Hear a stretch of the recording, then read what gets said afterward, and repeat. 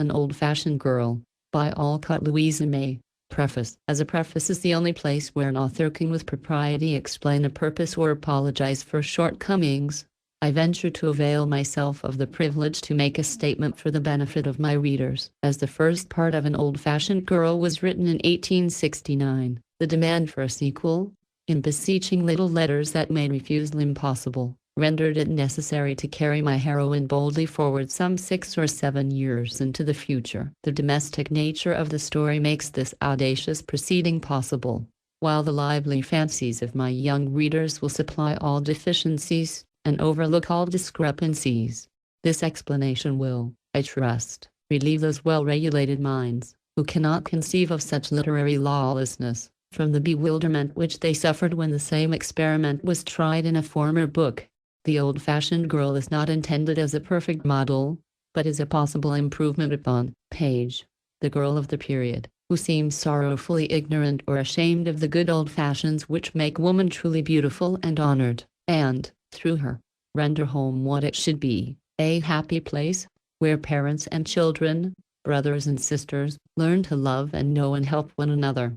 If the history of Polly's girlish experiences suggests a hint or insinuates a lesson, I shall feel that, in spite of many obstacles, I have not entirely neglected my duty toward the little men and women, for whom it is an honor and a pleasure to write, since in them I have always found my kindest patrons, gentlest critics, warmest friends.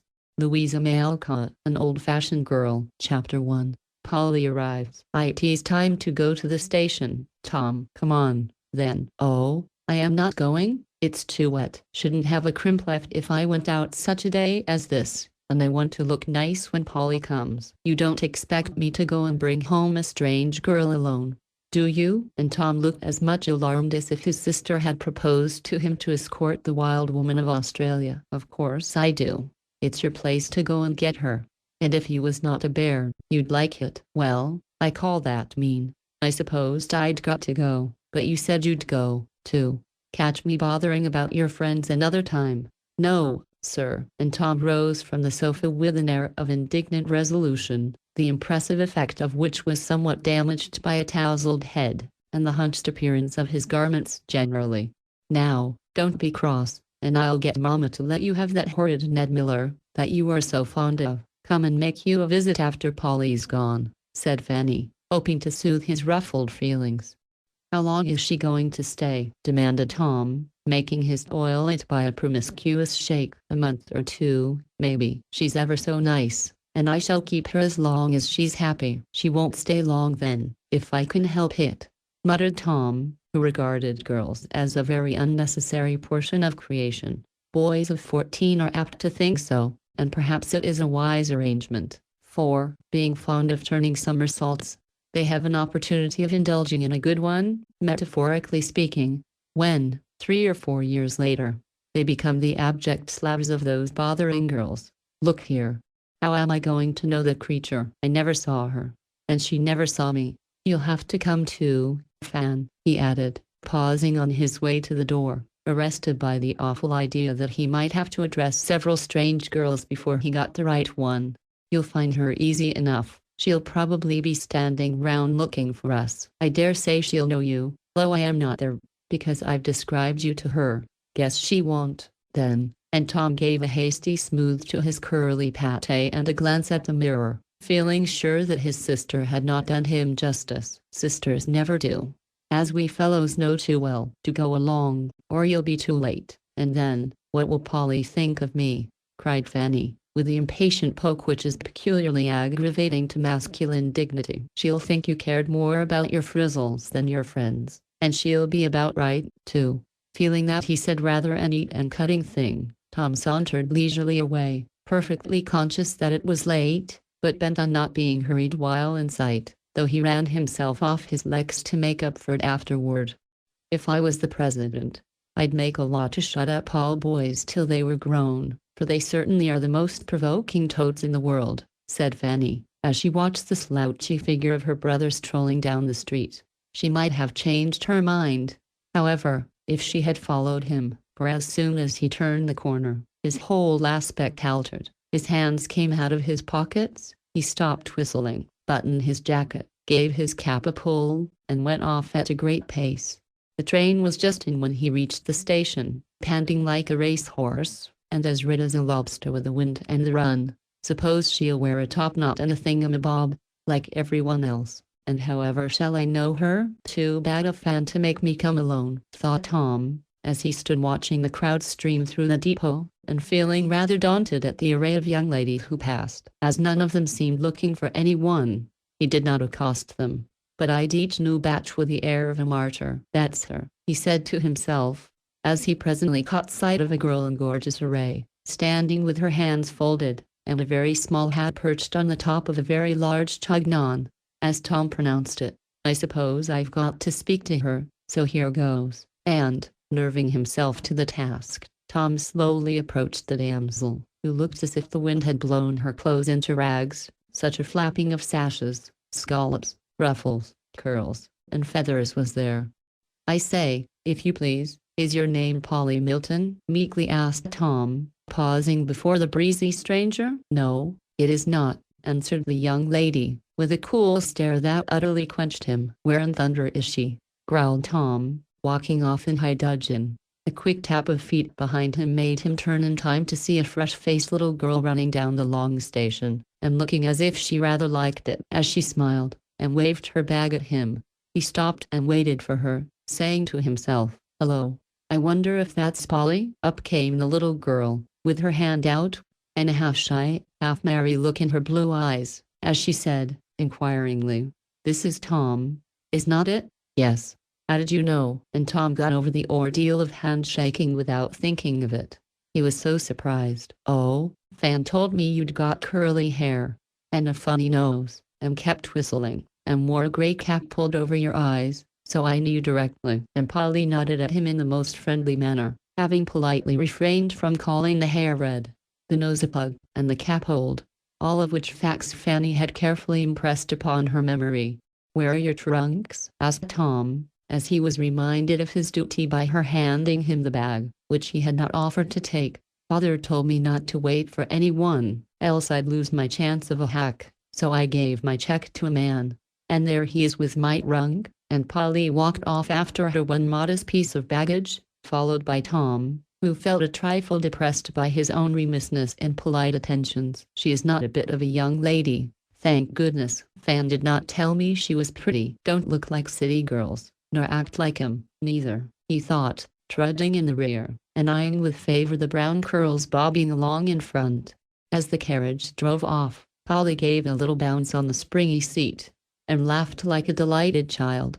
"I do like to ride in these nice hacks, and see all the fine things, and have a good time, don't you?" she said, composing herself the next minute, as if it suddenly occurred to her that she was going a-visiting. "Not much," said Tom, not minding what he said, for the fact that he was shut up with the strange girl suddenly oppressed his soul. "How's Fan? Why did not she come, too?" asked Polly, trying to look demure, while her eyes danced in spite of her, afraid of spoiling her crinkles, and Tom smiled, for this base betrayal of confidence made him feel his own man again. "You and I don't mind dampness. I am much obliged to you for coming to take care of me." It was kind of Polly to say that, and Tom felt it, for his red crop was a tender point, and to be associated with Polly's pretty brown curls seemed to lessen its coppery glow. Then he had not done anything for her but carry the bag a few steps, yet she thanked him. He felt grateful, and in a burst of confidence, offered a handful of peanuts, for his pockets were always supplied with this agreeable delicacy, and he might be traced anywhere by the trail of shells he left behind him. As soon as he had done it, he remembered that Fanny considered them vulgar, and felt that he had disgraced his family. So he stuck his head out of the window, and kept it there so long, that Polly asked if anything was the matter. Who cares for a countrified little thing like her?" said Tom manfully to himself, and then the spirit of mischief entered in and took possession of him. "He's pretty drunk, but I guess he can hold his horses," replied this evil-minded boy, with an air of calm resignation. "Is the man tipsy?" "Oh, dear. Let's get out." "Are the horses bad?" "It's very steep here." "Do you think it's safe?" cried poor Polly, making a cocked hat of her little beaver, by thrusting it out of the half-open window on her side. "There's plenty of folks to pick us up if anything happens, but perhaps it would be safer if I got out and sat with the man," and Tom quite beamed with the brilliancy of this sudden mode of relief. "Oh, do, if you ain't afraid. Mother would be so anxious if anything should happen to me. So far away," cried Polly, much distressed. "Don't you be worried. I'll manage the old chap, and the horses too," and opening the door, Tom vanished aloft, leaving poor victimized Polly to quake inside, while he placidly reveled in freedom and peanuts outside, with the staid old driver. Fanny came flying down to meet her darling Polly, as Tom presented her, with a graceful remark, "I've got her," and the air of a dauntless hunter, producing the trophies of his skill. Polly was instantly whisked upstairs, and having danced a double shuffle on the doormat, Tom retired to the dining room, to restore exhausted nature with half a dozen cookies. "Ain't you tired to death? Don't you want to lie down?" said Fanny, sitting on the side of the bed in Polly's room, and chattering hard, while she examined everything her friend had on.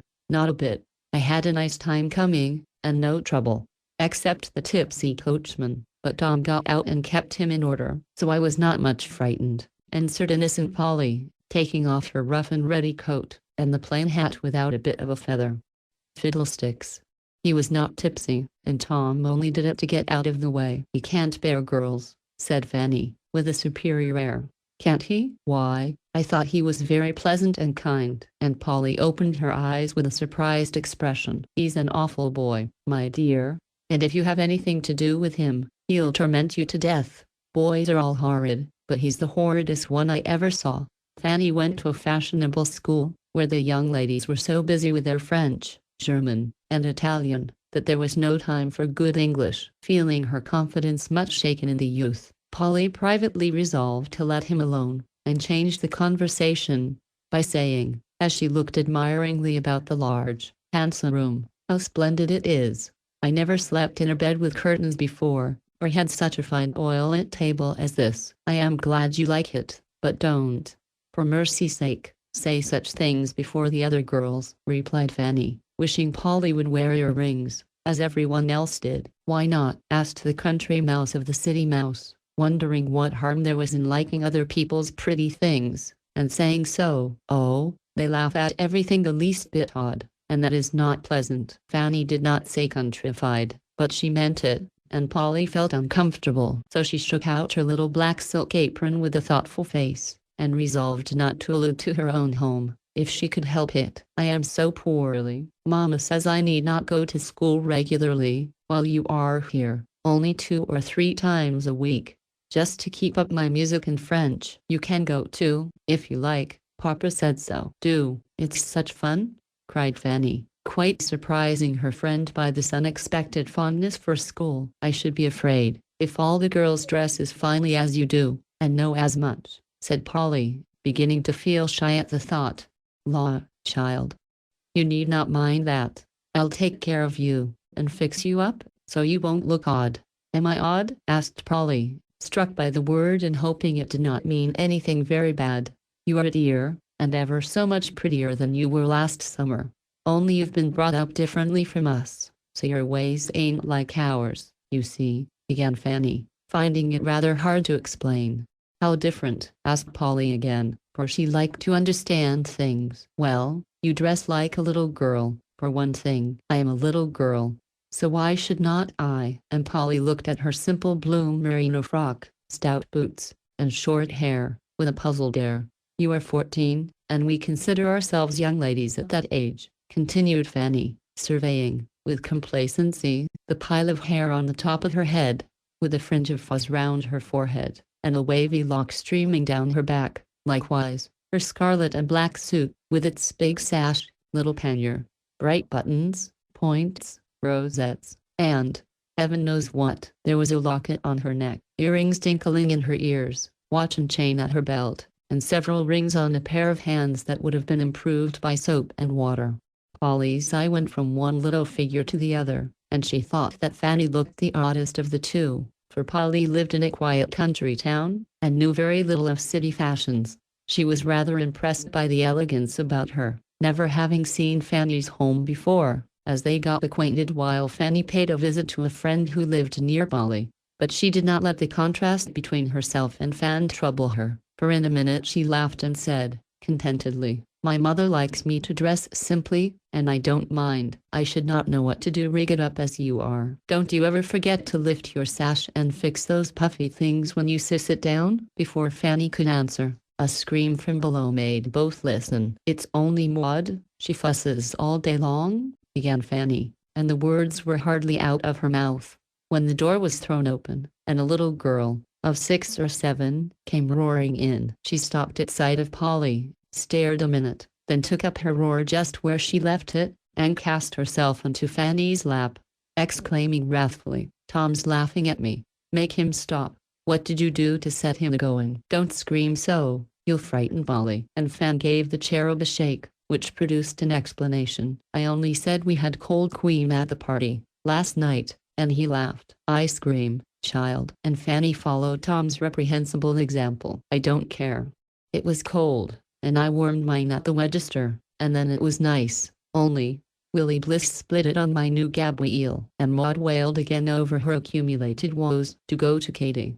You're as cross as a little bear today," said Fanny, pushing her way. "Katie don't amuse me, and I must be amused, 'cause I am factious. Mama said I was," sobbed Maud, evidently laboring under the delusion that fractiousness was some interesting malady. "Come down and have dinner, that will amuse you." And Fanny got up, pluming herself as a bird does before its flight. Polly hoped the dreadful boy would not be present, but he was, and stared at her all dinner time, in a most trying manner. "Mr. Shaw, a busy-looking gentleman," said, "how do you do, my dear? Hope you'll enjoy yourself," and then appeared to forget her entirely. Mrs. Shaw, a pale, nervous woman, greeted her little guests kindly, and took care that she wanted for nothing. Madam Shaw, a quiet old lady, with an imposing cap, exclaimed on seeing Polly, "Bless my heart!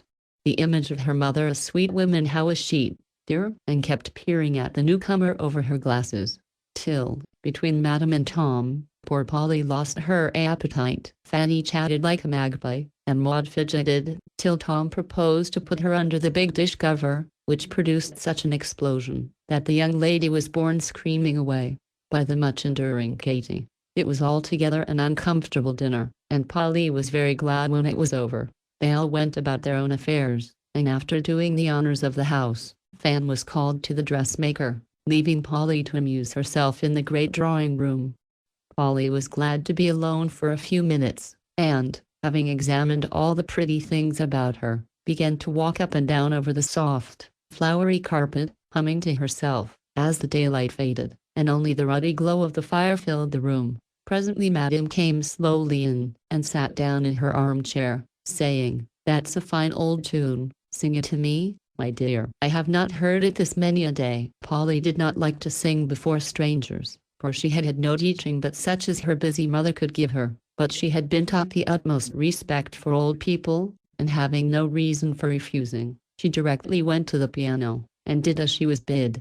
"That's the sort of music it's a pleasure to hear." "Sing some more, dear," said Madame, in her gentle way, when she had done. Pleased with this praise, Polly sang away in a fresh little voice that went straight to the listener's heart and nestled there. The sweet old tunes that one is never tired of were all Polly's store, and her favorites were Scotch airs, such as "Yellow-Haired Laddie," "Jock o' Hazeldean," "Down Among the Heather," and "Burks of Aberfeldy." The more she sung, the better she did it, and when she wound up with a health to King Charlie, the room quite rung with the stirring music made by the big piano and the little maid. "By George, that's a jolly tune." "Sing it again, please," cried Tom's voice, and there was Tom's red head bobbing up over the high back of the chair where he had hidden himself. It gave Polly quite a turn, for she thought no one was hearing her but the old lady dozing by the fire. "I can't sing any more, I am tired," she said, and walked away to Madame in the other room. The red head vanished like a meteor, for Polly's tone had been decidedly cool. The old lady put out her hand, and drawing Polly to her knee, looked into her face with such kind eyes, that Polly forgot the impressive cap, and smiled at her confidingly, for she saw that her simple music had pleased her listener, and she felt glad to know it.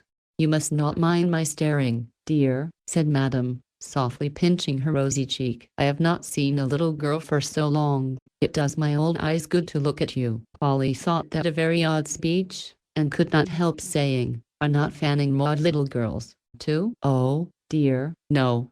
Not what I call little girls. Fan has been a young lady this 2 years, and Maud is a spoiled baby." "Your mother's a very sensible woman, my child." "What a very queer old lady," thought Polly, but she said yes respectfully, and looked at the fire. "You don't understand what I mean, do you?" asked Madame, still holding her by the chin. "No, not quite." "Well, dear, I'll tell you. In my day, children of 14 and 15 did not dress in the height of the fashion, go to parties, as nearly like those of grown people as it's possible to make them, lead idle, giddy, unhealthy lives, and get blasé. At 20, we were little folks till 18 or so, worked and studied, dressed and played, like children, under our parents, and our days were much longer in the land than now, it seems to me." The old lady appeared to forget Polly at the end of her speech, for she sat patting the plump little hand that lay in her own, and looking up at a faded picture of an old gentleman with a ruffled shirt and a queue. "Was he your father, madam?" "Yes, dear. My honored father. I did up his frills to the day of his death, and the first money I ever earned was $5, which he offered as a prize to whichever of his 6 churls would lay the handsomest darn in his silk stockings." "How proud you must have been," cried Polly, leaning on the old lady's knee with an interested face.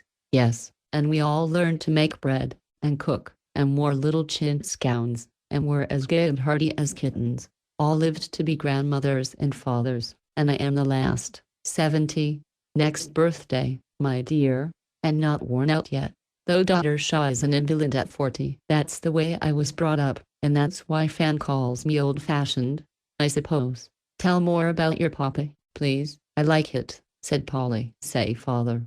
We never called him papa, and if one of my brothers had addressed him as governor, as boys do now, I really think he'd have him cut off with a shilling." Madame raised her voice in saying this, and nodded significantly, but a mild snore from the other room seemed to assure her that it was a waste of shot to fire in that direction.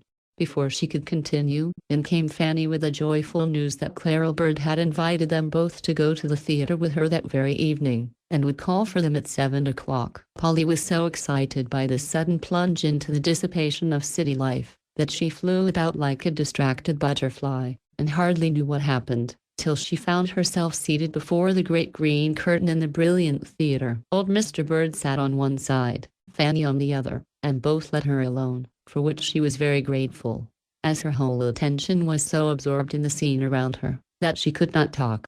Polly had never been much to the theatre, and the few plays she had seen were the good old fairy tales, dramatized to suit young beholders, lively, bright, and full of the harmless nonsense which brings the laugh without the blush. That night she saw one of the new spectacles which have lately become the rage, and run for hundreds of nights, dazzling, exciting, and demoralizing the spectator by every allurement French ingenuity can invent, and American prodigality execute. Never mind what its name was, it was very gorgeous, very vulgar, and very fashionable, so, of course, it was much admired, and everyone went to see it. At first, Polly thought she had got into fairyland, and saw only the sparkling creatures who danced and sung in a world of light and beauty, but, presently, she began to listen to the songs and conversation, and then the illusion vanished, for the lovely phantoms sang Negro melodies, talked slang, and were a disgrace to the good old-fashioned elves whom she knew and loved so well. Our little girl was too innocent to understand half the jokes, and often wondered what people were laughing at, but, as the first enchantment subsided, Polly began to feel uncomfortable, to be sure her mother would not like to have her there, and to wish she had not come. Somehow, things seemed to get worse and worse, as the play went on, for our small spectator was being rapidly enlightened by the gossip going on all about her, as well as by her own quick eyes and girlish instincts. When 24 girls, dressed as jockeys, came prancing onto the stage, cracking their whips, stamping the heels of their top boots, and winking at the audience, Polly did not think it at all funny, but looked disgusted, and was glad when they were gone. But when another set appeared in a costume consisting of gauze wings, and a bit of gold fringe round the waist, Poor unfashionable Polly did not know what to do, for she felt both frightened and indignant, and sat with her eyes on her playbill, and her cheeks getting hotter and hotter every minute. "What are you blushing so for?" asked Fanny, as the painted sylphs vanished. "I am so ashamed of those girls," whispered Polly, taking a long breath of relief. "You little goose, it's just the way it was done in Paris, and the dancing is splendid. It seems queer at first, but you'll get used to it, as I did." "I'll never come again," said Polly, decidedly, for her innocent nature rebelled against the spectacle, which, as yet, gave her more pain than pleasure. She did not know how easy it was to get used to it, as Fanny did, and it was well for her that the temptation was not often offered. She could not explain the feeling, but she was glad when the play was done, and they were safe at home, where kind Grandma was waiting to see them comfortably into bed. "Did you have a good time, dear?" she asked, looking at Polly's feverish cheeks and excited eyes. "I don't wish to be rude, but I did not," answered Polly. "Some of it was splendid, but a good deal of it made me want to go under the seat. People seemed to like it, but I don't think it was proper." As Polly freed her mind, and emphasized her opinion with a decided drop of the boot she had just taken off, Fanny laughed, and said, while she pirouetted about the room, like Mademoiselle Therese, Polly was shocked. "Grandma." Her eyes were as big as saucers, her face as red as my sash, and once I thought she was going to cry. "Some of it was rather queer, but, of course, it was proper, or all our set would not go," I heard Mrs. Smythe Perkins say. "It was charming, so like dear Paris, and she has lived abroad, so, of course, she knows what is what." "I don't care if she has. I know it was not proper for little girls to see, or I should not have been so ashamed," cried sturdy Polly, perplexed, but not convinced, even by Mrs. Smythe Perkins. "I think you are right, my dear, but you have lived in the country, and have not yet learned that modesty has gone out of fashion." And with a good-night kiss, Grandma left Polly to dream dreadfully of dancing in jockey costume, on a great stage, while Tom played a big drum in the orchestra, and the audience all wore the faces of her father and mother, looking sorrowfully at her, with eyes like saucers, and faces as red as Fanny's sash. Chapter 2 New Fashions. "I am going to school this morning, so come up and get ready," said Fanny, a day or two after, as she left the late breakfast table. "You look very nice. What have you got to do?" asked Polly, following her into the hall. "Drink half an hour, and put on her wad," answered the Reverend Tom, whose preparations for school consisted in flinging his cap onto his head, and strapping up several big books, that looked as if they were sometimes used as weapons of defense.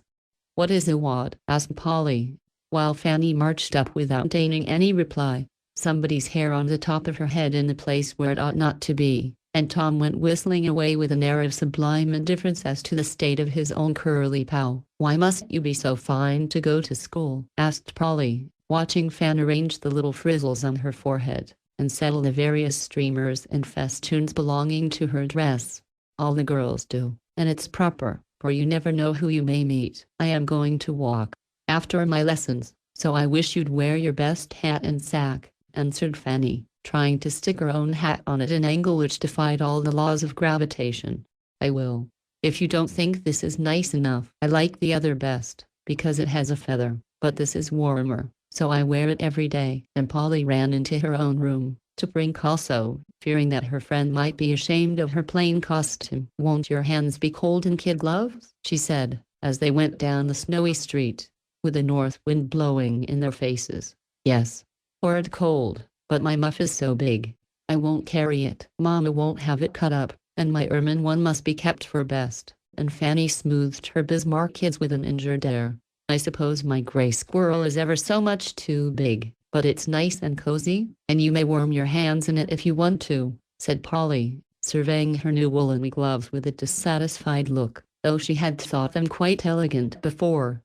"Perhaps I will, by and by. Now, Polly, don't you be shy. I'll only introduce 2 or 3 of the girls, and you need not mind old Monsieur a bit, or read if you don't want to. We shall be in the ante-room, so you'll only see about a dozen, and they will be so busy, they won't mind you much. I guess I won't read, but sit and look on. I like to watch people. Everything is so new and queer here." But Polly did feel and look very shy, when she was ushered into a room full of young ladies, as they seemed to her, all very much dressed, all talking together, and all turning to examine the newcomer with a cool stare which seemed to be as much the fashion as eyeglasses. They nodded affably when Fanny introduced her, said something civil, and made room for her at the table round which they sat waiting for Monsieur. Several of the more frolicsome were imitating the Grecian bend, some were putting their heads together over little notes, nearly all were eating confectionery, and the entire 12 chattered like magpies, being politely supplied with caramels. Polly sat looking and listening, feeling very young and countrified among these elegant young ladies. "Girls, do you know that Carrie has gone abroad? There has been so much talk. Her father could not bear it, and took the whole family off." "Is not that gay?" said one lively damsel, who had just come in. "I should think they'd better go. My mamma says, if I'd been going to that school, she'd have taken me straight away," answered another girl, with an important air. "Carrie ran away with an Italian music teacher, and it got into the papers, and made a great stir," explained the first speaker to Polly, who looked mystified. "How dreadful!" cried Polly. "I think it was fun. She was only 16, and he was perfectly splendid, and she has plenty of money, and everyone talked about it. And when she went anywhere, people looked, you know, and she liked it, but her papa's an old poke, so he's sent them all away. It's too bad, for she was the jolliest thing I ever knew." Polly had nothing to say to lively Miss Bell, but Fanny observed, "I like to read about such things, but it's so inconvenient to have it happen right here, because it makes it harder for us. I wish you could have heard my papa go on. He threatened to send a maid to school with me every day, as they do in New York, to be sure I come all right. Did you ever?"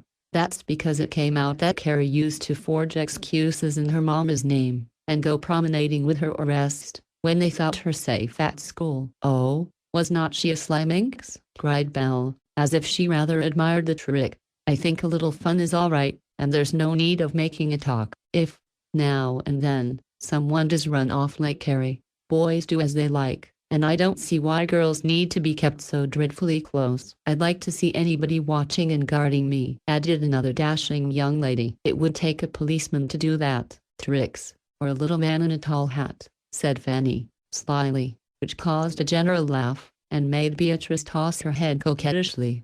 "Oh, have you read The Phantom Bride? It's perfectly thrilling. There's a regular rush for it at the library, but some prefer Breaking a Butterfly."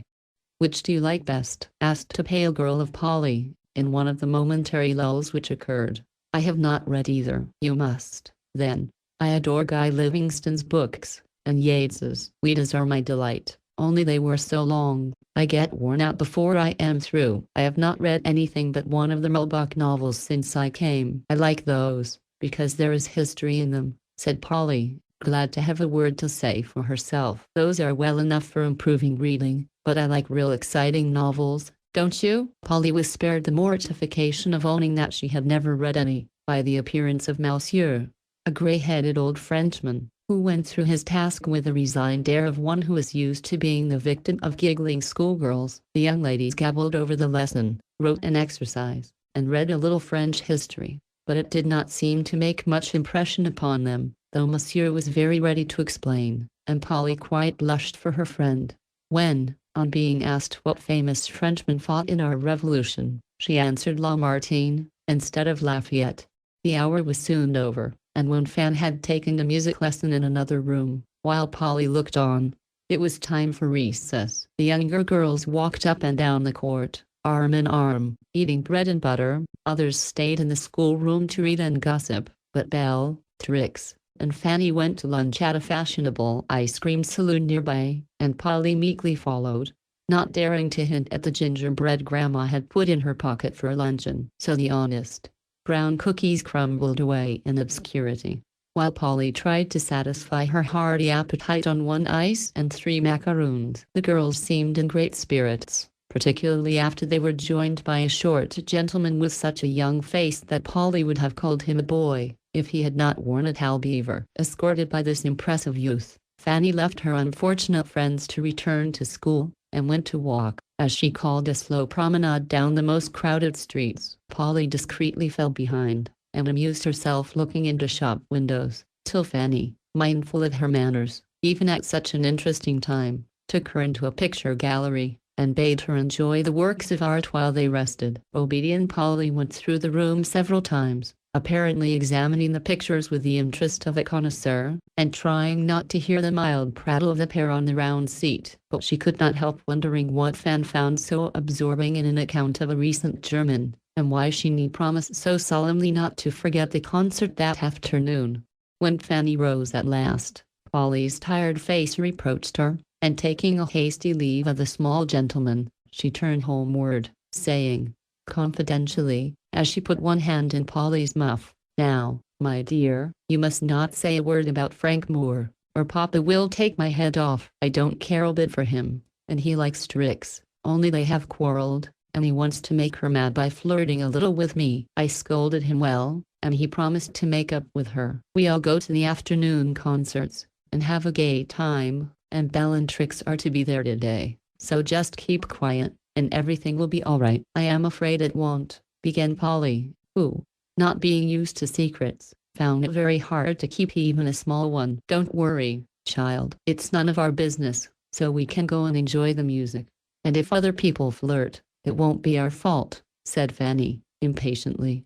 "Of course not. But, then, if your father don't like you to do so, ought you to go?" "I tell Mama, and she don't care. Papa is fussy, and Grandma makes a stir about every blessed thing I do." "You will hold your tongue, won't you?" "Yes, I truly will. I never tell tales." And Polly kept her word, feeling sure Fan did not mean to deceive her father, since she told her mother everything. "Who are you going with?" asked Mrs. Shaw, when Fanny mentioned that it was concert day, just before 3 o'clock. "Only Polly. She likes music, and it was so stormy I could not go last week, you know," answered Fan, adding, as they left the house again, "If anyone meets us on the way, I couldn't help it, can I?" "You can tell them not to, can't you? That's rude." "Dear me.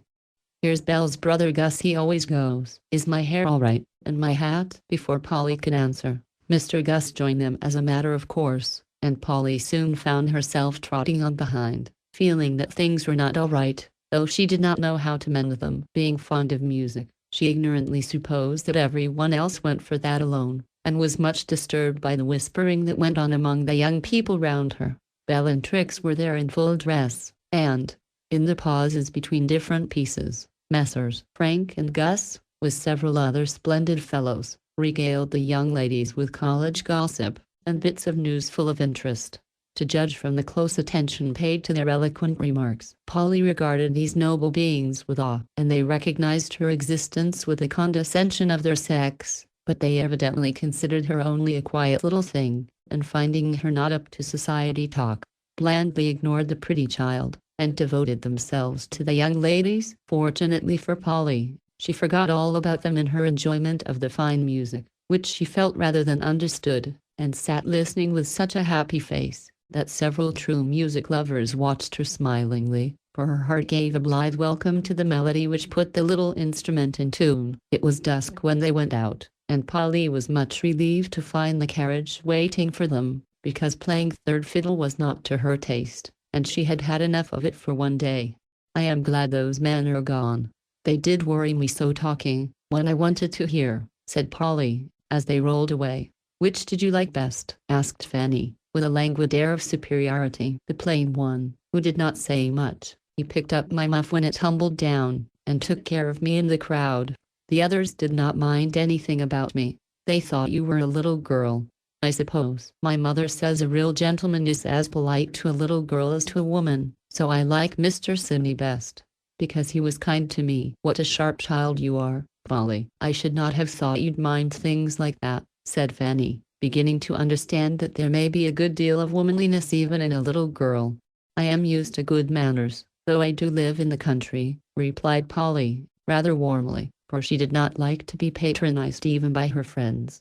"Grandma says your mother is a perfect lady, and you are just like her, so don't get in a passion with those poor fellows, and I'll see that they behave better next time. Tom has no manners at all, and you don't complain of him," added Fan, with a laugh. "I don't care if he has not, he's a boy, and acts like one." and I can get on with him a great deal better than I can with those men." Fanny was just going to take Polly to task for saying those men in such a disrespectful tone, when both were startled by a smothered cock-a-doodle-doo from under the opposite seat. "It's Tom," cried Fanny, and with the words out tumbled that incorrigible boy, red in the face, and breathless with suppressed laughter. Seating himself, he surveyed the girls as if well satisfied with the success of his prank, and waiting to be congratulated upon it. "Did you hear what we were saying?" demanded Fanny, uneasily. "Oh, did not I? Every word?" and Tom exulted over them visibly. "Did you ever see such a provoking toad, Polly? Now,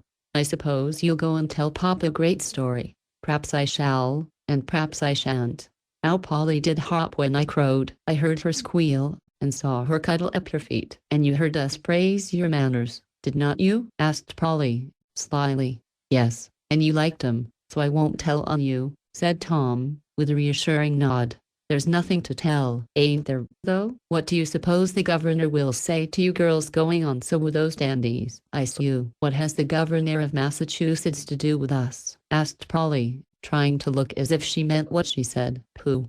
You know who I mean, so you need not try to catch me up, as Grandma does." "Tom, I'll make a bargain with you," cried Fanny, eagerly. "It was not my fault that Gus and Frank were there, and I could not help their speaking to me. I do as well as I can, and Papa need not be angry, for I behave ever so much better than some of the girls." "Don't I, Polly?" "Bargain?" observed Tom, with an eye to business. "If you won't go and make a fuss, telling what you'd no right to hear, it was so mean to hide and listen, I should think you'd be ashamed of it. I'll help you tease for your velocipede, and won't say a word against it, when Mama and Granny beg Papa not to let you have it. Will you?" And Tom paused to consider the offer in all its bearings. "Yes, and Polly will help, won't you?" "I'd rather not have anything to do with it, but I'll be quiet, and not do any harm." "Why won't you?" asked Tom, curiously. "Because it seems like deceiving." "Well, Papa need not be so fussy," said Fan, petulantly. "After hearing about that Carrie, and the rest, I don't wonder he is fussy. Why don't you tell right out, and not do it any more, if he don't want you to?" said Polly, persuasively. "Do you go and tell your father and mother everything right out?" "Yes, I do, and it saves ever so much trouble." "Ain't you afraid of them?" "Of course I am not. It's hard to tell sometimes, but it's so comfortable when it's over." "Let's," was Tom's brief advice. "Mercy me! What a fuss about nothing," said Fanny, ready to cry with vexation. "Tea is not nothing. You know you are forbidden to go gallivanting round with those chaps, and that's the reason you're in a pucker now." "I won't make any bargain, and I will tell," returned Tom, seized with a sudden fit of moral firmness. "Will you if I promise never, never to do so any more?" asked Fanny, meekly, for when Thomas took matters into his own hands, his sister usually submitted in spite of herself. "I'll think about it, and if you behave, maybe I won't do it at all. I can watch you better than Papa can. So, if you try it again, it's all up with you, miss," said Tom, finding it impossible to resist the pleasure of tyrannizing a little when he got the chance. "She won't. Don't plague her any more, and she will be good to you when you get into scrapes," answered Polly, with her arm round Fan.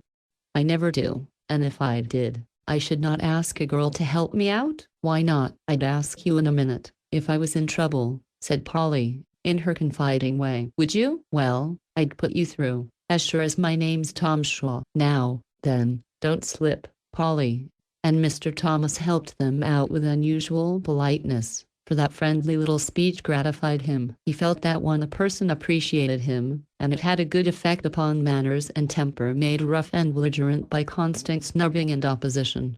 After tea that evening, Fanny proposed that Polly should show her how to make molasses candy, as it was Cook's holiday, and the coast would be clear. Hoping to propitiate her tormentor, Fan invited Tom to join in the revel, and Polly begged that Maud might sit up and see the fun, so all four descended to the big kitchen, armed with aprons, hammers, spoons, and pans, and Polly assumed command of the forces. Tom was set to cracking nuts, and Maud to picking out the meats, for the candy was to be tip-top. Fan waited on the Polly cook, who hovered over the kettle of boiling molasses till her face was the color of a peony. "Now, put in the nuts," she said at last, and Tom emptied his plate into the foamy syrup, while the others watched with deep interest the mysterious concoction of this well-beloved sweetmeat. I pour it into the buttered pan, you see, and it cools, and then we can eat it, explained Polly, suiting the action to the word. Why, it's all full of shells, exclaimed Maud, peering into the pan. Oh, thunder! I must have put 'em in by mistake, and ate up the meats without thinking, said Tom, trying to conceal his naughty satisfaction, as the girls hung over the pan with faces full of disappointment and despair. You did it on purpose, you horrid boy. I'll never let you have anything to do with my fun again, cried Fan, in a passion, trying to catch and shake him. While he dodged and chuckled in high glee, Maud began to wail over her lost delight, and Polly gravely poked at the mess, which was quite spoiled, but her attention was speedily diverted by the squabble going on in the corner. For Fanny, forgetful of her young ladyism and her 16 years, had boxed Tom's ears, and Tom, resenting the insult, had forcibly seated her in the coal hod, where he held her with one hand while he returned the compliment with the other. Both were very angry, and kept twitting one another with every aggravation they could invent, as they scolded and scuffled, presenting a most unlovely spectacle. Polly was not a model girl by any means, and had her little pets and tempers like the rest of us, but she did not fight, scream, and squabble with her brothers and sisters in this disgraceful way, and was much surprised to see her elegant friend in such a passion. Oh, don't, please, don't. You'll hurt her, Tom. Let him go, Fanny. It's no matter about the candy, we can make some more, cried Polly, trying to part them, and looking so distressed that they stopped ashamed, and in a minute sorry that she should see such a display of temper. I ain't going to be hustled round, so you'd better let me alone, Fan, said Tom, drawing off with a threatening wag of the head, adding, in a different tone, I only put the shells in for fun, Polly. You cook another kettleful, and I'll pick you some meats all fair, will you? It's pretty hot work, and it's a pity to waste things, but I'll try again. If you want me to, said Polly, with a patient sigh, for her arms were tired and her face uncomfortably hot. We don't want you, get away, said Maud, shaking a sticky spoon at him. Keep quiet, cry baby. I am going to stay and help, may not I? Polly, bears like sweet things, so you want some candy, I guess. Where is the molasses? We've used up all there was in the jug, said Polly, good naturally, beginning again. Down cellar, I'll get it, and taking the lamp and jug, Tom departed, bent on doing his duty now like a saint. The moment his light vanished, Fanny bolted the door, saying, spitefully, now, we are safe from any more tricks. Let him thump and call. It only serves him right, and when the candy is done, we'll let the rascal out. How can we make it without molasses? Asked Polly, thinking that would settle the matter. There's plenty in the storeroom. No, you shan't let him up till I am ready. He's got to learn that I am not to be shaken by a little chit like him. Make your candy, and let him alone, or I'll go and tell Papa. And then Tom will get a lecture. Polly thought it was not fair, but Maud clamored for her candy, and finding she could do nothing to appease Fan, Polly devoted her mind to her cookery till the nuts were safely in, and a nice painful set in the yard to cool. A few bangs at the locked door, a few threats of vengeance from the prisoner, such as setting the house on fire, drinking up the wine, and mashing the jelly pots, and then all was so quiet that the girls forgot him in the exciting crisis of their work. He can't possibly get out anywhere, and as soon we've cut up the candy, we'll unbolt the door and run. Come and get a nice dish to put it in, said Fan, when Polly proposed to go halves with Tom, lest he should come bursting in somehow, and seize the whole. When they came down with a dish in which to set forth their treat, and opened the back door to find it, imagine their dismay on discovering that it was gone. Pan, candy, and all, utterly and mysteriously gone. A general lament arose, when a careful rummage left no hopes, for the fates had evidently decreed that candy was not to prosper on this unpropitious night. The hot pan has melted and sunk in the snow perhaps, said Fanny, digging into the drift where it was left. Those old cats have got it, I guess, suggested Maud, too much overwhelmed by this second blow to howl as usual.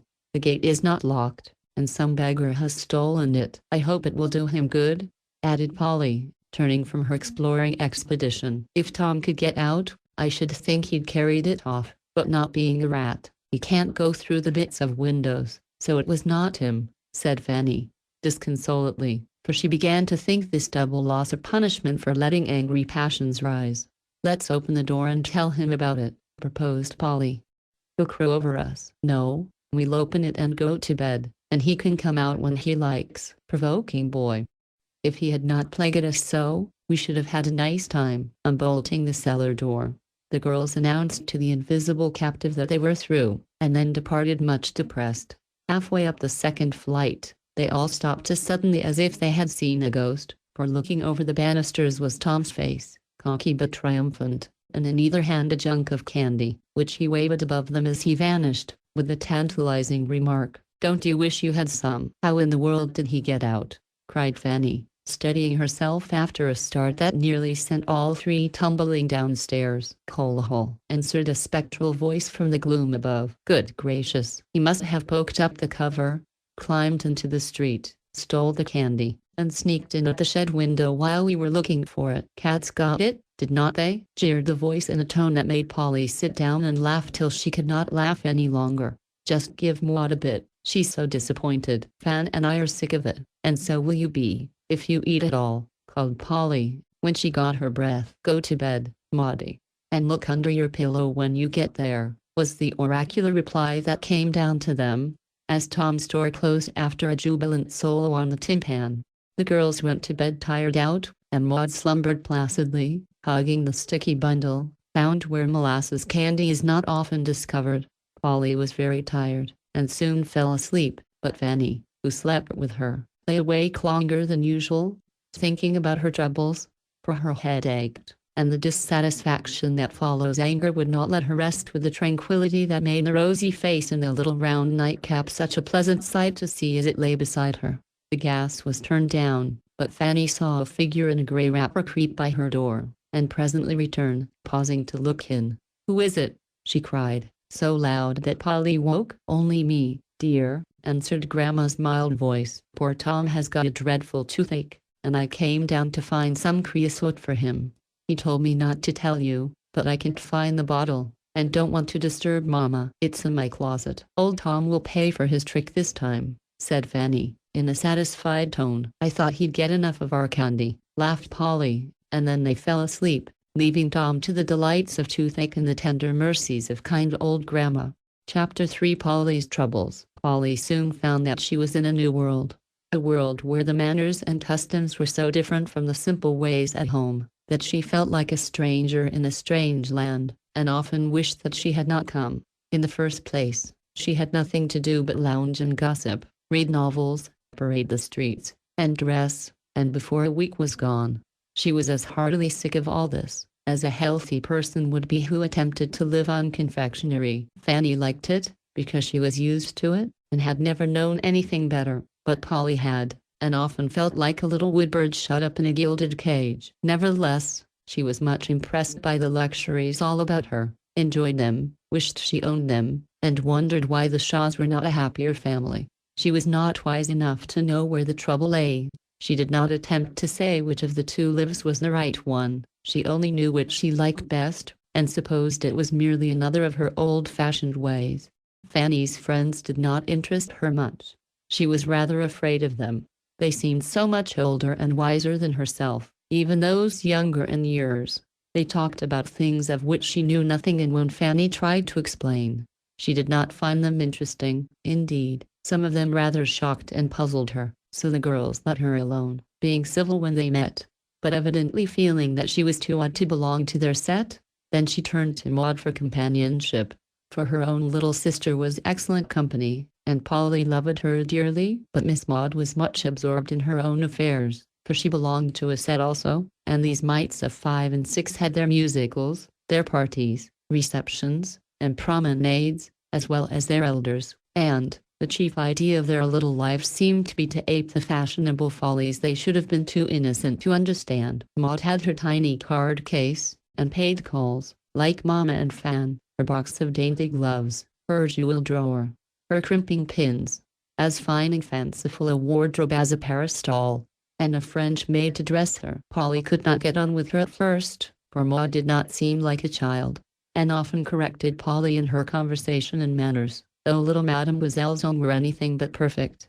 Now and then, when Maud felt poorly, or had a factious turn, for she had nerves as well as Mamma, she would go to Polly to be amused, for her gentle ways and kind forbearance soothed the little fine lady better than anything else. Polly enjoyed these times, and told stories, played games, or went out walking, just as Maud liked, slowly and surely winning the child's heart, and relieving the whole house of the young tyrant who ruled it. Tom soon got over staring at Polly, and at first did not take much notice of her, for, in his opinion, girls did not amount to much, anyway, and, considering the style of girl he knew most about, Polly quite agreed with him. He occasionally refreshed himself by teasing her, to see how she'd stand it, and caused Polly much anguish of spirit, for she never knew where he would take her next. He bounced out at her from behind doors, booed at her in dark entries, clutched her feet as she went upstairs, startled her by shrill whistles right in her ear, or sudden tweaks of the hair as he passed her in the street, and as sure as there was company to dinner, he fixed his round eyes on her, and never took them off till she was reduced to a piteous state of confusion and distress. She used to beg him not to plague her, but he said he did it for her good. She was too shy, and needed toughening like the other girls. In vain she protested that she did not want to be like the other girls in that respect. He only laughed in her face, stuck his red hair straight up all over his head, and glared at her, till she fled in dismay. Yet Polly rather liked Tom, for she soon saw that he was neglected, hustled out of the way, and left to get on pretty much by himself. She often wondered why his mother did not pet him as she did the girls, why his father ordered him about as if he was a born rebel, and took so little interest in his only son. Fanny considered him a bear, and was ashamed of him, but never tried to polish him up a bit, and Maud and he lived together like a cat and dog who did not belong to a happy family. Grandma was the only one who stood by poor old Tom, and Polly more than once discovered him doing something kind for Madame, and seeming very much ashamed when it was found out. He was not respectful at all. He called her the old lady, and told her he would not be fussed over.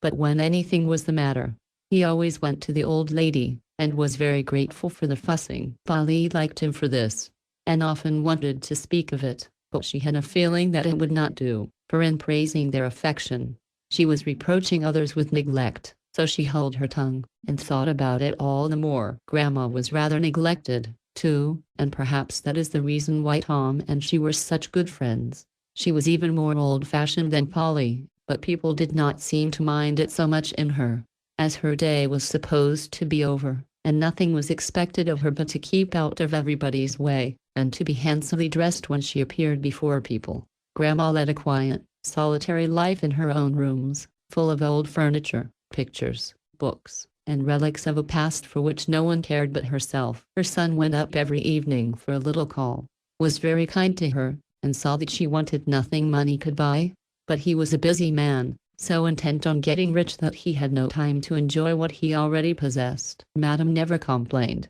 interfered, or suggested, but there was a sad sort of quietude about her, a wistful look in her faded eyes, as if she wanted something which money could not buy, and when children were near, she hovered about them, evidently longing to cuddle and caress them as only grandmothers can. Polly felt this, and as she missed the home petting, gladly showed that she liked to see the quiet old face brighten, as she entered the solitary room, where few children came, except the phantoms of little sons and daughters, who, to the motherly heart that loved them, never faded or grew up. Polly wished the children would be kinder to Grandma, but it was not for her to tell them so, although it troubled her a good deal, and she could only try to make up for it by being as dutiful and affectionate as if their grandma was her own. Another thing that disturbed Polly was the want of exercise. To dress up and parade certain streets for an hour every day, to stand talking in doorways, or drive out in a fine carriage, was not the sort of exercise she liked, and Fan would take no other. Indeed, she was so shocked, when Polly, one day, proposed a run down the mall, that her friend never dared suggest such a thing again. At home, Polly ran and rode, coasted and skated, jumped rope and raked hay, worked in her garden and rowed her boat, so no wonder she longed for something more lively than a daily promenade with a flock of giddy girls, who tilted along in high-heeled boots, and costumes which made Polly ashamed to be seen with some of them. So she used to slip out alone sometimes, when Fanny was absorbed in novels, company, or millinery, and get fine brisk walks round the park, on the unfashionable side, where the babies took their A-rings, or she went inside, to watch the boys coasting, and to wish she could coast too, as she did at home. She never went far, and always came back rosy and gay. One afternoon, just before dinner, she felt so tired of doing nothing, that she slipped out for a run. It had been a dull day, but the sun was visible now, setting brightly below the clouds. It was cold but still, and Polly trotted down the smooth, snow-covered mall humming to herself, and trying not to feel homesick. The coasters were at it with all their might, and she watched them, till her longing to join the fun grew irresistible. On the hill, some little girls were playing with their sleds, real little girls, in warm hoods and coats, rubber boots and mittens, and Polly felt drawn toward them in spite of her fear of Fan. "I want to go down, but I dares not, it's so steep," said one of these common children, as Maud called them. "If you'll lend me your sled, and sit in my lap, I'll take you down all nice," answered Polly, in a confidential tone. The little girls took a look at her, seemed satisfied, and accepted her offer. Polly looked carefully round to see that no fashionable eye beheld the awful deed, and finding all safe, settled her freight, and spun away downhill, feeling all over the delightsome excitement of swift motion which makes coasting such a favorite pastime with the more sensible portion of the child world. One after another, she took the little girls down the hill and dragged them up again, while they regarded her in the light of a grey-coated angel, descended for their express benefit. Polly was just finishing off with one delicious go all by herself, when she heard a familiar whistle behind her, and before she could get off, up came Tom, looking as much astonished as if he had found her mounted on an elephant.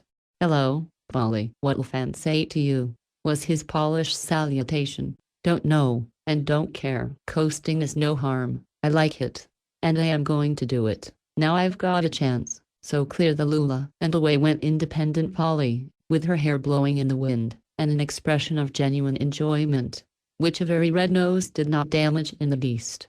"Good for you, Polly." And casting himself upon his sled, with the most reckless disregard for his ribs, off whizzed Tom after her, and came alongside just as she reined up General Grant on the broad path below. "Oh, won't you get it when we go home?"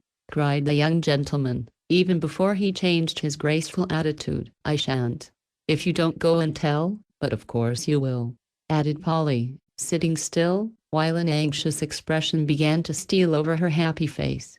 "I just won't, then," returned Tom, with the natural perversity of his tribe. "If they ask me, I shall tell, of course. If they don't ask, I think there's no harm in keeping still. I should not have done it, if I had not known my mother was willing, but I don't wish to trouble your mother by telling of it." "Do you think it was very dreadful of me?" asked Polly, looking at him. "I think it was downright jolly, and I won't tell, if you don't want me to." "Now, come up and have another," said Tom, heartily. "Just one more. The little girls want to go. This is their sled. Let them take it. It is not good for much, and you come on mine. Mazeppa's a stunner, you see if he is not." So Polly tucked herself up in front. Tom hung on behind in some mysterious manner, and Mazeppa proved that he fully merited his master's sincere if inelegant praise. They got on capitally now, for Tom was in his proper sphere, and showed his best side, being civil and gay in the bluff boy fashion that was natural to him, while Polly forgot to be shy, and liked this sort of toughening much better than the other. They laughed and talked, and kept taking just one more, till the sunshine was all gone, and the clocks struck dinner time. "We shall be late. Let's run," said Polly, as they came into the path after the last coast. "You just sit still, and I'll get you home in a jiffy." And before she could unpack herself, Tom trotted off with her at a fine pace. "Here's a pair of cheeks. I wish you'd get a color like this, Fanny," said Mr. Shaw, as Polly came into the dining room after smoothing her hair. "Your nose is as red as that cranberry sauce," answered Fan, coming out of the big chair where she had been curled up for an hour or two, deep in Lady Audley's secret. "So it is," said Polly, shutting one eye to look at the offending feature. "Never mind. I've had a good time, anyway," she added, giving a little prance in her chair. "I don't see much fun in these cold runs you are so fond of taking." said Fanny, with a yawn and a shiver. "Perhaps you would if you tried it," and Polly laughed as she glanced at Tom. "Did you go alone, dear?" asked Grandma, patting the rosy cheek beside her. "Yes, but I met Tom, and we came home together." Polly's eyes twinkled when she said that, and Tom choked in his soup. "Thomas, leave the table," commanded Mr. Shaw, as his incorrigible son gurgled and gasped behind his napkin. "Please don't send him away, sir." "I made him laugh," said Polly, penitently. "What's the joke?" asked Fanny, waking up at last. "I should not think you'd make him laugh, when he's always making you observed Maud, who had just come in. "What have you been doing now, sir?" demanded Mr. Shaw, as Tom emerged, red and solemn, from his brief obscurity. "Nothing but coast," he said, gruffly, for Papa was always lecturing him, and letting the girls do just as they liked. "So's Polly. I saw her. Me and Blanche were coming home just now, and we saw her and Tom meeting down the hill on his sled, and then he wagged her ever so far," cried Maud, with her mouth full. "You did not?" and Fanny dropped her fork with a scandalized face. "Yes, I did, and liked it ever so much," answered Polly, looking anxious but resolute. "Did anyone see you?" cried Fanny. "Only some little girls, and Tom. It was horridly improper, and Tom ought to have told you so. If you did not know any better, I should be mortified to death if any of my friends saw you," added Fan, much disturbed. "Now, don't you scold. It's no harm, and Polly shall coast if she wants to, may not she, Grandma?" cried Tom, gallantly coming to the rescue, and securing a powerful ally. "My mother lets me, and if I don't go among the boys, I can't see what harm there is in it," said Polly, before Madam could speak. "People do many things in the country that are not proper here," began Mrs. Shaw, in her reproving tone. "Let the child do it if she likes, and take Maud with her." "I should be glad to have one hardy girl in my house," interrupted Mr. Shaw, and that was the end of it. "Thank you, sir," said Polly, gratefully, and nodded at Tom, who telegraphed back all right and fell upon his dinner with the appetite of a young wolf. "Oh, you sly boots. You're getting up a flirtation with Tom, are you?" whispered Fanny to her friend, as if much amused. "What?" and Polly looked so surprised and indignant, that Fanny was ashamed of herself, and changed the subject by telling her mother she needed some new gloves. Polly was very quiet after that, and the minute dinner was over, she left the room to go and have a quiet think about the whole matter. Before she got halfway upstairs, she saw Tom coming after, and immediately sat down to guard her feet. He laughed, and said, as he perched himself on the post of the banisters, "I won't grab you. Honor bright. I just wanted to say, if you'll come out tomorrow sometime, we'll have a good coast." "No," said Polly, "I can't come." "Why not?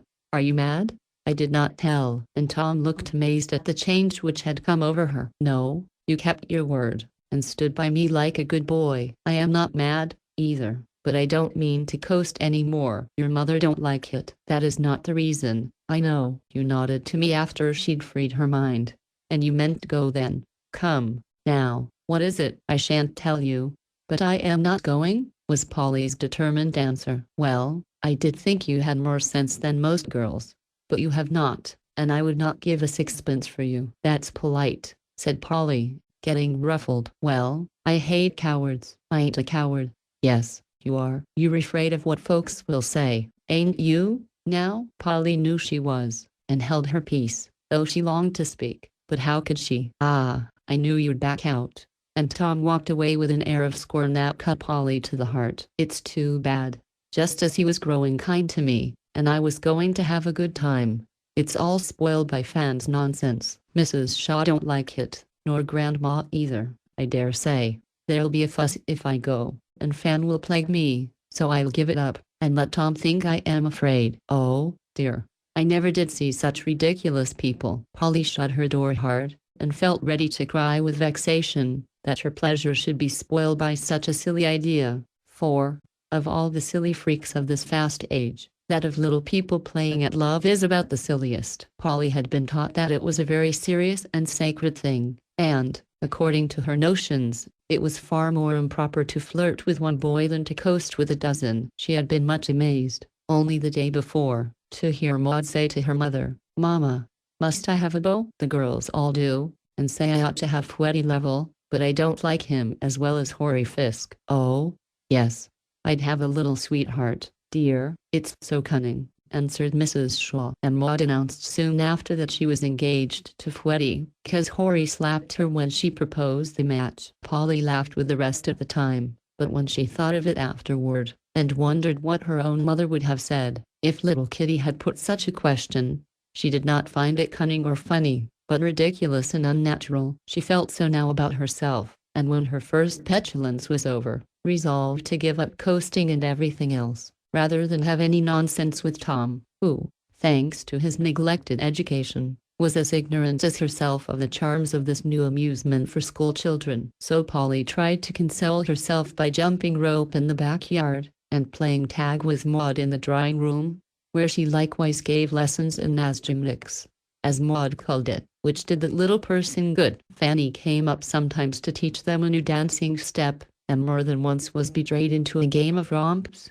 for which she was none the worse. But Tom turned a cold shoulder to Polly, and made it evident, by his cavalier manner, that he really did not think her worth a sixpence. Another thing that troubled Polly was her clothes, for, though no one said anything, she knew they were very plain, and now and then she wished that her blue and mouse-colored merinos were rather more trimmed. Her sashes had bigger bows, and her little ruffles more lace on them. She sighed for a locket, and, for the first time in her life, thought seriously of turning up her pretty curls and putting on a wad. She kept these discontents to herself, however, after she had written to ask her mother if she might have her best dress altered like Fanny's, and received this reply: "No, dear, the dress is proper and becoming as it is, and the old fashion of simplicity the best for all of us. I don't want my Polly to be loved for her clothes, but for herself. So wear the plain frocks mother took such pleasure in making for you, and let the panniers go. The least of us have some influence in this big world, and perhaps my little girl can do some good by showing others that a contented heart and a happy face are better ornaments than any Paris can give her. You want a locket, dearie? So I send one that my mother gave me years ago. You will find father's face on one side, mine on the other, and when things trouble you, just look at your talisman, and I think the sunshine will come back again." Of course it did, for the best of all magic was shut up in the quaint little case that Polly wore inside her frock, and kissed so tenderly each night and morning. The thought that, insignificant as she was, she yet might do some good, made her very careful of her acts and words, and so anxious to keep head contented and face happy, that she forgot her clothes, and made others do the same. She did not know it, but that good old fashion of simplicity made the plain gowns pretty, and the grace of unconsciousness beautified their little wearer with the charm that makes girlhood sweetest to those who truly love and reverence it. One temptation Polly had already yielded to before the letter came, and repented heartily of afterward. "Polly, I wish you'd let me call you Marie," said Fanny one day, as they were shopping together. "You may call me Mary, if you like, but I won't have any E put onto my name. I am Polly at home and I am fond of being called so, but Marie is Frenchified and silly. I spell my own name with an E, and so do all the girls. And what a jumble of Netties, Nillies, Hatties, and Sallys there is. How Polly would look spelt so." "Well, never mind, that was not what I began to say. There's one thing you must have, and that is bronze boots," said Fan, impressively. "Why must I, when I've got enough without?" "Because it's the fashion to have them, and you can't be finished off properly without. I am going to get a pair, and so must you." "Don't they cost a great deal?" $8 or $9, I believe. "I have mine charged, but it don't matter if you have not got the money. I can lend you some. I've got $10 to do what I like with, but it's meant to get some presents for the children." And Polly took out her purse in an undecided way. "You can make presents easy enough. Grandma knows all sorts of nice contrivances. They'll do just as well, and then you can get your boots." "Well, I look at them," said Polly, following Fanny into the store, feeling rather rich and important to be shopping in this elegant manner. "Are not they lovely? Your foot is perfectly divine in that boot, Polly. Get them for my party. You'll dance like a fairy," whispered Fan. Polly surveyed the dainty, shining boot with the scallop top, the jaunty heel, and the delicate toe, thought her foot did look very well in it, and after a little pause, said she would have them. It was all very delightful till she got home, and was alone. Then, On looking into her purse, she saw $1 and the list of things she meant to get for Mother and the children. How mean the dollar looked all alone. And how long the list grew when there was nothing to buy the articles. I can't make skates for Ned, nor a desk for Will. And those are what they have set their hearts upon. Father's book and Mother's collar are impossible now, and I am a selfish thing to go and spend all my money for myself. How could I do it? And Polly eyed the new boots reproachfully, as they stood in the first position as if ready for the party. They are lovely, but I don't believe they will feel good, for I shall be thinking about my lost presents all the time, sighed Polly, pushing the enticing boots out of sight. I'll go and ask Grandma what I can do, for if I've got to make something for everyone, I must begin right away, or I shan't get done. And off she bustled, glad to forget her remorse in hard work. Grandma proved equal to the emergency, and planned something for everyone, supplying materials, taste, and skill in the most delightful manner. Polly felt much comforted, but while she began to knit a pretty pair of white bed socks, to be tied with rose-colored ribbons, for her mother, she thought some very sober thoughts upon the subject of temptation, and if anyone had asked her just then what made her sigh, as if something lay heavy on her conscience, she would have answered, bronze boots. Chapter 4 Little Things. It's so rainy, I can go out, and everybody is so cross they won't play with me, said Maud, when Polly found her fretting on the stairs, and paused to ask the cause of her wails. I'll play with you, only don't scream and wake your mother. What shall we play?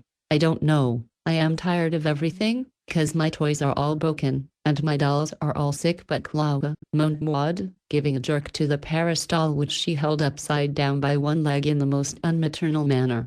I am going to dress a dolly for my little sister. Would not you like to see me do it? Asked Polly, persuasively, hoping to beguile the cross child and finish her own work at the same time. No, I should not, 'cause she'll look nicer than my Clara. Her clothes won't come off, and Tom spoil 'em playing ball with her in the yard. Would not you like to rip these clothes off, and have me show you how to make some new ones, so you can dress and undress Clara as much as you like? Yes, I love to cut.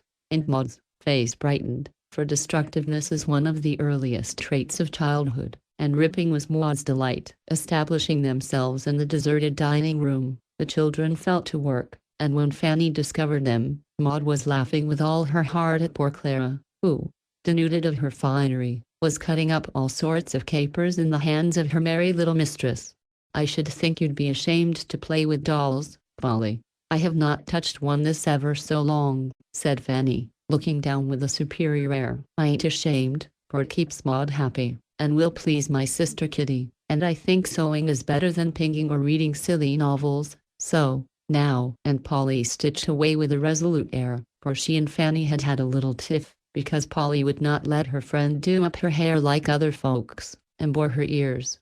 Don't be cross, dear, but come and do something nice. It's so dull today, said Fanny, anxious to be friends again, for it was doubly dull without Polly.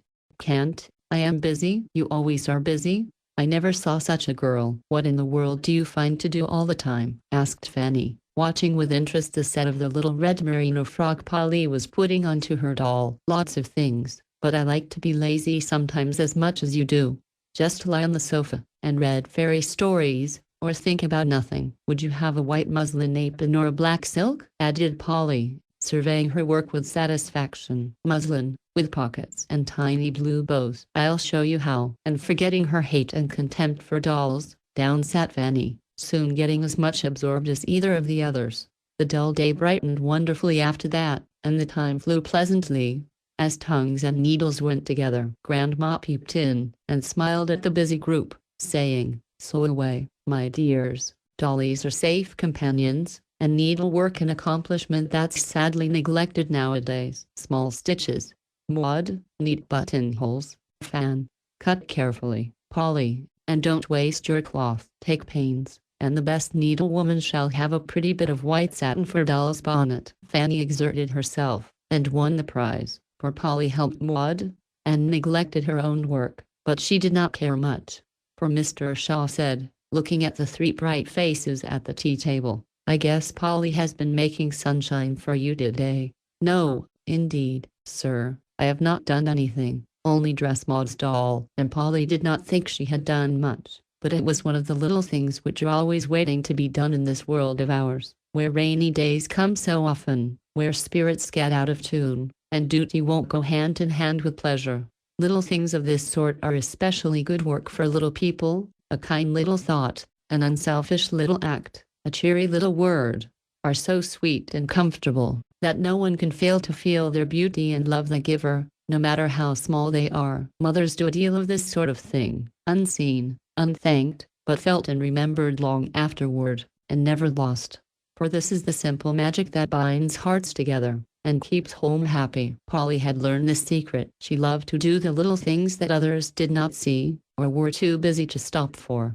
And while doing them, without a thought of thanks, she made sunshine for herself as well as others. There was so much love in her own home, that she quickly felt the want of it in Fanny's, and puzzled herself to find out why these people were not kind and patient to one another.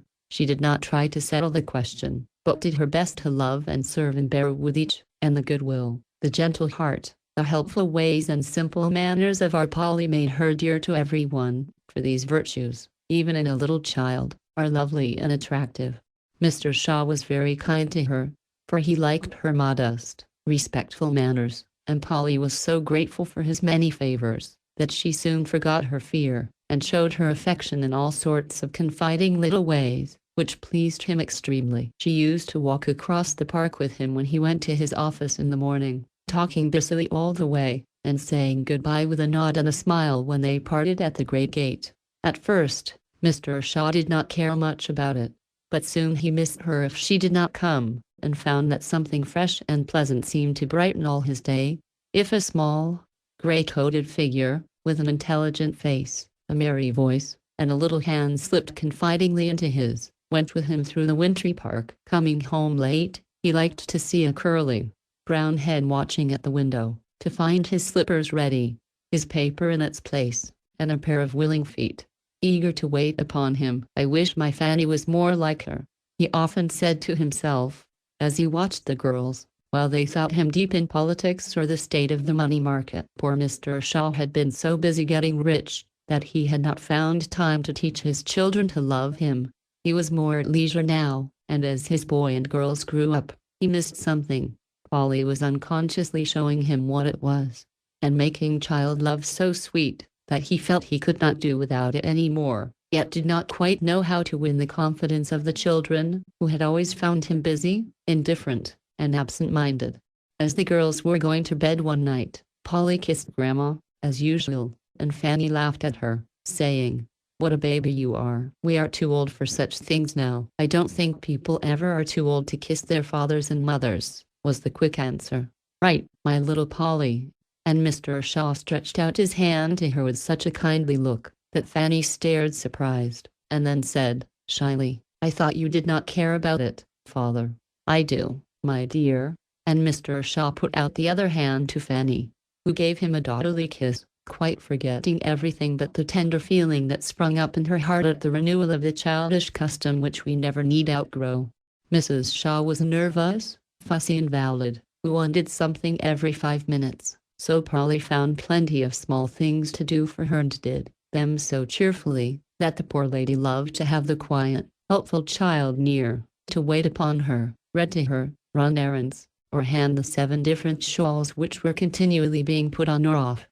Grandma, too, was glad to find willing hands and feet to serve her, and Polly passed many happy hours in the quaint rooms, learning all sorts of pretty arts, and listening to pleasant chat, never dreaming how much sunshine she brought to the solitary old lady.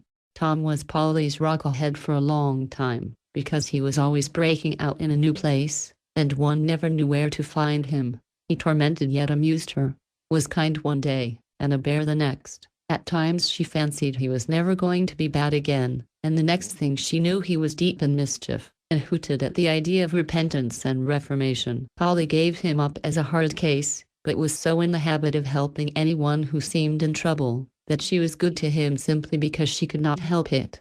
"What's the matter? Is your lesson too hard for you?" she asked one evening, as the groan made her look across the table to where Tom sat scowling over a pile of dilapidated books, with his hands in his hair, as if his head was in danger of flying asunder with the tremendous effort he was making. Hard. Guess it is. What in thunder do I care about the old Carthaginians? Regulus was not bad, but I am sick of him. And Tom dealt Harkness's Latin redder a thumb, which expressed his feelings better than words. I like Latin, and used to get unwell when I studied it with Jimmy. Perhaps I can help you a little bit, said Polly, as Tom wiped his hot face and refreshed himself with a peanut. You? Pooh. Girls' Latin don't amount to much anyway, was the grateful reply. But Polly was used to him now, and, nothing daunted, took a look at the grimy page in the middle of which Tom had stuck. She read it so well that the young gentleman stopped munching to regard her with respectful astonishment, and when she stopped, he said, suspiciously, "You are a sly one, Polly, to study up so you can show off before me. But it won't do, ma'am. Turn over a dozen pages, and try again." Polly obeyed, and did even better than before, saying, as she looked up, with a laugh, "I've been through the whole book, so you won't catch me that way." "Tom, I say, how came you to know such a lot?" asked Tom, much impressed. "I studied with Jimmy, and kept up with him, for father let us be together in all our lessons. It was so nice, and we learned so fast." "Tell me about Jimmy." "He's your brother, is not he?" "Yes, but he's dead. You know, I'll tell about him some other time. You ought to study now, and perhaps I can help you," said Polly, with a little quiver of the lips. "Should not wonder if you could." And Tom spread the book between them with a grave and business-like air, for he felt that Polly had got the better of him, and it behooved him to do his best for the honor of his sex. He went at the lesson with a will, and soon floundered out of his difficulties, for Polly gave him a lift here and there, and they went on swimmingly, till they came to some rules to be learned. Polly had forgotten them, so they both committed them to memory. Tom, with hands in his pockets, rocked to and fro, muttering rapidly, while Polly twisted the little curl on her forehead and stared at the wall, gabbling with all her might. "Done!" cried Tom, presently. "Done!" echoed Polly, and then they heard each other recite till both were perfect. "That's pretty good fun," said Tom, joyfully, tossing poor Harkness away, and feeling that the pleasant excitement of companionship could lend a charm even to Latin grammar. "Now, ma'am, we'll take a turn at algebra." "I like that as much as I hate Latin." Polly accepted the invitation, and soon owned that Tom could beat her here. This fact restored his equanimity, but he did not crow over her. Far from it, for he helped her with a paternal patience that made her eyes twinkle with suppressed fun, as he soberly explained and illustrated, unconsciously imitating Dominie Dean, till Polly found it difficult to keep from laughing in his face. "You may have another go at it any time you like," generously remarked Tom, as he shied the algebra after the Latin reader. "I'll come every evening, then." "I'd like to, for I have not studied a bit since I came." "You shall try and make me like algebra, and I'll try and make you like Latin." "Will you?" "Oh, I'd like it well enough, if there was anyone explain it to me. Old Dean puts us through double quick, and don't give a fellow time to ask questions when we read." "Ask your father, he knows." "Don't believe he does. Should not dare to bother him. If he did." "Why not?" "He'd pull my ears, and call me a stupid, or tell me not to worry him." "I don't think he would. He's very kind to me, and I ask lots of questions." "He likes you better than he does me." "Now, Tom, it's wrong of you to say so. Of course he loves you ever so much more than he does me," cried Polly, reprovingly. "Why don't he show it then?" muttered Tom, with a half-wistful, half-defiant glance toward the library door, which stood ajar. "You act so. How can he?" asked Polly, after a pause, in which she put Tom's question to herself, and could find no better reply than the one she gave him. "Why don't he give me my velocipede?" he said. "If I did well at school for a month, I should have it, and I've been pegging away like fury for most 6 weeks, and he don't do a thing about it. The girls get their duds, because they tease. I won't do that anyway, but you don't catch me studying myself to death, and no pay for it. It is too bad. But you ought to do it because it's right. And never mind being paid," began Polly, trying to be moral, but secretly sympathizing heartily with poor Tom. "Don't you preach, Polly. If the governor took any notice of me, and cared how I got on, I would not mind the presents so much, but he don't care a hang, and never even asked if I did well last Declamation Day, when I'd gone and learned the Battle of Lake Regillus, because he said he liked it." "Oh, Tom, did you say that? It's splendid. Jim and I used to say Horatius together, and it was such fun. Do speak your piece to me. I do so like Macaulay's lays. It's dreadful long, began Tom, but his face brightened, for Polly's interest soothed his injured feelings, and he was glad to prove his elocutionary powers. He began without much spirit, but soon the martial ring of the lines fired him, and before he knew it, he was on his legs thundering away in grand style, while Polly listened with kindling face and absorbed attention. Tom did declaim well, for he quite forgot himself, and delivered the stirring ballad with an energy that made Polly flush and tingle with admiration and delight, and quite electrified a second listener, who had heard all that went on, and watched the little scene from behind his newspaper. As Tom paused, breathless, and Polly clapped her hands enthusiastically, the sound was loudly echoed from behind him. Both whirled round, and there was Mr. Shaw, standing in the doorway, applauding with all his might. Tom looked much abashed, and said not a word. Polly ran to Mr. Shaw, and danced before him, saying, eagerly, was not it splendid? Did not he do well? May not he have his velocipede now? Capital, Tom, you'll be an orator yet. Learn another piece like that, and I'll come and hear you speak it. Are you ready for your velocipede, hey? Polly was right, and Tom owned that the governor was kind, did like him and had not entirely forgotten his promise. The boy turned red with pleasure, and picked at the buttons on his jacket, while listening to this unexpected praise, but when he spoke, he looked straight up in his father's face, while his own shone with pleasure, as he answered, in one breath, thank ye, sir. I'll do it, sir. Guess I am, sir. Very good. Then look out for your new horse tomorrow, sir. And Mr. Shaw stroked the fuzzy red head with a kind hand, feeling a fatherly pleasure in the conviction that there was something in his boy after all. Tom got his velocipede next day, named it Black Auster, in memory of the horse in the Battle of Lake Regillus, and came to grief as soon as he began to ride his new steed.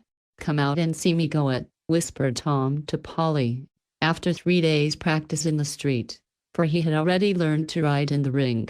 Polly and Maud willingly went, and watched his struggles, with deep interest, till he got an upset, which nearly put an end to his velocipeding forever. Hi, there, Auster's coming, shouted Tom, as came rattling down the long, steep street outside the park.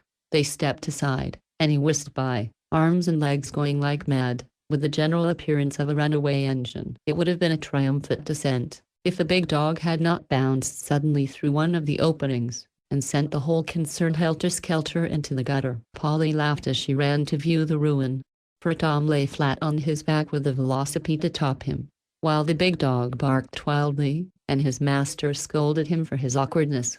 But when she saw Tom's face, Polly was frightened, for the color had all gone out of it. His eyes looked strange and dizzy, and drops of blood began to trickle from a great cut on his forehead. The man saw it, too, and had him up in a minute, but he could not stand, and stared about him in a dazed sort of way, as he sat on the curbstone, while Polly held her handkerchief to his forehead, and pathetically begged to know if he was killed.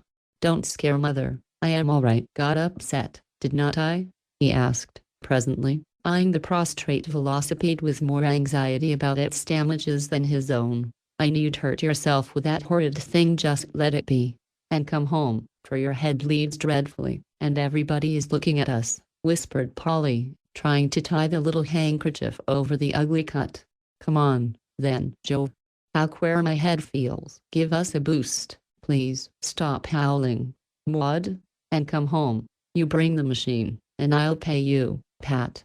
As he spoke, Tom slowly picked himself and, steadying himself by Polly's shoulder, issued commands, and the procession fell into line. First, the big dog, barking at intervals, then the good-natured Irishman, trundling that devil of a whirligig, as he disrespectfully called the idolized velocipede, then the wounded hero, supported by the helpful Polly, and Maud brought up the rear in tears, bearing Tom's cap. Unfortunately, Mrs. Shaw was out driving with Grandma, and Fanny was making calls, so that there was no one but Polly to stand by Tom, for the parlor maid turned faint at the sight of blood, and the chambermaid lost her wits in the flurry. It was a bad cut, and must be sewed up at once, the doctor said, as soon as he came. Somebody must hold his head, he added, as he threaded his queer little needle. I'll keep still, but if anybody must hold me, let Polly. You ain't afraid, are you? Asked Tom, with imploring look, for he did not like the idea of being sewed a bit. Polly was just going to shrink away, saying, "Oh, I can't," when she remembered that Tom once called her a coward. Here was a chance to prove that she was not. Besides, poor Tom had no one else to help him, so she came up to the sofa where he lay, and nodded reassuringly, as she put a soft little hand on either side of the damaged head. "You are a trump, Polly," whispered Tom. Then he set his teeth, clenched his hands, lay quite still, and bore it like a man. It was all over in a minute or two, and when he had had a glass of wine, and was nicely settled on his bed, he felt pretty comfortable, in spite of the pain in his head, and being ordered to keep quiet, he said, "Thank you ever so much, Polly," and watched her with a grateful face as she crept away. He had to keep the house for a week, and laid about looking very interesting with a great black patch on his forehead. Everyone petted him, for the doctor said that if the blow had been an inch nearer the temple, it would have been fatal, and the thought of losing him so suddenly made bluff old Tom very precious all at once. His father asked him how he was a dozen times a day. His mother talked continually of that dear boy's narrow escape, and Grandma conquered him up with every delicacy she could invent, and the girls waited on him like devoted slaves. This new treatment had an excellent effect, for when neglected Tom got over his first amazement at this change of base, he blossomed out delightfully, as sick people do sometimes, and surprised his family by being unexpectedly patient, grateful, and amiable. Nobody ever knew how much good it did him, for boys seldom have confidences of this sort except with their mothers, and Mrs. Shaw had never found the key to her son's heart. But a little seed was sown and that took root, and though it grew very slowly, it came to something in the end. Perhaps Polly helped it a little. Evening was his hardest time, for want of exercise made him as restless and nervous as it was possible for a hardy lad to be on such a short notice. He could not sleep, so the girls amused him. Fanny played and read aloud, Polly sung, and told stories, and did the latter so well, that it got to be a regular thing for her to begin as soon as twilight came, and Tom was settled in his favorite place on Grandma's sofa. "Fire away, Polly," said the young Sultan, one evening, as his little Scheherazade sat down in her low chair, after stirring up the fire till the room was bright and cozy. "I don't feel like stories tonight, Tom. I've told all I know, and can't make up any more," answered Polly, leaning her head on her hand with a sorrowful look that Tom had never seen before. He watched her a minute, and then asked, curiously, "What were you thinking about just now, when you sat staring at the fire, and getting soberer and soberer every minute?" "I was thinking about Jimmy." "Would you mind telling about him? You know, you said you would sometime, but don't, if you'd rather not," said Tom, lowering his rough voice respectfully. "I like to talk about him, but there is not much to tell," began Polly, grateful for his interest. "Sitting here with you reminded me of the way I used to sit with him when he was sick. We used to have such happy times, and it's so pleasant to think about them now. He was awfully good, was not he?" "No, he was not, but he tried to be, and Mother says that is half the battle. We used to get tired of trying, but we kept making resolutions, and working hard to keep him. I don't think I got on much, but Jimmy did, and everyone loved him." "Did not you ever squabble, as we do?" "Yes, indeed, sometimes, but we could not stay mad, and always made it up again as soon as we could. Jimmy used to come round first, and say, all serene, Polly, so kind and jolly, that I could not help laughing and being friends right away." "Did he not know a lot?" "Yes, I think he did, for he liked to study, and wanted to get on, so he could help Father. People used to call him a fine boy, and I felt so proud to hear it, but they did not know half how wise he was, because he did not show off a bit. I suppose sisters always are grand of their brothers, but I don't believe many girls had as much right to be as I had. Most girls don't care two pins about their brothers, so that shows you don't know much about it." "Well, they ought to, if they don't, and they would if the boys were as kind to them as Jimmy was to me." "Why, what did he do?" "Loved me dearly, and was not ashamed to show it," cried Polly, with a sob in her voice, that made her answer very eloquent. "What made him die, Polly?" asked Tom, soberly, after a little pause. "He got hurt coasting, last winter." but he never told which boy did it, and he only lived a week. I helped take care of him, and he was so patient. I used to wonder at him, for he was in dreadful pain all time.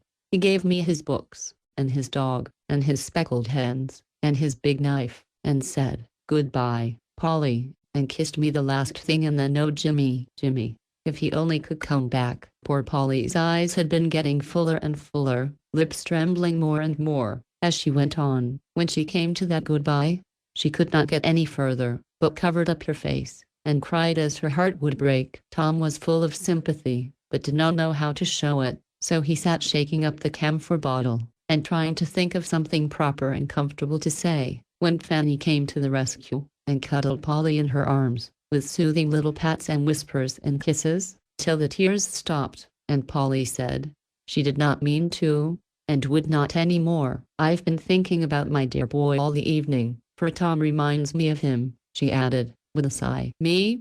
How can I, when I ain't a bit like him?" cried Tom, amazed. "But you are in some ways." "Wish I was, but I can't be, for he was good, you know." "So are you, when you choose." "Has not he been good and patient, and don't we all like to pet him when he's clever?"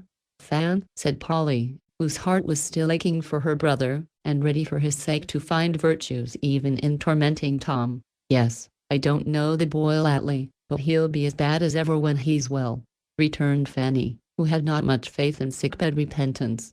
"Much you know about it," growled Tom, lying down again, for he had sat bolt upright when Polly made the astounding declaration that he was like the well-beloved Jimmy. That simple little history had made a deep impression on Tom, and the tearful ending touched the tender spot that most boys hide so carefully. It is very pleasant to be loved and admired, very sweet to think we shall be missed and mourned when we die, and Tom was seized with a sudden desire to imitate this boy, who had not done anything wonderful, yet was so dear to his sister, that she cried for him a whole year after he was dead. So studious and clever, the people called him a fine fellow, and so anxious to be good, that he kept on trying, till he was better even than Polly, whom Tom privately considered a model of virtue, as girls go.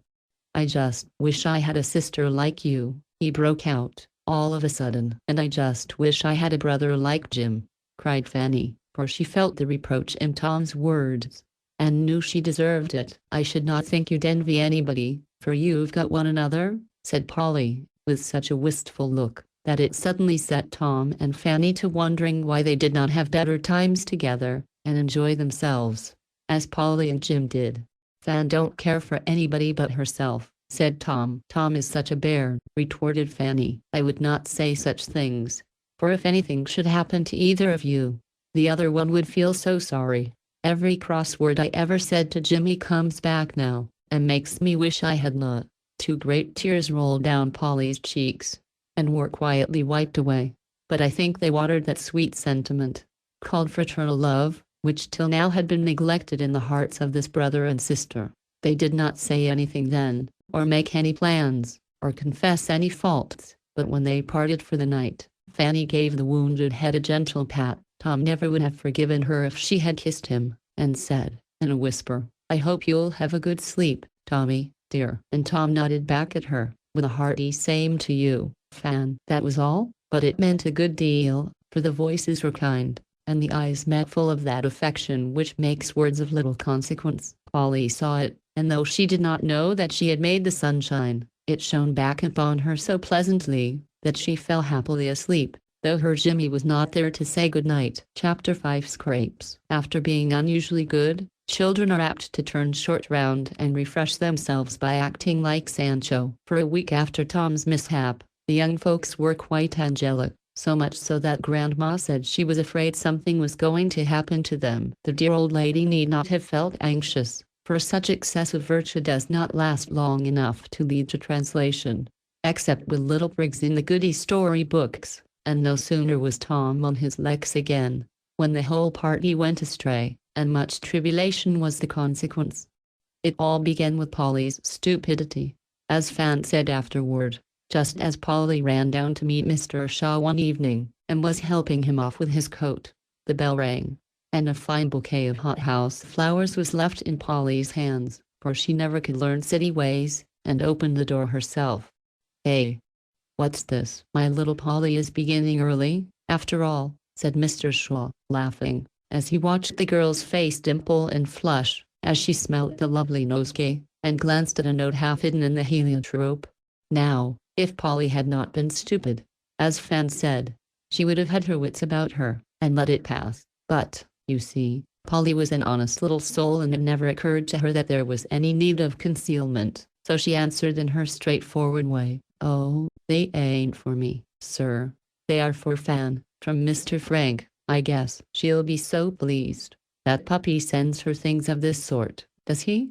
And Mr. Shaw looked far from pleased as he pulled out the note, and coolly opened it. Polly had heard ads about Fan's approval of that sort of thing, but dared not say a word, and stood thinking how she used to show her father the funny valentines the boys sent her, and how they laughed over them together. But Mr. Shaw did not laugh when he had read the sentimental verses accompanying the bouquet, and his face quite scared Polly, as he asked, angrily, "How long has this nonsense been going on?" "Indeed, sir, I don't know. Fan does not mean any harm." "I wish I had not said anything," stammered Polly, remembering the promise given to Fanny the day of the concert. She had forgotten all about it and had become accustomed to see the big boys, as she called Mr. Frank and his friends, with the girls on all occasions. Now, it suddenly occurred to her that Mr. Shaw did not like such amusements, and had forbidden Fan to indulge in them. "Oh, dear, how mad she will be." "Well, I couldn't help it. Girls should not have secrets from their fathers.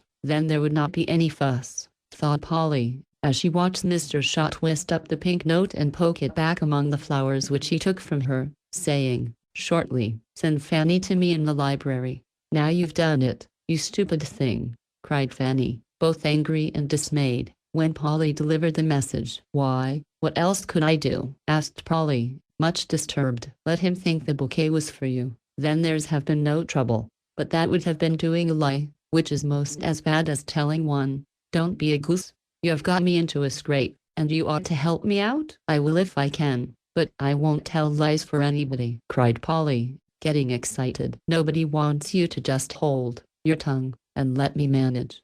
"Then I'd better not go down," began Polly, when a stern voice from below called, like Bluebeard, "Are you coming down?" "Yes, sir," answered a meek voice, and Fanny clutched Polly, whispering, "You must come. I am frightened out of my wits when he speaks like that." "Stand by me, Polly, there's a dear." "I will," whispered Sister Anne, and down they went with fluttering hearts. Mr. Shaw stood on the rug, looking rather grim. The bouquet lay on the table, and beside it a note, directed to Frank Moore, Esquire, in a very decided hand, with a fierce-looking flourish after the Esquire. Pointing to this impressive epistle, Mr. Shaw said, knitting his black eyebrows as he looked at Fanny, "I am going to put a stop to this nonsense at once, and if I see any more of it, I'll send you to school in a Canadian convent." This awful threat quite took Polly's breath away, but Fanny had heard it before, and having a temper of her own, said, pertly, "I am sure I have not done anything so very dreadful. I can't help it if the boys send me Philopena presents, as they do to the other girls." There was nothing about Philopenas in the note, but that's not the question. "I forbid you to have anything to do with this Moore. He's not a boy, but a fast fellow, and I won't have him about. You knew this, and yet disobeyed me." "I hardly ever see him," began Fanny. "Is that true?" asked Mr. Shaw, turning suddenly to Polly. "Oh, please, sir, don't ask me. I promised I would not. That is, Fanny will tell you," cried Polly, quite red with distress at the predicament she was in. "No matter about your promise. Tell me all you know of this absurd affair. It will do Fanny more good than harm." And Mr. Shaw sat down looking more amiable, for Polly's dismay touched him. "May I?"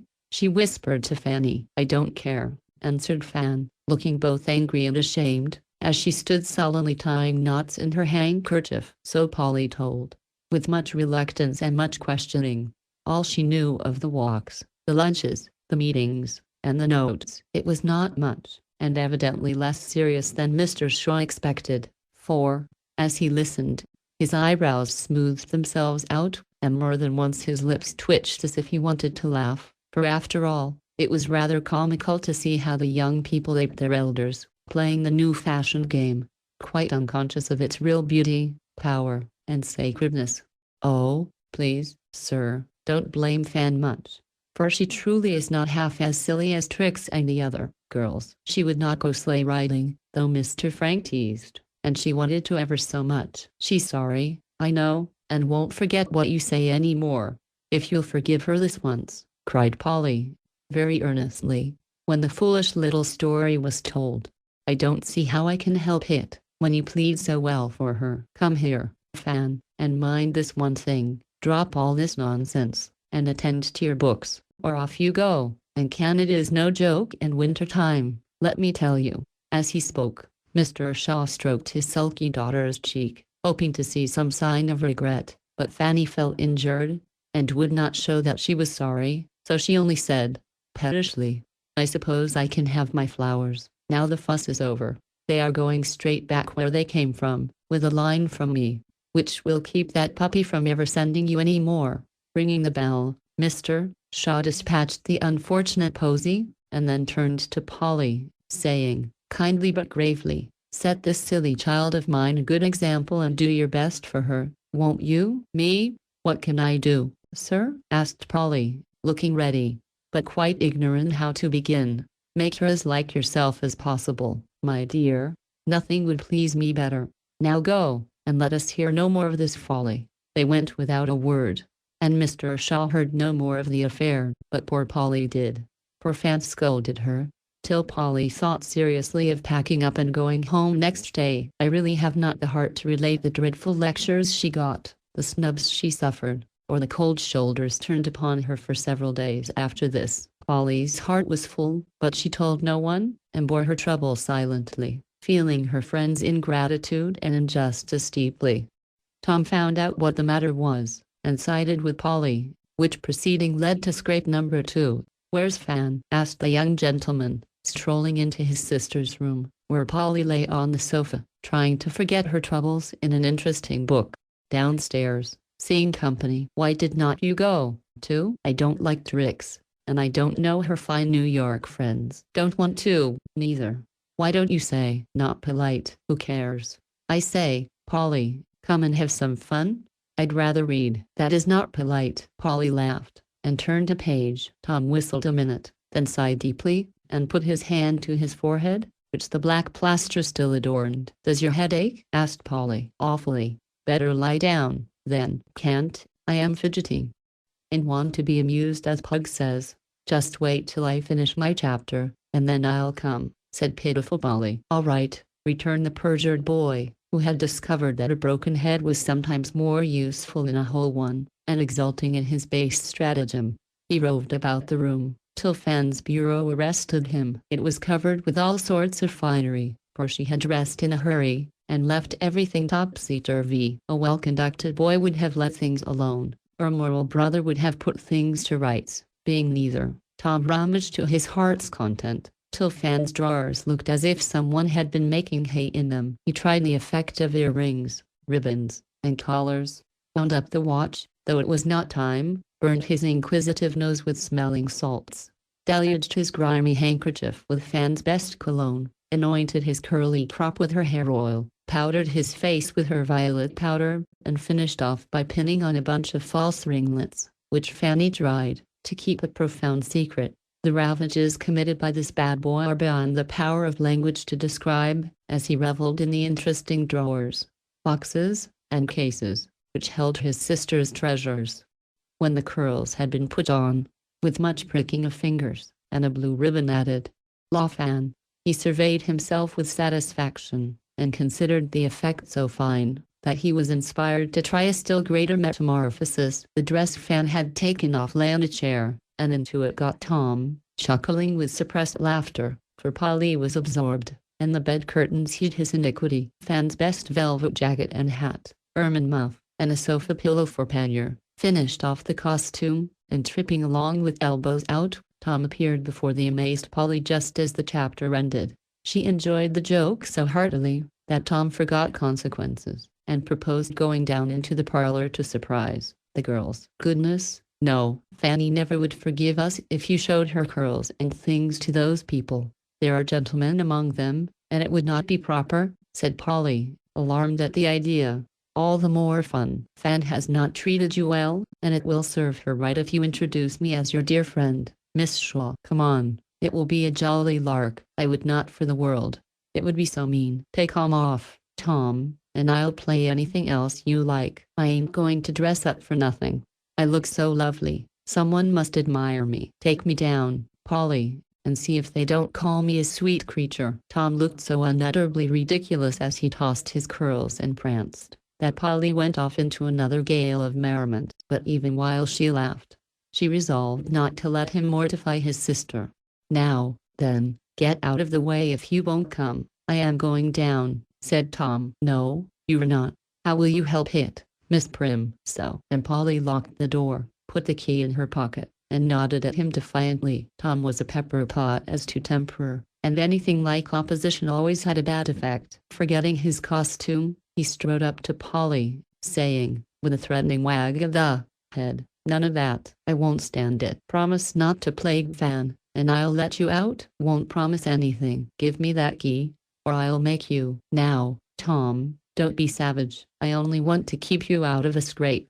Poor Fan will be raging if you go." "Take off her things, and I'll give up." Tom vouchsafed no reply, but marched to the other door, which was fast, as Polly knew, looked out of the 3-story window, and finding no escape possible, came back with a wrathful face. "Will you give me that key?" "No, I won't," said Polly, valiantly. "I am stronger than you are, so you'd better hand over." "I know you are, but it's cowardly for a great boy like you to rob a girl.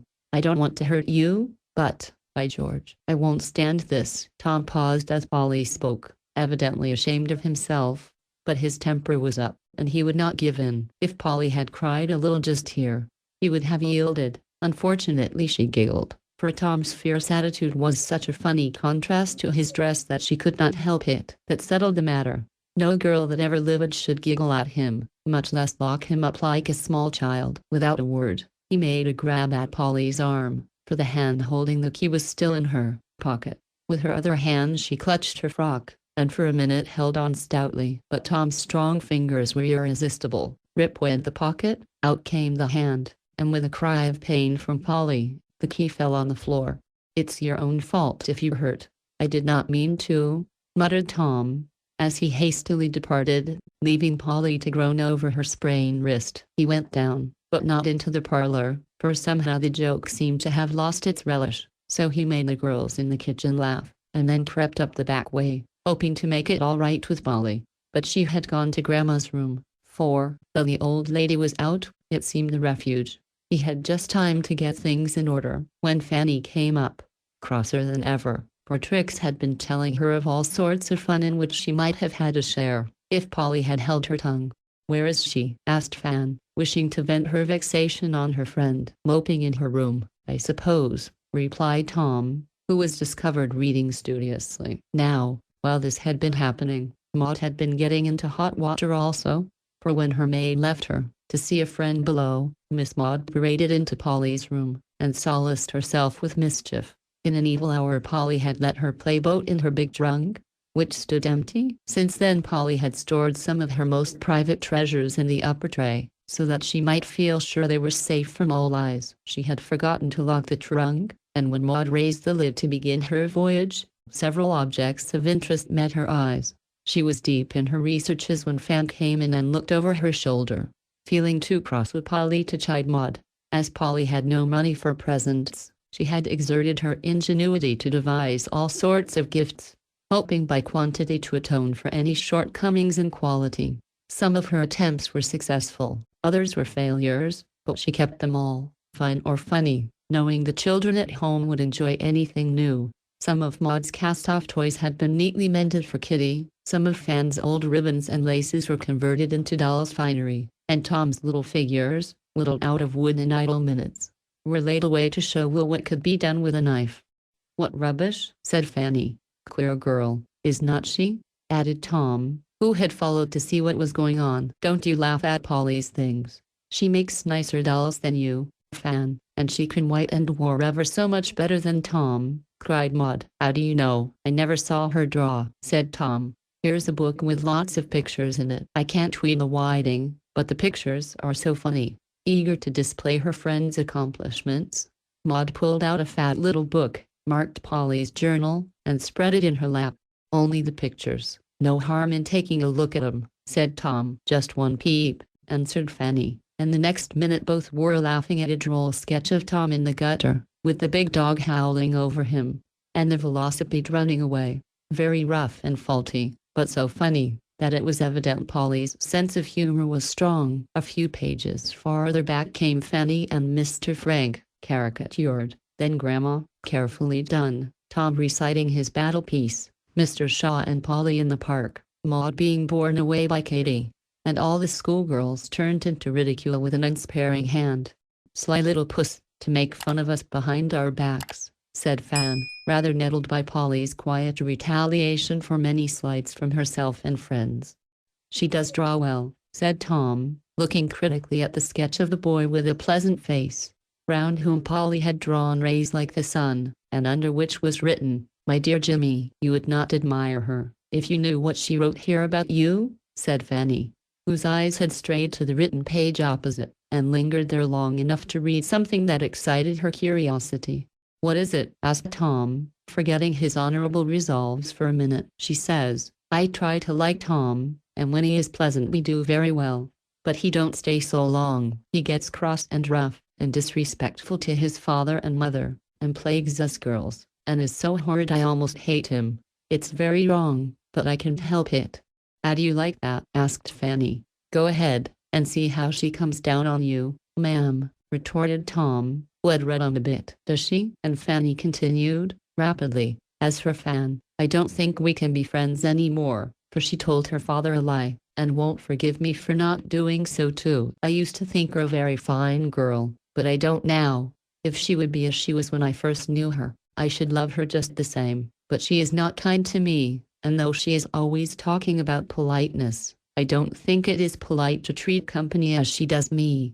She thinks I am odd and countrified, and I dare say I am, but I should not laugh at a girl's clothes because she was poor, or keep her out of the way because she did not do just as other girls do here. I see her make fun of me, and I can feel as I did, and I'd go home, only it would seem ungrateful to Mr. Shaw and Grandma, and I do love them dearly. I say, Fan, you have got it now. Shut the book and come away," cried Tom, enjoying this broadside immensely, but feeling guilty, as well he might. "Just one bit more," whispered Fanny, turning on a page or two, and stopping at a leaf that was blurred here and there as if tears had dropped on it. "Sunday morning, early. Nobody is up to spoil my quiet time, and I must write my journal, for I've been so bad lately, I could not bear to do it. I am glad my visit is most done, for things worry me here, and there's not anyone to help me get right when I get wrong. I used to envy Fanny, but I don't now, for her father and mother don't take care of her as mine do of me. She is afraid of her father, and makes her mother do as she likes. I am glad I came though, for I see money don't give people everything, but I'd like a little all the same, for it is so comfortable to buy nice things. I read over my journal just now, and I am afraid it's not a good one, for I have said all sorts of things about the people here, and it is not kind. I should tear it out, only I promised to keep my diary, and I want to talk over things that puzzle me with Mother.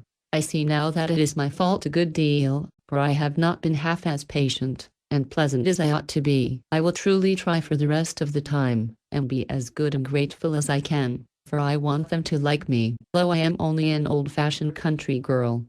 That last sentence made Fanny shut the book, with a face full of self-reproach, for she had said those words herself, in a fit of petulance, and Polly had made no answer, though her eyes filled and her cheeks burned. Fan opened her lips to say something, but not a sound followed, for there stood Polly looking at them with an expression they had never seen before.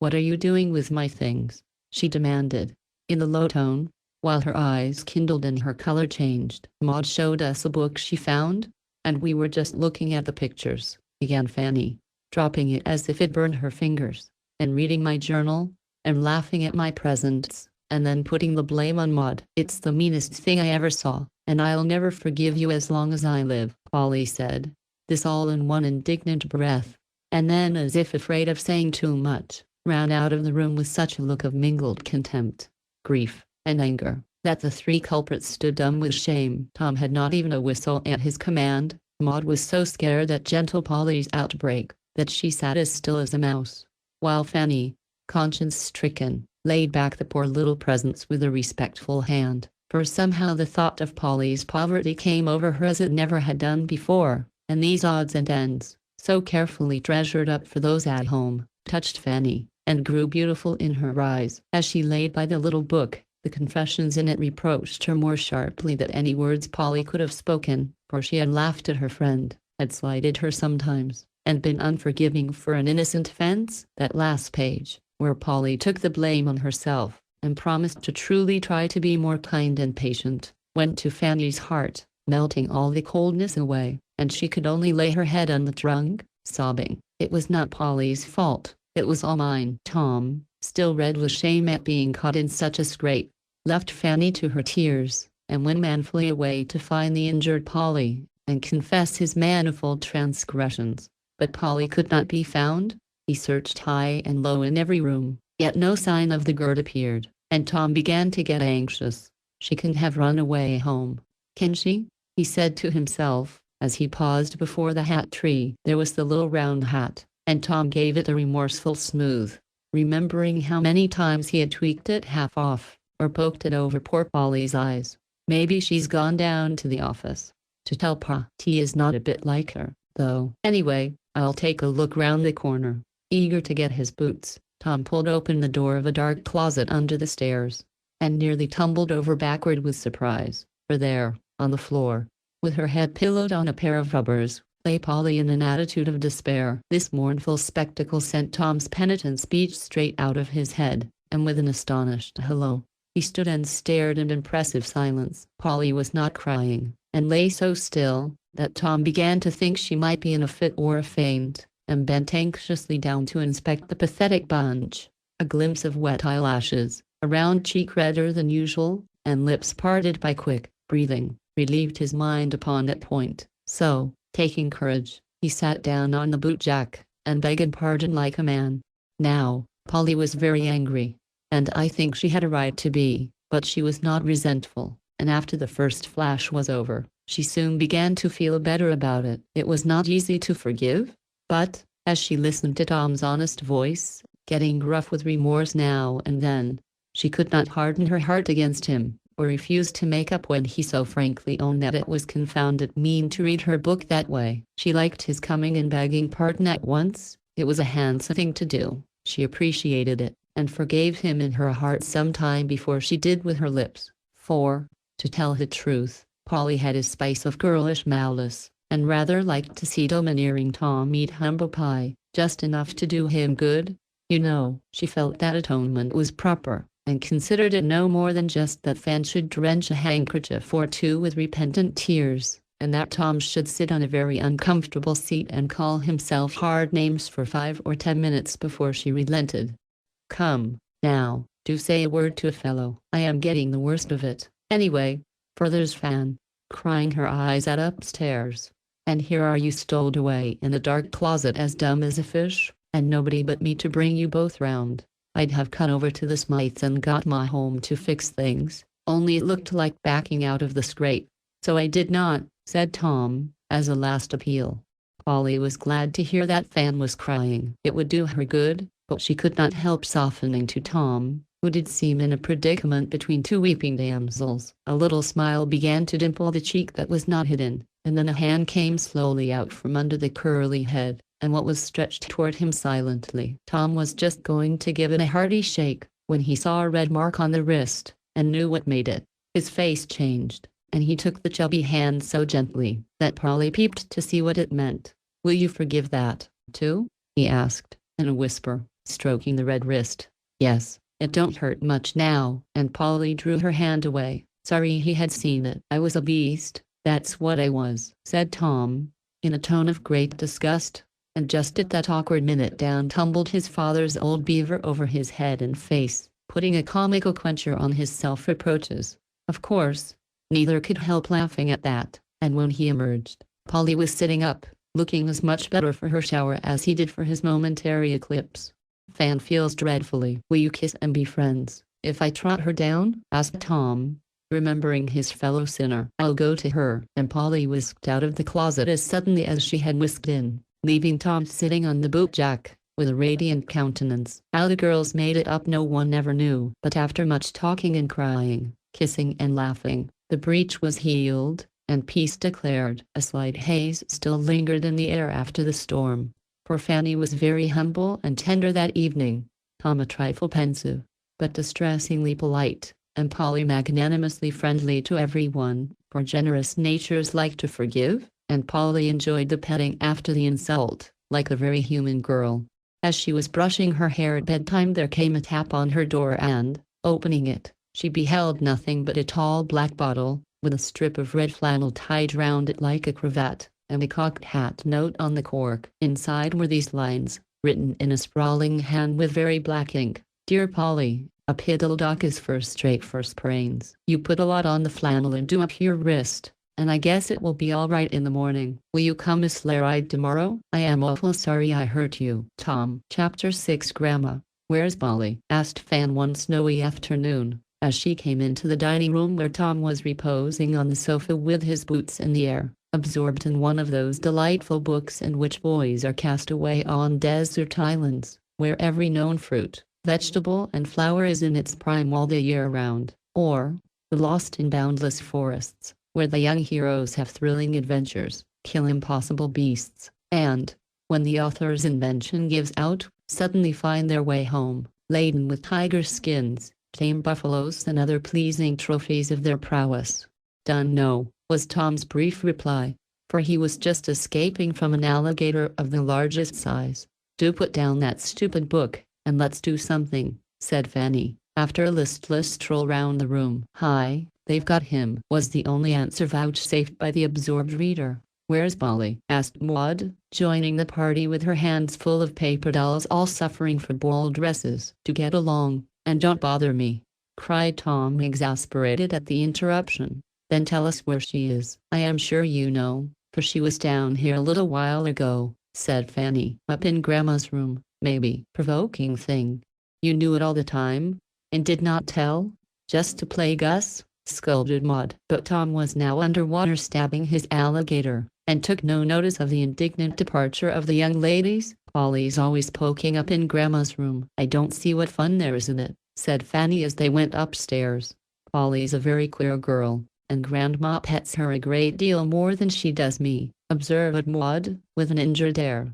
Let's peek and see what they are doing, whispered Fan, pausing at the half-open door. Grandma was sitting before a quaint old cabinet, the doors of which stood wide open, showing glimpses of the faded relics treasured there. On a stool, at the old lady's feet, sat Polly, looking up with intent face and eager eyes, quite absorbed in the history of a high-heeled brocade shoe which lay in her lap. Well, my dear, Grandma was saying, she had it on the very day that Uncle Joe came in as she sat at work, and said, Dolly, we must be married at once. Very well, Joe, says Aunt Dolly, and down she went to the parlor, where the minister was waiting, never stopping to change the dimity dress she wore, and was actually married with her scissors and pinball at her side, and her thimble on. That was in war times, 1812, my dear, and Uncle Joe was in the army, so he had to go, and he took that very little pinball with him. Here it is with the mark of a bullet through it, for he always said his Dolly's cushion saved his life. How interesting that is, cried Polly, as she examined the faded cushion with the hole in it. Why, Grandma, you never told me that story, said Fanny, hurrying in, finding the prospect was a pleasant one for a stormy afternoon. You never asked me to tell you anything, my dear, so I kept my old stories to myself, answered Grandma, quietly. Tell some now, please. May we stay and see the funny things? Said Fanning Maud, eyeing the open cabinet with interest. If Polly likes, she is my company, and I am trying to entertain her, for I love to have her come, said Grandma, with her old-time politeness. Oh, yes. Do let them stay and hear the stories. I've often told them what good times we have up here, and teased them to come, but they think it's too quiet. Now, sit down, girls, and let Grandma go on. You see, I pick out something in the cabinet that looks interesting, and then she tells me about it, said Polly, eager to include the girls in her pleasures. and glad to get them interested in Grandma's reminiscences, for Polly knew how happy it made the lonely old lady to live over her past, and to have the children round her. "Here are 3 drawers that have not been opened yet. Each take one, and choose something from it for me to tell about," said Madame, quite excited at the unusual interest in her treasures.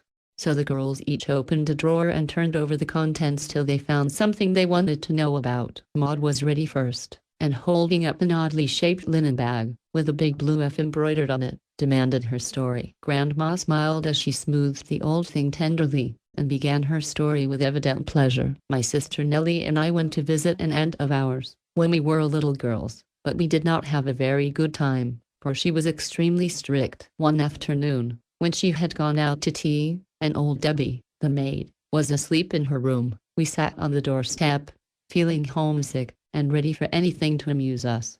'What shall we do?' said Nellie, just as she spoke. A ripe plum dropped bounce on the grass before us, as if answering her question. It was all the plum's fault, for if it had not fallen at that minute, I never should have had the thought which popped into my mischievous mind. 'Let's have as many as we want, and play against Betsy, to pay her for being so cross,' I said, giving Nellie half the great purple plum. 'It would be dreadful naughty,' began Nellie, 'but I guess we will,' she added, as the sweet mouthful slipped down her throat. 'Debbie's asleep.' 'Come on, then, and help me shake,' I said, getting up, eager for the fun. We shook and shook till we got red in the face, but not one dropped, for the tree was large, and our little arms were not strong enough to stir the boughs. Then we threw stones, but only one green and one half-ripe one came down, and my last stone broke the shed window, so there was an end of that. 'It's as provoking as Aunt Betsy herself,' said Nellie, as we sat down, out of breath. 'I wish the wind would come and blow 'em down for us,' panted I, staring up at the plums with longing eyes. 'If wishing would do any good, I should wish 'em in my lap at once,' added Nellie. 'You might as well wish 'em in your mouth and done with it, if you are too lazy to pick 'em up.' 'If the ladder was not too heavy we could try that,' said I, determined to have them. 'You know we can stir it, so what is the use of talking about it? You proposed getting the plums. Now let's see you do it,' answered Nellie, rather crossly, for she had bitten the green plum, and it puckered her mouth. 'Wait a minute, and you will see me do it,' cried I, as a new thought came into my naughty head. 'What are you taking your shoes and socks off for? You can't climb the tree, Fan. Don't ask questions, but be ready to pick 'em up when they fall, Miss Lazybones.' With this mysterious speech I pattered into the house barefooted and full of my plan. Upstairs I went to a window opening on the shed roof. Out I got, and creeping carefully along till I came near the tree, I stood up, and suddenly crowed like the little rooster. Nellie looked up, and stared, and laughed, and clapped her hands when she saw what I was going to do. 'I am afraid you'll slip and get hurt.' 'Don't care if I do. I'll have those plums if I break my neck doing it.' And half sliding, half walking I went down the sloping roof, till the boughs of the tree were within my reach. 'Hurrah!' cried Nellie, dancing down below, as my first shake sent a dozen plums rattling round her. 'Hurrah!' cried I, letting go one branch and trying to reach another. But as I did so my foot slipped. I tried to catch something to hold by, but found nothing, and with a cry, down I fell, like a very big plum on the grass below. Fortunately the shed was low. The grass was thick and the tree broke my fall, but I got a bad bump and a terrible shaking. Nellie thought I was killed, and began to cry with her mouth full, but I picked myself up in a minute, for I was used to such tumbles, and did not mind the pain half as much as the loss of the plums. 'Hush! Debbie will hear and spoil all the fun.' I said I'd get 'em and I have. See what lots have come down with me." So there had, for my fall shook the tree almost as much as it did me, and the green and purple fruit lay all about us. By the time the bump on my forehead had swelled as big as a nut, our aprons were half full, and we sat down to enjoy ourselves. But we did not. Oh dear, no. For many of the plums were not ripe, some were hurt by the birds, some crushed in falling, and many as hard as stones. Nellie got stung by a wasp, my head began to ache, and we sat looking at one another rather dismally, when Nellie had a bright idea. "Let's cook 'em. Then they'll be good, and we can put some away in our little pails for tomorrow." "That will be splendid. There's a fire in the kitchen. Debbie always leaves the kettle on, and we can use her saucepan," and I know where the sugar is, and we'll have a grand time."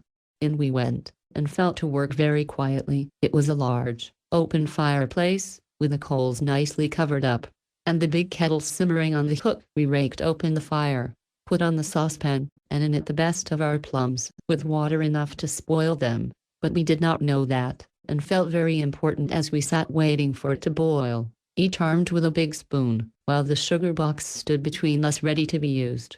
How slow they were, to be sure.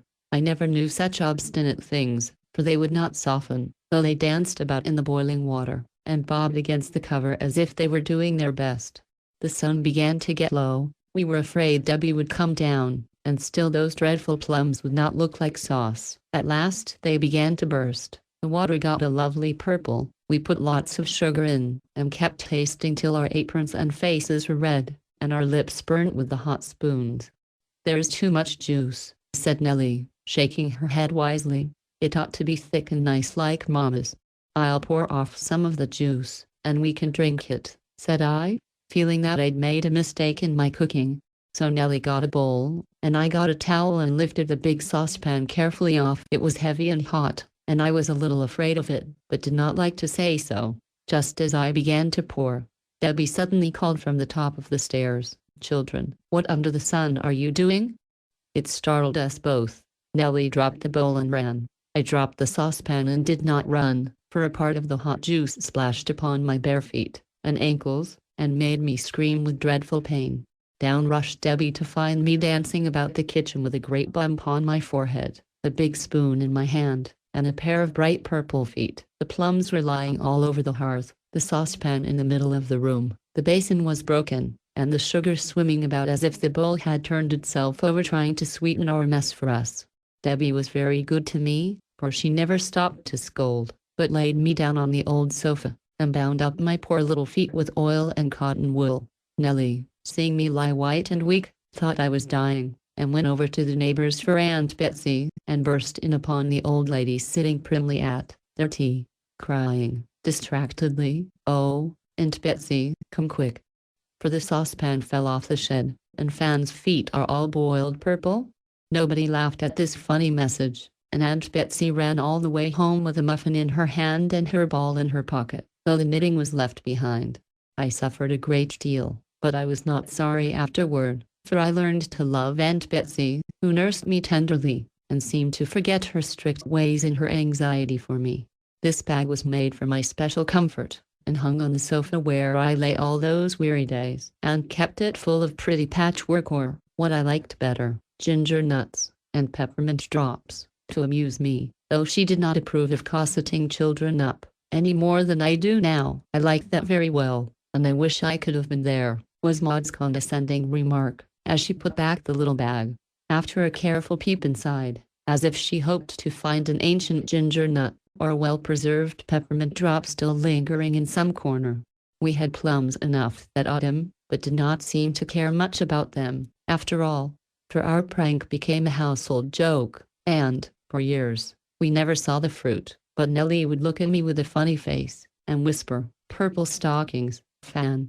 "Thank you, ma'am," said Polly. "Now, Fan, your turn next." "Well, I've a bundle of old letters, and I'd like to know if there is any story about them," answered Fanny, hoping some romance might be forthcoming. Grandma turned over the little packet tied up with a faded pink ribbon, a dozen yellow notes written on rough, thick paper, with red wafers still adhering to the folds, showing plainly that they were written before the day of initial note paper and self-sealing envelopes. "They are not love letters, dearie, but notes from my mates after I left Miss Cotton's boarding school. I don't think there is any story about them," and Grandma turned them over with spectacles before the dim eyes, so young and bright when they first read the very same notes. Fanny was about to say, "I'll choose again," when Grandma began to laugh so heartily that the girls felt sure she had caught some merry old memory which would amuse them.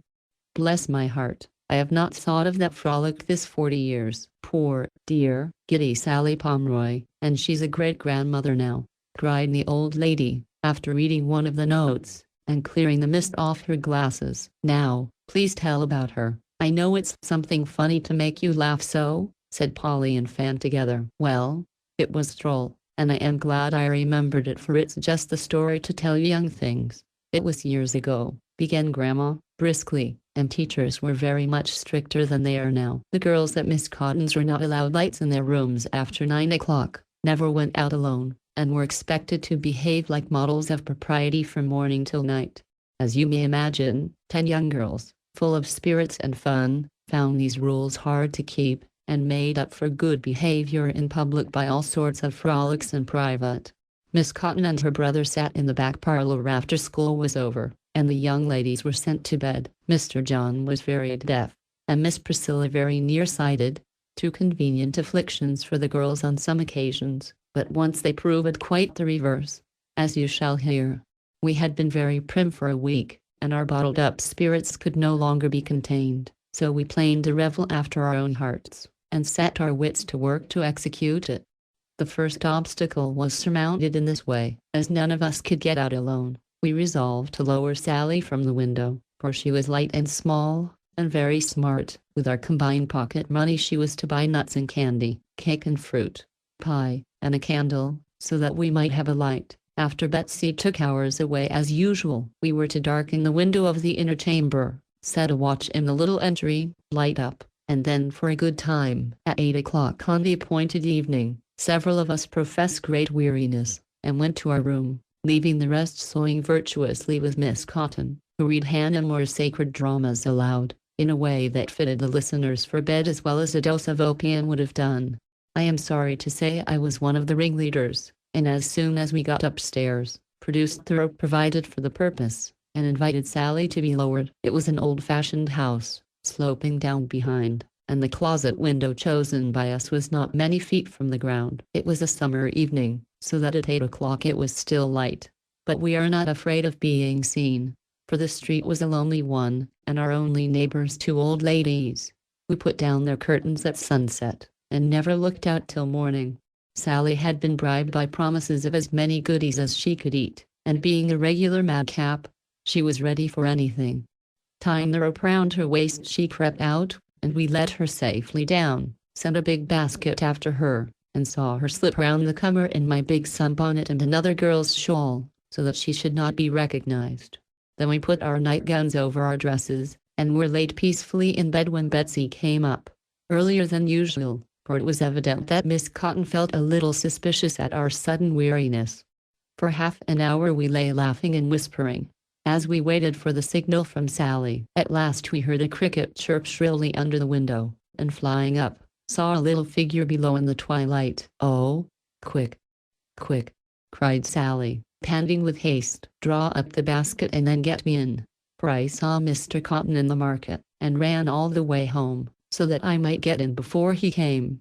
Up came the heavy basket, bumping and scraping on the way, and smelling, oh, so nice. Down went the rope, and with a long pull, a strong pull, and a pull all together, we hoisted poor Sally halfway up to the window, when, sad to tell, the rope slipped and down she fell, only being saved from broken bones by the haycock under the window. "He's coming! He's coming! Oh, pull me up, for mercy's sake!"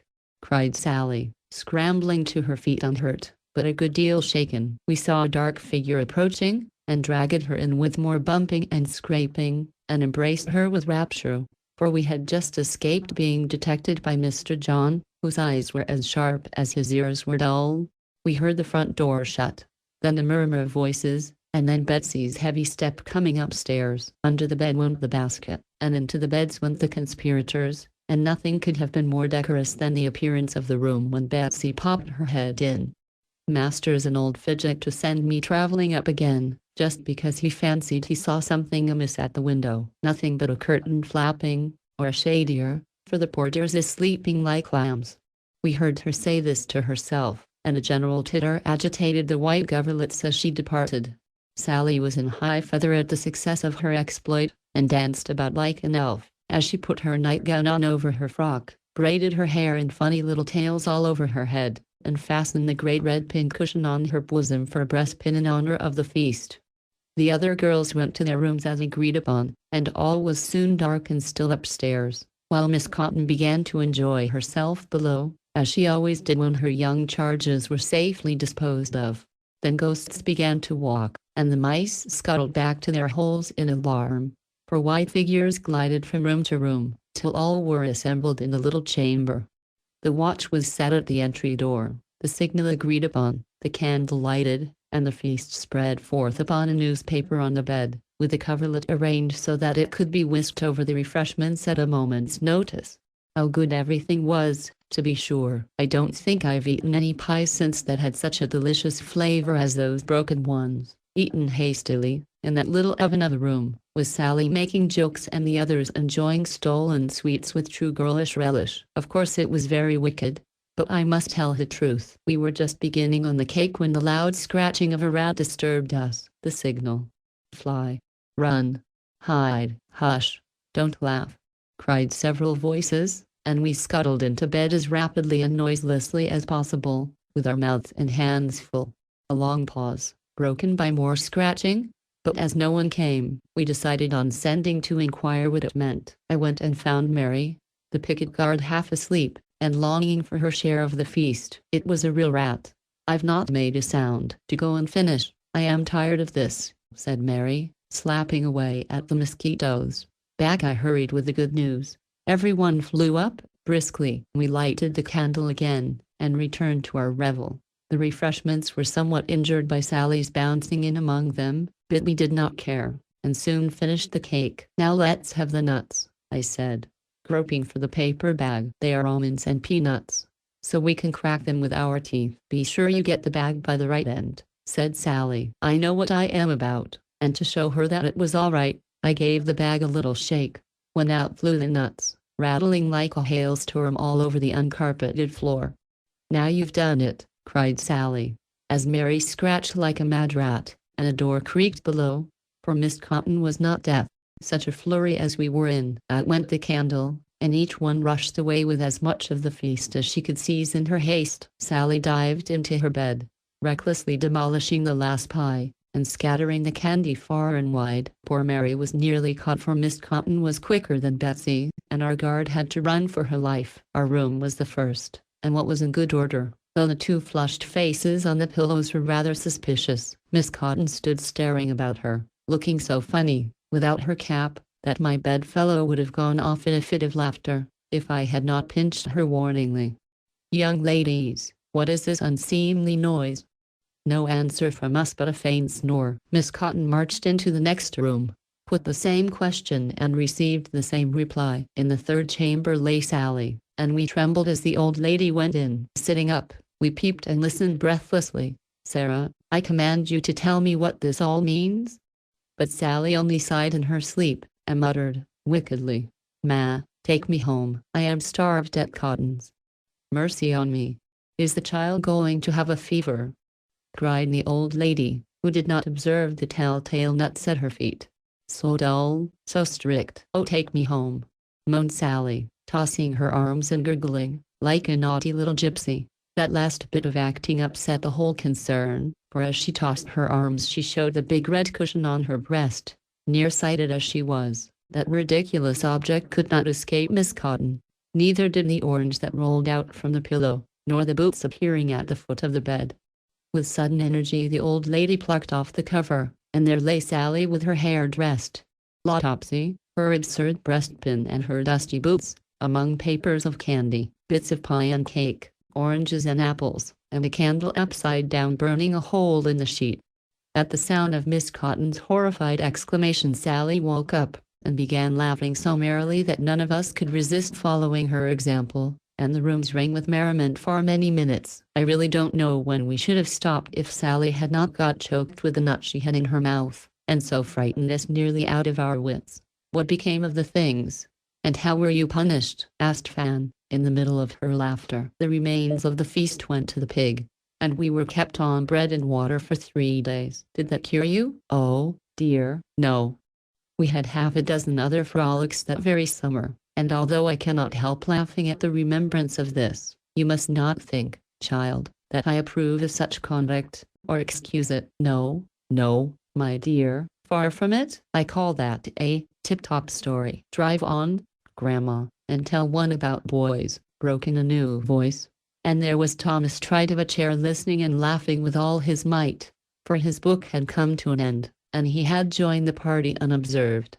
"Wait for your turn, Tommy. Now, Polly, dear, what will you have?" said Grandma, looking so lively and happy that it was very evident reminiscing did her good. "Let mine come last, and tell one for Tom next," said Polly, looking round, and beckoning him nearer. He came and sat himself cross-legged on the floor, before the lower drawer of the cabinet, which Grandma opened for him, saying, with a benign stroke of the curly head, "There, dear, that's where I keep the little memorials of my brother Jack, poor lad. He was lost at sea, you know. Well, choose anything you like, and I'll try to remember a story about it." Tom made a rapid rummage, and fished up a little broken pistol. "There, that's the chap for me. Wish it was not spoiled. Then we'd have fun popping away at the cats in the yard." "Now, then, Grandma, I remember one of Jack's pranks, when that was used with great effect," said Grandma, after a thoughtful pause, during which Tom teased the girls by snapping the lock of the pistol in their faces. "Once upon a time," continued Madam, much flattered by the row of interested faces before her, "my father went away on business, leaving mother, aunt, and us Shirls to Jack's care. Very proud he was, to be sure, of the responsibility, and the first thing he did was to load that pistol and keep it by his bed, in our great worriment, for we feared he'd kill himself with it. For a week all went well. Then we were startled by the news that robbers were about. All sorts of stories flew through the town. We were living in the country then. Some said that certain houses were marked with a black cross, and those were always robbed. Others, that there was a boy in the gang, for windows, so small that they were considered safe, were entered by some little rogue. At one place the thieves had a super, and left ham and cake in the front yard. Mrs. Jones found Mrs. Smith's shawl in her orchard, with a hammer and an unknown teapot near it. One man reported that someone tapped at his window, in the night, saying, softly, "Is anyone here?" And when he looked out, 2 men were seen to run down the road. We lived just out of town, in a lonely place. The house was old, with convenient little back windows, and 5 outside doors. Jack was the only man about the place, and he was barely 13. Mother and aunt were very timid, and the children weren't old enough to be of any use. So Jack and I were the home guard, and vowed to defend the family manfully. "Good for you." "Hope the fellows came," cried Tom, charmed with this opening. "One day, an ill-looking man came in and asked for food," continued Grandma, with a mysterious nod, "and while he ate, I saw him glance sharply about from the wooden buttons on the back doors, to the silver urn and tankards on the dining room sideboard. A strong suspicion took possession of me, and I watched him as a cat does a mouse. He came to examine the premises, I am sure of it, but we will be ready for him," I said, fiercely, as I told the family about him. This fancy haunted us all, and our preparations were very funny. Mother borrowed a rattle, and kept it under her pillow, and took a big bell to bed with her. The children had little Tip, the terrier, to sleep in their room, while Jack and I mounted guard, he with a pistol, and I with a hatchet, for I did not like firearms. Biddy, who slept in the attic, practiced getting out on the shed roof, so that she might run away at the first alarm. Every night we arranged pitfalls for the robbers, and all filed up to bed, bearing plate, money, weapons, and things to barricade with, as if we lived in war times. We waited a week and no one came, so we began to feel rather slighted, for other people got a scare, as Tom says, and after all our preparations we really felt a trifle disappointed that we had had no chance to show our courage. At last a black mark was found upon our door, and a great panic ensued, for we felt that now our time had come. That night we put a tub of water at the bottom of the back stairs, and a pile of tin pans at the top of the front stairs, so that any attempt to come up would produce a splash or rattle. Bells were hung on door handles, sticks of wood piled up in dark corners for robbers to fall over, and the family retired, all armed and all provided with lamps and matches.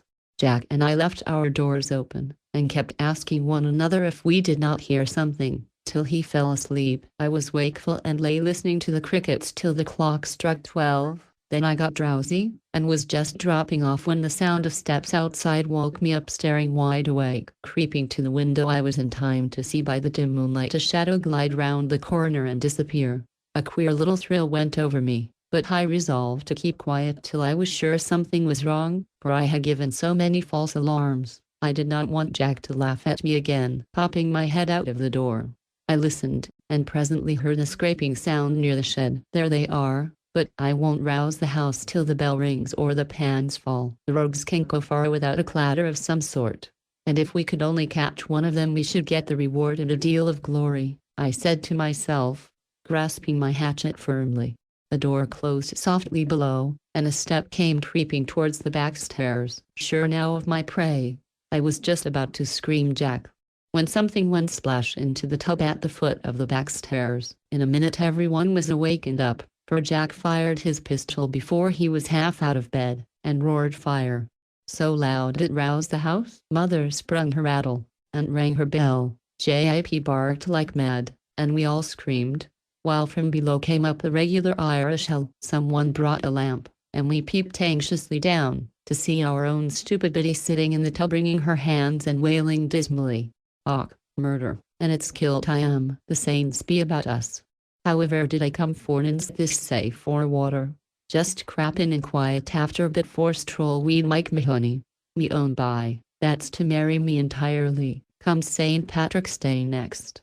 We laughed so we could hardly fish the poor thing up, or listen while she explained that she had slipped out of her window for a word with Mike, and found it fastened when she wanted to come back. So she had sat on the roof, trying to discover the cause of this mysterious sparring out, till she was tired, when she prowled round the house till she found a cellar window unfastened, after all our care, and got in quite cleverly, she thought. But the tub was a new arrangement which she knew nothing about, and when she fell into the sea, she was bewildered and could only howl.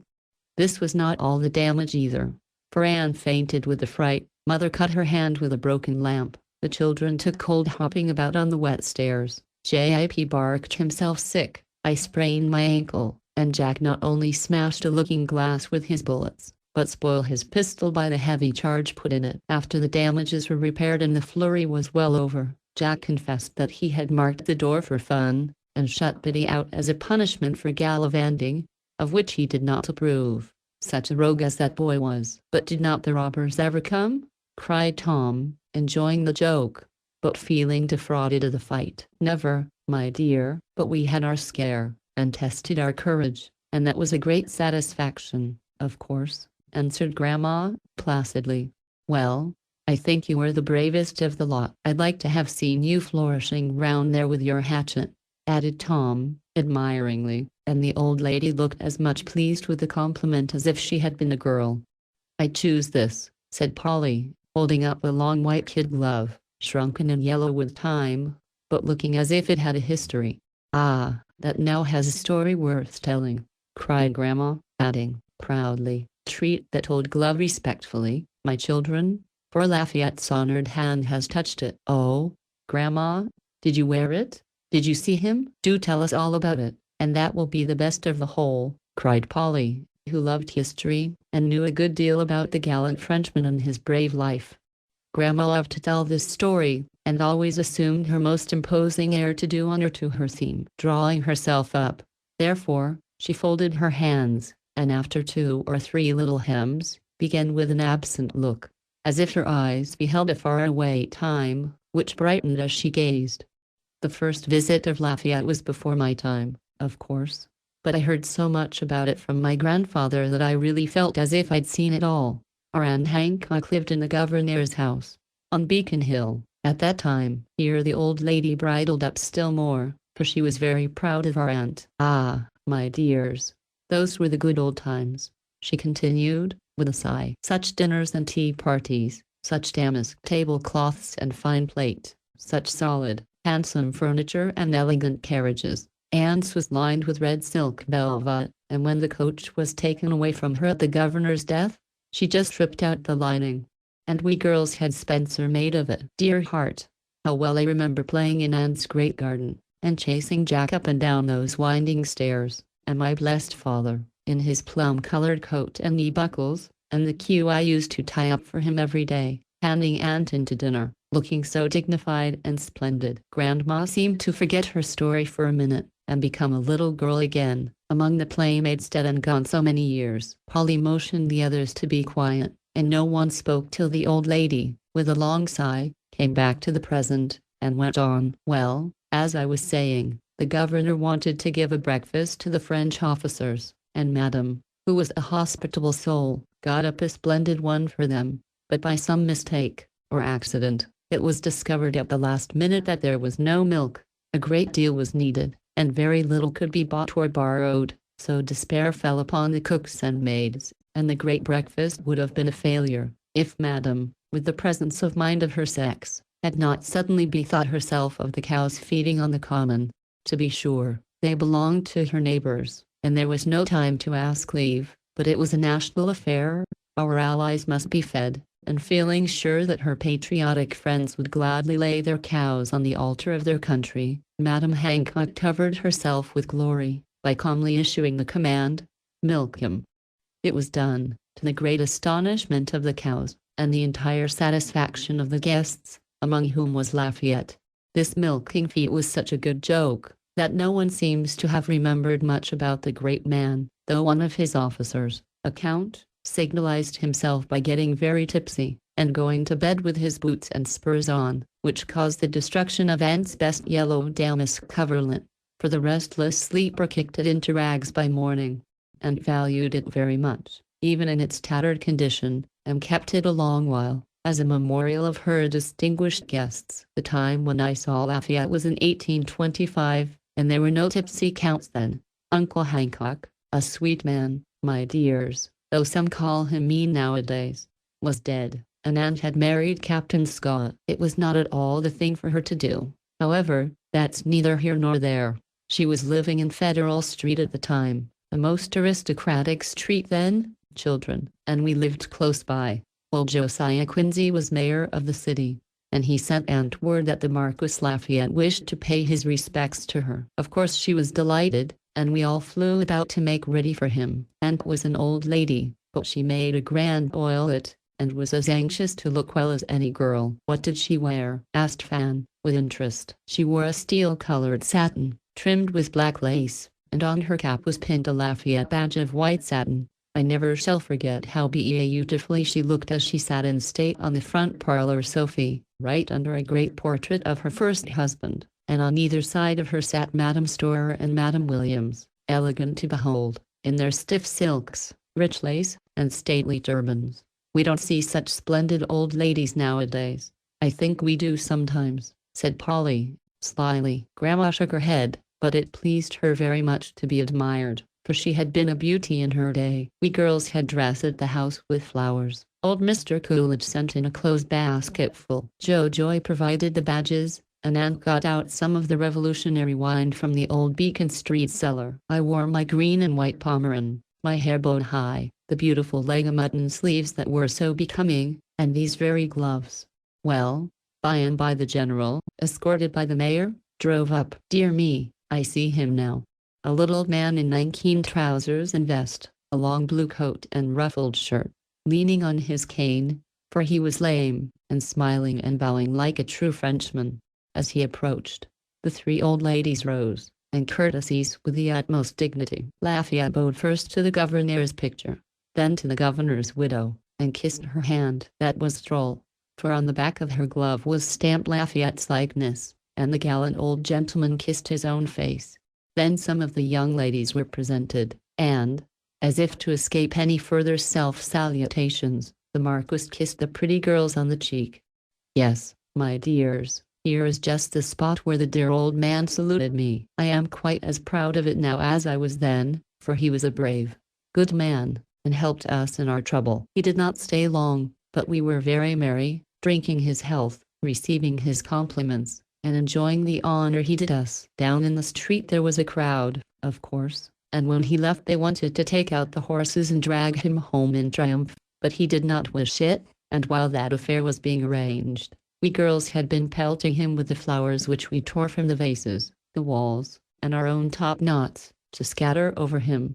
He liked that, and laughed, and waved his hand to us, while we ran, and pelted, and begged him to come again. We young folks quite lost our heads that night, and I have not a very clear idea of how I got home. The last thing I remember was hanging out of the window with a flock of girls, watching the carriage roll away, while the crowd cheered as if they were mad.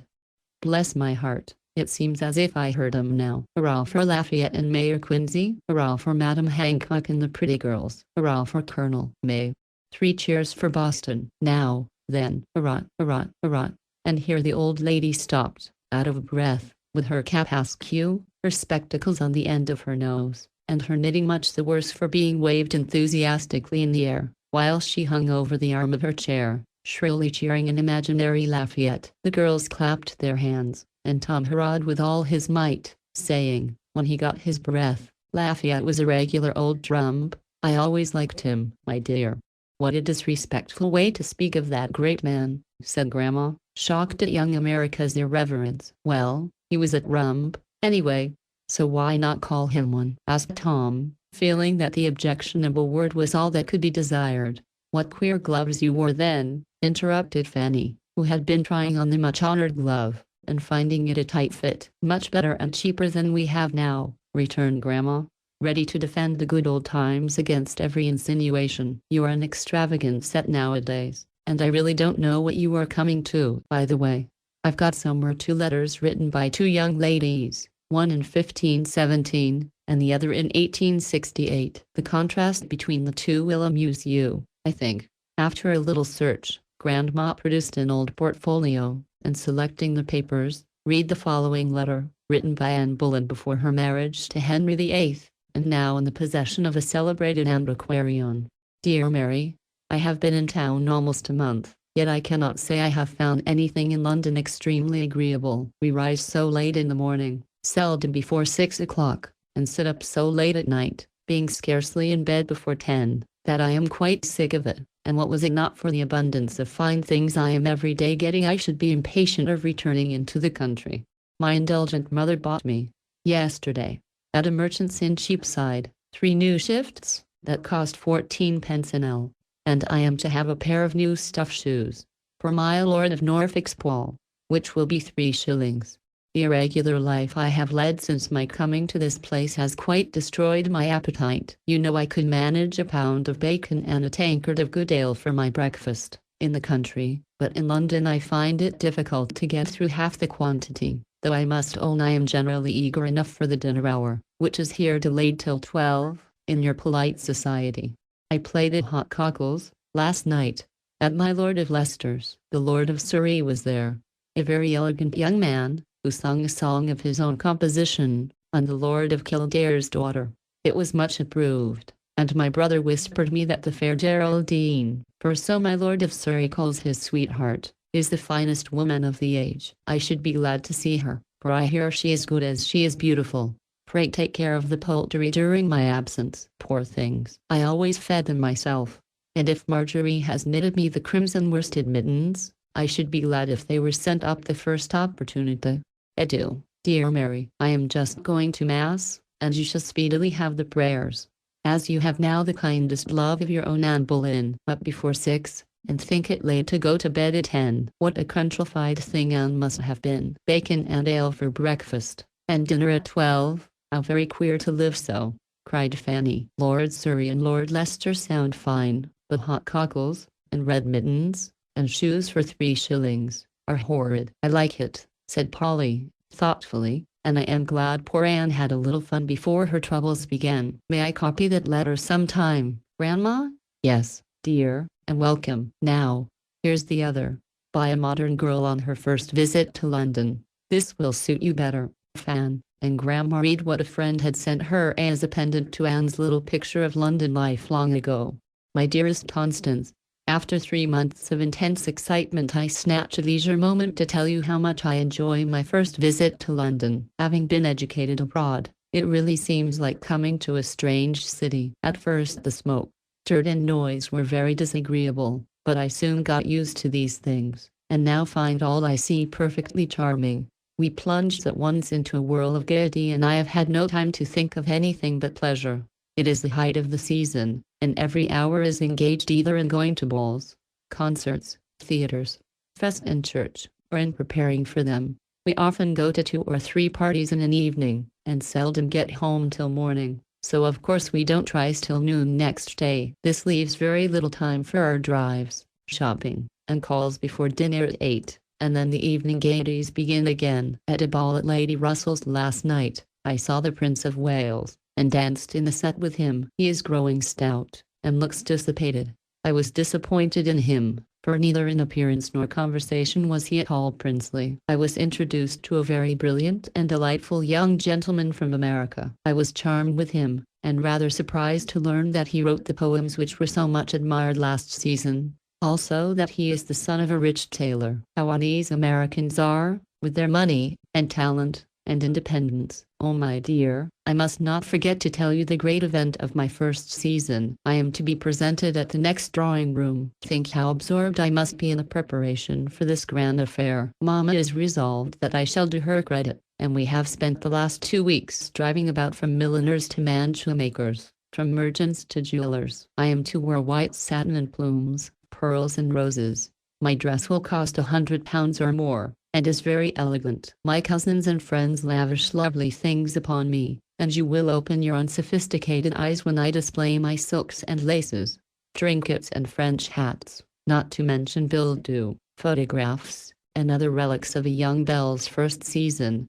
You ask if I ever think of home. I really have not time, but I do sometimes long a little for the quiet, the pure air and the girlish amusements I used to enjoy so much. One gets pale, and old, and sadly fagged out, with all this dissipation, pleasant as it is. I feel quite blasé already. If you could send me the rosy cheeks, bright eyes, and gay spirits I always had at home, I'd thank you. As you cannot do that, please send me a bottle of June rain water, for my maid tells me it is better than any cosmetic for the complexion, and mine is getting ruined by late hours.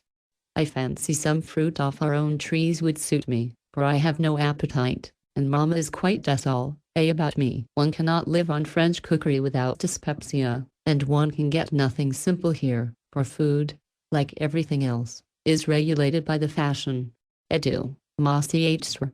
I must dress for church. I only wish you could see my new hat and go with me, for Lord Rockingham promised to be there. Adieu, yours eternally, Florence. Yes, I do like that better, and I wish I had been in the Earl's place.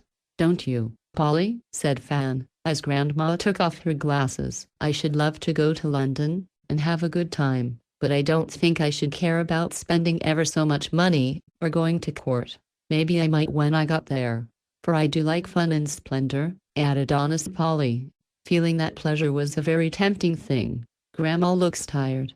Let's go and play in the drawing room, said Maud, who found the conversation getting beyond her depth.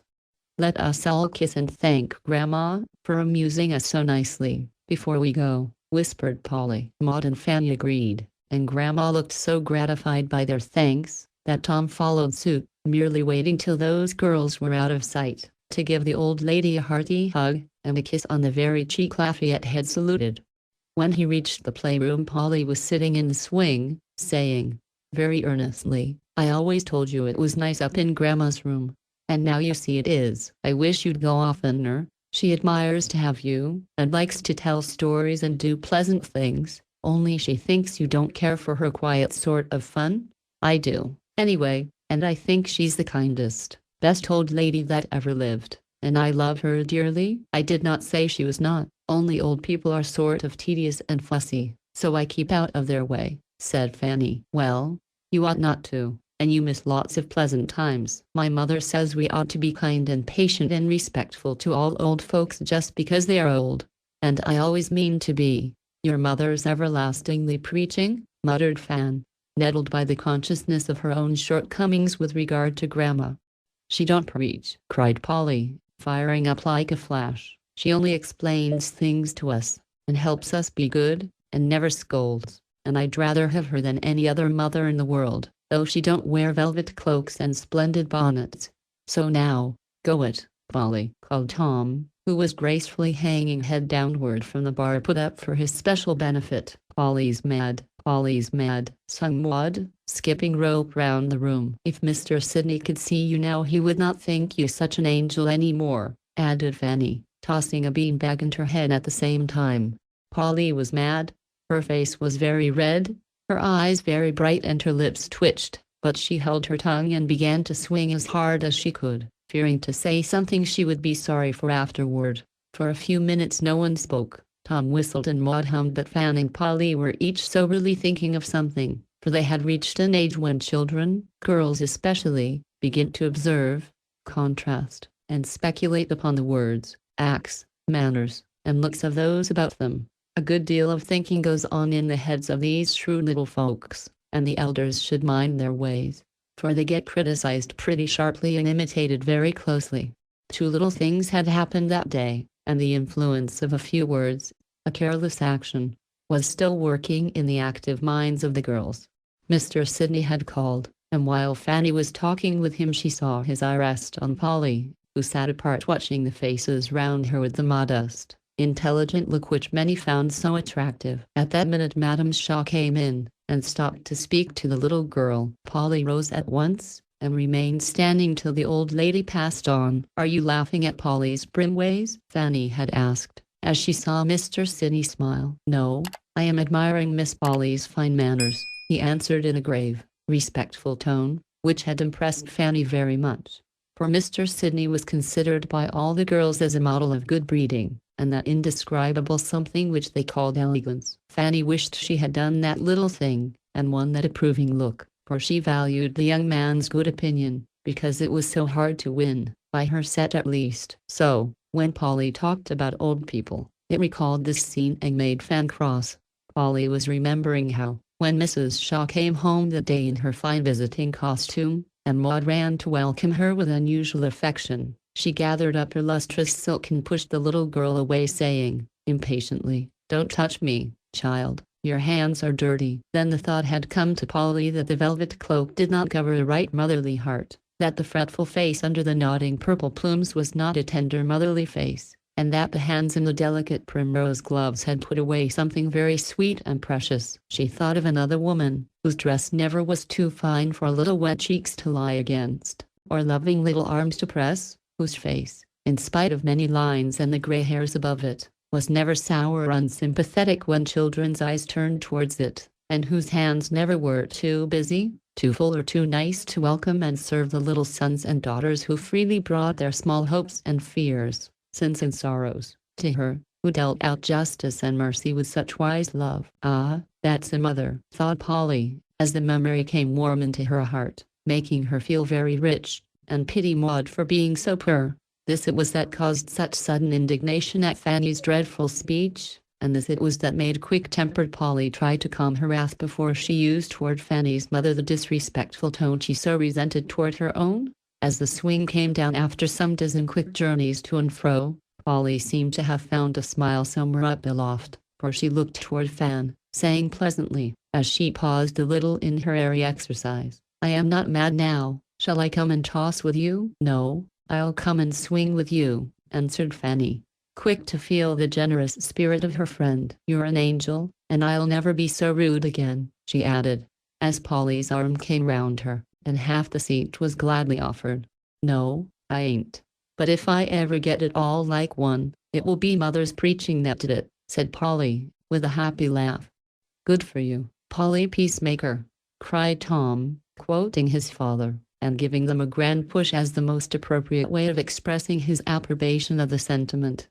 Nothing more was said, but from that day there slowly crept into the family more respect for Grandma, more forbearance with her infirmities, more interest in her little stories, and many a pleasant gossip did the dear old lady enjoy with the children as they gathered round her fire, solitary so long. Chapter 7. Goodbye. "Oh, dear, must you really go home Saturday?" said Fan, some days after what Tom called the grand scrimmage. "I really must, for I only came to stay a month and here I've been nearly 6 weeks, answered Polly, feeling as if she had been absent a year. "Make it 2 months and stay over Christmas. Come, do, now," urged Tom, heartily. "You are very kind, but I would not miss Christmas at home for anything. Besides, Mother says they can't possibly do without me." "Neither can we." "Can't you tease your mother, and make up your mind to stay?" began Fan. "Polly never teases. She says it's selfish, and I don't do it now much," put in Maud, with a virtuous air. "Don't you bother Polly. She'd rather go, and I don't wonder. Let's be just as jolly as we can while she stays, and finish up with your party." Fan, said Tom, in a tone that settled the matter. Polly had expected to be very happy in getting ready for the party, but when the time came, she was disappointed, for somehow the naughty thing called envy took possession of her, and spoiled her pleasure. Before she left home, she thought her new white muslin dress, with its fresh blue ribbons, the most elegant and proper costume she could have, but now, when she saw Fanny's pink silk, with a white tarlatan tunic, and innumerable puffing, bows, and streamers, her own simple little toilet lost all its charms in her eyes, and looked very babyish and old-fashioned. Even Maud was much better dressed than herself, and looked very splendid in her cherry-colored and white suit, with a sash so big she could hardly carry it, and little white boots with red buttons. They both had necklaces and bracelets, earrings and brooches, but Polly had no ornament, except a plain locket on a bit of blue velvet. Her sash was only a wide ribbon, tied in a simple bow, and nothing but a blue snood and the pretty curls. Her only comfort was the knowledge that the modest tucker drawn up round the plump shoulders was real lace, and that her bronze boots cost $9. Poor Polly, with all her efforts to be contented, and not to mind looking unlike other people, found it hard work to keep her face bright and her voice happy that night. No one dreamed what was going in under the muslin frock, till Grandma's wise old eyes spied out a little shadow on Polly's spirits, and guessed the cause of it. When dressed, the three girls went up to show themselves to the elders, who were in Grandma's room, where Tom was being helped into an agonizingly stiff collar. Maud pranced like a small peacock, and Fan made a splendid courtesy as everyone turned to survey them, but Polly stood still, and her eyes went from face to face, with an anxious, wistful air, which seemed to say, "I know I am not right, but I hope I don't look very bad." Grandma read the look in a minute, and when Fanny said, with a satisfied smile, "How do we look?" she answered, drawing Polly toward her so kindly, "Very like the fashion plates you got the patterns of your dresses from, but this little costume suits me best. Do you really think I look nice?" And Polly's face brightened, for she valued the old lady's opinion very much. "Yes, my dear, you look just as I like to see a child of your age look. What particularly pleases me is that you have kept your promise to your mother, and have not let anyone persuade you to wear borrowed finery. Young things like you don't need any ornaments but those you wear tonight. Youth, health, intelligence, and modesty." As she spoke, Grandma gave a tender kiss that made Polly glow like a rose, and for a minute she forgot that there were such things as pink silk and coral earrings in the world. She only said, "Thank you, ma'am," and heartily returned the kiss. But the words did her good, and her plain dress looked charming all of a sudden. "Polly's so pretty, it don't matter what she wears," observed Tom, surveying her over his collar with an air of calm approval. "She has not got any bodice to her dress, and I have," said Maud, settling her ruffled bands over her shoulders, which looked like cherry-colored wings on a stout little cherub. "I did wish she'd just wear my blue set. Ribbon is so very plain. But, as Tom says, it don't much matter," and Fanny gave an effective touch to the blue bow above Polly's left temple. "She might wear flowers.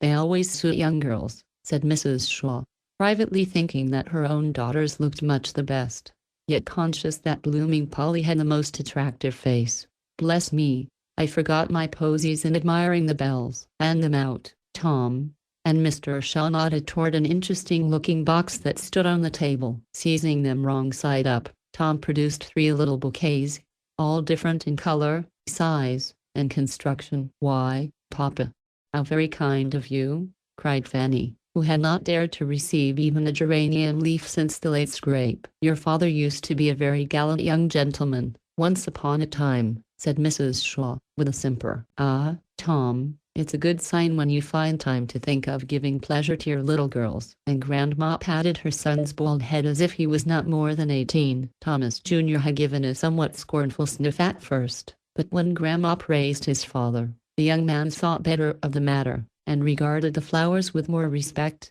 as he asked, "Which is for which?" "Guess," said Mr. Shaw, pleased that his unusual demonstration had produced such an effect. The largest was a regular hothouse bouquet, of tea rosebuds, scentless heath, and smilax. The second was just a handful of sweet peas and mignonette, with a few cheerful pansies, and one fragrant little rose in the middle. The third, a small posy of scarlet verbenas, white feverfew, and green leaves.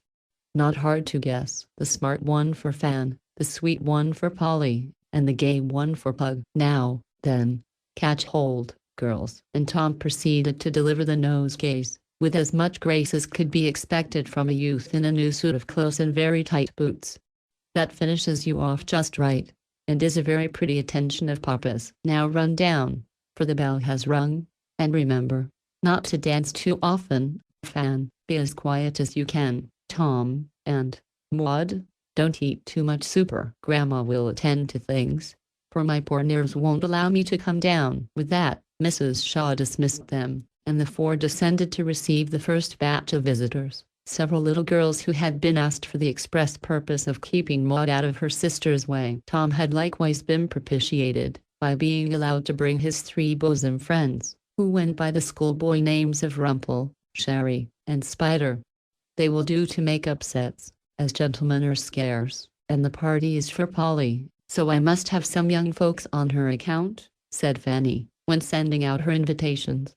Of course, the boys came early, and stood about in corners, looking as if they had more arms and legs than they knew what to do with. Tom did his best to be a good host, but ceremony oppressed his spirits, and he was forced to struggle manfully with the wild desire to propose a game of leapfrog, for the long drawing rooms, cleared for dancing, tempted him sorely. Polly sat where she was told, and suffered bashful agonies as Fan introduced very fine young ladies and very stiff young gentlemen, who all said about the same civil things, and then appeared to forget all about her. When the first dance was called, Fanny cornered Tom, who had been dodging her, for he knew what she wanted, and said, in an earnest whisper, "Now, Tom, you must dance this with Polly. You are the young gentleman of the house, and it's only proper that you should ask your company first." "Polly don't care for manners. I hate dancing. Don't know how. Let go my jacket, and don't bother, or I'll cut away altogether," growled Tom, daunted by the awful prospect of opening the ball with Polly. "I'll never forgive you if you do. Come, be clever, and help me, there's a dear." You know we both were dreadfully rude to Polly, and agreed that we'd be as kind and civil to her as ever we could. I shall keep my word, and see that she is not slighted at my party, for I want her to love me, and go home feeling all right. This artful speech made an impression on the rebellious Thomas, who glanced at Polly's happy face, remembered his promise, and, with a groan, resolved to do his duty. "Well, I'll take her, but I shall come to grief, for I don't know anything about your old dances." "Yes, you do. I've taught you the steps a dozen times. I am going to begin with the redowa, because the girls like it, and it's better fun than square dances. Now, put on your gloves, and go and ask Polly like a gentleman." "Oh, thunder!" muttered Tom, and having split the detested gloves and dragging them on, he nerved himself for the effort, walked up to Polly, made a stiff bow, stuck out his elbow, and said, solemnly, "May I have the pleasure, Miss Milton?" He did it as much like the big fellows as he could, and expected that Polly would be impressed, but she was not a bit, for after a surprised look she laughed in his face, and took him by the hand, saying, heartily, "Of course you may, but don't be a goose, Tommy." "Well, Fan told me to be elegant, so I try to," whispered Tom, adding, as he clutched his partner with a somewhat desperate air, "Hold on tight, and we'll get through somehow." The music struck up, and away they went, Tom hopping one way and Polly the other, in a most ungraceful manner. "Keep time to the music," gasped Polly. "Can't, never could," returned Tom. "Keep step with me, then, and don't tread on my toes," pleaded Polly. "Never mind, keep bobbing, and we'll come right by and by," muttered Tom, giving his unfortunate partner a sudden whisk, which nearly landed both on the floor. But they did not get right by and by, for Tom, in his frantic efforts to do his duty, nearly annihilated poor Polly. He tramped, he bobbed, he skated, he whirled her to the right, dragged her to the left, backed her up against people and furniture, trod on her feet, rumpled her dress, and made a spectacle of himself generally. Polly was much disturbed, but as everyone else was flying about also, she bore it as long as she could, knowing that Tom had made a martyr of himself, and feeling grateful to him for the sacrifice. "Oh, do stop now, this is dreadful," cried Polly, breathlessly, after a few wild turns. is not it?" said Tom, wiping his red face with such an air of intense relief that Polly had not the heart to scold him, but said, "Thank you," and dropped into a chair exhausted. "I know I've made a guy of myself, but Fan insisted on it, for fear you'd be offended if I did not go the first dance with you," said Tom, remorsefully, watching Polly as she settled the bow of her crushed sash, which Tom had used as a sort of handle by which to turn and twist her. "I can do the Lancer's tip-top, but you won't ever want to dance with me any more," he added, as he began to fan her so violently that her hair flew about as if in a gale of wind.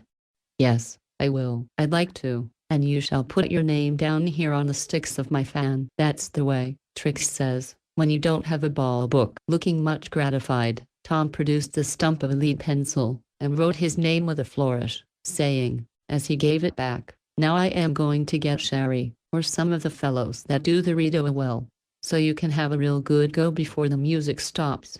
Off went Tom, but before he could catch any eligible partner, Polly was provided with the best dancer in the room. Mr. Sidney had seen and heard the whole thing, and though he had laughed quietly, he liked honest Tom and good-natured Polly all the better for their simplicity. Polly's foot was keeping time to the lively music, and her eyes were fixed wistfully on the smoothly gliding couples before her, when Mr. Sidney came to her, saying, in the pleasant yet respectful way she liked so much, "Miss Polly, can you give me a turn?" "Oh, yes, I am dying for another." And Polly jumped up, with both hands out, and such a grateful face, that Mr. Sidney resolved she should have as many turns as she liked.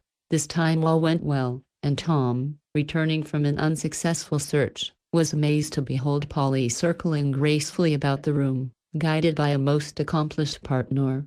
"Ah, that's something like," he thought, as he watched the bronze boots retreating and advancing in perfect time to the music. "Don't see how Sidney does the steering so well, but it must be fun, and, by Jupiter, I'll learn it," added Shaw Jr., with an emphatic gesture which burst the last button off his gloves. Polly enjoyed herself till the music stopped, and before she had time to thank Mr. Sidney as warmly as she wished, Tom came up to say, with his most lordly air, "You dance splendidly, Polly. Now, you just show me anyone you like the looks of, and I'll get him for you, no matter who he is.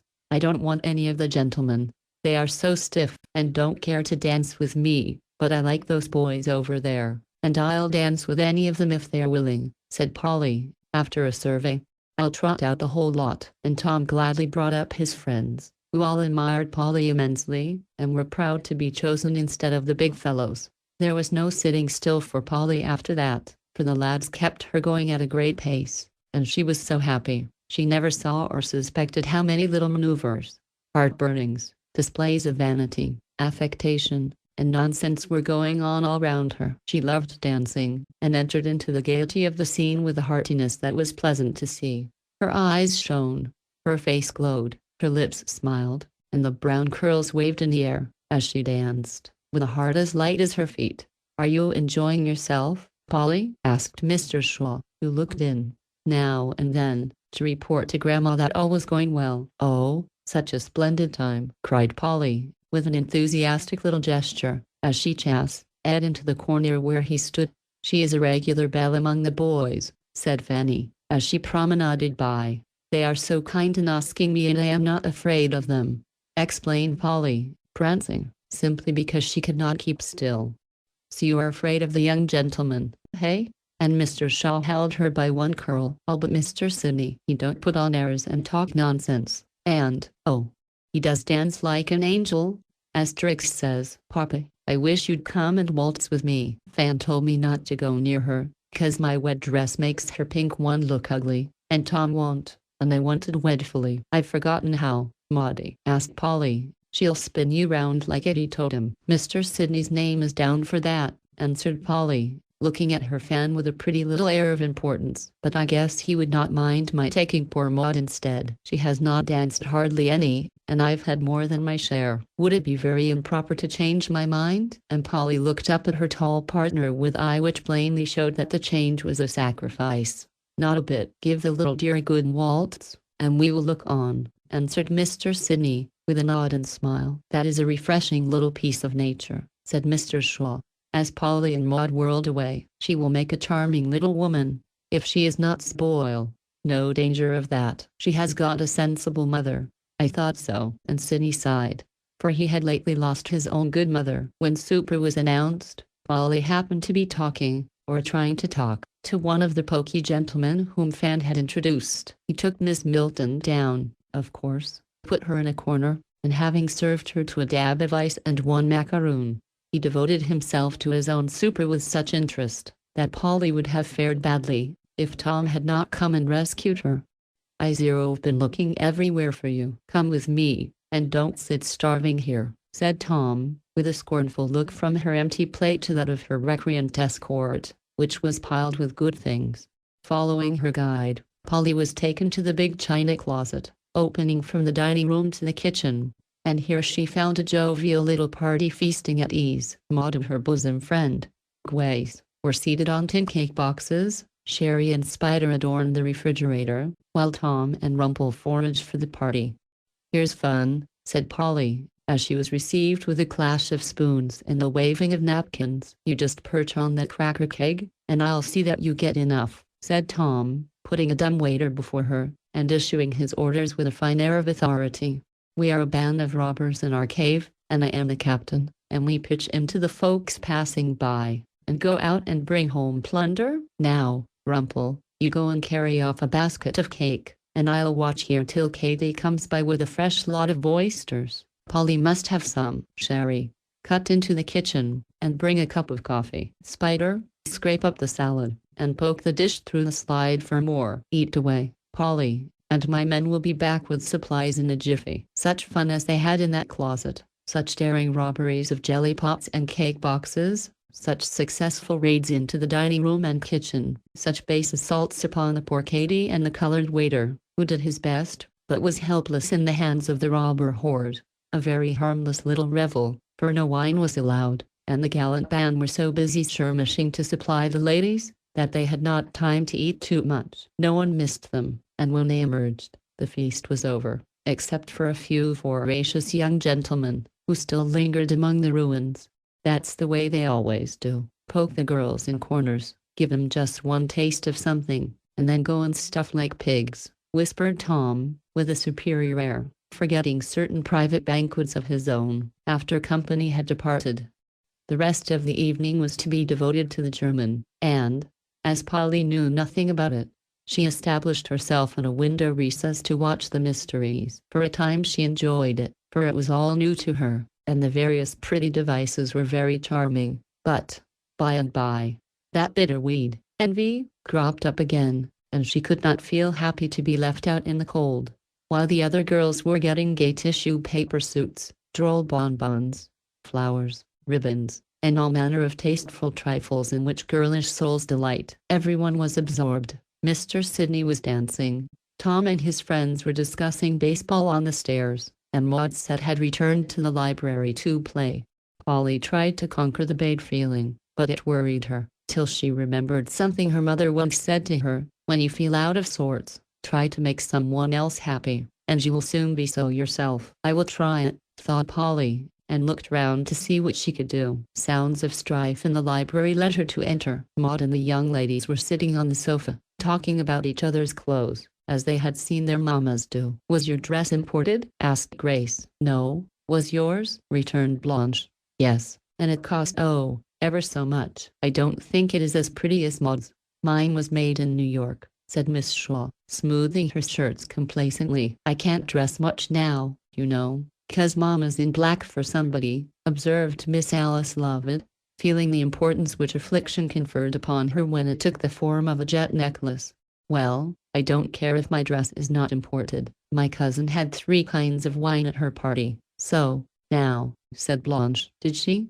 And all the little girls looked deeply impressed, till Maud observed, with a funny imitation of her father's manner, "My papa said it was scandalous, for some of the little boys got tipsy, and had to be towed home. He would not let us have any wine, and Grandma said it was very improper for children to do so." "My mother says your mother's coo is not half so stylish as ours," put in Alice. "Yes, it is, too. It's all lined with green silk, and that's nicer than old wet cloth. cried Maud, ruffling up like an insulted chicken. Well, my brother don't wear a horrid old cap, and he's got nice hair. I would not have a brother like Tom. He's horrid rude, my sister says, retorted Alice. He is not. Your brother is a pig. You're a fib. So are you.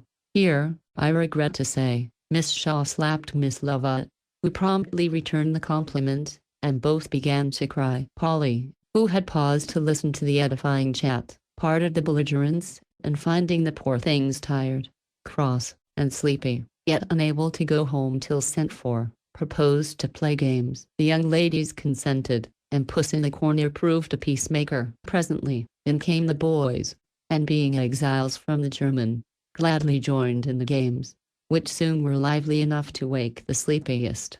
Blind Man's Buff was in full swing when Mr. Shaw peeped in, and seeing Polly flying about with bandaged eyes, joined in the fun to puzzle her. He got caught directly, and great merriment was caused by Polly's bewilderment, for she could not guess who he was, till she felt the bald spot on his head.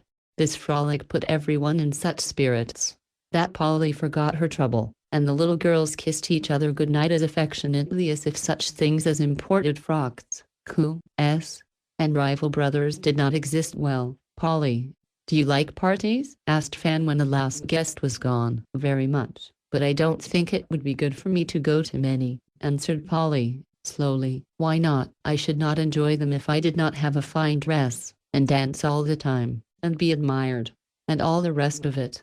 I did not know you cared for such things, cried Fanny, surprised. Neither did I till tonight, but I do, and as I can't have him, it's lucky I am going home tomorrow. Oh, dear. So you are. What shall I do without my sweet pea, as Sydney calls you? Sighed Fanny, bearing Polly away to be cuddled.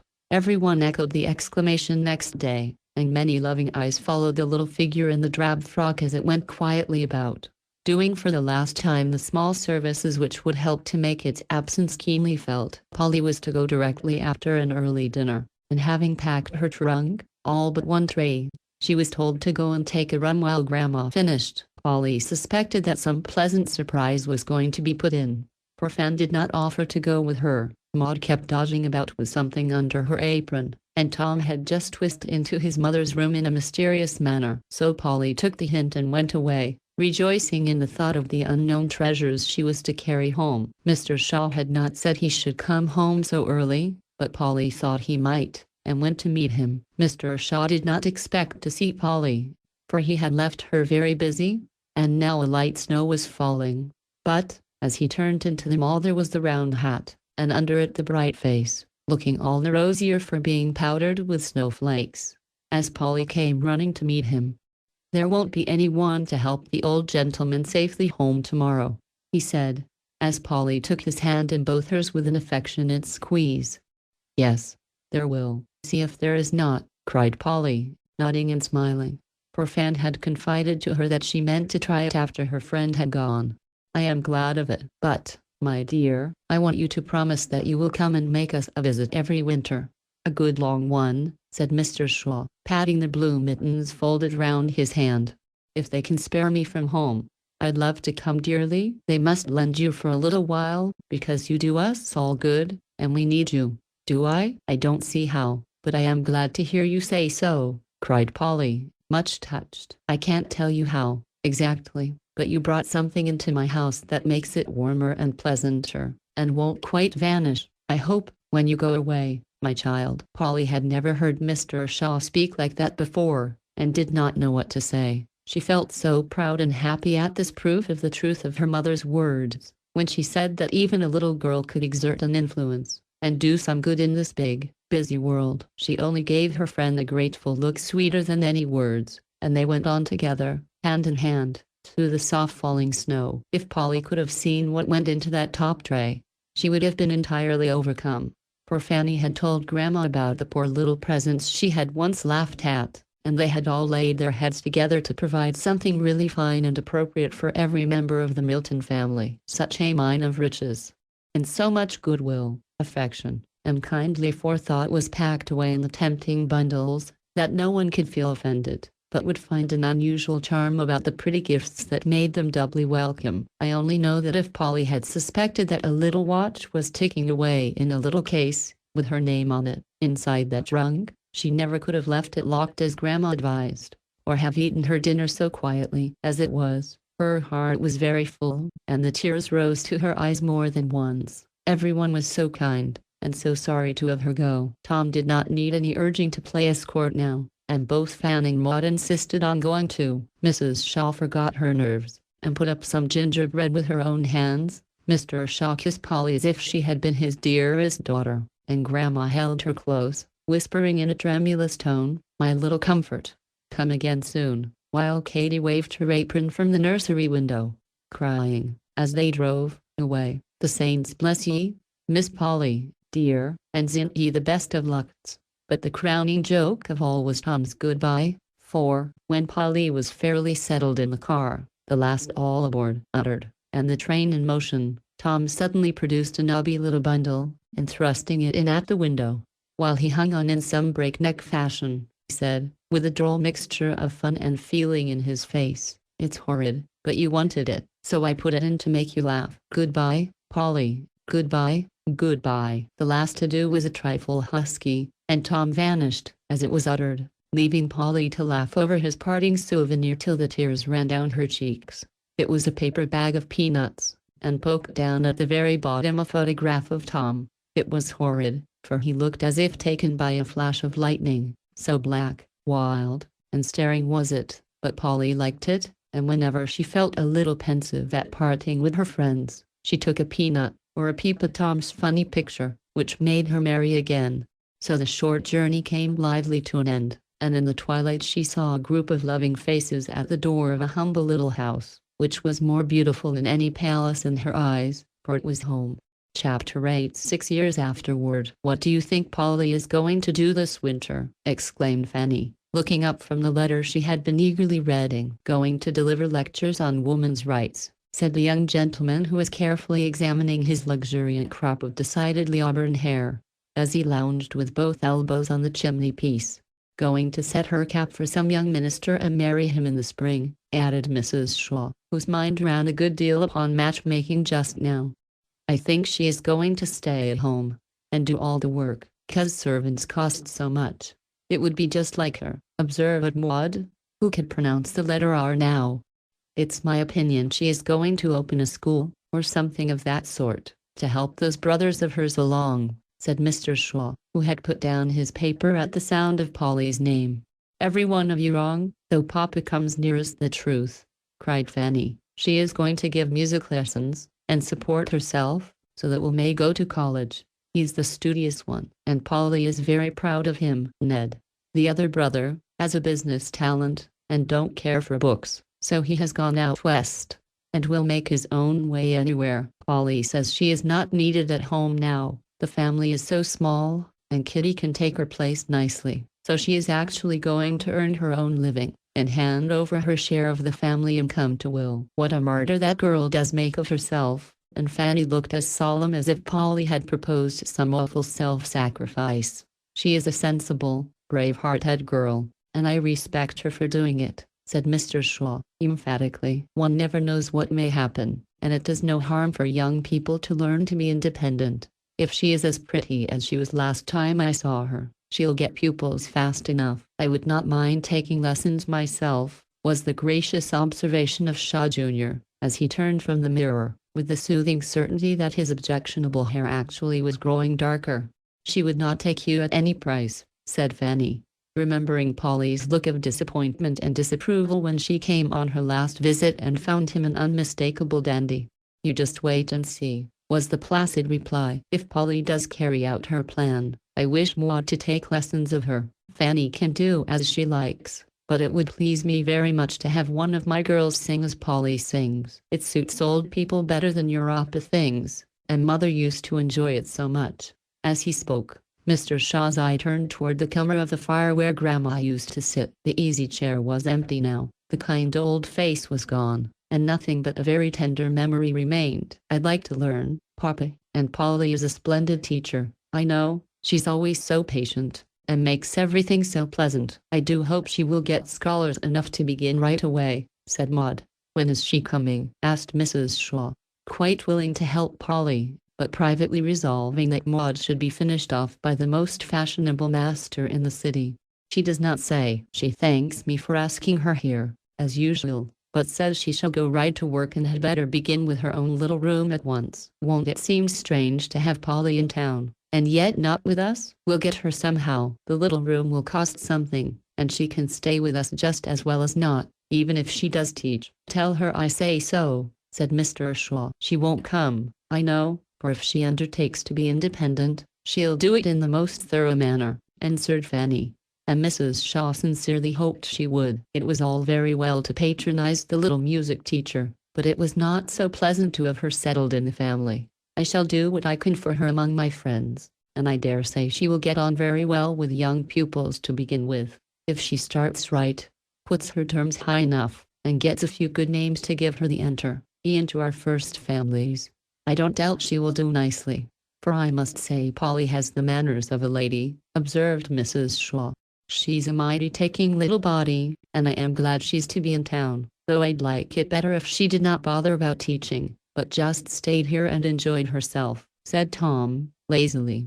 "I've no doubt she would feel highly honored to be allowed to devote her time to your amusement, but she can't afford expensive luxuries, and she don't approve of flirting, so you will have to let her go her own way, and refresh herself with such glimpses of you as her engagements permit," answered Fanny, in the sarcastic tone which was becoming habitual to her.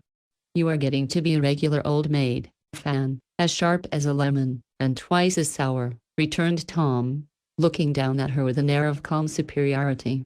"Do be quiet, children. You know I can't bear anything like contention. Maud, give me my Shetland shawl, and put a cushion at my back." As Maud obeyed her mother, with a reproving look at her erring brother and sister, a pause followed, for which everyone seemed grateful. They were sitting about the fire after dinner, and all looked as if a little sunshine would do them good. It had been a dull November day, but all of a sudden the clouds lifted, and a bright ray shot into the room. Everyone turned involuntarily to welcome it, and everyone cried out, "Why, Polly!" For there on the threshold stood a bright-faced girl, smiling as if there was no such thing as November weather in the world. "You dear thing, when did you come?" cried Fanny, kissing both the blooming checks with real affection, while the rest hovered near, waiting for a chance. "I came yesterday, and have been getting my nest in order, but I could not keep away any longer, so I ran up to say how do you do," answered Polly, in the cheery voice that did one's heart good to hear. "My Polly always brings the sunshine with her," and Mr. Shaw held out his hands to his little friend, for she was his favorite still. It was good to see her put both arms about his neck, and give him a tender kiss. That said a great deal, for Grandma had died since Polly met him last, and she longed to comfort him, seeing how gray and old he had grown. If Tom had had any thoughts of following his father's example, something in Polly's manner made him change his mind, and shake hands with a hearty "I am very glad to see you, Polly," adding to himself, as he looked at the face in the modest little bonnet, "prettier than ever, by Jove." There was something more than mere prettiness in Polly's face, though Tom had not learned to see it yet. The blue eyes were clear and steady, the fresh mouth frank and sweet, the white chin was a very firm one in spite of the dimple, and the smooth forehead under the little curls had a broad, benevolent arch, while all about the face were those unmistakable lines and curves which can make even a plain countenance comely, by breathing into it the beauty of a lovely character. Polly had grown up, but she had no more style now than in the days of the round hat and rough coat, for she was all in gray, like a young Quakeress, with no ornament but a blue bow at the throat and another in the hair. Yet the plain suit became her excellently, and one never thought of the dress, looking at the active figure that wore it, for the freedom of her childhood gave to Polly that good gift, health, and every movement was full of the vigor, grace, and ease, which nothing else can so surely bestow. A happy soul in a healthy body is a rare sight in these days, when doctors flourish and everyone is ill, and this pleasant union was the charm which Polly possessed without knowing it. "It does seem so good to have you here again," said Maud, cuddling Polly's cold hand, as she sat at her feet, when she was fairly established between Fanny and Mr. Shaw, while Tom leaned on the back of his mother's chair, and enjoyed the prospect. How do you get on? When do you begin? Where's your nest? Now tell all about it, began Fanny, who was full of curiosity about the new plan.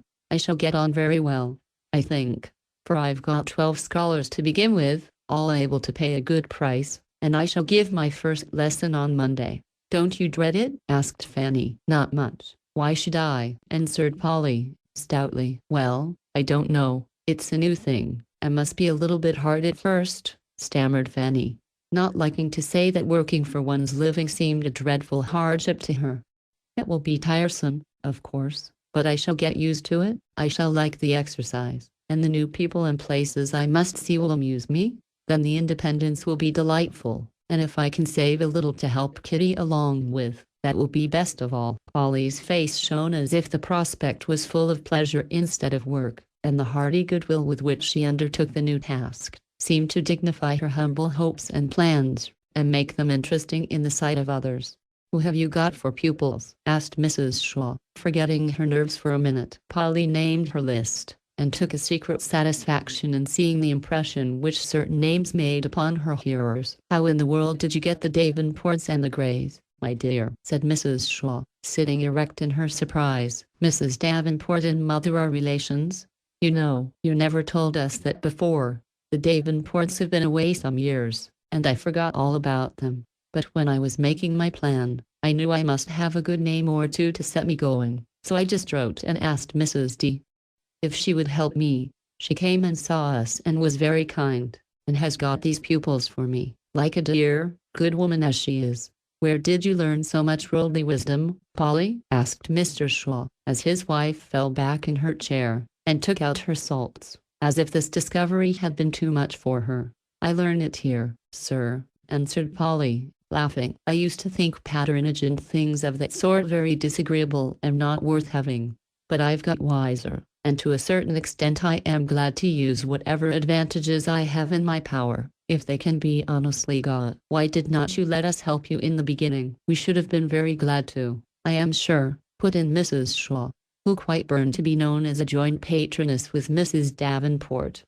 I know you would, but you have all been so kind to me I did not want to trouble you with my little plans till the first steps were taken. Besides, I did not know as you would like to recommend me as a teacher, though you like me well enough as plain Polly. My dear, of course I would, and we want you to take Maud at once, and teach her your sweet songs. She has a fine voice, and is really suffering for a teacher. A slight smile passed over Polly's face as she returned her thanks for the new pupil, for she remembered a time when Mrs. Shaw considered her sweet songs quite unfit for a fashionable young lady's repertoire. Where's your room? Asked Maud. My old friend Miss Mills has taken me in, and I am nicely settled. Mother did not like the idea of my going to a strange boarding house, so Miss Mills kindly made a place for me. You know she lets her rooms without board, but she is going to give me my dinners, and I am to get my own breakfast and tea, quite independently. I like that way, and it's very little trouble. My habits are so simple,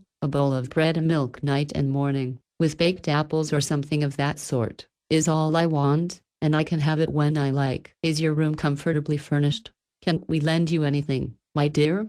An easy chair now, or a little couch? So necessary when one comes in tired, said Mrs. Shaw, taking unusual interest in the affair. Thank you, but I don't need anything, for I brought all sorts of home comforts with me. Oh, Fan, you ought to have seen my triumphal entry into the city, sitting among my goods and chattels, in a farmer's cart. Polly's laugh was so infectious that everyone smiled and forgot to be shocked at her performance. Yes, she added, I kept wishing I could meet you, just to see your horrified face when you saw me sitting on my little sofa, with boxes and bundles all round me, a birdcage on one side, a fishing basket, with a kitten's head popping in and out of the hole, on the other side, and jolly old Mr. Brown, in his blue frock, perched on a keg of apples in front. It was a lovely bright day, and I enjoyed the ride immensely, for we had all sorts of adventures. Oh, tell about it, begged Maud, when the general laugh at Polly's picture had subsided. Well, in the first place, we forgot my ivy, and Kitty came running after me with it. Then we started again, but were soon stopped by a great shouting, and there was Will racing down the hill, waving a pillow in one hand and a squash pie in the other. How we did laugh when he came up and explained that our neighbor, old Mrs. Dodd, had sent in a hot pillow for me, in case of headache, and a pie to begin housekeeping with. She seemed so disappointed at being too late that Will promised to get them to me if he ran all the way to town. The pillow was easily disposed of, but that pie, I do believe it was stowed in every part of the wagon, and never stayed anywhere. I found it in my lap, then on the floor, next, upside down among the books, then just on the point of coasting off a trunk into the road, and at last it landed in my rocking chair. Such a remarkable pie as it was, too, for in spite of all its wanderings, it never got split or broken, and we finally ate it for lunch, in order to be left in peace. Next, my kitty got away, and I had to chase over walls and brooks before I got her, while Mr. Brown sat shaking with fun to see me run. We finished off by having the bookshelves tumble on our heads as we went down a hill, and losing my chair off behind. As we went up a hill, a shout made us pause, and, looking back, there was the poor little chair rocking all by itself in the middle of the road, while a small boy sat on the fence and whooped. It was great fun, I do assure you. Polly had run on in her lively way, not because she thought her adventures amounted to much, but from a wish to cheer up her friends, who had struck her as looking rather dull and out of sorts, especially Mr. Shaw, and when she saw him lean back in his chair with the old hearty laugh, she was satisfied, and blessed the unlucky pie for amusing him. "Oh, Polly, you do tell such interesting things," sighed Maud, wiping her eyes. "I wish I'd met you. I'd have given you 3 cheers and a tiger, for it must have been an imposing spectacle," said Tom. "No, you would not. You'd have whisked round the corner when you saw me coming, or have stared straight before you, utterly unconscious of the young woman in the baggage wagon." Polly laughed in his face just as she used to do when she said that, and, in spite of the doubt cast upon his courtesy, Tom rather liked it, though he had nothing to say for himself but a reproachful, "Now, Polly, that's too bad."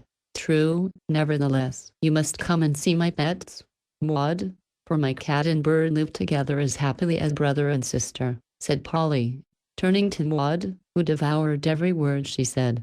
"That's not saying much for them," muttered Tom, feeling that Polly ought to address more of her conversation to him. "Polly knows what she's talking about. Her brothers appreciate their sisters," observed Fanny, in her sharp tone. "And Polly appreciates her brothers. Don't forget to add that, ma'am," answered Tom. "Did I tell you that Will was going to college?" broke in Polly, to avert the rising storm. "Hope he'll enjoy himself," observed Tom, with the air of a man who had passed through all the mysteries, and reached that state of sublime indifference which juniors seem to pride themselves upon.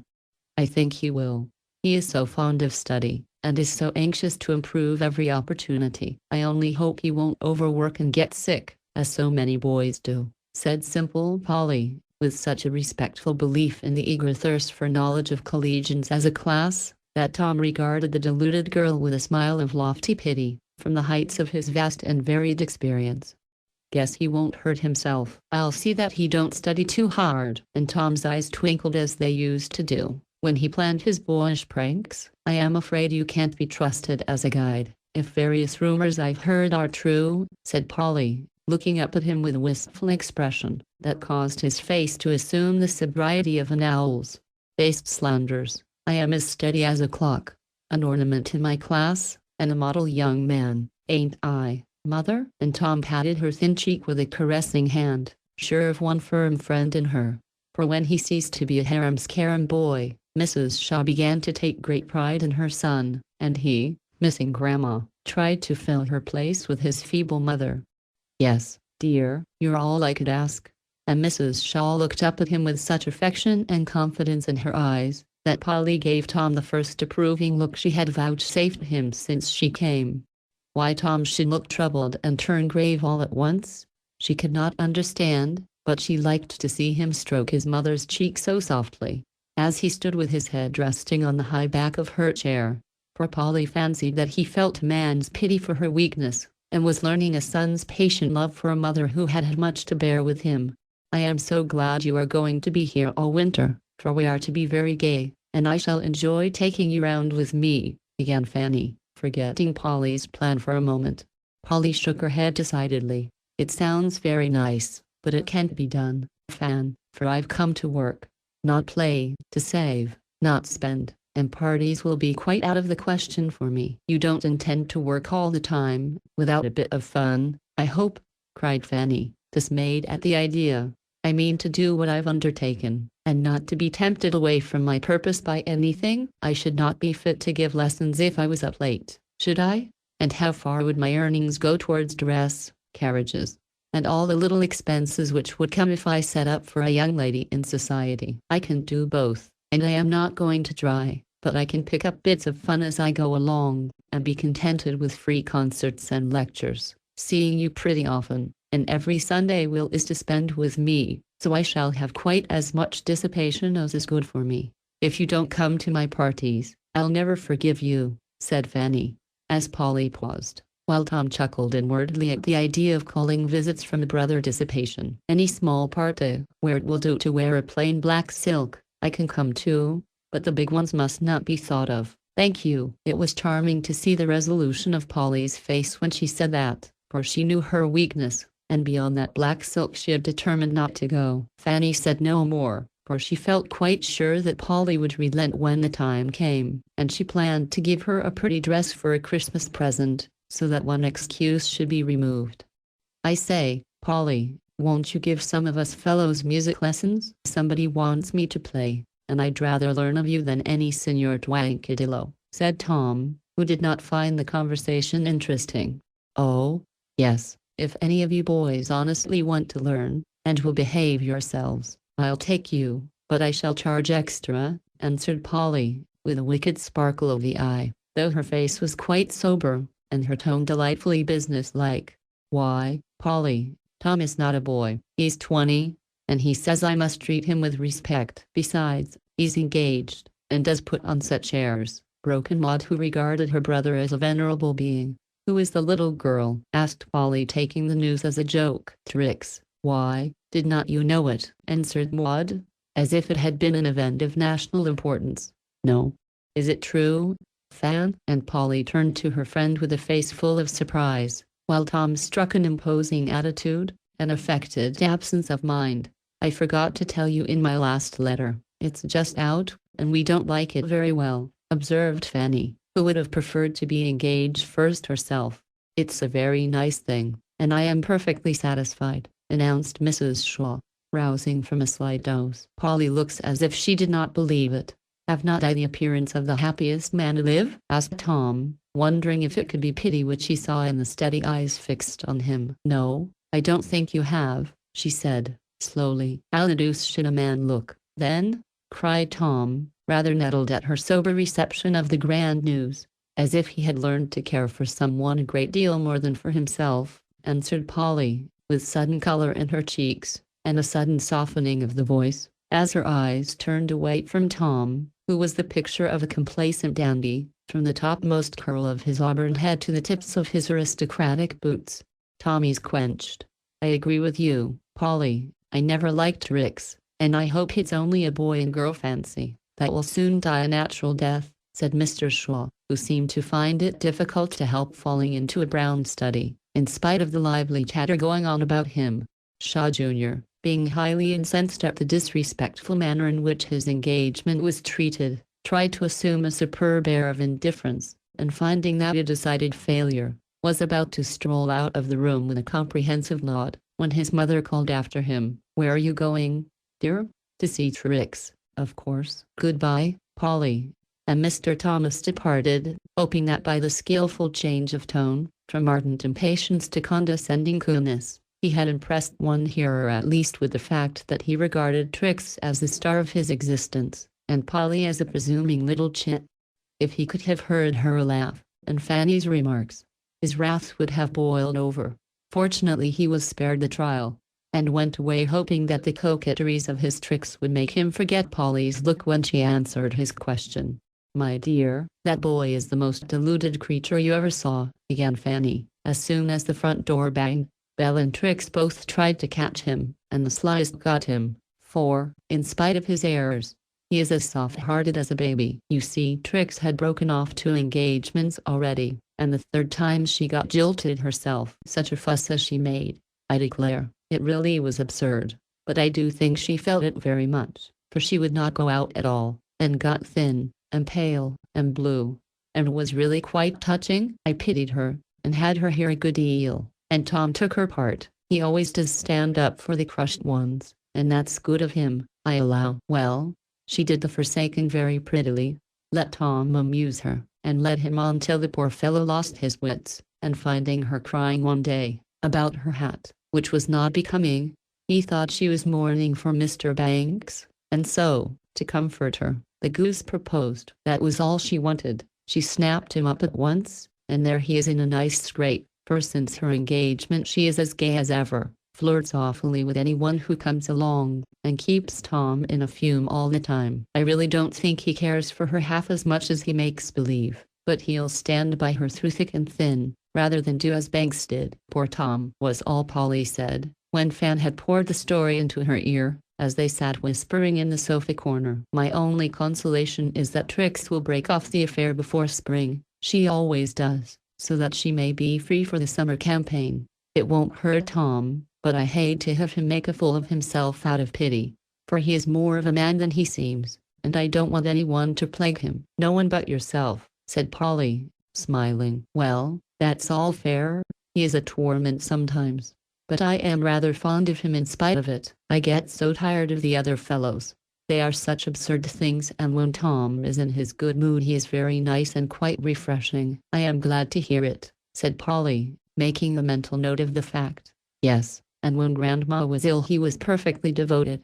I did not know the boy had so much gentleness in him. He took her death sadly to heart, for, though he did not say much, he was very grave and steady for a long time. I tried to comfort him, and we had 2 or 3 real sweet little talks together, and seemed to get acquainted for the first time. It was very nice, but it did not last. Good times never do with us. We soon got back into the old way, and now we hector one another just as before. Fanny sighed, then yawned, and fell into her usual listless attitude, as if the brief excitement of Polly's coming had begun to subside.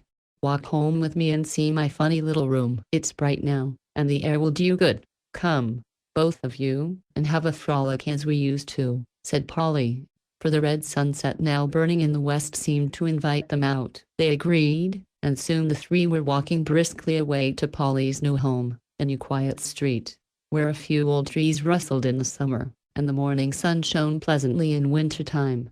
The way into my parlor is up a winding stair, sang Polly, running up 2 flights of broad, old-fashioned steps, and opening the door of a back room, out of which streamed the welcome glow of firelight.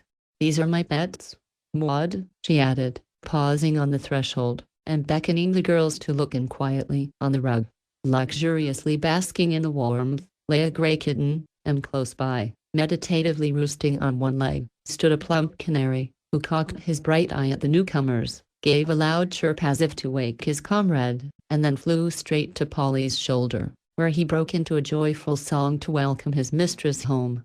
Allow me to introduce my family, said Polly. This noisy little chap the boys named Nicodemus, and this dozy cat is called Ashputtel, because the joy of her life is to get among the cinders. Now, take off your things, and let me do the honors, for you are to stop to tea, and the carriage is to come for you at 8. I arranged it with your mother while you were upstairs. I want to see everything, said Maud, when the hats were off, and the hands warmed. So you shall, for I think my housekeeping arrangements will amuse you. Then Polly showed her kingdom, and the 3 had a merry time over it.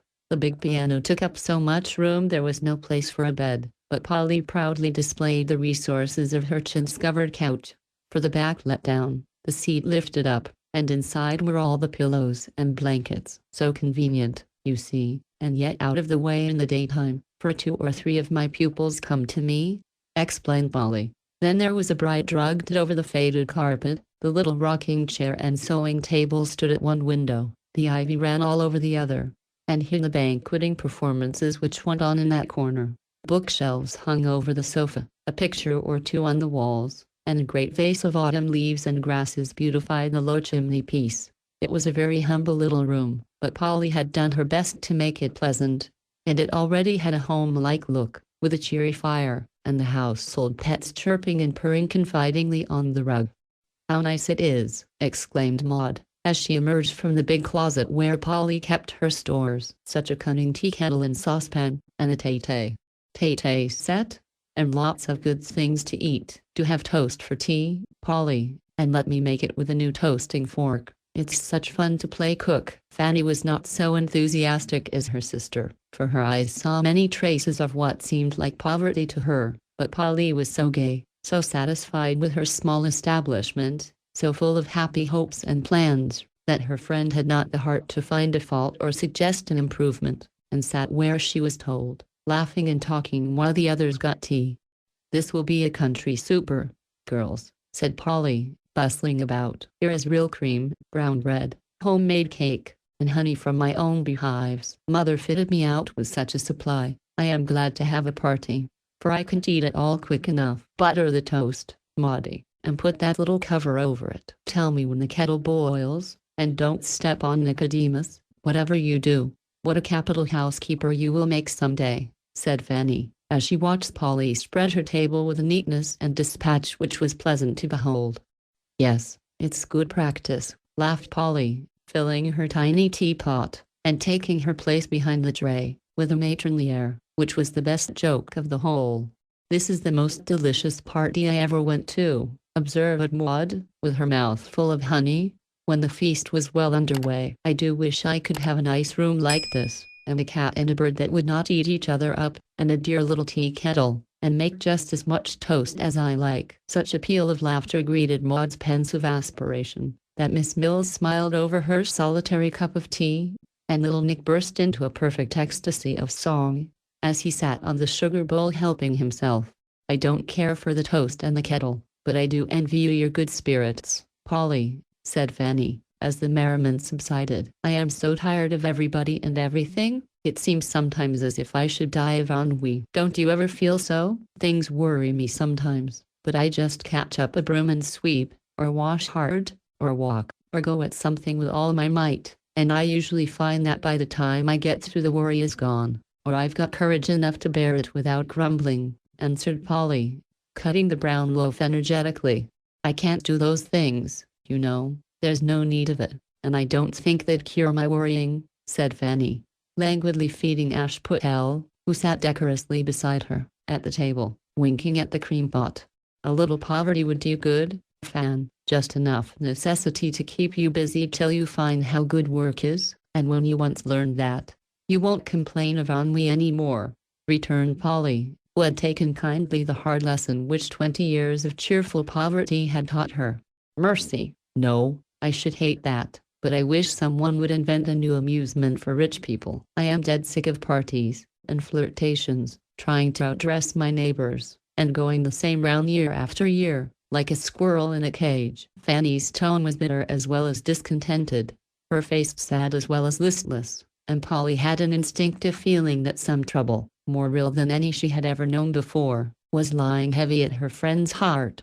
That was not the time to speak of it, but Polly resolved to stand ready to offer sympathy, if nothing more, whenever the confidential minute came, and her manner was so kind, so comfortable, that Fanny felt its silent magic grew more cheerful in the quiet atmosphere of that little room, and when they said good night, after an old-time gossip by the fire, she kissed her hostess warmly, saying, with a grateful look, "Polly, dear, I shall come often, you do me so much good." Chapter 9 Lessons. The first few weeks were hard ones, for Polly had not yet outgrown her natural shyness, and going among so many strangers caused her frequent panics. But her purpose gave her courage, and when the ice was once broken, her little pupils quickly learned to love her. The novelty soon wore off, and though she thought she was prepared for drudgery, she found it very tedious to go on doing the same thing day after day. Then she was lonely, for work could only come once a week. Her leisure hours were Fanny's busiest, and the bits of pleasure were so few and far between that they only tantalized her. Even her small housekeeping lost its charms, for Polly was a social creature, and the solitary meals were often sad ones. Ashputtel and Nick did their best to cheer her, but they too seemed to pine for country freedom and home atmosphere. Poor Puttel, after gazing wistfully out of the window at the gaunt city cats skulking about the yard, would retire to the rug, and curl herself up as if all hope of finding congenial society had failed. while little Nick would sing till he vibrated on his perch, without receiving any response except an inquisitive chirp from the pert sparrows, who seemed to twit him with his captivity. Yes, by the time the little tea kettle had lost its brightness, Polly had decided that getting one's living was no joke, and many of her brilliant hopes had shared the fate of the little kettle. If one could only make the sacrifice all at once, and done with it, then it would seem easier, but to keep up a daily sacrifice of one's wishes, tastes, and pleasures is rather a hard task, especially when one is pretty, young, and gay. Lessons all day, a highly instructive lecture, books over a solitary fire, or music with no audience but a sleepy cat and a bird with his head tucked under his wing, for evening entertainment, was not exactly what might be called festive, so, in spite of her brave resolutions, Polly did long for a little fun sometimes, and after saying virtuously to herself at 9, "Yes, it is much wiser and better for me to go to bed early, and be ready for work tomorrow," she would lie awake hearing the carriages roll to and fro, and imagining the gay girls inside, going to party, opera, or play, till Mrs. Dodd's hot pillow might as well have been stuffed with nettles, for any sleep it brought, or any use it was, except to catch and hide the tears that dropped on it when Polly's heart was very full. Another thorn that wounded our Polly in her first attempt to make her way through the thicket that always bars a woman's progress, was the discovery that working for a living shuts a good many doors in one's face even in democratic America. As Fanny's guest she had been, in spite of poverty, kindly received wherever her friend took her, both as child and woman. Now, things were changed. The kindly people patronized, the careless forgot all about her, and even Fanny, with all her affection, felt that Polly the music teacher would not be welcome in many places where Polly the young lady had been accepted as Miss Shaw's friend. Some of the girls still nodded amiably, but never invited her to visit them. Others merely dropped their eyelids, and went by without speaking, while a good many ignored her as entirely as if she had been invisible. These things hurt Polly more than she would confess, for at home everyone worked, and everyone was respected for it. She tried not to care, but girls feel little slights keenly, and more than once Polly was severely tempted to give up her plan, and run away to the safe shelter at home. Fanny never failed to ask her to every sort of festivity in the mansion, but after a few trials, Polly firmly declined everything but informal visits when the family were alone. She soon found that even the new black silk was not fine enough for Fanny's smallest party, and, after receiving a few of the expressive glances by which women convey their opinion of their neighbor's toilet, and overhearing a joke or two about that inevitable dress, and the little blackbird, Polly folded away the once treasured frock, saying, with a choke in her voice, "I'll wear it for Will, he likes it, and clothes can't change his love for me." I am afraid the wholesome sweetness of Polly's nature was getting a little soured by these troubles, but before lasting harm was done, she received, from an unexpected source, some of the real help which teaches young people how to bear these small crosses, by showing them the heavier ones they have escaped, and by giving them an idea of the higher pleasures one may earn in the good, old-fashioned ways that keep hearts sweet, heads sane, hands busy. Everybody has their days of misfortune like little Rosamund, and Polly was beginning to think she had more than her share. One of these ended in a way which influenced her whole life, and so we will record it. It began early, for the hard-hearted little grate would not behave itself till she had used up a ruinous quantity of kindlings. Then she scolded poor Puddle by upsetting her coffee pot, and instead of a leisurely, cozy meal, had to hurry away uncomfortably, for everything went wrong even to the cutting off of both bonnet strings in the last dreadful scramble. Being late, she of course forgot her music, and hurrying back for it, fell into a puddle, which capped the climax of her despair. Such a trying morning as that was. Polly felt out of tune herself, and all the pianos seemed to need a tuner as much as she did. The pupils were unusually stupid, and 2 of them announced that their mamma was going to take them to the south, whither she was suddenly called. This was a blow, for they had just begun, and Polly had not the face to send in a bill for a whole quarter, though her plans and calculations were sadly disturbed by the failure of that sum. Trudging home to dinner, tired and disappointed, poor Polly received another blow, which hurt her more than the loss of all her pupils. As she went hurrying along with a big music book in one hand and a paper bag of rolls for tea in the other, She saw Tom and Trix coming as she watched them while they slowly approached, looking so gay and handsome and happy. It seemed to Polly as if all the sunshine and good walking was on their side of the street, all the wintry wind and mud on hers. Longing to see a friendly face and receive a kind word, she crossed over, meaning to nod and smile at least. Trix saw her first, and suddenly became absorbed in the distant horizon. Tom apparently did not see her, for his eyes were fixed on a fine horse just prancing by. Polly thought that he had seen her, and approached with a curious little flutter at her heart, for if Tom cut her she felt that her cup would be full. On they came, Trix intent on the view, Tom staring at the handsome horse, and Polly, with red checks, expectant eyes, and the brown bundle, in full sight. One dreadful minute as they came parallel, and no one spoke or bowed. Then it was all over, and Polly went on, feeling as if someone had slapped her in the face. She would not have believed it of Tom. It was all the doings of that horrid Trix. Well, she would not trouble him any more, if he was such a snob as to be ashamed of her just because she carried bundles and worked for her bread. She clutched the paper bag fiercely as she said this to herself, then her eyes filled, and her lips trembled, as she added, how could he do it, before her, too? Now Tom was quite guiltless of this offense, and had always nodded to Polly when they met, but it so happened he had always been alone till now, and that was why it cut so deeply, especially as Polly never had approved of Trix. Before she could clear her eyes or steady her face, a gentleman met her, lifted his hat, smiled, and said pleasantly, "Good morning, Miss Polly. I am glad to meet you." Then, with a sudden change of voice and manner, he added, "I beg pardon, is anything the matter? Can I be of service?" It was very awkward, but it could not be helped, and all Polly could do was to tell the truth and make the best of it. "It's very silly, but it hurts me to be caught by my old friends. I shall get used to it presently, I dare say." Mr. Sidney glanced back, recognized the couple behind them, and turned round with a disgusted expression. Polly was fumbling for her handkerchief, and without a word he took both book and bundle from her, a little bit of kindness that meant a good deal just then. Polly felt it, and it did her good. Hastily wiping the traitorous eyes, she laughed and said cheerfully, "There, I am all right again, thank you. Don't trouble yourself with my parcels." "No trouble, I assure you, and this book reminds me of what I was about to say.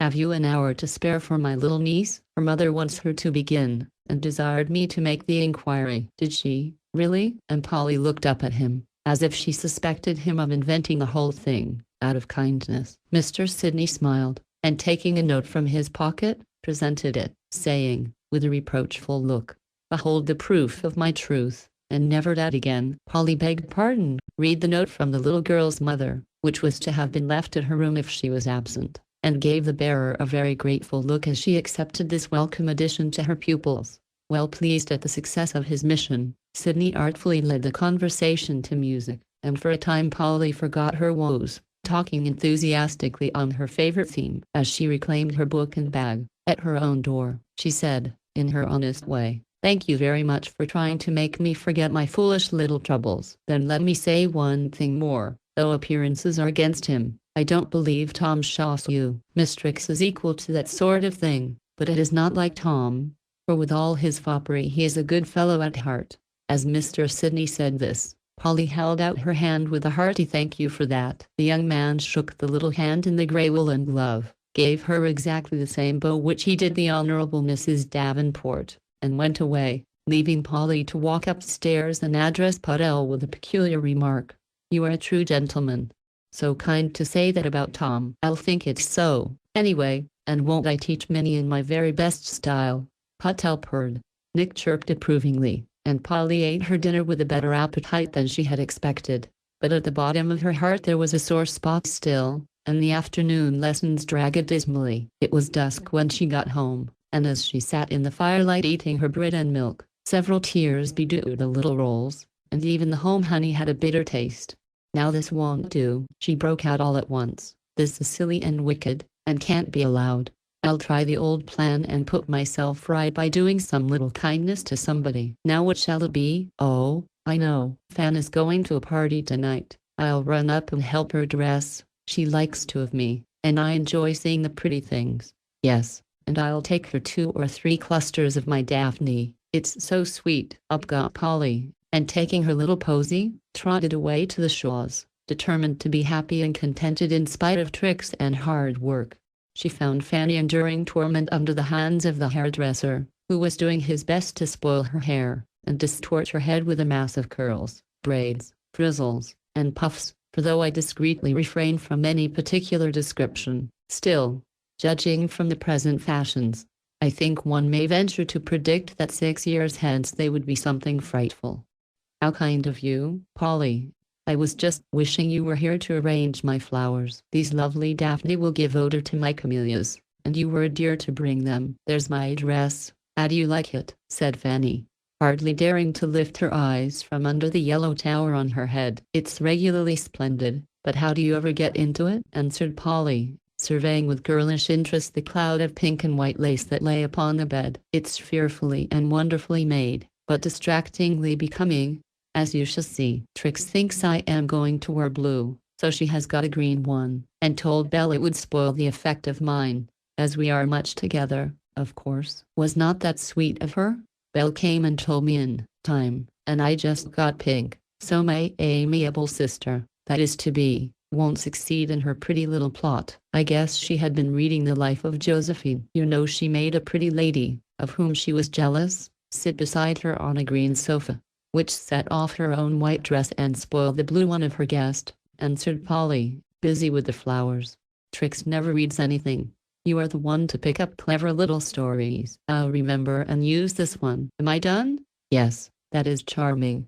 Is not it, Polly? And Fan rose to inspect the success of Monsieur's long labor. You know I don't appreciate a stylish coiffure as I ought, so I like your hair in the old way best. But this is the thing, I suppose, and not a word must be said. Of course it is. Why, child, I have frizzed and burnt my hair so that I look like an old maniac with it in its natural state, and have to repair damages as well as I can. Now put the flowers just here. And Fanny laid a pink camellia in a nest of fuzz, and stuck a spray of Daphne straight up at the back of her head.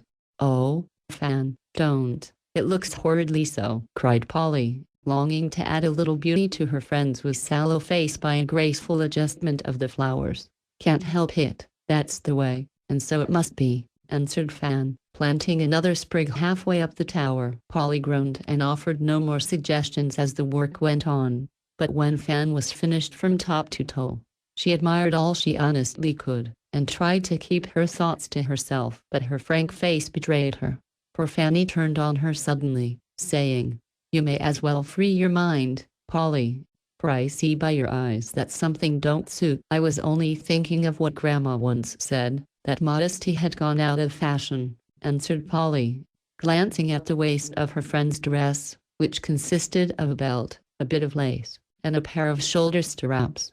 Fanny laughed good-naturally, saying, as she clasped her necklace, If I had such shoulders as yours, I should not care what the fashion was. Now don't preach, but put my cloak on nicely, and come along, for I am to meet Tom and Trix, and promised to be there early. Polly was to be left at home after depositing Fan at Belle's.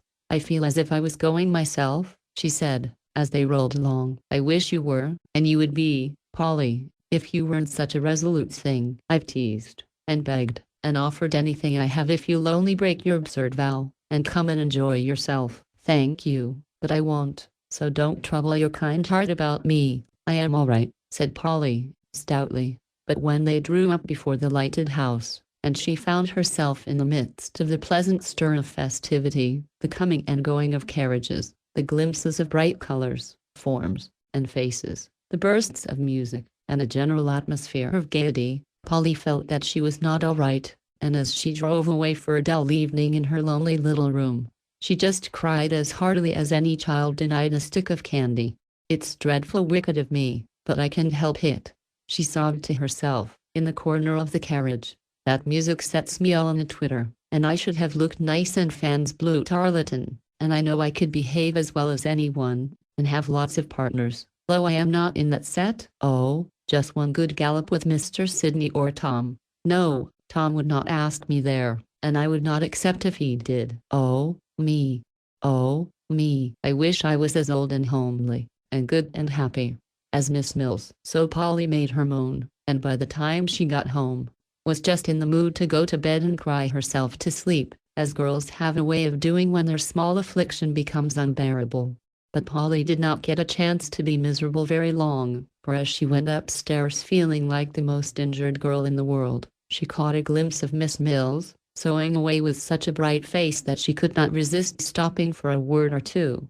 "Sit down, my dear, I am glad to see you, but excuse me if I go on with my work, as I am in a driving hurry to get these things done tonight," said the brisk little lady, with a smile and a nod, as she took a new needful of thread, and ran up a seam as if for a wager. "Let me help you, then. I am lazy and cross, and it will do me good," said Polly, sitting down with a resigned feeling. "Well, if I can't be happy, I can be useful, perhaps." "Thank you, my dear. Yes. You can just hem the skirt while I put in the sleeves, and that will be a great lift." Polly put on her thimble in silence. But as Miss Mills spread the white flan over her lap, she exclaimed, "Why, it looks like a shroud." "Is it one?" "No, dear, thank God, it is not, but it might have been, if we had not saved the poor little soul," cried Miss Mills, with a sudden brightening of the face, which made it beautiful in spite of the stiff gray curl that bobbed on each temple, the want of teeth, and a crooked nose. "Will you tell me about it? I like to hear your adventures and good works so much," said Polly, ready to be amused by anything that made her forget herself. "Ah, my dear, it's a very common story, and that's the saddest part of it. I'll tell you all about it, for I think you may be able to help me. Last night I watched with poor Mary Floyd. She's dying of consumption, you know," began Miss Mills, as her nimble fingers flew, and her kind old face beamed over the work, as if she put a blessing in with every stitch. "Mary was very low, but about midnight fell asleep, and I was trying to keep things quiet, when Mrs. Finn, she's the woman of the house, came and beckoned me out, with a scared face. 'Little Jane has killed herself, and I don't know what to do,' she said, leading me up to the attic." "Who was little Jane?" broke in Polly, dropping her work. "I only knew her as a pale, shy young girl who went in and out, and seldom spoke to anyone. Mrs. Finn told me she was poor, but a busy, honest little thing, who did not mix with the other folks, but lived and worked alone. She has looked so downhearted and pale for a week, that I thought she was sick, and asked her about it," said Mrs. Finn. "But she thanked me in her bashful way, and said she was pretty well, so I let her alone. But tonight, as I went up late to bed, I was kind of impressed to look in and see how the poor thing did, for she had not left her room all day. I did look in, and here's what I found." As Mrs. Finn ended, she opened the door of the back attic, and I saw about as sad a sight as these old eyes ever looked at. "Oh, what?" cried Polly, pale now with interest. "A bare room, cold as a barn, and on the bed a little dead, white face that almost broke my heart. It was so thin, so patient, and so young. On the table was a bottle half full of laudanum, an old pocket-book, and a letter. Read that, my dear, and don't think hard of little Jane." Polly took the bit of paper Miss Mills gave her, and read these words: "Dear Mrs. Finn, please forgive me for the trouble I make you, but I don't see any other way. I can get work that pays enough to keep me. The doctor says I can't be well unless I rest. I hate to be a burden, so I am going away not to trouble anybody anymore. I've sold my things to pay what I owe you. Please let me be as I am, and don't let people come and look at me. I hope it is not very wicked, but there don't seem any room for me in the world, and I am not afraid to die now, though I should be if I stayed and got bad because I had not strength to keep right. Give my love to the baby, and so goodbye, goodbye. Jane Bryant." "Oh, Miss Mills, how dreadful!" cried Polly, with her eyes so full she could hardly read the little letter. "Not so dreadful as it might have been, but a bitter, sad thing to see that child, only 17, lying there in her little clean, old nightgown, waiting for death to come and take her, because there did not seem to be any room for her in the world. Ah, well, we saved her, for it was not too late, thank heaven." And the first thing she said was, "Oh, why did you bring me back? I've been nursing her all day, hearing her story, and trying to show her that there is room and a welcome for her. Her mother died a year ago, and since then she had been struggling along alone.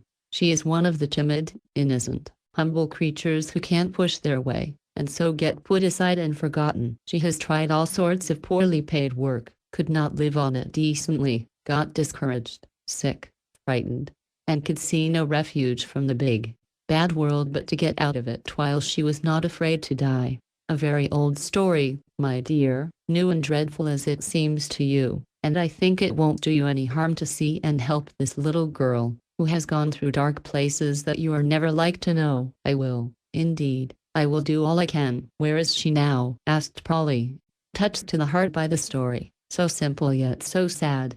There, and Miss Mills pointed to the door of her own little bedroom. She was well enough to be moved tonight, so I brought her home and laid her safely in my bed. Poor little soul.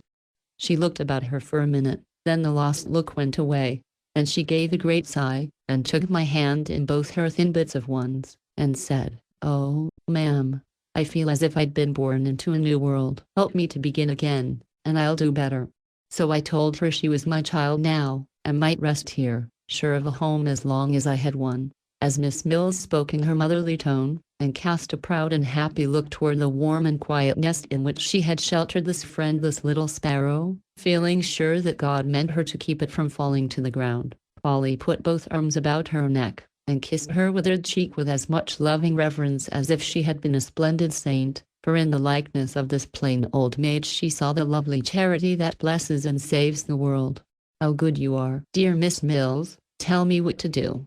Let me help you. I am ready for anything," said Polly, very humbly, for her own troubles looked so small and foolish beside the stern hardships which had nearly had so tragically an end, that she felt heartily ashamed of herself, and quite burned to atone for them. Miss Mills stopped to stroke the fresh cheek opposite, to smile, and say, "Then, Polly, I think I'll ask you to go in and say a friendly word to my little girl. The sight of you will do her good, and you have just the right way of comforting people, without making a fuss." "Have I?" said Polly, looking much gratified by the words. "Yes, dear, you have the gift of sympathy, and the rare art of showing it without offending. I would not let many girls in to see my poor Jenny, because they'd only flutter and worry her.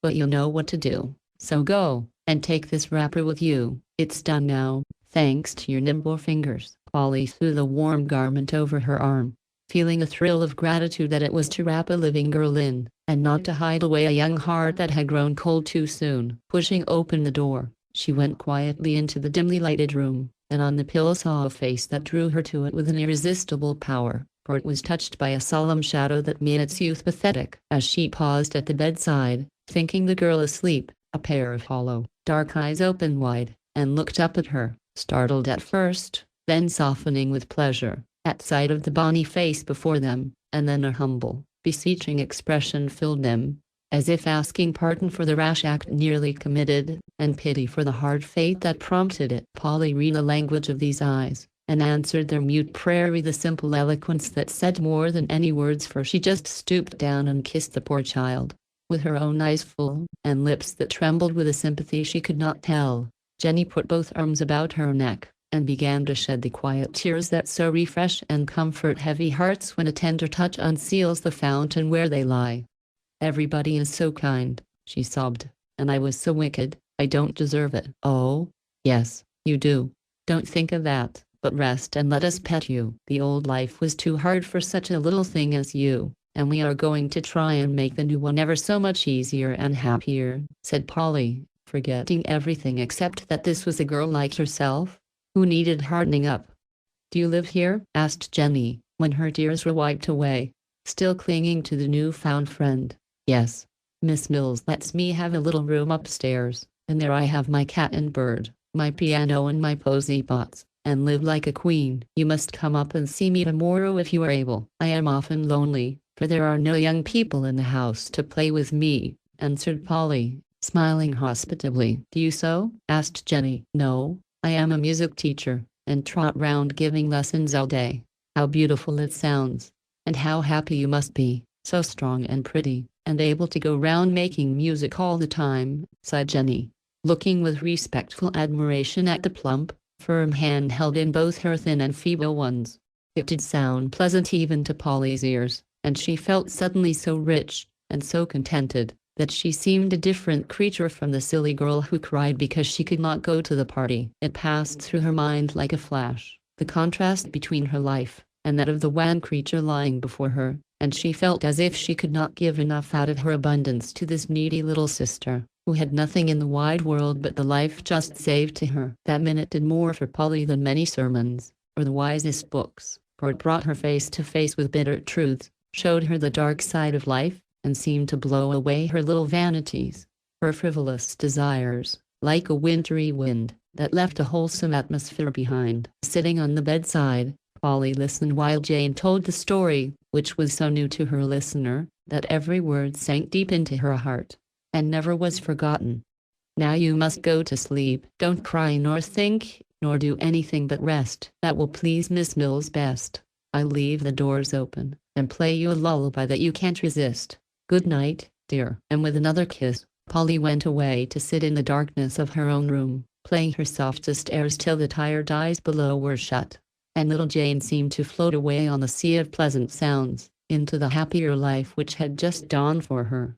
Polly had fully intended to be very miserable, and cry herself to sleep, but when she lay down at last, her pillow seemed very soft, her little room very lovely, with the firelight flickering on all the home-like objects, and her new-blown roses breathing her a sweet good night. She no longer felt an injured, hard-working, unhappy Polly, but as if quite burdened with blessings, for which she was not half grateful enough. She had heard of poverty and suffering, in the vague, far-off way, which is all that many girls, safe in happy homes, ever know of it, but now she had seen it, in a shape which she could feel and understand, and life grew more earnest to her from that minute. So much to do in the great, busy world, and she had done so little. Where should she begin? Then, like an answer came little Jenny's words, now taking a new significance to Polly's mind, to be strong, and beautiful, and go round making music all the time. Yes, she could do that,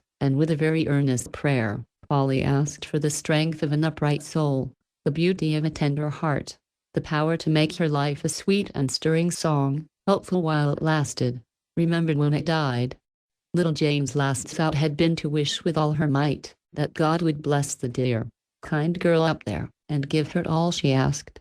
I think both prayers, although too humble to be put in words, went up together, for in the fullness of time they were beautifully answered. Chapter 10. Brothers and Sisters. Polly's happiest day was Sunday, for Will never failed to spend it with her. Instead of sleeping later than usual that morning, she was always up bright and early, flying round to get ready for her guest. Will came to breakfast, and they made a long day of it. Will considered his sister the best and prettiest girl going, and Polly, knowing well that a time would come when he would find a better and a prettier, was grateful for his good opinion, and tried to deserve it. So she made her room and herself as neat and inviting as possible, and always ran to meet him with a bright face and a motherly greeting, when he came tramping in, ruddy, brisk, and beaming, with the brown loaf and the little pot of beans from the bakehouse nearby. They liked a good country breakfast, and nothing gave Polly more satisfaction than to see her big boy clear the dishes, empty the little coffee pot, and then sit and laugh at her across the ravaged table. Another pleasure was to let him help clear away, as they used to do at home, while the peals of laughter that always accompanied this performance did Miss Mills' heart good to hear, for the room was so small and Will so big that he seemed to be everywhere at once, and Polly and Patel were continually dodging his long arms and legs. Then they used to inspect the flower pots, pay Nick a visit, and have a little music as a good beginning for the day, after which they went to church and dined with Miss Mills, who considered Will an excellent young man. If the afternoon was fair, they took a long walk together over the bridges into the country, or about the city streets full of Sabbath quietude. Most people meeting them would have seen only an awkward young man, with a boy's face atop of his tall body, and a quietly dressed, fresh-faced little woman hanging on his arm. But a few people, with eyes to read romances and pleasant histories everywhere, found something very attractive in this couple, and smiled as they passed, wondering if they were young lovers, or country cousins looking round. If the day was stormy, they stayed at home, reading, writing letters, talking over their affairs, and giving each other good advice. For, though Will was nearly 3 years younger than Polly, he could not for the life of him help assuming amusingly venerable airs. When he became a freshman, in the twilight he had a good lounge on the sofa, and Polly sung to him, which arrangement he particularly enjoyed, It was so cozy and homey. At 9 o'clock, Polly packed his bag with clean clothes, nicely mended, such remnants of the festivity as were transportable, and kissed him good night, with many injunctions to muffle up his throat going over the bridge, and be sure that his feet were dry and warm when he went to bed. All of which Will laughed at, accepted graciously, and did not obey, but he liked it, and trudged away for another week's work, rested, cheered, and strengthened by that quiet, happy day with Polly. For he had been brought up to believe in home influences, and this brother and sister loved one another dearly, and were not ashamed to own it. One other person enjoyed the humble pleasures of these Sundays quite as much as Polly and Will. Maud used to beg to come to tea, and Polly, glad to do anything for those who had done a good deal for her, made a point of calling for the little girl as they came home from their walk, or sending Will to escort her in the carriage, which Maud always managed to secure if bad weather threatened to quench her hopes. Tom and Fanny laughed at her fancy, but she did not tire of it, for the child was lonely, and found something in that little room which the great house could not give her. Maud was 12 now, a pale, plain child, with sharp, intelligent eyes, and a busy little mind, that did a good deal more thinking than anybody imagined. She was just at the unattractive, fidgety age when no one knew what to do with her, and so let her fumble her way up as she could, finding pleasure in odd things, and living much alone, for she did not go to school, because her shoulders were growing round, and Mrs. Shaw would not allow her figure to be spoiled. That suited Maud excellently, and whenever her father spoke of sending her again, or getting a governess, she was seized with bad headaches, a pain in her back, or weakness of the eyes, at which Mr. Shaw laughed, but let her holiday go on. Nobody seemed to care much for plain, pug-nosed little Maudie. Her father was busy, her mother nervous and sick, Fanny absorbed in her own affairs, and Tom regarded her as most young men do their younger sisters, as a person born for his amusement and convenience. Nothing more. Maud admired Tom with all her heart, and made a little slave of herself to him, feeling well repaid if he merely said, "Thank you, chicken," or did not pinch her nose, or nip her ear, as he had a way of doing, just as if I was a doll, or a dog, and had not got any feelings. She sometimes said to Fanny, when some service or sacrifice had been accepted without gratitude or respect. It never occurred to Tom, when Maud sat watching him with her face full of wistfulness, that she wanted to be petted as much as ever he did in his neglected boyhood, or that when he called her pug before people, her little feelings were as deeply wounded as his used to be, when the boys called him carrots. He was fond of her in his fashion, but he did not take the trouble to show it, so Maud worshipped him afar off, afraid to betray the affection that no rebuff could kill or cool. One snowy Sunday afternoon Tom lay on the sofa in his favorite attitude, reading Pendennis for the 4th time, and smoking like a chimney as he did so. Maud stood at the window watching the falling flakes with an anxious countenance, and presently a great sigh broke from her. "Don't do that again, chicken, or you'll blow me away." "What's the matter?" asked Tom, throwing down his book with a yawn that threatened dislocation. "I am afraid I can't go to Polly's," answered Maud, disconsolately. "Of course you can't, it's snowing hard, and father won't be home with the carriage till this evening." "What are you always cutting off to Polly's for?" "I like it, we have such nice times, and Will is there, and we bake little Johnny cakes in the baker before the fire, and they sing, and it is so pleasant." "Warbling Johnny cakes must be interesting. Come and tell me all about it." "No, you'll only laugh at me. I give you my word I won't, if I can help it. But I really am dying of curiosity to know what you do down there." "You like to hear secrets, so tell me yours, and I'll be as dumb as an oyster." "It is not a secret, and you would not care for it. Do you want another pillow?" she added, as Tom gave his a thump. "This will do. But why you women always stick tassels and fringe all over a sofa cushion, to tease and tickle a fellow, is what I don't understand." "One thing that Polly does Sunday nights, is to take Will's head in her lap, and smooth his forehead. It rests him after studying so hard, she says. If you don't like the pillow, I could do that for you, 'cause you look as if you were more tired of studying than Will," said Maud, with some hesitation, but an evident desire to be useful and agreeable. "Well, I don't care if you do try it, for I am confoundedly tired," and Tom laughed, as he recalled the frolic he had been on the night before. Maud established herself with great satisfaction, and Tom moaned that a silk apron was nicer than a fuzzy cushion. "Do you like it?" she asked, after a few strokes over the hot forehead, which she thought was fevered by intense application to Greek and Latin. "Not bad, play away," was the gracious reply, as Tom shut his eyes and lay so still that Maud was charmed at the success of her attempt. Presently, she said, softly, "Tom, are you asleep?" "Just turning the comer. Before you get quite round, would you please tell me what a public admonition is?"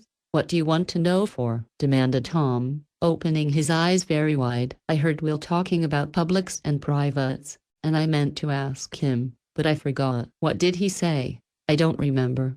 It was about somebody who cut prayers, and got a private, and had done all sorts of bad things, and had one or two publics. I did not hear the name and did not care. I only wanted to know what the words meant." "So Will tells tales, does he?" And Tom's forehead wrinkled with a frown. "No, he did not. Polly knew about it and asked him." "Will's a dig," growled Tom, shutting his eyes again, as if nothing more could be said of the delinquent William.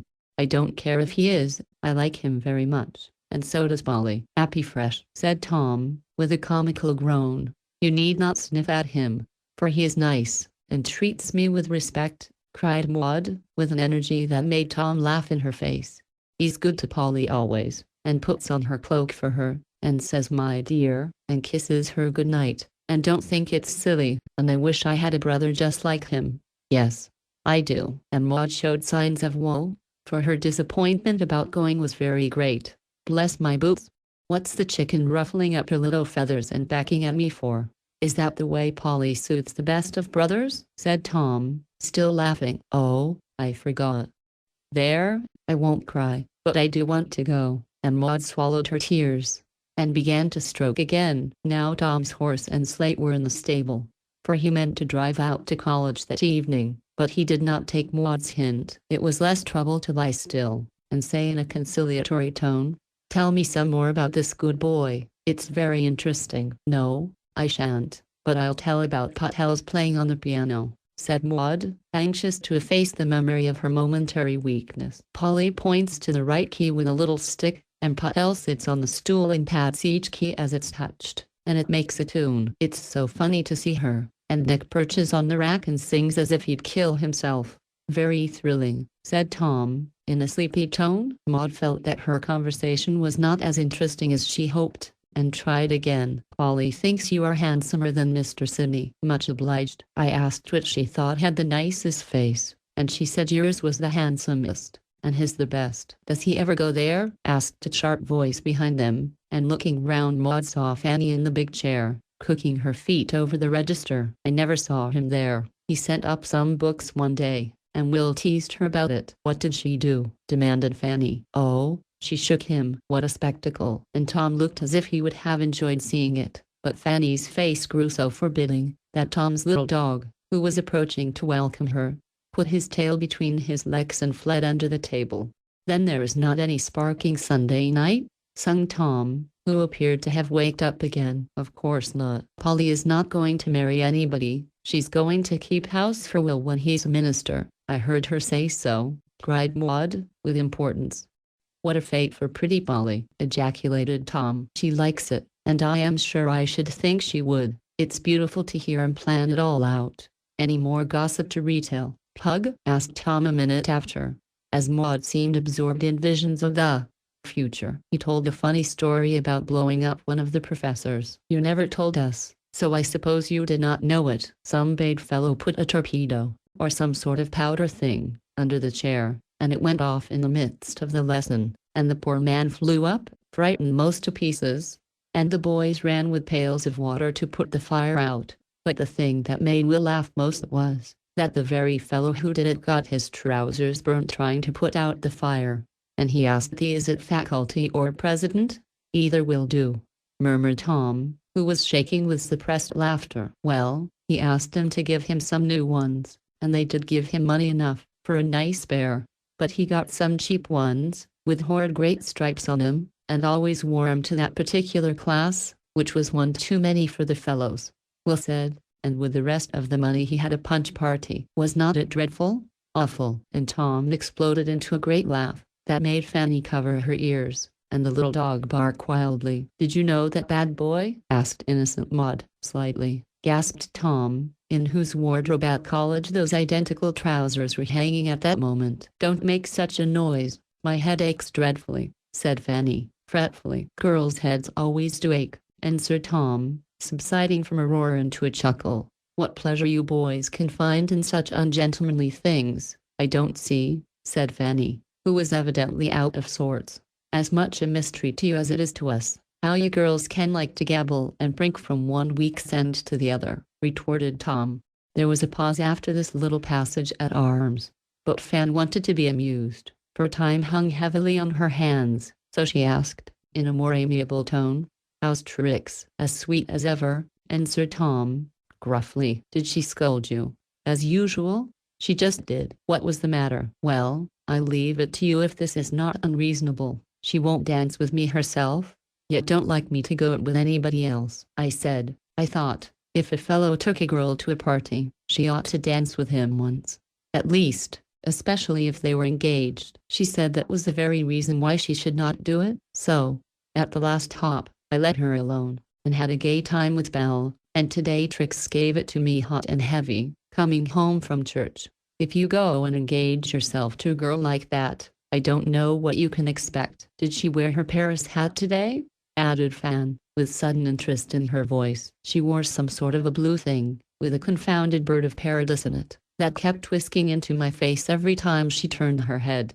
Men never know a pretty thing when they see it. That hat is perfectly lovely. They know a lady when they see her, and Trix don't look like one. I can't say where the trouble is, but there's too much fuss and feathers for my taste.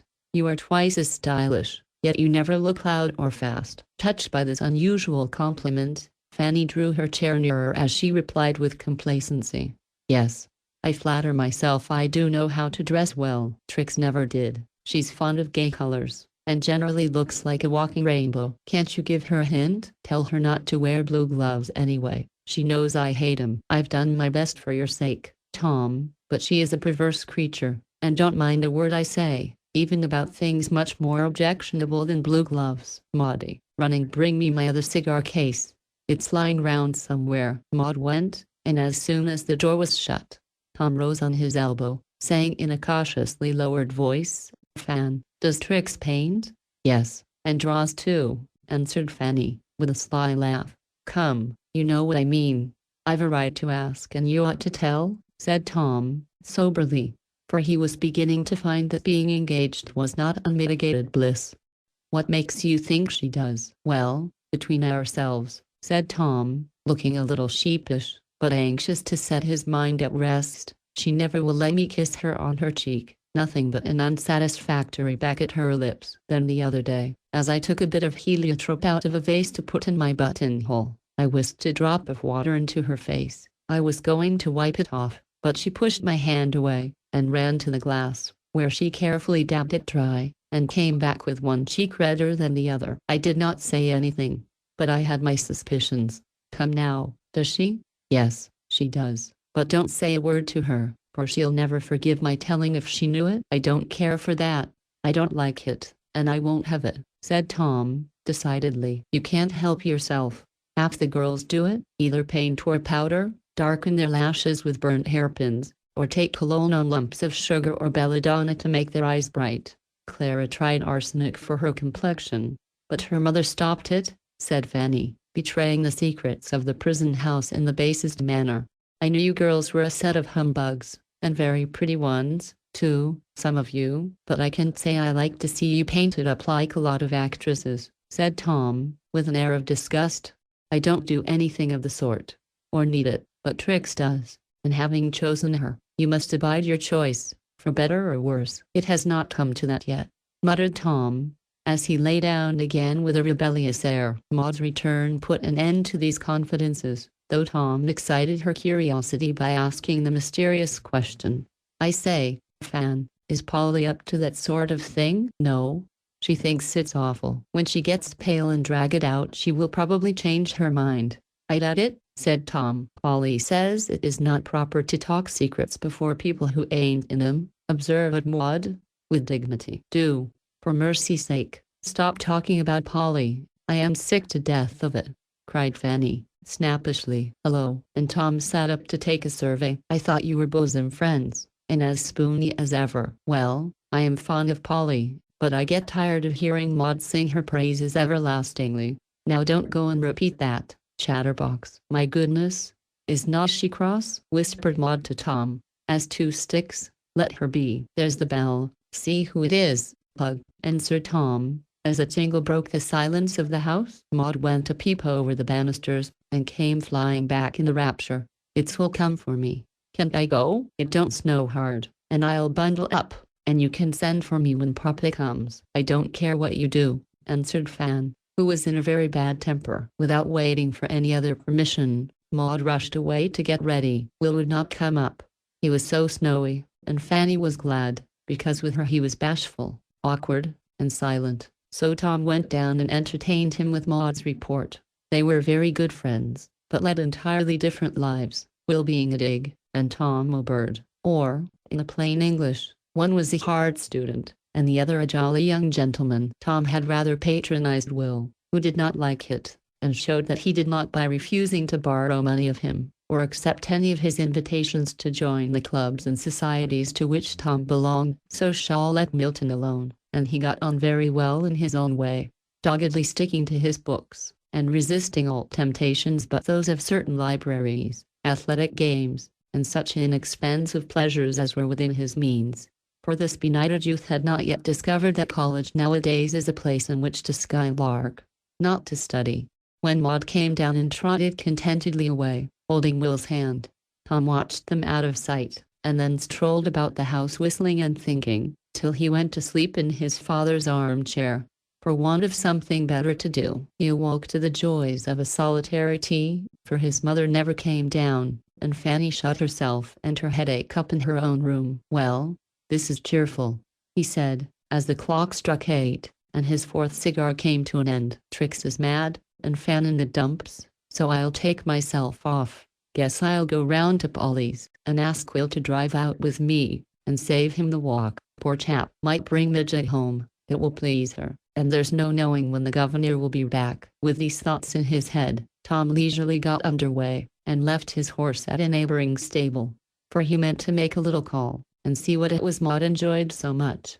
"Polly is holding forth," he said to himself, as he went quietly upstairs, and the steady murmur of a pleasant voice came down to him. Tom laughed at Polly's earnest way of talking when she was interested in anything, but he liked it because it was so different from the coquettish clatter of most of the girls with whom he talked. Young men often laugh at the sensible girls whom they secretly respect, and affect to admire the silly ones whom they secretly despise, because earnestness, intelligence, and womanly dignity are not the fashion. The door was ajar, and pausing in the dark entry Tom took a survey before he went in. The prospect was not dazzling, but home-like and pleasant. The light of a bright fire filled the little room, and down on a stool before it was Maud tending Patel, and watching with deep interest the roasting of an apple intended for her special benefit. On the couch lounged Will, his thoughtful eyes fixed on Polly, who, while she talked, smoothed the broad forehead of her yellow-haired laddie in a way that Tom thought an immense improvement on Maud's performance. They had evidently been building castles in the air, for Polly was saying in her most impressive manner, "Well, whatever you do, Will, don't have a great, costly church that takes so much money to build and support it that you have nothing to give away. I like the plain, old-fashioned churches, built for use, not show, where people met for hearty praying and preaching, and where everybody made their own music instead of listening to opera singers, as we do now. I don't care if the old churches were bare and cold, and the seats hard, there was real piety in them, and the sincerity of it was felt in the lives of the people. I don't want a religion that I put away with my Sunday clothes, and don't take out till the day comes round again. I want something to see and feel and live by day, and I hope you'll be one of the true ministers, who can teach by precept and example, how to get and keep it. I hope I shall be, Polly, but you know they say that in families, if there is a boy who can't do anything else, they make a minister of him. I sometimes think I ain't good for much, and that seems to me the reason why I should not even try to be a minister," said Will, smiling, yet looking as if with all his humility he did have faith in the aspirations that came to him in his best moments. Someone said that very thing to father once, and I remember he answered, I am glad to give my best and brightest son to the service of God. Did he say that? And Will's color rose. For the big, book-loving fellow was as sensitive as a girl to the praise of those dearest to him. Yes, said Polly, unconsciously giving the strongest stimulus to her brother's hope and courage. Yes. And he added, I shall let my boys follow the guide that is in them, and only ask of them to use their gifts conscientiously, and be honest, useful men. So we will. Ned is doing well out west, and I am hard at it here. If father does his best to give us the chance we each want, the least we can do is to work with a will. Whatever you do, you can help working with a will, cried Tom, who had been so interested that he forgot he was playing eavesdropper. Polly flew up, looking so pleased and surprised that Tom reproached himself for not having called oftener. I've come for Maud, he announced, in a paternal tone, which made that young lady open her eyes. I can't go till my apple is done. Besides, it is not 9 yet, and Will is going to take me along when he goes. I'd rather have him. I am going to take you both in the cutter. The storm is over, but it is heavy walking, so you'll drive out with me, old man, said Tom, with a nod at Will. Of course he will, and thank you very much. I've been trying to keep him all night. Miss Mills always manages to find a corner for stray people, but he insists on going, so as to get to work early tomorrow, said Polly, delighted to see that Tom was taking off his coat, as if he meant to wait for Maud's apple, which Polly blessed for being so slow to cook. Putting her guest into the best chair, Polly sat down and beamed at him with such hospitable satisfaction that Tom went up several pegs in his own estimation. You don't come very often, so we are rather overpowered when you do honor us, she said, demurely. Well, you know we fellows are so busy, we have not much time to enjoy ourselves, answered Tom. Ahem, said Will, loudly. Take a trochee, said Tom. Then they both burst out laughing, and Polly, fully understanding the joke, joined them, saying, Here are some peanuts, Tom. Do enjoy yourself while you can. Now I call that a delicate compliment. And Tom, who had not lost his early relish for this sort of refreshment, though he seldom indulged his passion nowadays, because peanuts are considered vulgar, fell to cracking and munching with great satisfaction. Do you remember the first visit I made at your house? How you gave me peanuts, coming from the depot, and frightened me out of my wits, pretending the coachman was tipsy? Asked Polly. Of course I do. And how we coasted one day, answered Tom, laughing. Yes. And the velocipede? You've got the scar of that yet, I see. I remember how you stood by me while it was sewed up. That was very plucky, Polly. I was dreadfully afraid, but I remember I wanted to seem very brave, because you'd called me a coward. Did I? Ought to have been ashamed of myself. I used to rough you shamefully, Polly, and you were so good-natured, you let me do it. Could not help myself, laughed Polly. I did used to think you were an awful boy, but seems to me I rather liked it. She had so much of it at home, she got used to it, put in Will, pulling the little curl behind Polly's ear. You boys never teased me as Tom did. That's the reason it amused me, I suppose. Novelty hath charms. You know, Grandma used to lecture Tom for plaguing you, Polly, and he used to say he'd be a tip-top boy, but he was not, observed Maud, with a venerable air. Dear old Grandma, she did her best. But I am a bad lot, said Tom, with a shake of the head and a sober face. It always seems as if she must be up in her rooms, and I can't get used to finding them empty, added Polly, softly. Father would not have anything moved, and Tom sits up there sometimes. It makes him feel good, he says, said Maud, who had a talent for betraying trifles which people preferred should not be mentioned in public. You'd better hurry up your apple, for if it is not done pretty soon, you'll have to leave it, Pug, said Tom, looking annoyed. How is Fan? Asked Polly, with tact. Well, Fan is rather under the weather, says she's dyspeptic, which means cross. She is cross, but she's sick too, for I found her crying one day, and she said nobody cared about her, and she might as well be dead, added Maud, having turned her apple with tender care. We must try to cheer her up, among us.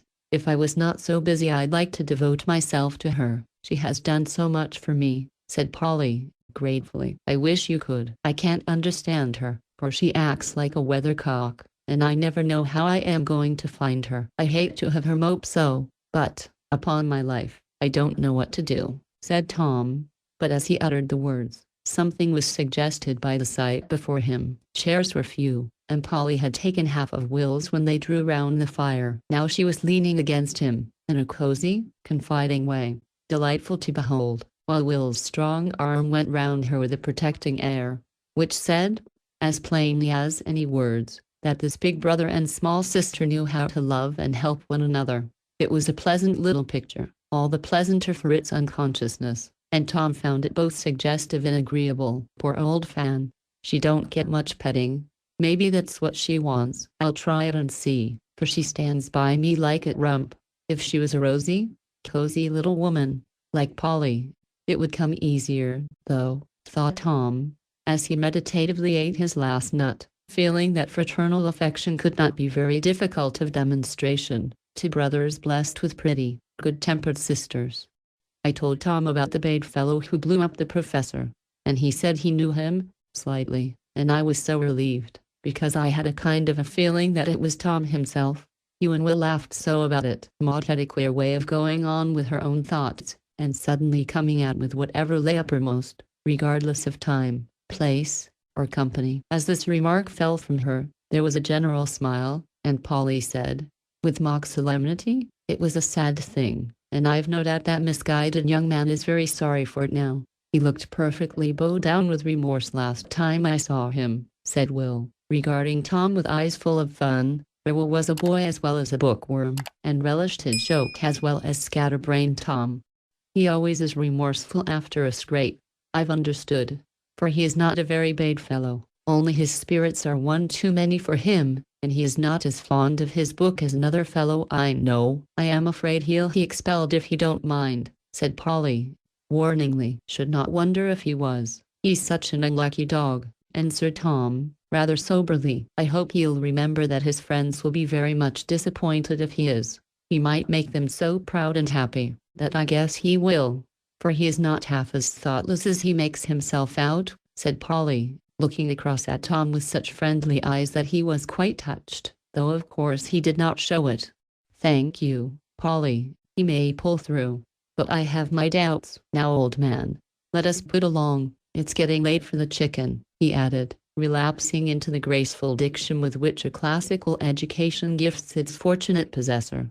Taking advantage of the moment while Will was wrestling with his boots in the closet, and Maud was absorbed in packing her apple into a large basket, Polly said to Tom in a low tone, "Thank you very much for being so kind to Will. Bless your heart, I have not done anything. He's such a proud fellow he won't let me," answered Tom. "But you do in many little ways. Tonight, for example. Do you think I don't know that the suit of clothes he's just got would have cost a good deal more if your tailor had not made them? He's only a boy, and don't understand things yet, but I know your way of helping proud people, so that they don't find it out, and I do thank you, Tom, so much." "Oh, come, Polly, that won't do. What do you know about tailors and college matters?" said Tom, looking as much confused as if she had found him out in something reprehensible. "I don't know much, and that's the reason why I am grateful for your kindness to Will. I don't care what stories they tell about you, I am sure.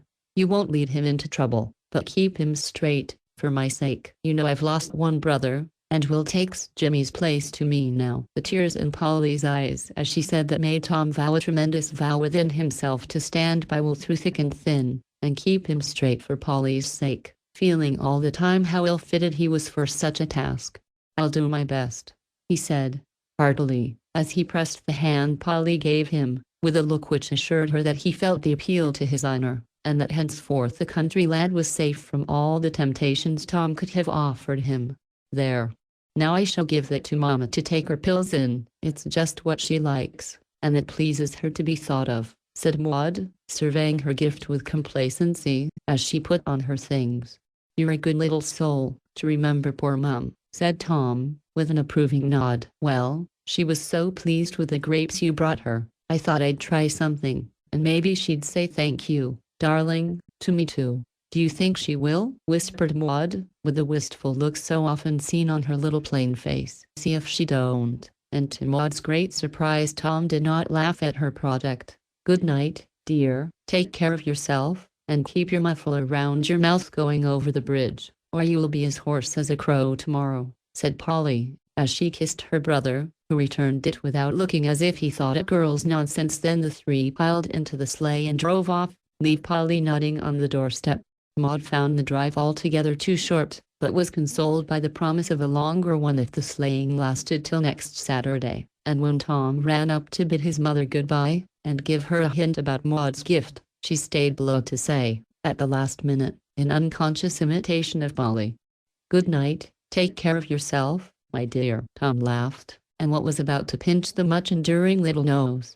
But, as if the words reminded him of something, he gave her a kiss instead, a piece of forbearance which almost took Maud's breath away with surprise and gratification. It was rather a silent drive. Will obediently kept his muffler up, and Tom fell into a brown study. He was not much given to reflection, but occasionally indulged when something gave him a turn in that direction, and at such times he was as sober and sincere as could be desired. Anyone might have lectured him for an hour without doing as much good as that little call and the chat that grew out of it, for, though nothing very wise or witty was said, many things were suggested, and everyone knows that persuasive influences are better than any amount of moralizing.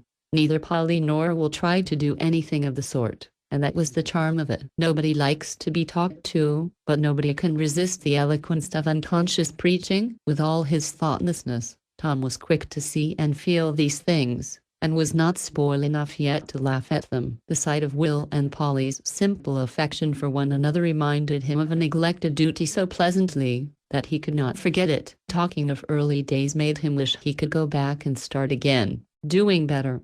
Grandma's name recalled the tender memory that always did him good, and the thought that Polly trusted her dearest brother to his care stirred up a manful desire to deserve the confidence.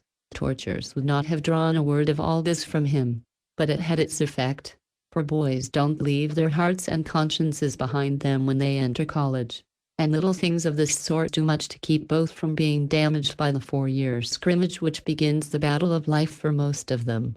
Chapter 11 Needles and Tongues. Dear Polly, the sewing circle meets at our house this p.m. This is in your line, so do come and help me through. I shall depend on you. Yours ever, Fan. Bad news, my dear? Asked Miss Mills, who had just handed the note to Polly as she came in one noon. A few weeks after Jenny's arrival, Polly told her what it was, adding, "I suppose I ought to go and help Fanny, but I can't say I want to. The girls talk about things I have nothing to do with, and I don't find their gossip very amusing. I am an outsider, and they only accept me on Fan's account, so I sit in a corner and sew, while they tatter and laugh. Would not it be a good chance to say a word for Jenny? She wants work, and these young ladies probably have quantities done somewhere. Jenny does fine work exquisitely, and begins to feel anxious to be earning something. I don't want her to feel dependent and unhappy, and a little well-paid sewing would be all she needs to do nicely. I can get it for her by running round to my friends, but I really have not the time, till I get the Mullers off. They are paupers here, but out west they can take care of themselves, so I've begged the money to send them, and as soon as I can get them some clothes, off they go. That's the way to help people help themselves." And Miss Mills clashed her big scissors energetically, as she cut out a little red flannel shirt. "I know it is, and I want to help, but I don't know where to begin," said Polly, feeling quite oppressed with the immensity of the work. "We can't any of us do all we would like, but we can do our best for every case that comes to us, and that helps amazingly. Begin with Jenny, my dear, tell those girls about her, and if I am not much mistaken, you will find them ready to help, for half the time it is not hardness of heart, but ignorance or thoughtlessness on the part of the rich, that makes them seem so careless of the poor. To tell the truth, I am afraid of being laughed at, if I try to talk seriously about such things to the girls," said Polly, frankly. "You believe that such things are true? You are sincere in your wish to help better them, and you respect those who work for that end?" "Yes, I do." "Then, my dear, can't you bear a little ridicule for the sake of a good cause? You said yesterday that you were going to make it a principle of your life to help up your sex as far and as fast as you could. It did my heart good to hear you say it, for I was sure that in time you would keep your word." "But, Polly, a principle that can't bear being laughed at, frowned on, and cold-shouldered, is not worthy of the name. I want to be strong-minded in the real sense of the word, but I don't like to be called so by people who don't understand my meaning, and I shall be if I try to make the girls think soberly about anything sensible or philanthropic. They call me old-fashioned now, and I'd rather be thought that, though it is not pleasant, than be set down as a rampant women's rights reformer," said Polly, in whose memory many laughs, and snubs, and sarcasms still lingered, forgiven but not forgotten. This love and thought and care for those weaker, poorer, or worse than ourselves, which we call Christian charity, is a very old fashion, my dear. It began 1800 years ago, and only those who honestly follow the beautiful examples set us then, learned how to get genuine happiness out of life. I am not a rampant women's rights reformer, added Miss Mills, with a smile at Polly's sober face. But I think that women can do a great deal for each other, if they will only stop fearing what people will think, and take a hearty interest in whatever is going to fit their sisters and themselves to deserve and enjoy the rights God gave them. There are so many ways in which this can be done, that I wonder they don't see and improve them. I don't ask you to go and make speeches, only if you have the gift for that, but I do want every girl and woman to feel this duty, and make any little sacrifice of time or feeling that may be asked of them, because there is so much to do, and no one can do it as well as ourselves, if we only think so. "I'll try," said Polly, influenced more by her desire to keep Miss Mill's good opinion than any love of self-sacrifice for her sex. It was rather a hard thing to ask of a shy, sensitive girl, and the kind old lady knew it, for in spite of the gray hair and withered face, her heart was very young, and her own girlish trials not forgotten. But she knew also that Polly had more influence over others than she herself suspected, simply because of her candid, upright nature, and that while she tried to help others, she was serving herself in a way that would improve heart and soul more than any mere social success she might gain by following the rules of fashionable life, which drill the character out of girls till they were as much alike as pins in a paper, and have about as much true sense and sentiment in their little heads. There was good stuff in Polly, unspoiled as yet, and Miss Mills was only acting out her principle of women helping each other. The wise old lady saw that Polly had reached that point where the girl suddenly blooms into a woman, asking something more substantial than pleasure to satisfy the new aspirations that are born, a time as precious and important to the afterlife, as the hour when the apple blossoms fall, and the young fruit waits for the elements to ripen or destroy the harvest. Polly did not know this, and was fortunate in possessing a friend who knew what influences would serve her best, and who could give her what all women should desire to give each other, the example of a sweet, good life, more eloquent and powerful than any words. For this is a right no one can deny us. Polly turned the matter over in her mind as she dressed, while Jenny played waiting maid, little dreaming what this new friend was meaning to do for her, if she dared.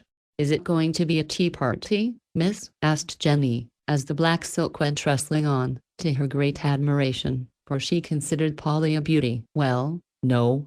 I think it will probably be a lecture," answered Polly, laughing, for Jenny's grateful service and affectionate eyes confirmed the purpose which Miss Mill's little homily had suggested.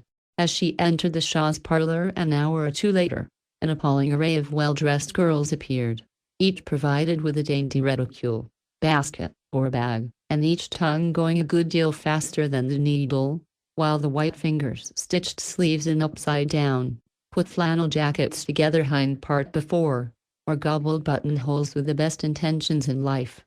"You are dear to come so early. Here's a nice place for you between Belle and Miss Perkins, and here's a sweet little dress to make, unless you like something else better," said Fanny, receiving her friend with warmth and placing her where she thought she would enjoy herself. "Thank you, I'll take an unbleached cotton shirt if you have such a thing, for it is likely to be needed before a cambric frock," replied Polly, subsiding into her cumber as quickly as possible, for at least 6 eyeglasses were up, and she did not enjoy being stared at. Miss Perkins, a grave, cold-looking young lady, with an aristocratic nose, bowed politely, and then went on with her work, which displayed 2 diamond rings to great advantage. Belle, being of the demonstrative sort, smiled and nodded, drew up her chair, and began a whispered account of Trix's last quarrel with Tom. Polly listened with interest while she sewed diligently, occasionally permitting her eyes to study the elegant intricacies of Miss Perkins' dress, for that young lady sat like a statue, working her delicate fingers, and accomplishing about 2 stitches a minute. In the midst of Belle's story, a more exciting bit of gossip caught her ear, and she plunged into the conversation going on across the table, leaving Polly free to listen and admire the wit, wisdom, and charitable spirit of the accomplished young ladies about her. There was a perfect babel of tongues, but out of the confusion Polly gathered scraps of fashionable intelligence which somewhat lessened her respect for the dwellers in high places. One fair creature asserted that Joe somebody took so much champagne at the last German, that he had to be got away, and sent home with 2 servants. Another divulged the awful fact that Carrie P.'s wedding presents were half of them hired for the occasion. A third circulated a whisper to the effect that though Mrs. Buckminster wore a $1,000 cloak, her boys were not allowed but 1 sheet to their beds, and a fourth young gossip assured the company that a certain person never had offered himself to a certain other person, though the report was industriously spread by interested parties. This latter remark caused such a clamor that Fanny called the meeting to order in a most unparliamentary fashion. Girls, you really must talk less and so more, or our society will be disgraced. Do you know our branch sent in less work than any of the others last month? And Mrs. Fitzgeorge said she did not see how 15 young ladies could manage to do so little. We don't talk a bit more than the old ladies do. I just wish you could have heard them go on last time. The way they get so much done is, they take work home, and make their seamstresses do it, and then they take credit for vast industry, said Belle, who always spoke her mind with charming candor.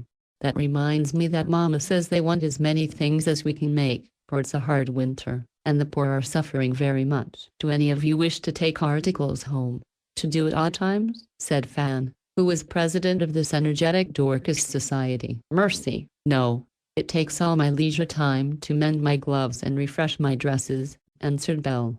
I think if we meet once a week, it is all that should be expected of us. With our other engagements, poor people always complain that the winter is a hard one, and never are satisfied, remarked Miss Perkins, making her diamonds sparkle as she sewed buttons on the wrong side of her pink calico apron, which would hardly survive 1 washing. Nobody can ask me to do any more, if they remember all I've got to attend to before summer, said Trix, with an important air. I've got 3 women hard at work, and want another. But everyone is so busy, and asks such abominable prices, that I am in despair, and shall have to take hold myself. I am afraid there's a chance for Jane, thought Polly, but had not courage to speak out loud in meeting, just then, and resolved to ask Trix for work, in private. Prices are high, but you forget how much more it costs to live now than it used to do. Mama never allows us to beat down work women, but wishes us to pay them well, and economize in some other way, if we must, said Emma Davenport, a quiet, bright-eyed girl, who was called odd among the young ladies, because she dressed simply, when her father was a millionaire.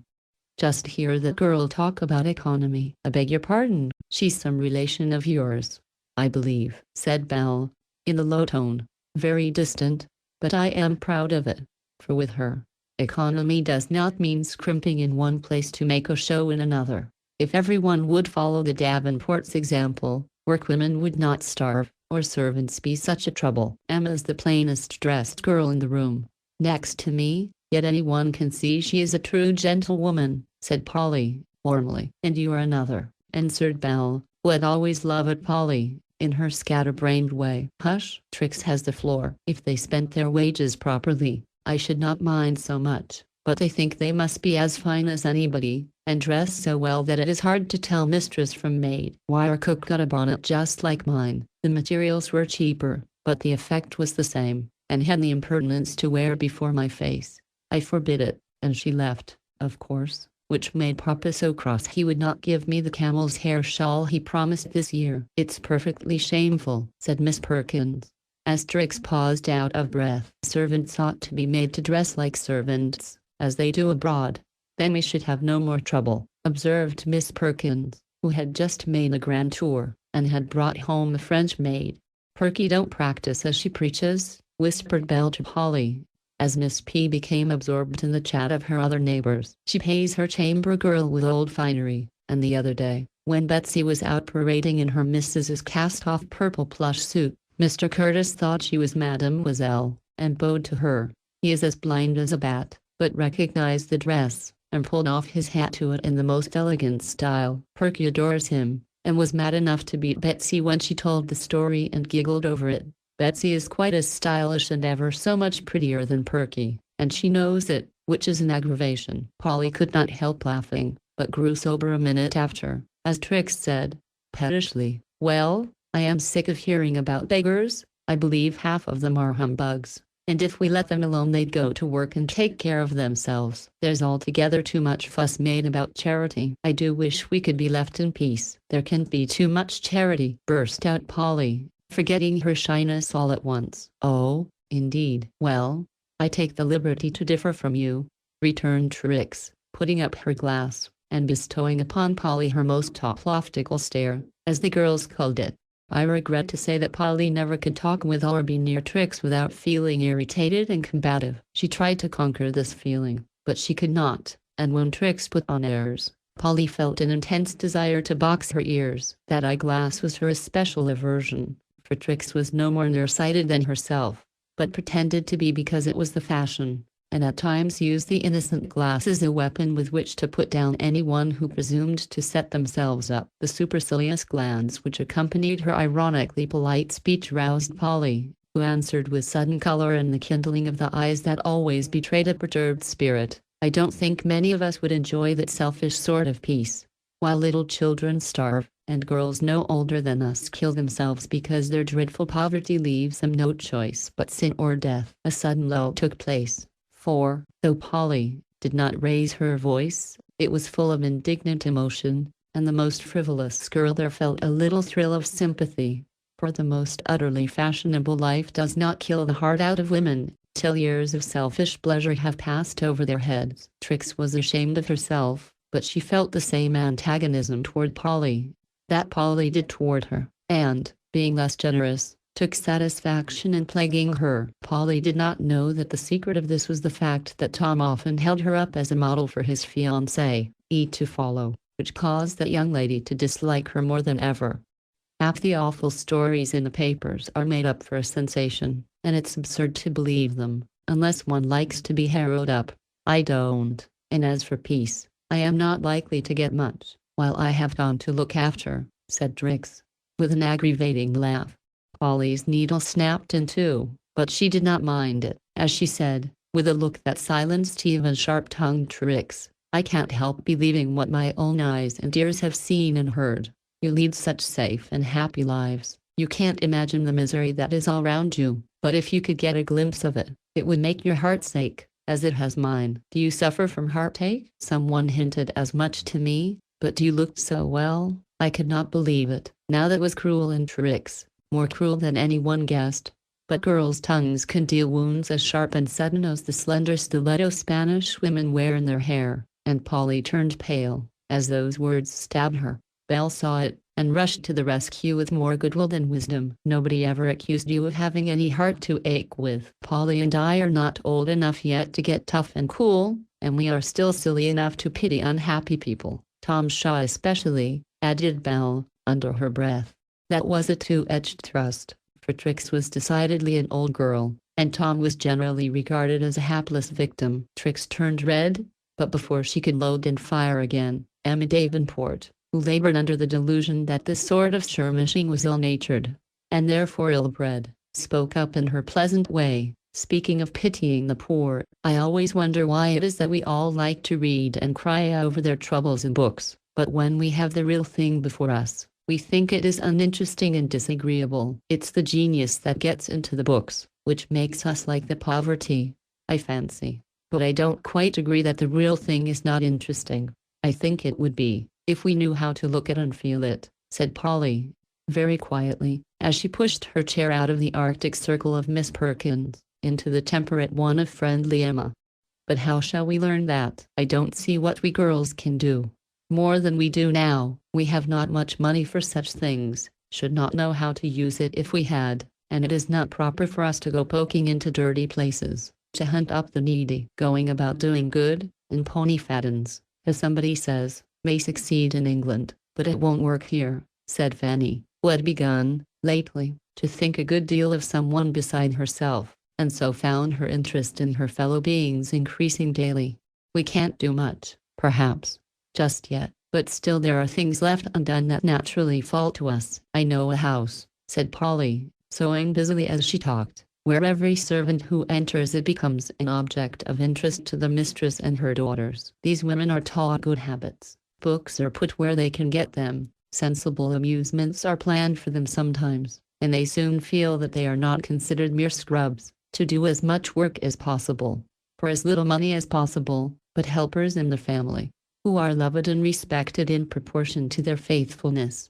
This lady feels her duty to them, owns it, and does it as conscientiously as she wants them to do theirs by her, and that is the way it ought to be, I think." As Polly paused, several keen eyes discovered that Emma's cheeks were very red, and saw a smile lurking in the corners of the mouth that tried to look demure, which told them who Polly meant. "Do the biddies all turn out saints in that well-regulated family?" asked the irrepressible Trix.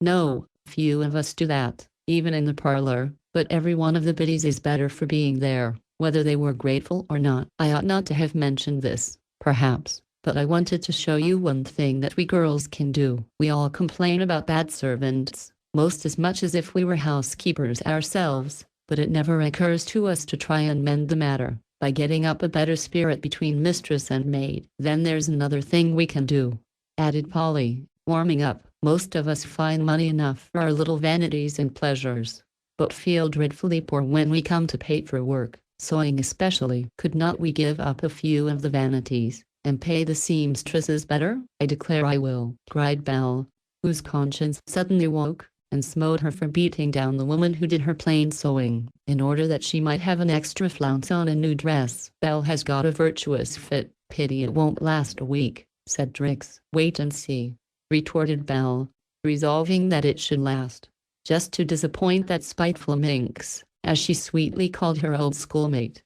Now we shall behold Belle galloping away at a great pace on her new hobby. "I should not be surprised to hear of her preaching in the jail, adopting a nice dirty little orphan, or passing round tracts at a woman's rights meeting," said Trix, who never could forgive Belle for having a lovely complexion, and so much hair of her own that she never patronized either rats, mice, waterfalls, switches, or puff-combs.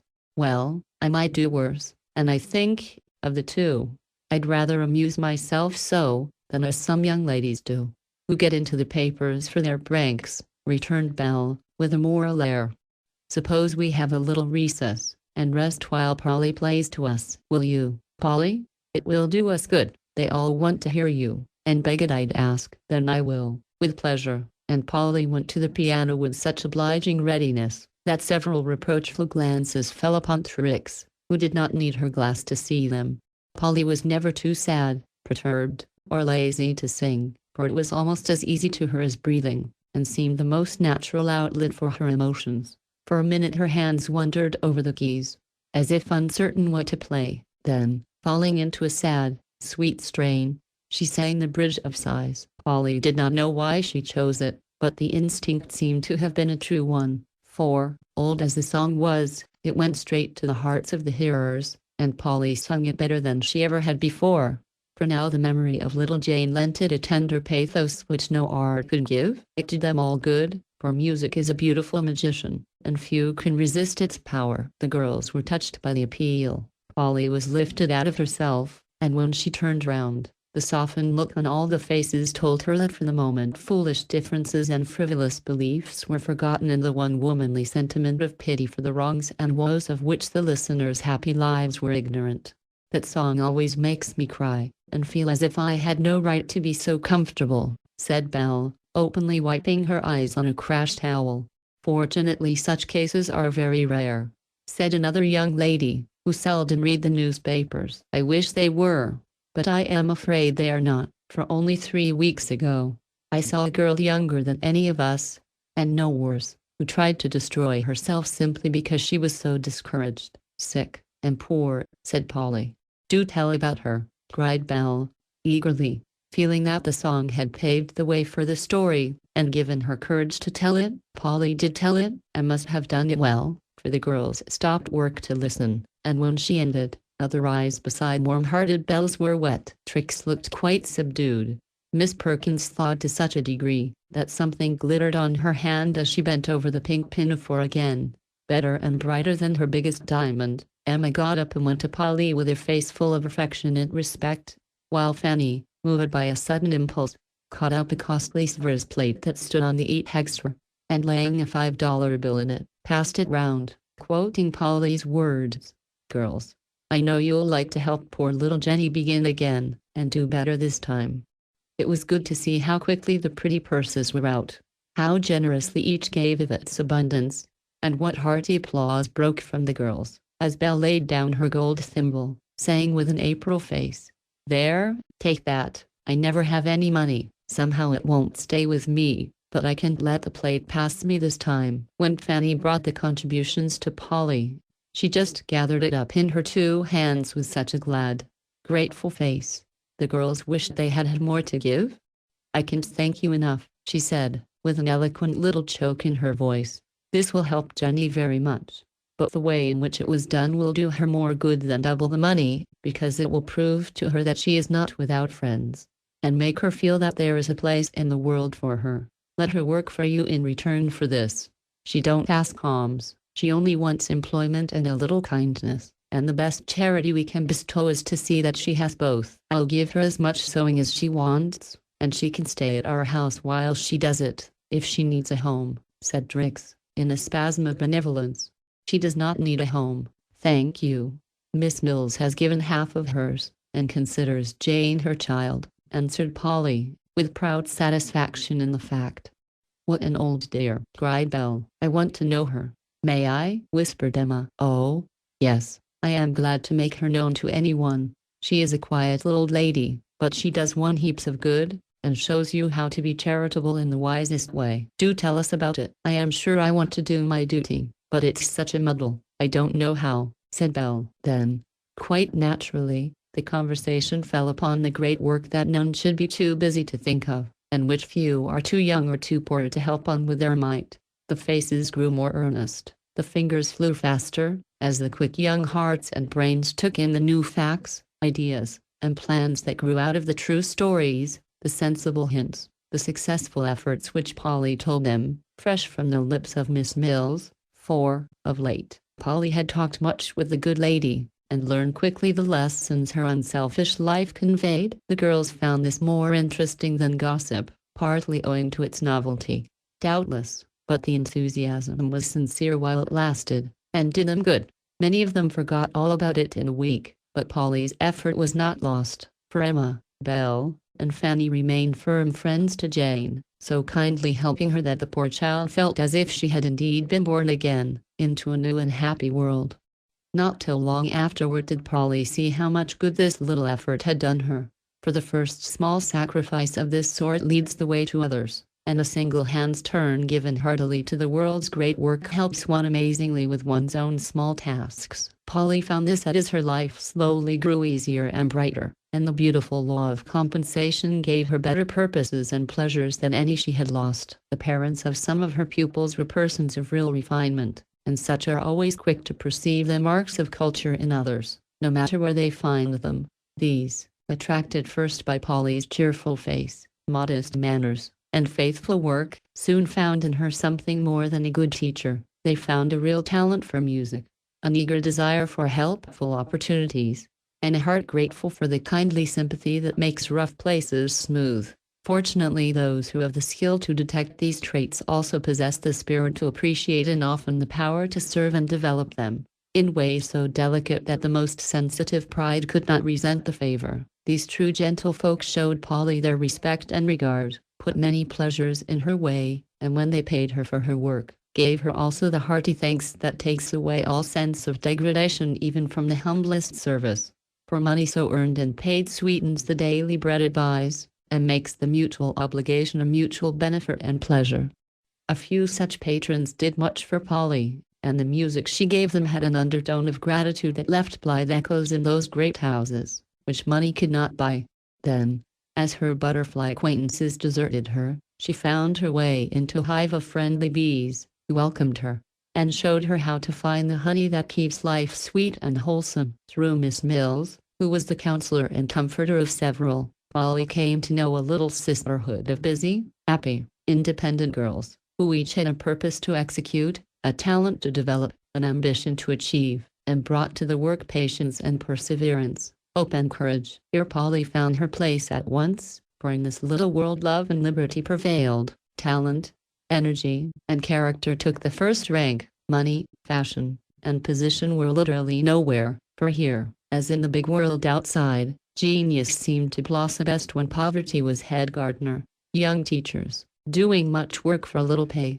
Young artists, trying to pencil, paint, or carve their way to Rome. Young writers, burning to distinguish themselves. Young singers, dreaming of triumphs, great as those of Jenny Lind, and some who tried to conquer independence, armed only with a needle, like poor Jane. All these helped Polly as unconsciously as she helped them, for purpose and principle are the best teachers we can have, and the one of them makes half the women of America what they are, restless, aimless, frivolous, and sick. To outsiders that was a very hard-working and uneventful winter to Polly. She thought so herself. But as spring came on, the seed of new virtues, planted in the winter time, and ripened by the sunshine of endeavor, began to bud in Polly's nature, betraying their presence to others by the added strength and sweetness of her character. Long before she herself discovered these mayflowers that had blossomed for her underneath the snow. Chapter 12 Forbidden Fruit. I am perfectly aching for some fun, said Polly to herself as she opened her window one morning and the sunshine and frosty air set her blood dancing and her eyes sparkling with youth, health, and overflowing spirits. I really must break out somewhere and have a good time. It's quite impossible to keep steady any longer. Now what will I do? Polly sprinkled crumbs to the doves, who came daily to be fed, and while she watched the gleaming necks and rosy feet, she racked her brain to devise some unusually delightful way of enjoying herself. For she really had bottled up her spirits so long, they were in a state of uncontrollable effervescence. I'll go to the opera, she suddenly announced to the doves. It's expensive, I know, but it's remarkably good, and music is such a treat to me. Yes, I'll get 2 tickets as cheap as I can. Send a note to Will, poor lad, he needs fun as much as I do, and we'll go and have a nice time in some corner, as Charles Lamb and his sister used to. With that Polly slammed down the window, to the dismay of her gentle little pensioners, and began to fly about with great energy, singing and talking to herself as if it was impossible to keep quiet. She started early to her first lesson that she might have time to buy the tickets, hoping, as she put a $5 bill into her purse, that they would not be very high, for she felt that she was not in a mood to resist temptation. But she was spared any struggle, for when she reached the place, the ticket office was blocked up by eager purchasers, and the disappointed faces that turned away told Polly there was no hope for her. Well, I don't care. I'll go somewhere, for I will have my fun, she said with great determination, for disappointment only seemed to whet her appetite. But the playbills showed her nothing inviting, and she was forced to go away to her work with the money burning her pocket and all manner of wild schemes floating in her head. At noon, instead of going home to dinner, she went and took an ice, trying to feel very gay and festive all by herself. It was rather a failure, however, and after a tour of the picture shops she went to give Maud a lesson, feeling that it was very hard to quench her longings, and subside into a prim little music teacher. Fortunately she did not have to do violence to her feelings very long, for the first thing Fanny said to her was, "Can you go?" "Where? Did not you get my note?" "I did not go home to dinner. Tom wants us to go to the opera tonight," and Fan got no further, for Polly uttered a cry of rapture and clasped her hands. "Go? Of course I will. I've been trying to go all day. Tried to get tickets this morning and could not. Been fuming about it ever since. And now, oh, how splendid!" And Polly could not restrain an ecstatic skip, for this burst of joy rather upset her. "Well, you come to tea, and we'll dress together, and go all comfortable with Tom, who is in a heavenly frame of mind today." "I must run home and get my things," said Polly, resolving on the spot to buy the nicest pair of gloves the city afforded. "You shall have my white cloak and any other little rigging you want. Tommy likes to have his ladies a credit to him, you know," said Fanny, departing to take a beauty sleep. Polly instantly decided that she would not borrow Becky's best bonnet, as she at first intended, but get a new one, for in her present excited state, no extravagance seemed too prodigal in honor of this grand occasion. I am afraid that Maud's lesson was not as thorough as it should have been, for Polly's head was such a chaos of bonnets, gloves, opera cloaks and fans, that Maud blundered through, murdering time and tune at her own sweet will. The instant it was over, Polly rushed away and bought not only the kids but a bonnet frame, a bit of illusion, and a pink crepe rose, which had tempted her for weeks in a certain shop window, then home and to work with all the skill and speed of a distracted milliner. I am rushing madly into expense, I am afraid, but the fit is on me and I leave bread and water for a week to make up for it. I must look nice, for Tom seldom takes me and not to be gratified when he does. I want to do like other girls, just for once, and enjoy myself without thinking about right and wrong. Now a bit of pink ribbon to tie it with, and I shall be done in time to do up my best collar, she said, turning her boxes topsy-turvy for the necessary ribbon in the delightful flurry which young ladies feel on such occasions.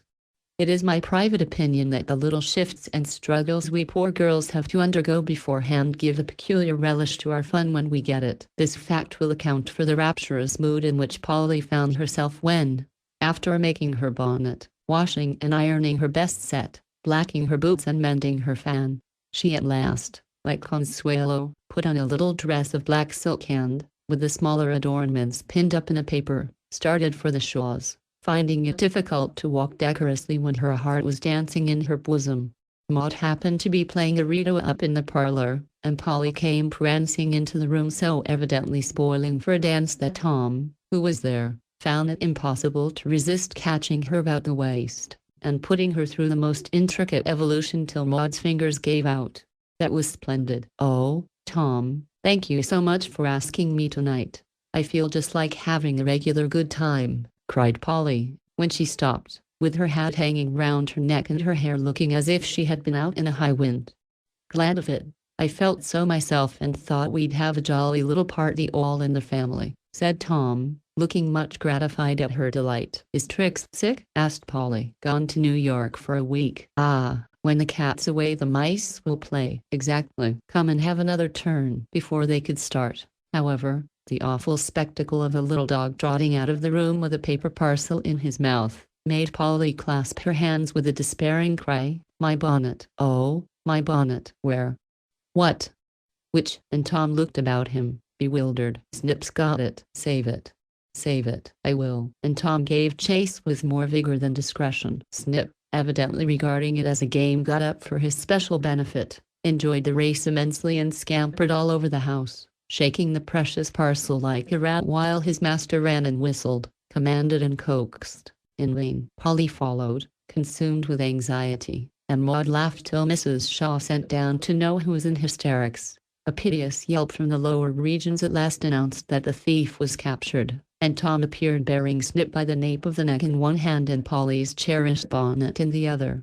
The little scamp was just going to worry it when I grabbed him. I am afraid he has eaten one of your gloves. I can't find it, and this one is pretty well chewed up, said Tom, relieving Snip of the torn kid, to which he still pertinaciously clung.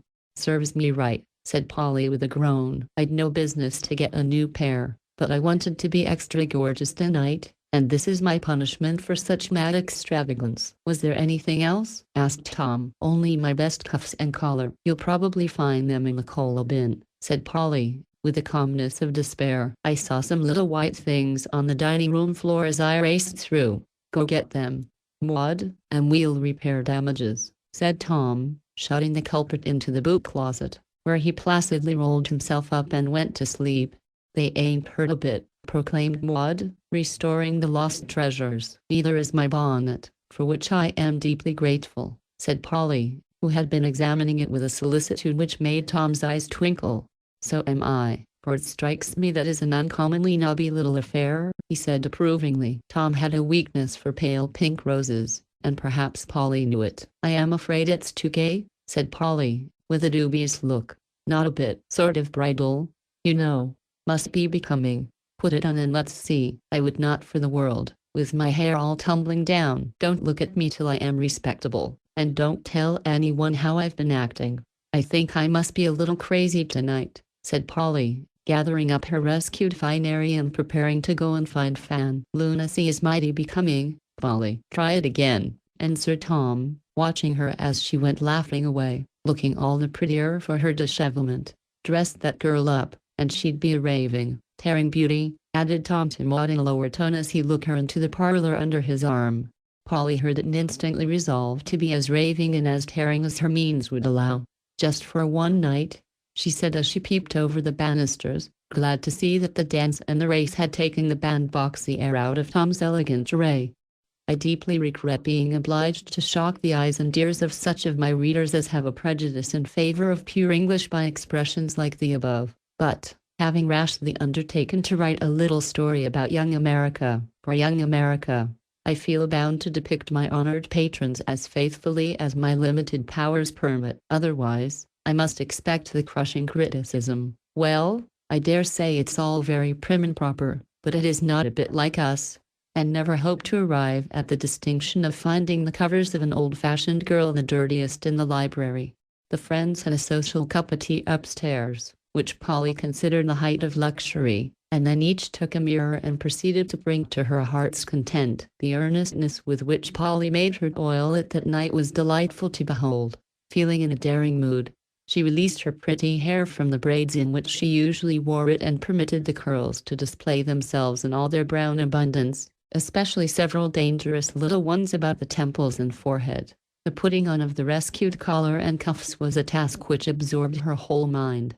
So was the settling of a minute bit of court plaster just to the left of the dimple in her chin, an unusual piece of coquetry in which Polly would not have indulged, if an almost invisible scratch had not given her an excuse for doing it. The white, down-trimmed cloak, with certain imposing ornaments on the hood, was assumed with becoming gravity and draped with much advancing and retreating before the glass, as its wearer practiced the true Boston gait, elbows back, shoulders forward, a bend and a slide, occasionally varied by a slight skip.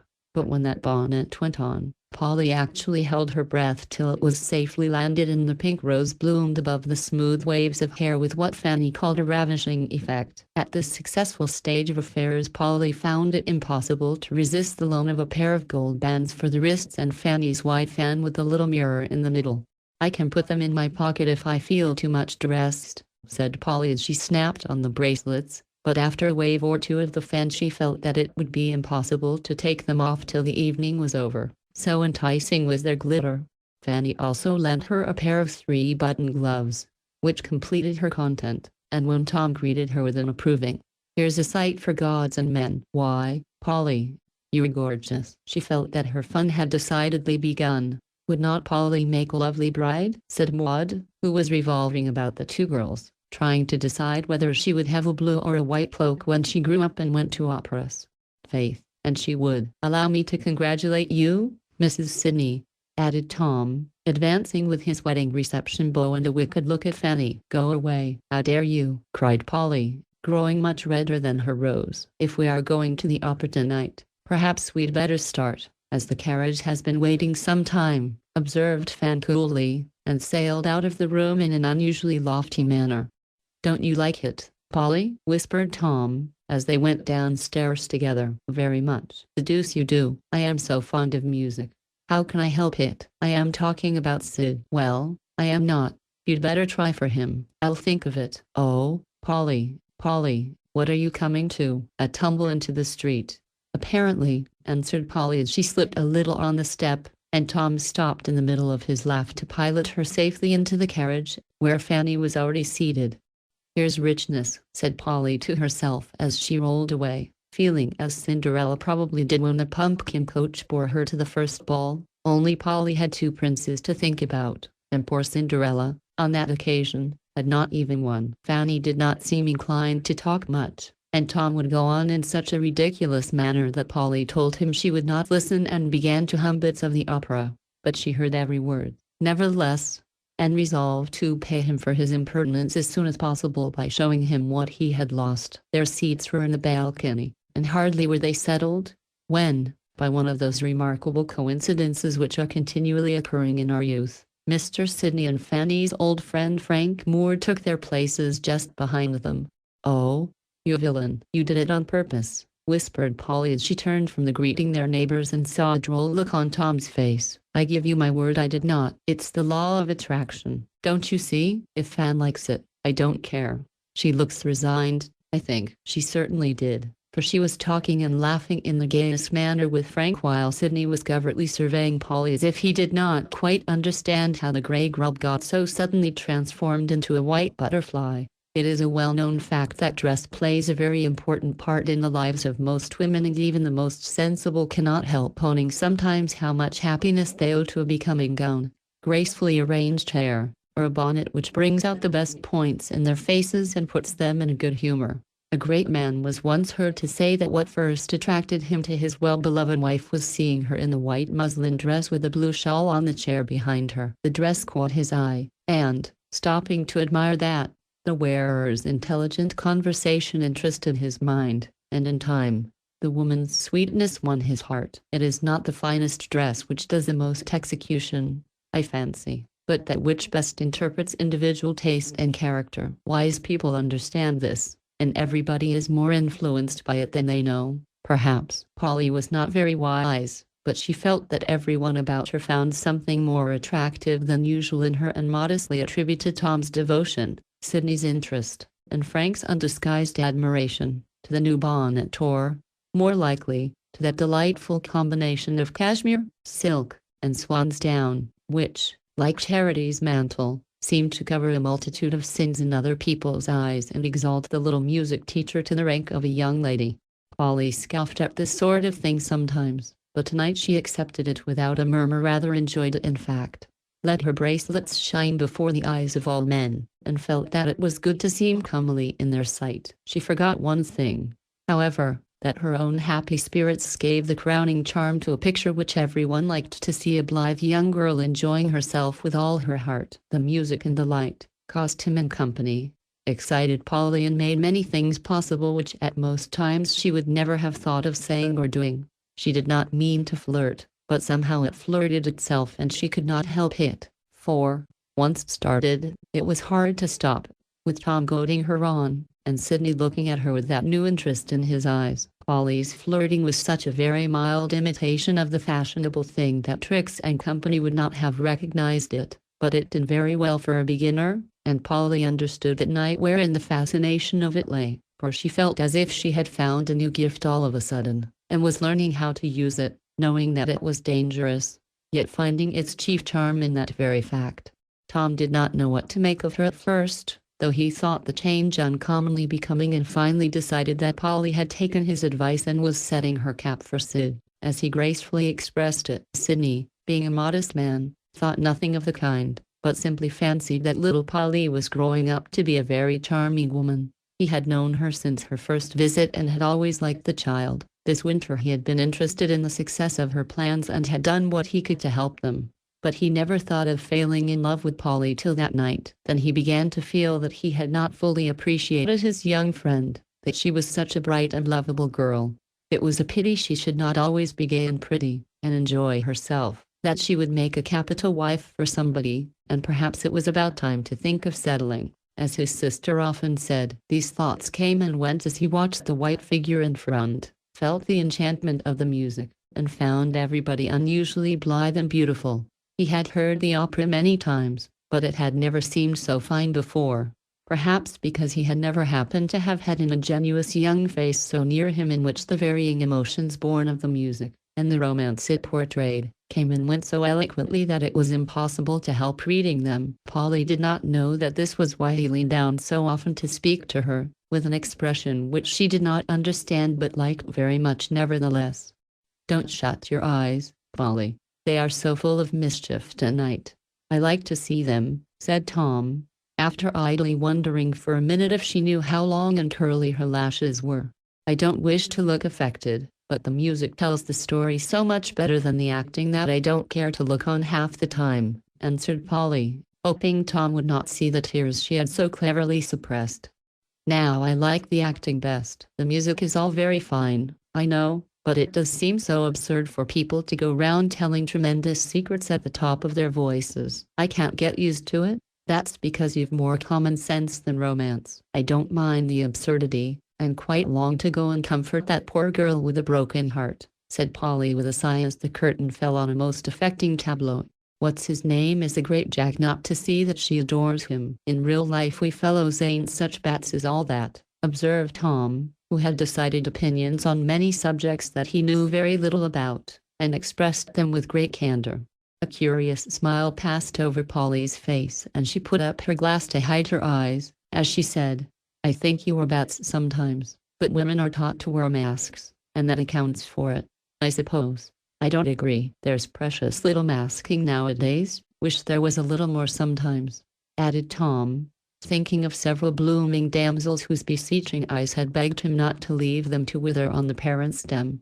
"I hope not, but I guess there's a good deal more than anyone would suspect." "What can you know about broken hearts and blighted beings?" asked Sydney, smiling at the girl's pensive tone. Polly glanced up at him and her face dimpled and shone again, as she answered, laughing, "Not much.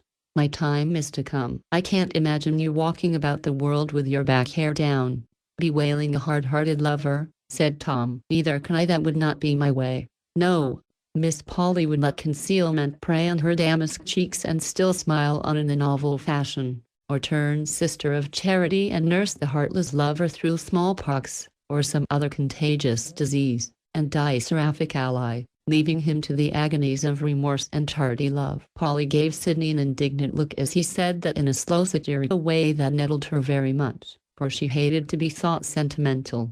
"That's not my way either," she said decidedly. "I'd try to outlive it, and if I could not, I'd try to be the better for it. Disappointment need not make a woman a fool, nor an old maid, if she's pretty and good. Remember that, and don't visit the sins of one blockhead on all the rest of mankind," said Tom, laughing at her earnestness. "I don't think there is the slightest possibility of Miss Polly's being either," added Sydney with a look which made it evident that concealment had not seriously damaged Polly's damask cheek as yet. "There's Clara Bird. I have not seen her but once since she was married. How pretty she looks," and Polly retired behind the big glass again, thinking the chat was becoming rather personal. "Now, there's a girl who tried a different cure for unrequited affection from any you mention. People say she was fond of Belle's brother. He did not reciprocate but went off to India to spoil his constitution. So Clara married a man 20 years older than she is and consoles herself by being the best-dressed woman in the city." "That accounts for it," said Polly, when Tom's long whisper ended. "For what?" The tired look in her eyes. "I don't see it," said Tom, after a survey through the glass. "Did not expect you would." "I see what you mean. A good many women have it nowadays," said Sydney over Polly's shoulder. "What's she tired of?" "The old gentleman?" asked Tom. "And herself," added Polly. "You have been reading French novels." "I know you have." "That's just the way the heroines go on," cried Tom. "I have not read one, but it's evident you have." "Young man, and you'd better stop." "I don't care for 'em, only do it to keep up my French." "But how came you to be so wise?" "Ma'am?" "Observation, sir. I like to watch faces, and I seldom see a grown-up one that looks perfectly happy." "True for you, Polly, no more you do. Now I think of it, I don't know but one that always looks so, and there it is." "Where?" asked Polly, with interest. "Look straight before you and you'll see it." Polly did look, but all she saw was her own face in the little mirror of the fan which Tom held up and peeped over with a laugh in his eyes. "Do I look happy?" "I am glad of that," and Polly surveyed herself with care. Both young men thought it was girlish vanity and smiled at its naive display, but Polly was looking for something deeper than beauty and was glad not to find it. Rather a pleasant little prospect. "Hey, Polly, my bonnet is straight, and that's all I care about." "Did you ever see a picture of Beau Brummel?" asked Polly quickly. "No." "Well, there he is, modernized." And turning the fan, she showed him himself. "Any more portraits in your gallery?" asked Sydney, as if he liked to share all the nonsense going. "One more." "What do you call it?" "The portrait of a gentleman," and the little glass reflected a gratified face for the space of 2 seconds. "Thank you. I am glad I don't disgrace my name," said Sydney, looking down into the merry blue eyes that thanked him silently for many of the small kindnesses that women never can forget. "Very good, Polly. You are getting on fast, whispered Tom, patting his yellow kids approvingly. Be quiet. Dear me, how warm it is. And Polly gave him a frown that delighted his soul. Come out and have an ice, we shall have time. Fan is so absorbed, I could not think of disturbing her, said Polly, fancying that her friend was enjoying the evening as much as she was. A great mistake, by the way, for Fan was acting for effect, and though she longed to turn and join them, would not do it, unless a certain person showed signs of missing her. He did not, and Fanny chatted on, raging inwardly over her disappointment, and wondering how Polly could be so gay and selfish. It was delicious to see the little airs Polly put on, for she felt as if she were somebody else, and acting a part. She leaned back, as if quite oppressed by the heat, permitted Sidney to fan her, and paid him for the service by giving him a flower from her bouquet, proceedings which amused Tom immensely, even while it piqued him a little to be treated like an old friend who did not count. Go in and win, Polly, I'll give you my blessing, he whispered, as the curtain rose again. It's only part of the fun, so don't you laugh, you disrespectful boy, she whispered back in a tone never used toward Sidney. Tom did not quite like the different way in which she treated them, and the word boy disturbed his dignity, for he was almost 21 and Polly ought to treat him with more respect. Sidney at the same moment was wishing he was in Tom's place, young, comely, and such a familiar friend that Polly would scold and lecture him in the delightful way she did Tom, while Polly forgot them both when the music began and left them ample time to look at her and think about themselves. While they waited to get out when all was over, Polly heard Fan whisper to Tom, "What do you think Trix will say to this?" "What do you mean?" "Why, the way you've been going on tonight." "Don't know, and don't care. It's only Polly." "That's the very thing. She can't bear pee." "Well, I can, and I don't see why I should not enjoy myself as well as Trix." "You'll get to enjoying yourself too much if you are not careful." Polly's waked up. "I am glad of it, and so Sid. I only spoke for your good. Don't trouble yourself about me. I get lecturing enough in another quarter and can't stand any more. Come, Polly." She took the arm he offered her, but her heart was sore and angry, for that phrase, "It's only Polly," hurt her sadly. "As if I was not anybody, had not any feelings, and what was only made to amuse or work for people." "Fan and Tom are both mistaken, and I'll show them that Polly is awake," she thought, indignantly. "Why should not I enjoy myself as well as the rest? Besides, it's only Tom," she added with a bitter smile as she thought of Trix. "Are you tired, Polly?" asked Tom, bending down to look into her face. "Yes, of being nobody." "Ah, but you ain't nobody. You're Polly, and you could not better that if you tried ever so hard," said Tom, warmly, for he really was fond of Polly, and felt uncommonly so just then. "I am glad you think so. Anyway, it's so pleasant to be liked," and she looked up with her face quite bright again. "I always did like you, don't you know, ever since that first visit. But you teased me shamefully, for all that." "So I did, but I don't now." Polly did not answer, and Tom asked, with more anxiety than the occasion required, "Do I, Polly?" "Not in the same way, Tom," she answered in a tone that did not sound quite natural. "Well, I never will again." "Yes, you will. You can't help it." And Polly's eye glanced at Sidney, who was in front with Fan. Tom laughed, and drew Polly closer as the crowd pressed, saying, with mock tenderness, "Did not she like to be chaffed about her sweethearts? Well, she shan't be if I can help it. Poor dear, did she get her little bonnet knocked into a cocked hat and her little temper riled at the same time?" Polly could not help laughing,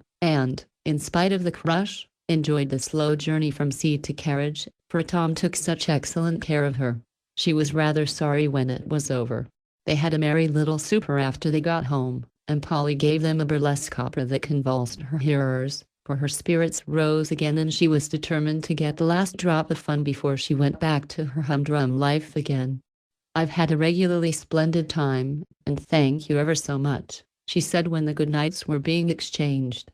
"So have I. Let's go and do it again tomorrow," said Tom, holding the hand from which he had helped to pull a refractory glove.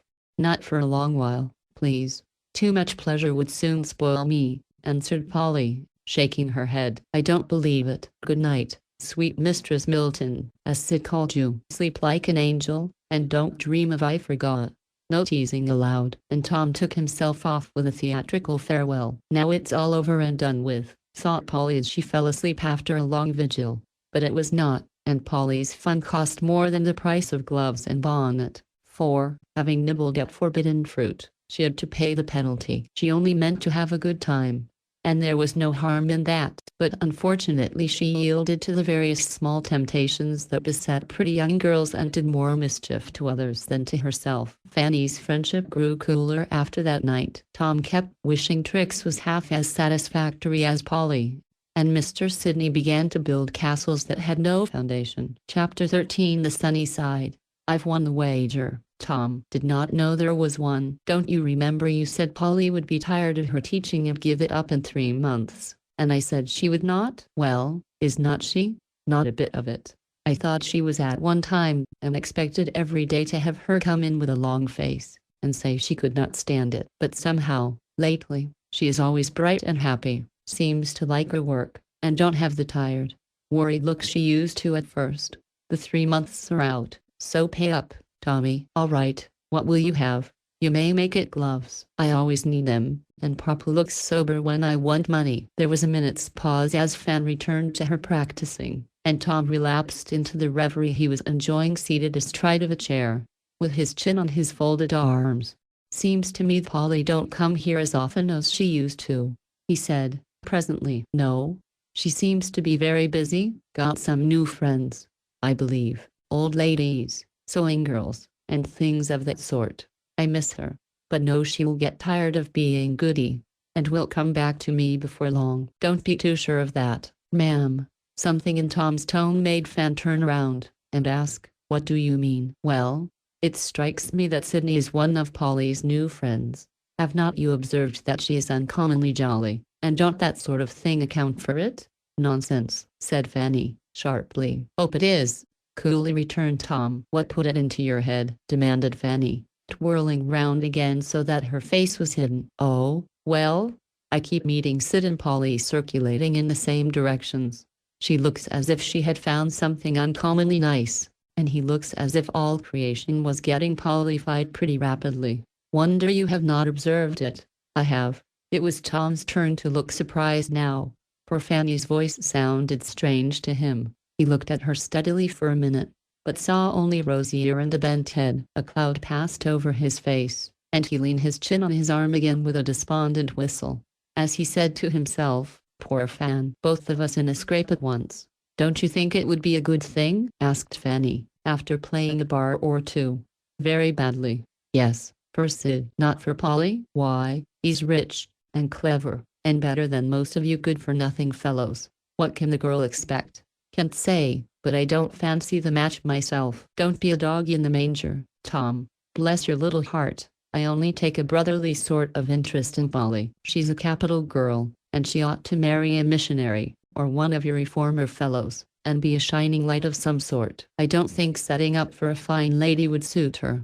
I think it would, and I hope she'll have the chance, said Fanny, evidently making an effort to speak kindly. Good for you, Fan. And Tom gave an emphatic nod, as if her words meant more than she suspected. Mind you, he added, I don't know anything, and only fancied there might be some little flirtation going on. But I dare say it's nothing. Time will show. Then Fan began to sing, and Tom's horse came, so he departed with a very unusual demonstration of a gentle pat on the head, as he said kindly, That's right, my dear, keep jolly. It was not an elegant way of expressing sympathy, but it was hearty, and Fan thanked him for it, though she only said, Don't break your neck, Tommy. When he was gone, Fan's song ended as suddenly as it began, and she sat thinking, with varying expressions of doubt and trouble passing rapidly across her face. Well, I can't do anything but wait, she said, at last, slamming the music book together with a desperate look. Yes, I can, she added, a minute after. It's Polly's holiday. I can go and see her, and if there is anything in it I shall find it out. Fanny dropped her face into her hands, with a little shiver, as she said that, then got up, looking as pale and resolute as if going to meet some dreadful doom, and putting on her things, went away to Polly's as fast as her dignity would allow. Saturday morning was Polly's clearing up day, and Fan found her with a handkerchief tied over her head, and a big apron on, just putting the last touches to the tidy little room, which was as fresh and bright as water, air, and a pair of hands could make it. All ready for company. I'll just whisk off my regimental, and Polly, the maid, becomes Polly, the missus. It was lovely of you to come early. Take off your things. Another new bonnet? You extravagant wretch. How is your mother and Maudie? It's nice day, and we'll have a walk, won't we? By the time Polly's welcome was uttered, she had got Fan on the little sofa beside her, and what was smiling at her in such an infectious manner, that Fan could not help smiling back. I came to see what you have been doing with yourself lately. You don't come and report, and I got anxious about you, said Fanny, looking into the clear eyes before her. I've been so busy, and I knew you would not care to hear about my doings, for they were not the sort you like, answered Polly. Your lessons did not use to take up all your time. It's my private opinion that you are taking as well as giving lessons, miss, said Fan, putting on a playfully stern air, to hide her real anxiety. Yes, I am, answered Polly, soberly. And what, love? A quick color came to Polly's cheeks, as she laughed, and said, looking away, no, friendship and good works. Oh, indeed. May I ask who is your teacher? I've more than one, but Miss Mills is head teacher. She instructs in good works. Who gives the friendship lessons? Such pleasant girls. I wish you knew them, Fan. So clever, and energetic, and kind, and happy. It always does me good to see them, cried Polly, with a face full of enthusiasm. Is that all? And Fan gave her a curious look of mingled disappointment and relief. There, I told you my doings would not interest you, and they don't. They sound flat and prosy after your brilliant adventures. Let's change the subject, said Polly, looking relieved herself. Dear me, which of our sweethearts sends us dainty bouquets of violets so early in the morning? Asked Fanny, suddenly spying a purple cluster in a graceful little vase on the piano. He sends me one every week. He knows I love them so, and Polly's eyes turned that way full of pride and pleasure. I'd no idea he was so devoted, said Fanny, stooping to smell the flowers, and at the same time read a card that lay near them. You need not plague me about it.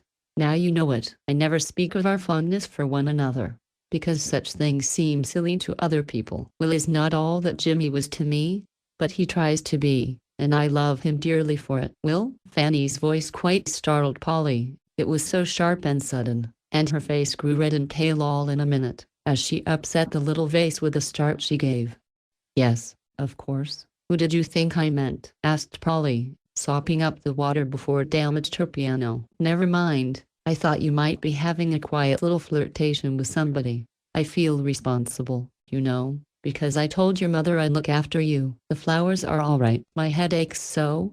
I hardly know what I am doing this morning. Fanny spoke fast, and laughed uncomfortably, as she went back to the sofa, wondering if Polly had told her a lie. Polly seemed to guess at her thoughts as she saw the card, and turning toward her, she held it up, saying, with a conscious look in her eyes, You thought Mr. Sidney sent them? Well, you are mistaken, and the next time you want to know anything, please ask straight out. I like it better than talking at cross purposes. Now, my dear, don't be angry. I was only teasing you in fun. Tom took it into his foolish head that something was going on, and I felt a natural interest.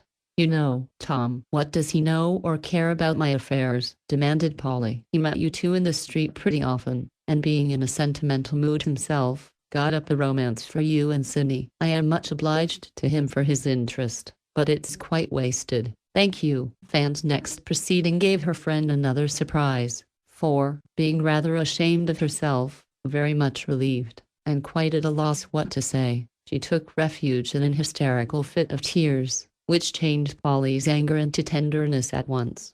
Is that the trouble she had been hiding all winter? Poor dear. I wish I'd known it sooner, thought Polly, as she tried to soothe her with comfortable pats, sniffs of cologne and sympathizing remarks upon the subject of headache, carefully ignoring that other feminine affliction, the heartache.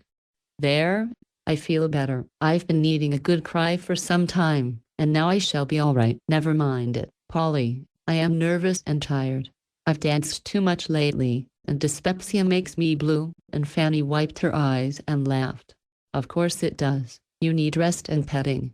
And here I've been scolding you, when I ought to have been extra kind. Now tell me what I can do for you, said Polly, with a remorseful face. Talk to me. and tell me all about yourself. You don't seem to have as many worries as other people. What's the secret, Polly?" And Fan looked up with wet eyes and a wistful face at Polly, who was putting little dabs of cologne all over her head. "Well," said Polly, slowly, "I just try to look on the bright side of things. That helps one amazingly. Why?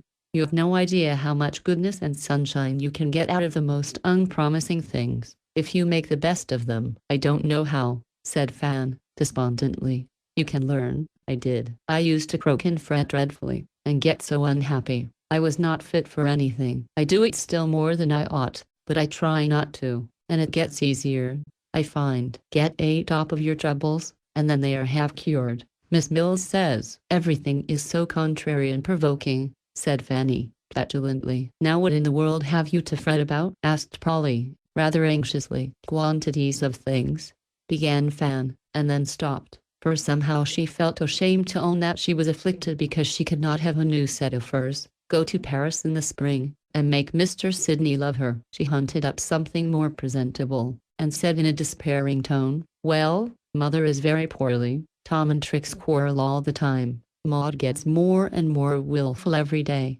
and Papa's worried about his affairs. A sad state of things, but nothing very desperate. Can't you lend a hand anywhere? That might do good all round." "No, I have not the talent for managing people, but I see what ought to be done." "Well, don't wail about it. Keep yourself happy, if you can. It will help other people to see you cheerful.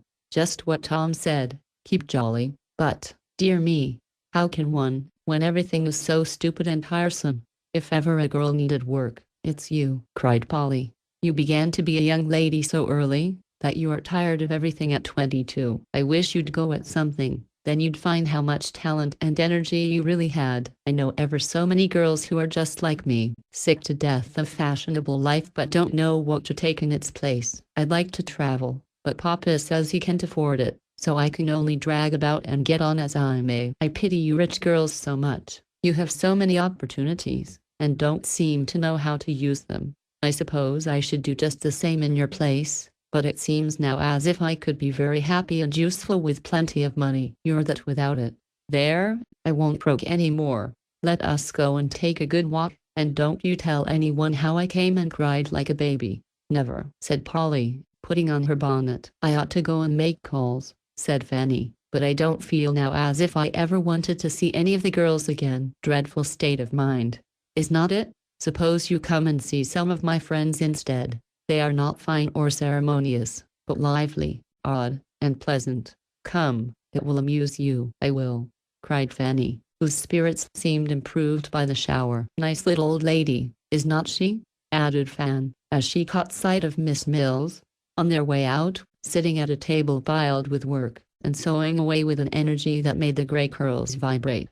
"Saint Maltable, I call her." "Now, there's a rich woman who knew how to get happiness out of her money," said Polly, as they walked away. "She was poor till she was nearly 50, then a comfortable fortune was left her, and she knew just how to use it. That house was given her, but instead of living in it all alone, she filled it with poor gentle folks who needed neat, respectable homes, but could not get anything comfortable for their little money. I am one of them, and I know the worth of what she does for me. 2 old widow ladies live below me, several students overhead. Poor Mrs. Keene and her lame boy have the back parlor, and Jenny the little bedroom next Miss Mills. Each pays what they can. That's independent, and makes us feel better, but that dear woman does 1,000 things that money can't pay for, and we feel her influence all through the house. I'd rather be married, and have a home of my own, but next to that, I should like to be an old maid like Miss Mills." Polly's sober face and emphatic tone made Fanny laugh, and at the cheery sound a young girl pushing a baby carriage looked round and smiled. "What lovely eyes," whispered Fanny.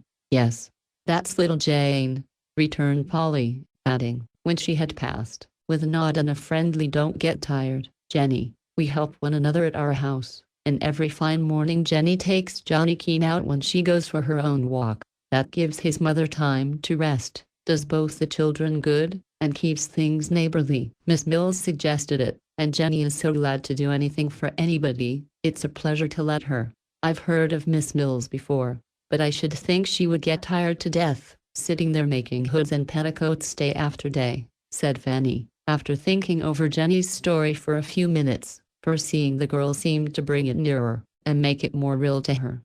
But she don't sit there all the time. People come to her with their troubles, and she goes to them with all sorts of help, from soap and soup, to shrouds for the dead and comfort for the living.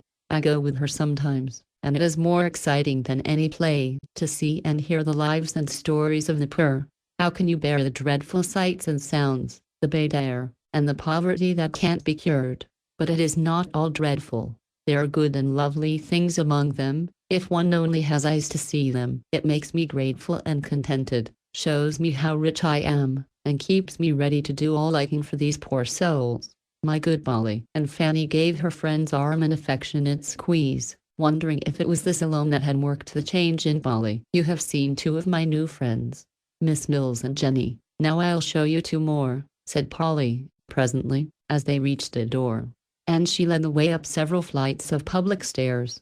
Rebecca Jeffrey is a regularly splendid girl, full of talent. She won't let us call it genius. She will be famous someday. I know, she is so modest, and yet so intent on her work. Lizzie Small is an engraver, and designs the most delightful little pictures. Becky and she live together, and take care of one another in true Damon and Pythias style.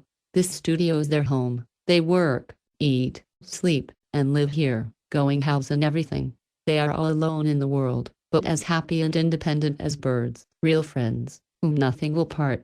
Let a lover come between them, and their friendship won't last long, said Fanny. I think it will. Take a look at them, and you'll change your mind, answered Polly, tapping at a door, on which two modest cards were tacked. Come in, said a voice, and obeying, Fanny found herself in a large, queerly furnished room, lighted from above, and occupied by two girls. One stood before a great clay figure, in a corner. This one was tall, with a strong face, keen eyes, short, curly hair, and a fine head. Fanny was struck at once by this face and figure, though the one was not handsome, and the other half hidden by a great pinafore covered with clay. At a table where the light was clearest, sat a frail-looking girl, with a thin face, big eyes, and pale hair, a dreamy, absorbed little person, who bent over a block, skillfully wielding her tools. Becky and Bess, how do you do? This is my friend, Fanny Shaw. We are out on a rampage, so go on with your work, and let us lazy ones look on and admire. As Polly spoke, both girls looked up and nodded, smilingly. Bess gave Fan the one easy chair. Becky took an artistic survey of the newcomer, with eyes that seemed to see everything, then each went on with her work, and all began to talk. You are just what I want, Polly. Pull up your sleeve, and give me an arm while you sit. The muscles here are not right, and you've got just what I want, said Becky, slapping the round arm of the statue, at which Fan was gazing with awe. How do you get on? Asked Polly, throwing off her cloak, and rolling up her sleeves, as if going to washing. Slowly, the idea is working itself clear, and I follow as fast as my hands can. Is the face better, do you think? Said Becky, taking off a wet cloth, and showing the head of the statue. How beautiful it is, cried Fanny, staring at it with increased respect. What does it mean to you? Asked Rebecca, turning to her with a sudden shine in her keen eyes. I don't know whether it is meant for a saint or a muse, a goddess or a fate, but to me it is only a beautiful woman, bigger, lovelier, and more imposing than any woman I ever saw, answered Fanny, slowly, trying to express the impression the statue made upon her.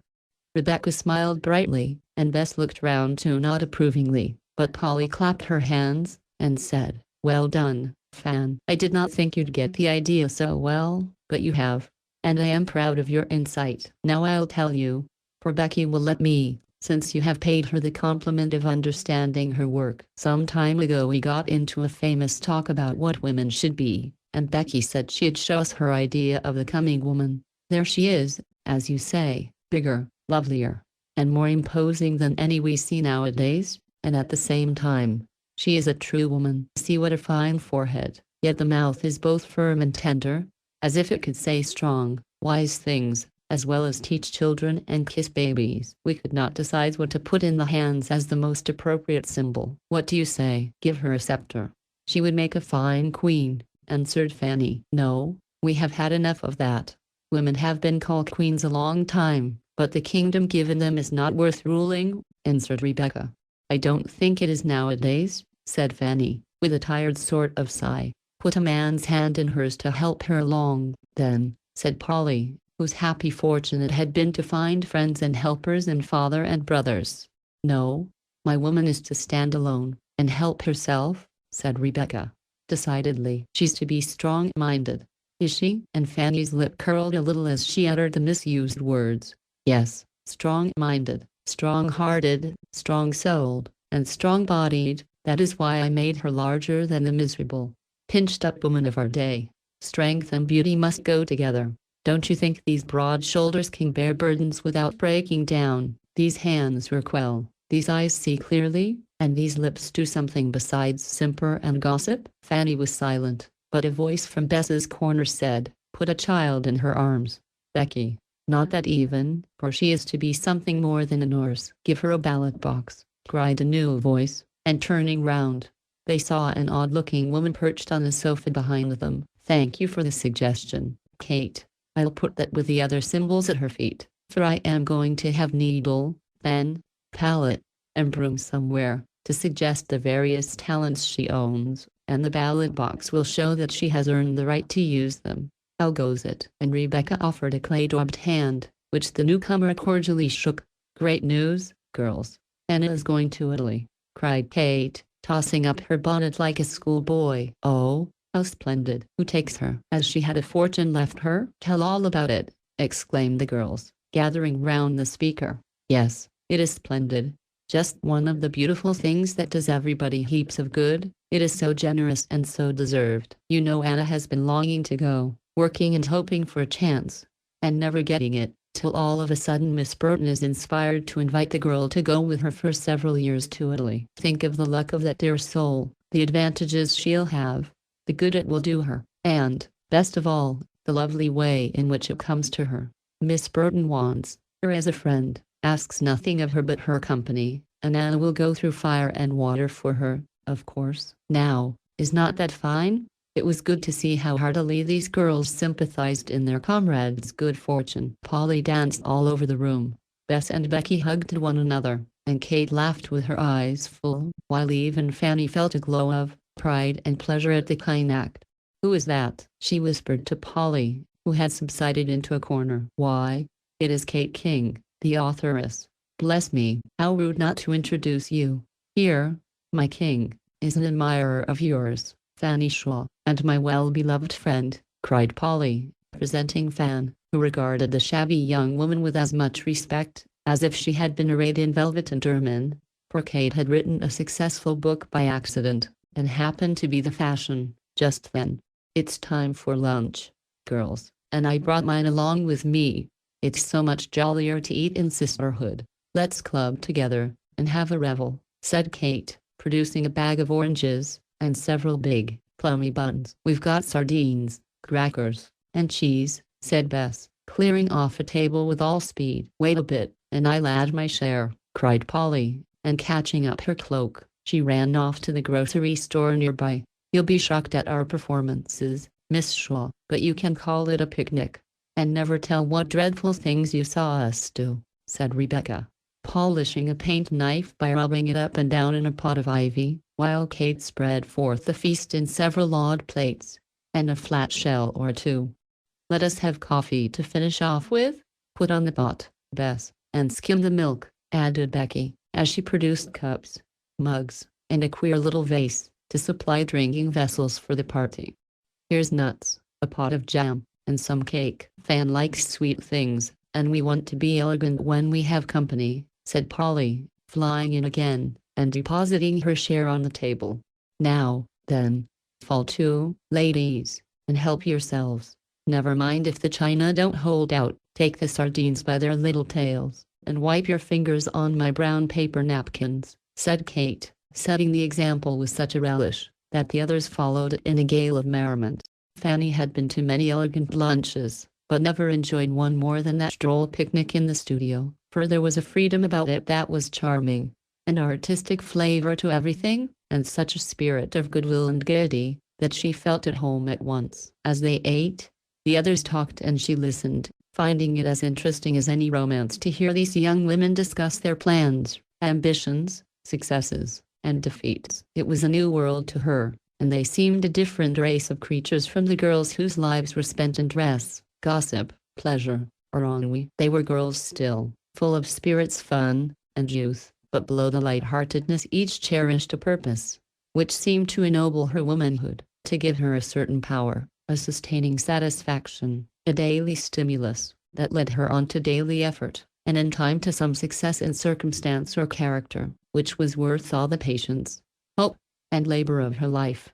Fanny was just then in the mood to feel the beauty of this, for the sincerest emotion she had ever known was beginning to make her dissatisfied with herself, and the aimless life she led. Men must respect such girls as these, she thought.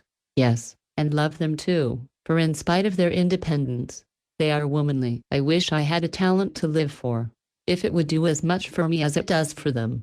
It is the sort of thing that is improving Polly, that makes her society interesting to Sydney, and herself so dear to everyone. Money can't buy these things for me, and I want them very much. As these thoughts were passing through her mind, Fanny was hearing all sorts of topics discussed with feminine enthusiasm and frankness: art, morals, politics, society, books, religion, housekeeping, dress, and economy. For the minds and tongues roved from subject to subject with youthful rapidity, and seemed to get something from the driest and the dullest. "How does the new book come on?" asked Polly, sucking her orange in public with a composure which would have scandalized the good ladies of Cranford. "Better than it deserves. My children, beware of popularity. It is a delusion and a snare. It puffer up the heart of man, and especially of woman. It blinder the eyes to faults. It exalt unduly the humble powers of the victim. It is apt to be capricious, and just as one gets to liking the taste of this intoxicating draught, it's suddenly vile, and one is left gasping, like a fish out of water." And Kate emphasized her speech by spearing a sardine with a penknife, and eating it with a groan. "It won't hurt you much, I guess, you have worked and waited so long. A large dose will do good," said Rebecca, giving her a generous spoonful of jam, as if eager to add as much sweetness as possible to a life that had not been an easy one. "When are you and Becky going to dissolve partnership?" asked Polly, eager for news of all. "Never. George knows he can't have one without the other, and has not suggested such a thing as parting us. There is always room in my house for Becky, and she lets me do as she would if she was in my place," answered Bess, with a look which her friend answered by a smile. "The lover won't separate this pair of friends, you see," whispered Polly to Fan. "Bess is to be married in the spring, and Becky is to live with her. By the way, Polly, I've got some tickets for you. People are always sending me such things, and as I don't care for them, I am glad to make them over to you young and giddy infants. There are passes for the statuary exhibition. Becky shall have those. Here are the concert tickets for you, my musical girl, and that is for a course of lectures on literature, which I'll keep for myself." As Kate dealt out the colored cards to the grateful girls, Fanny took a good look at her, wondering if the time would ever come when women could earn a little money and success, without paying such a heavy price for them, for Kate looked sick, tired, and too early old. Then her eye went into the unfinished statue, and she said, impulsively, "I hope you'll put that in marble, and show us what we ought to be." "I wish I could." And an intense desire shone in Rebecca's face, as she saw her faulty work, and felt how fair her model was. For a minute, the 5 young women sat silent, looking up at the beautiful, strong figure before them, each longing to see it done, and each unconscious that she was helping, by her individual effort and experience, to bring the day when their noblest ideal of womanhood should be embodied in flesh and blood, not clay. The city bells rung 1, and Polly started up. "I must go, for I promised a neighbor of mine a lesson at 2. "I thought this was a holiday," said Fanny. "So it is, but this is a little labor of love, and does not spoil the day at all. The child has talent, loves music, and needs help. I can't give her money, but I can teach her, so I do, and she is the most promising pupil I have. Help one another is part of the religion of our sisterhood." "Fan, I must put you in a story, Polly." "I want a heroine, and you will do," said Kate. "Me? Why, there never was such a humdrum, unromantic thing as I am," cried Polly, amazed. "I've booked you, nevertheless, so in you go, but you may add as much romance as you like. It's time you did. I am ready for it when it comes, but it can't be forced, you know." And Polly blushed and smiled as if some little spice of that delightful thing had stolen into her life, for all its prosaic seeming. Fanny was amused to see that the girls did not kiss at parting, but shook hands in a quiet, friendly fashion, looking at one another with eyes that said more than the most gushing words. "I like your friends very much, Polly. I was afraid I should find them mannish and rough, or sentimental and conceited, but they are simple, sensible creatures, full of talent, and all sorts of fine things. I admire and respect them, and want to go again, if I may." "Oh, Fan, I am so glad. I hoped you'd like them. I knew they'd do good, and I'll take you any time, for you stood the test better than I expected. Becky asked me to bring you again, and she seldom does that for fashionable young ladies. Let me tell you, I want to be ever so much better, and I think you and they might show me how," said Fanny, with a traitorous tremble in her voice. "We'll show you the sunny side of poverty and work, and that is a useful lesson for anyone, Miss Mills says," answered Polly, hoping that Fan would learn how much the poor can teach the rich, and what helpful friends girls may be to one another.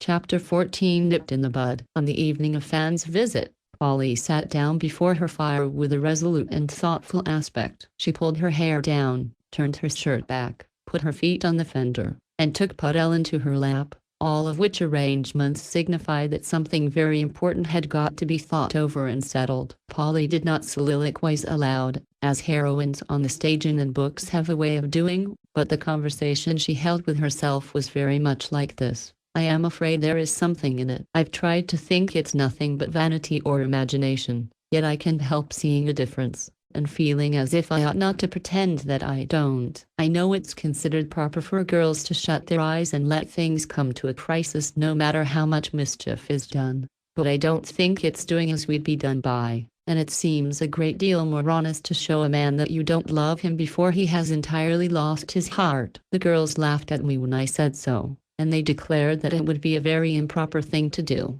But I've observed that they don't hesitate to snub ineligible parties, as they call poor, very young, or unpopular men. It's all right then, but when a nice person comes it's part of the fun to let him go on to the very end, whether the girls care for him or not. The more proposals, the more credit. Fan says Trix always asks when she comes home after the summer excursions, "How many birds have you bagged?" As if men were partridges. What wicked creatures we are. Some of us, at least. I wonder why such a love of conquest was put into us. Mother says a great deal of it is owing to bad education nowadays, but some girls seem born for the express purpose of making trouble and would manage to do it if they lived in a howling wilderness. I am afraid I've got a spice of it, and if I had the chance, should be as bad as any of them. I've tried it and liked it, and maybe this is the consequence of that night's fun." Here Polly leaned back and looked up at the little mirror over the chimney-piece, which was hung so that it reflected the faces of those about the fire. In it Polly saw a pair of telltale eyes looking out from a tangle of bright brown hair, cheeks that flushed and dimpled suddenly as the fresh mouth smiled with an expression of conscious power, half proud, half ashamed, and as pretty to see as the coquettish gesture with which she smoothed back her curls and flourished a white hand. For a minute she regarded the pleasant picture while visions of girlish romances and triumphs danced through her head. Then she shook her hair all over her face and pushed her chair out of range of the mirror, saying, with a droll mixture of self-reproach and self-approval in her tone, "Oh, Putnell, Putnell, what a fool I am." Puss appeared to endorse the sentiment by a loud purr and a graceful wave of her tail, and Polly returned to the subject from which these little vanities had beguiled her. "Just suppose it is true, that he does ask me, and I say yes. What a stir it would make, and what fun it would be to see the faces of the girls when it came out. They all think a great deal of him because he is so hard to please, and almost any of them would feel immensely flattered if he liked them, whether they choose to marry him or not. Trix has tried for years to fascinate him, and he can't bear her, and I am so glad. What a spiteful thing I am. Well, I couldn't help it. She does aggravate me so." And Polly gave the cat such a tweak of the ear that Putnell bounced out of her lap in high dudgeon. "It don't do to think of her, and I won't," said Polly to herself, setting her lips with a grim look that was not at all becoming. "What an easy life I should have, plenty of money, quantities of friends, all sorts of pleasures, and no work, no poverty. No cold shoulders or patched boots. I could do so much for all at home, how I should enjoy that. And Polly let her thoughts revel in the luxurious future her fancy painted. It was a very bright picture, but something seemed amiss with it. For presently she sighed and shook her head, thinking sorrowfully, "Ah, but I don't love him, and I am afraid I never can as I ought. He's very good, and generous, and wise, and would be kind, I know, but somehow I can't imagine spending my life with him. I am so afraid I should get tired of him. And then what should I do? Polly Sidney don't sound well, and Mrs. Arthur Sidney don't seem to fit me a bit.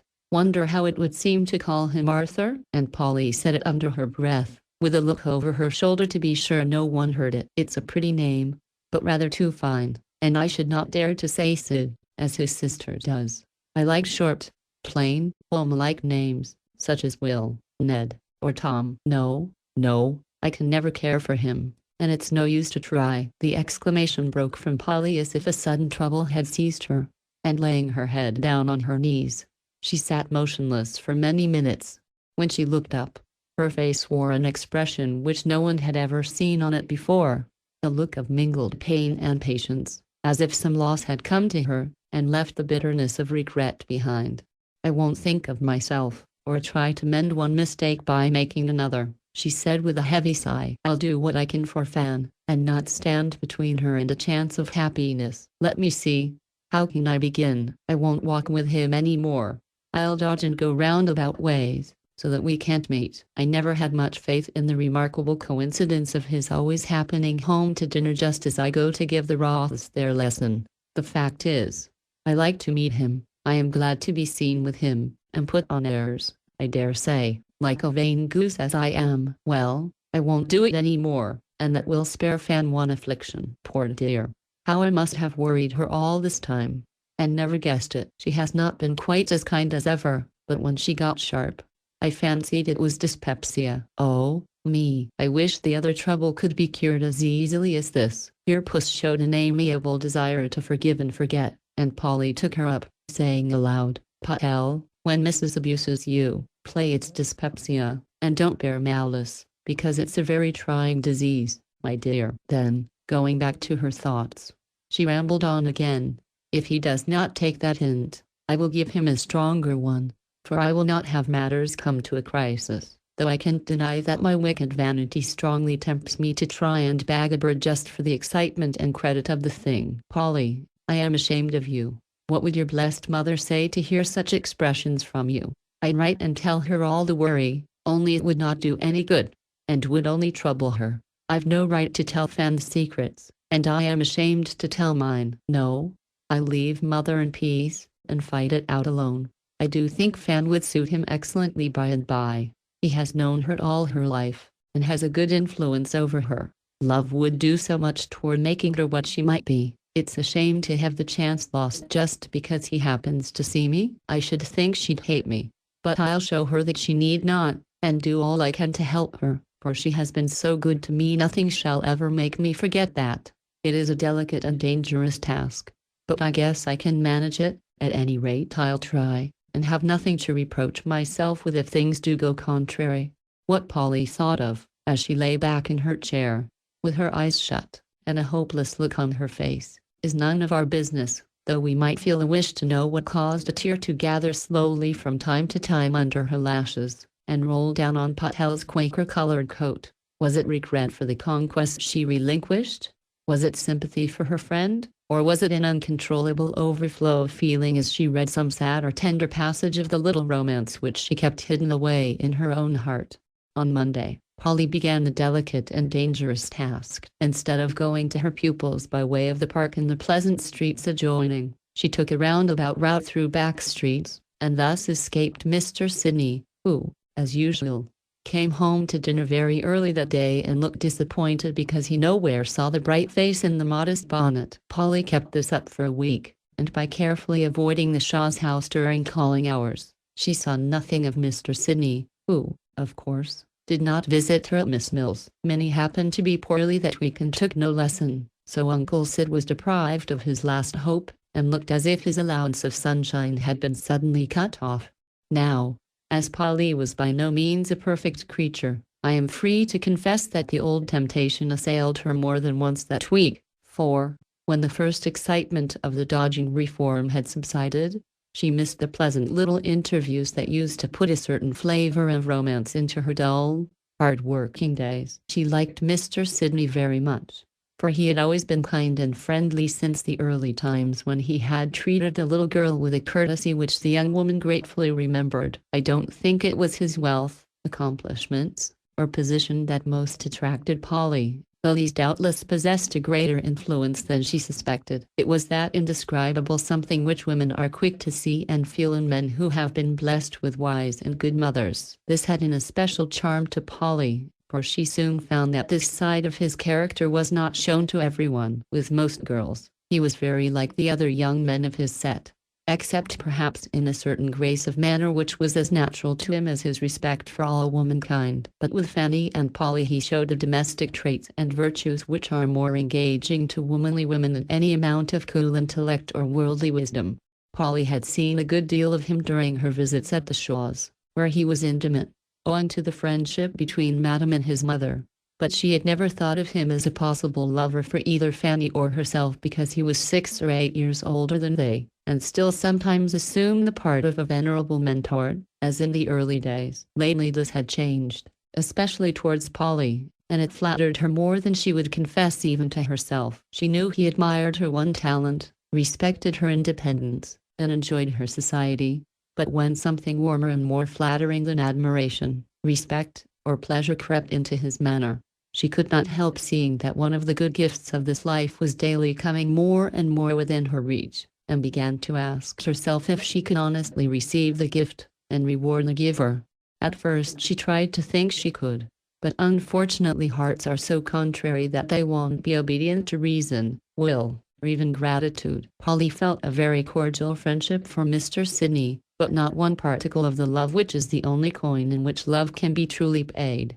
Then she took a fancy into her head that she ought to accept this piece of good fortune for the sake of the family, and forget herself. But this false idea of self-sacrifice did not satisfy, for she was not a fashionable girl trained to believe that her first duty was to make a good match and never mind the consequences, though they rendered her miserable for life. Polly's creed was very simple: if I don't love him, I ought not to marry him, especially when I do love somebody else, though everything is against me. If she had read as many French novels as some young ladies, she might have considered it interesting to marry under the circumstances and suffer a secret anguish to make her romantic victim. But Polly's education had been neglected, and after a good deal of natural indecision she did what most women do in such cases, thought she would wait and see. The discovery of Fanny's secret seemed to show her something to do, for if the wait-and-see decision was making her friend unhappy, it must be changed as soon as possible. This finished Polly's indecision, and after that night she never allowed herself to dwell upon the pleasant temptation which came in a guise particularly attractive to a young girl with a spice of the old even in her composition. So day after day she trudged through the dull back streets, longing for the sunny park,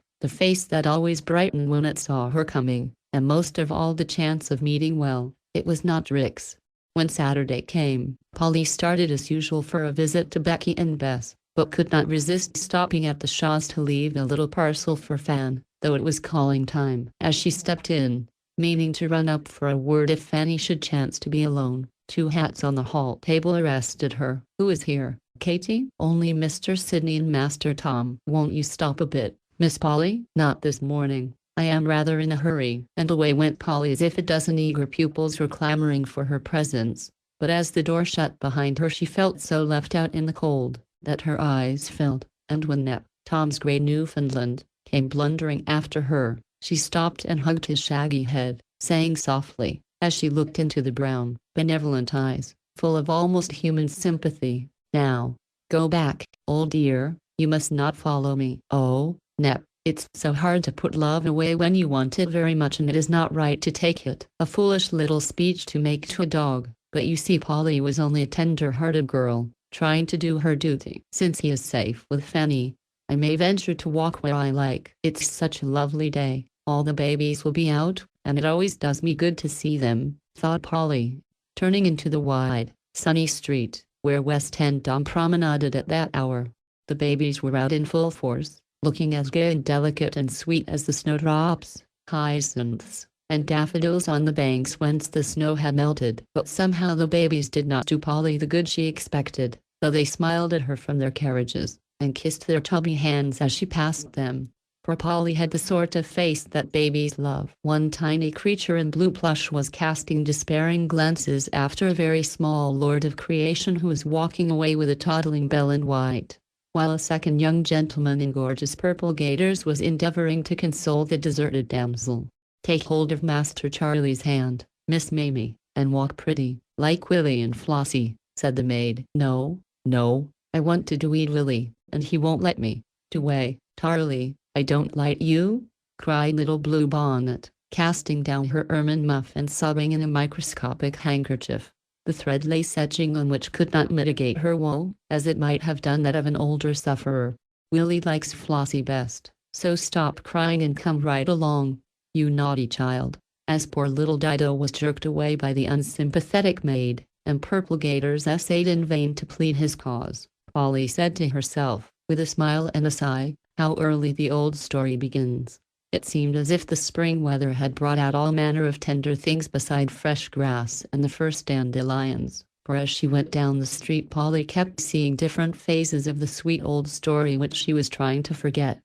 At a street corner, a black-eyed schoolboy was parting from a rosy-faced schoolgirl, whose music roll he was reluctantly surrendering. "Don't you forget, now," said the boy, looking bashfully into the bright eyes that danced with pleasure as the girl blushed and smiled, and answered reproachfully, "Why, of course I shan't. That little romance runs smoothly so far. I hope it may to the end," said Polly heartily as she watched the lad tramp away, whistling as blithely as if his pleasurable emotions must find a vent, or endanger the buttons on the round jacket, while the girl pranced on her own doorstep, as if practicing for the joyful dance which she had promised not to forget. A little farther on Polly passed a newly engaged couple whom she knew, walking arm in arm for the first time, both wearing that proud yet conscious look which is so delightful to behold upon the countenances of these temporarily glorified beings. "How happy they seem, oh, dear," said Polly, and trudged on, wondering if her turn would ever come and fearing that it was impossible. A glimpse of a motherly-looking lady entering a door, received by a flock of pretty children, who cast themselves upon Mamma and her parcels with cries of rapture, did Polly good, and when, a minute after she passed a grey old couple walking placidly together in the sunshine, she felt better still, and was glad to see such a happy ending to the romance she had read all down the street. As if the mischievous little god wished to take Polly at a disadvantage, or perhaps to give her another chance. Just at that instant Mr. Sidney appeared at her side. How he got there was never very clear to Polly, but there he was, flushed, and a little out of breath, but looking so glad to see her that she had not the heart to be stiff and cool, as she had fully intended to be when they met.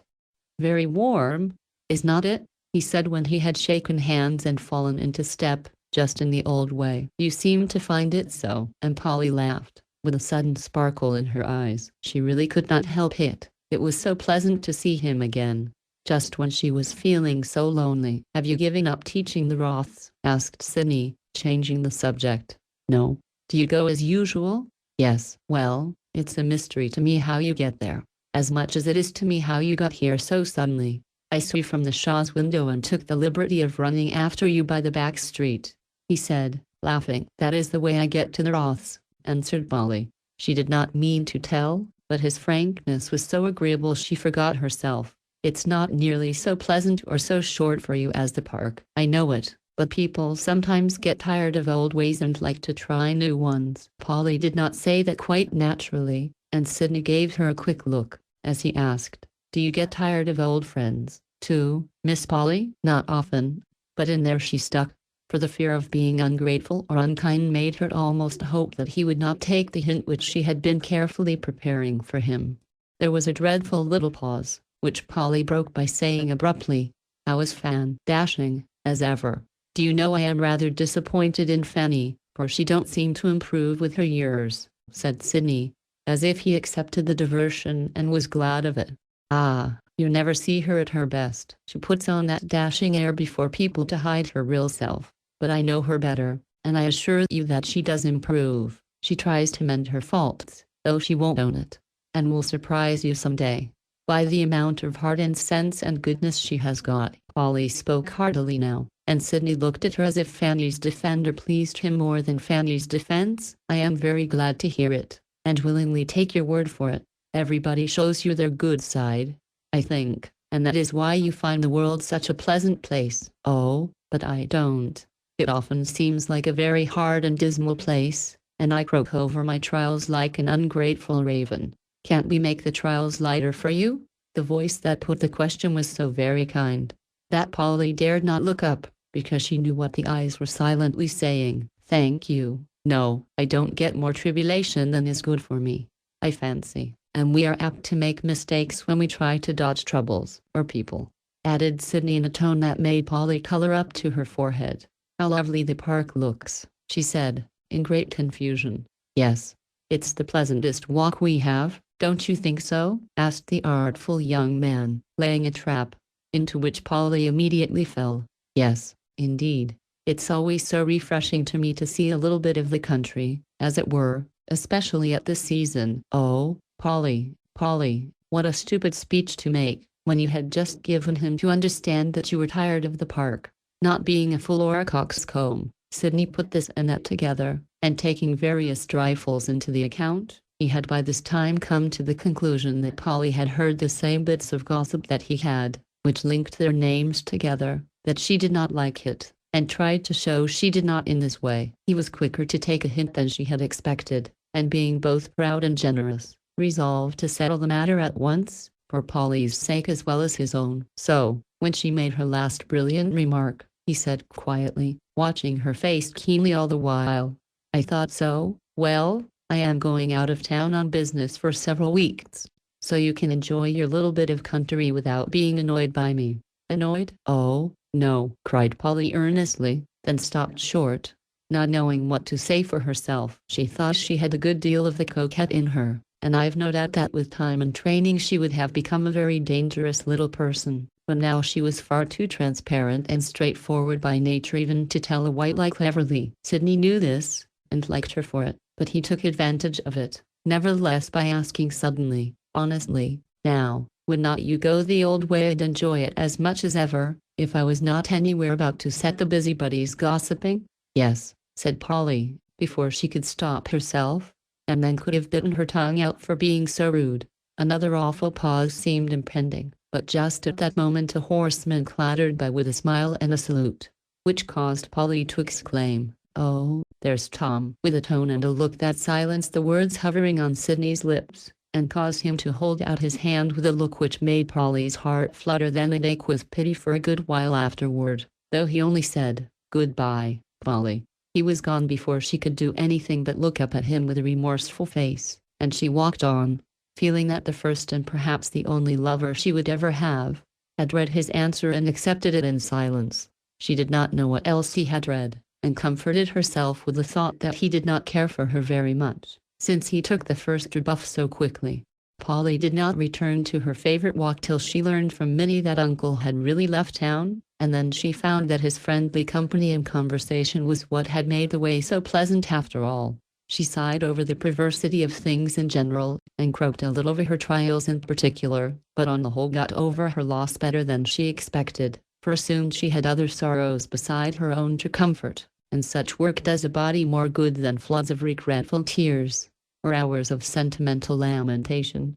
She shunned Fanny for a day or two, but gained nothing by it, for that young lady, hearing of Sidney's sudden departure, could not rest till she discovered the cause of it, and walked in upon Polly one afternoon just when the dusk made it a propitious hour for tender confidences. "What have you been doing with yourself lately?" asked Fanny, composing herself, with her back toward the rapidly waning light, wagging to and fro as usual. "What's the news with you?" answered Polly, feeling that something was coming and rather glad to have it over and done with. "Nothing particular." Trix treats Tom shamefully, and he bears it like a lamb. I tell him to break his engagement, and not be worried so. But he won't, because she has been jilted once and he thinks it's such a mean thing to do. Perhaps she'll jilt him. I've no doubt she will, if anything better comes along. But Trix is getting past, and I should not wonder if she kept him to his word. just out of perversity, if nothing else. Poor Tom, what a fate, said Polly with what was meant to be a comical groan, but it sounded so tragically that she saw it would not pass, and hastened to hide the failure by saying, with a laugh, if you call tricks pass, at 23, what shall we all be at 25? Utterly done with, and laid upon the shelf. I feel so already, for I don't get half the attention I used to have, and the other night I heard Maud and Grace wondering why those old girls did not stay at home, and give them a chance. How is Maudie? Pretty well, but she worries me by her queer tastes and notions. She loves to go into the kitchen and mess. She hates to study, and said right before the Vincents that she should think it would be great fun to be a beggar girl, to go round with a basket. It must be so interesting to see what you'd get. Minnie said the other day she wished she was a pigeon so she could paddle in the puddles and not fuss about rubbers. By the way, when is her uncle coming back? Asked Fanny, who could not wait any longer and joyfully seized the opening Polly made for her. I am sure I don't know, nor care, I suppose. You hard-hearted thing. Why, Fan, what do you mean? I am not blind, my dear, neither is Tom, and when a young gentleman cuts a call abruptly short, and races after a young lady, and is seen holding her hand at the quietest corner of the park, and then goes traveling all of a sudden. We know what it means if you don't. Who got up that nice idea, I should like to know, demanded Polly, as Fanny stopped for breath. Now don't be affected, Polly, but just tell me, like a dear, has not he proposed? No, he has not. Don't you think he means to? I don't think he'll ever say a word to me. Well, I am surprised. And Fanny drew a long breath, as if a load was off her mind. Then she added in a changed tone, but don't you love him, Polly? No. Truly? Truly, Fan. Neither spoke for a minute, but the heart of one of them beat joyfully and the dusk hid a very happy face. Don't you think he cared for you, dear? Asked Fanny, presently. I don't mean to be prying, but I really thought he did. That's not for me to say, but if it is so, it's only a passing fancy and he'll soon get over it. Do tell me all about it. I am so interested, and I know something has happened. I hear it in your voice, for I can see your face. Do you remember the talk we once had after reading one of Miss Edgeworth's stories about not letting one's lovers come to a declaration if one did not love them? Yes, and you girls said it was not proper, and I said it was honest. Anyway, well, I always meant to try it if I got a chance, and I have. Mind you, I don't say Mr. Sidney loved me, for he never said so, and never will, now, but I did fancy he rather liked me and might do more if I did not show him that it was of no use. And you did? Cried Fanny, much excited. I just gave him a hint and he took it. He meant to go away before that, so don't think his heart is broken, or mind what silly tattlers say. I did not like his meeting me so much and told him so by going another way. He understood, and being a gentleman, made no fuss. I dare say he thought I was a vain goose, and laughed at me for my pains, like Churchill in Helen. No, he would not. He'd like it and respect you for doing it. But, Polly, it would have been a grand thing for you. I can't sell myself for an establishment. Mercy, what an idea. Well, that's the plain English of half your fashionable matches. I am odd, you know, and prefer to be an independent spinster and teach music all my days. Ah, but you won't. You were made for a nice, happy home of your own, and I hope you'll get it. Polly, dear, said Fanny warmly, feeling so grateful to Polly that she found it hard not to pour out all her secret at once. I hope I may, but I doubt it, answered Polly in a tone that made Fanny wonder if she, too, knew what heartache meant. Something troubles you, Polly. What is it? Confide in me, as I do in you, said Fanny tenderly, for all the coldness she had tried to hide from Polly had melted in the sudden sunshine that had come to her. Do you always? Asked her friend, leaning forward with an irresistible desire to win back the old-time love and confidence, too precious to be exchanged for a little brief excitement or the barren honor of bagging a bird, to use Trix's elegant expression. Fanny understood it then, and threw herself into Polly's arms, crying, with a shower of grateful tears, "Oh, my dear, my dear. Did you do it for my sake?" And Polly held her close, saying in that tender voice of hers, "I did not mean to let a lover part this pair of friends if I could help it." Chapter 15. Breakers Ahead. Going into the Shaws one evening, Polly found Maud sitting on the stairs, with a troubled face. "Oh, Polly," I am so glad you have come," cried the little girl, running to hug her. "What's the matter, dearie?" "I don't know. Something dreadful must have happened. For Mama and Fan are crying together upstairs. Papa is shut up in the library, and Tom is raging round like a bear in the dining room. I guess it is not anything very bad. Perhaps Mama is sicker than usual, or Papa worried about business, or Tom in some new scrape. Don't look so frightened, Maudie, but come into the parlor and see what I've got for you," said Polly, feeling that there was trouble of some sort in the air, but trying to cheer the child, for her little face was full of a sorrowful anxiety that went to Polly's heart. "I don't think I can like anything till I know what the matter is," answered Maud. "It's something horrid, I am sure." For when Papa came home, he went up to Mama's room and talked ever so long, and Mama cried very loud, and when I tried to go in, Fan would not let me, and she looked scared and strange. I wanted to go to Papa when he came down, but the door was locked, and he said, 'Not now, my little girl,' and then I sat here waiting to see what would happen, and Tom came home, but when I ran to tell him, he said, 'Go away, and don't bother,' and just took me by the shoulders and put me out. Oh, dear. Everything is so queer and horrid, I don't know what to do." Maud began to cry, and Polly sat down on the stairs beside her, trying to comfort her, while her own thoughts were full of a vague fear. All at once the dining room door opened, and Tom's head appeared. A single glance showed Polly that something was the matter, for the care and elegance which usually marked his appearance were entirely wanting. His tie was under one ear, his hair in a toss, the cherished mustache had a neglected air, and his face an expression both excited, ashamed, and distressed. Even his voice betrayed disturbance, for instead of the affable greeting he usually bestowed upon the young lady, he seemed to have fallen back into the bluff tone of his boyish days, and all he said was, "Hello, Polly." "How do you do?" answered Polly. "I am in a devil of a mess." "Thank you. Send that chicken upstairs, and come in and hear about it," he said, as if he had been longing to tell someone, and welcomed prudent Polly as a special providence. "Go up, dearie, and amuse yourself with this book, and these ginger snaps that I made for you. There's a good child," whispered Polly, as Maud rubbed away her tears, and stared at Tom with round, inquisitive eyes. "You'll tell me all about it, by and by, won't you?" she whispered, preparing to obey. "If I may," answered Polly. Maud departed with unexpected docility, and Polly went into the dining room, where Tom was wandering about in a restless way. If he had been raging like a bear, Polly would not have cared. She was so pleased that he wanted her, and so glad to be a confidant, as she used to be in the happy old days, that she would joyfully have faced a much more formidable person than reckless Tom.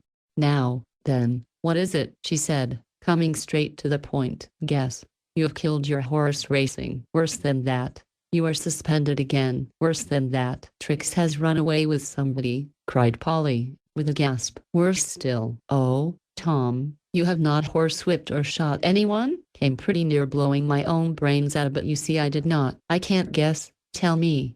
Quick." "Well, I am expelled." Tom paused on the rug as he gave the answer, and looked at Polly to see how she took it. To his surprise she seemed almost relieved, and after a minute's silence, he said, soberly, "That's bad. Very bad, but it might have been worse." "It is worse," and Tom walked away again with a despairing sort of groan. "Don't knock the chairs about, but come and sit down, and tell me quietly." "Can't do it?" "Well, go on, then." "Are you truly expelled? Can it be made up?" "What did you do?" "It's a true bill this time. I just had a row with the chapel watchman, and knocked him down. If it was a first offense, I might have got off, but you see I've had no end of narrow escapes, and this was my last chance. I've lost it, and now there'll be the dickens to pay. I knew it was all up with me, so I did not wait to be turned out, but just took myself off. What will your father say? It will come hard on the governor, but the worst of it is there." Tom stopped, and stood a minute in the middle of the room with his head down, as if he did not find it easy to tell even kind little Polly. Then out came the truth all in a breath, just as he used to bolt out his boyish misdemeanors, and then back up against the wall ready to take the consequences. "I owe an awful lot of money that the governor don't know about." "Oh, Tom, how could you?" "I've been an extravagant rascal, I know it, and I am thundering sorry, but that don't help a fellow. I've got to tell the dear old buffer, and there's where it cuts. At another time Polly would have laughed at the contrast between Tom's face and his language. But there was a sincere remorse, which made even the dreadful word buffer rather touching than otherwise. He will be very angry, I dare say, but he'll help you, won't he? He always does, Fan says. That's the worst of it, you see. He's paid up so often, that the last time he said his patients could not stand it, nor his pocket either. And if I got into any more scrapes of that sort, I must get out as I could. I meant to be as steady as Bunker Hill Monument, but here I am again, worse than ever. For last quarter I did not say anything to father. He was so bothered by the loss of those ships just then, so things have mounted up confoundedly. What have you done with all your money? Hanged if I know. Can't you pay it anyway? Don't see how, as I have not a cent of my own, and no way of getting it, unless I try gambling. Oh, mercy, no. Sell your horse, cried Polly, after a minute of deep meditation. I have, but he did not bring half I gave for him. I lamed him last winter, and the beggar won't get over it. And that did not pay up the debts, only about a half of him. Why, Tom, how much do you owe? I have dodged figuring it up till yesterday. Then things were so desperate, I thought I might as well face the truth, so I overhauled my accounts, and there's the result. Tom threw a blotted, crumpled paper into Polly's lap, and tramped up and down again, faster than ever. Polly took one look at the total and clasped her hands, for to her inexperienced eyes it looked appalling. Tidy little sum, is not it? Asked Tom, who could not bear the silence, or the startled, grieved look in Polly's eyes. It's awful. I don't wonder you dread telling your father. I'd rather be shot. I say, Polly, suppose we break it to him easy? Added Tom, after another turn. How do you mean? Why, suppose Fan, or, better still, you go and sort of pave the way. I can't bear to come down on him with the whole truth at once. So you'd like to have me go and tell him for you? Polly's lip curled a little as she said that, and she gave Tom a look that would have shown him how blue eyes can flash, if he had seen it. But he was at the window, and did not turn, as he said slowly, well, you see, he's so fond of you, we all confide in you, and you are so like one of the family, that it seems quite natural. Just tell him I am expelled, you know, and as much more as you like. Then I'll come in, and we'll have it out. Polly rose and went to the door without a word. In doing so, Tom caught a glimpse of her face, and said, hastily, don't you think it would be a good plan? No, I don't. Why not? Don't you think he'd rather have it told him nicely by you, than blurted out as I always do blurt things? I know he'd rather have his son go to him and tell the truth, like a man, instead of sending a girl to do what he is afraid to do himself. If Polly had suddenly boxed his ears, Tom could not have looked more taken aback than by that burst. He looked at her excited face, seemed to understand the meaning of it, and remembered all at once that he was trying to hide behind a girl. He turned scarlet, said shortly, come back, Polly, and walked straight out of the room, looking as if going to instant execution, for poor Tom had been taught to fear his father, and had not entirely outgrown the dread. Polly sat down, looking both satisfied and troubled. I hope I did right, she said to herself. I could not bear to have him shirk and seem cowardly. He is not, only he did not think how it seemed to me, and I don't wonder he was a little afraid. Mr. Shaw is so severe with the poor fellow. Oh, dear, what should we do if we got into such scrapes? Thank goodness, he's poor, and can't. I am so glad of that. Then she sat silent beside the half-open door, hearing the murmur of Tom's voice across the hall, and hoping, with all her heart, that he would not have a very hard time. He seemed to tell his story rapidly and steadily, without interruption, to the end. Then Polly heard Mr. Shaw's deeper voice say a few words, at which Tom uttered a loud exclamation, as if taken by surprise. Polly could not distinguish a word, so she kept her seat, wondering anxiously what was going on between the two men. A sudden pause seemed to follow Tom's ejaculation. Then Mr. Shaw talked a long time in a low, earnest tone, so different from the angry one Polly had expected to hear, that it made her nervous, for Mr. Shaw usually blew Tom up first, and forgave him afterward. As Maud said, presently Tom's voice was heard, apparently asking eager questions, to which brief replies were given. Then a dead silence fell upon the room, and nothing was heard but the spring rain softly falling out of doors. All of a sudden she heard a movement, and Tom's voice say audibly, "Let me bring Polly," and he appeared, looking so pale and miserable that Polly was frightened. "Go and say something to him." "I can't. Poor old father, if I'd only known." And to Polly's utter dismay, Tom threw himself into a chair and laid his head down on the table, as if he had got a blow that was too much for him. "Oh, Tom, what is it?" cried Polly, hurrying to him. Full of fears she dared not speak. Without looking up, Tom answered, in a smothered voice, "Failed, all gone to smash, and tomorrow everyone will know it." Polly held on to the back of Tom's chair for a minute, for the news took her breath away, and she felt as if the world was coming to an end. Failed was such a vaguely dreadful word to her. "Is it very bad?" she asked, softly, feeling as if anything was better than to stand still and see Tom so wretched. "Yes, he means to give up everything. He's done his best, but it can't be staved off any longer, and it's all up with him." "Oh, I wish I had $1,000,000 to give him," cried Polly, clasping her hands, with the tears running down her cheeks. "How does he bear it, Tom?" "Like a man, Polly, and I am proud of him," said Tom, looking up, all red and excited with the emotions he was trying to keep under. "Everything has been against him, and he has fought all alone to stand the pressure, but it's too much for him, and he's given in. It's an honorable failure, mind you, and no one can say a word against him. I'd like to see him try it." And Tom clenched his hands, as if it would be an immense relief to him to thrash half a dozen aspersers of his father's honest name. "Of course they can't. This is what poor Maud troubled about. He had told your mother and Fan before you came, and that is why they are so unhappy.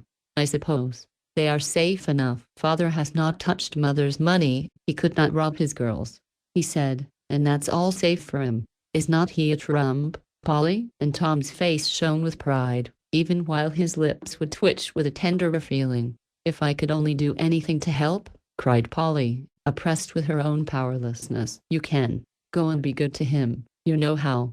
He needs it enough. All alone there." "I can't do it, for I am only a curse instead of a comfort to him." "How did he take your news?" asked Polly, who, for a time, had forgotten the lesser trouble in the greater. "Like the lamb. For when I'd done, he only said, 'My poor lad, we must bear with one another,' and then told his story." "I am glad he was kind," began Polly, in a soothing tone, but Tom cried out, remorsefully, "That's what knocks me over.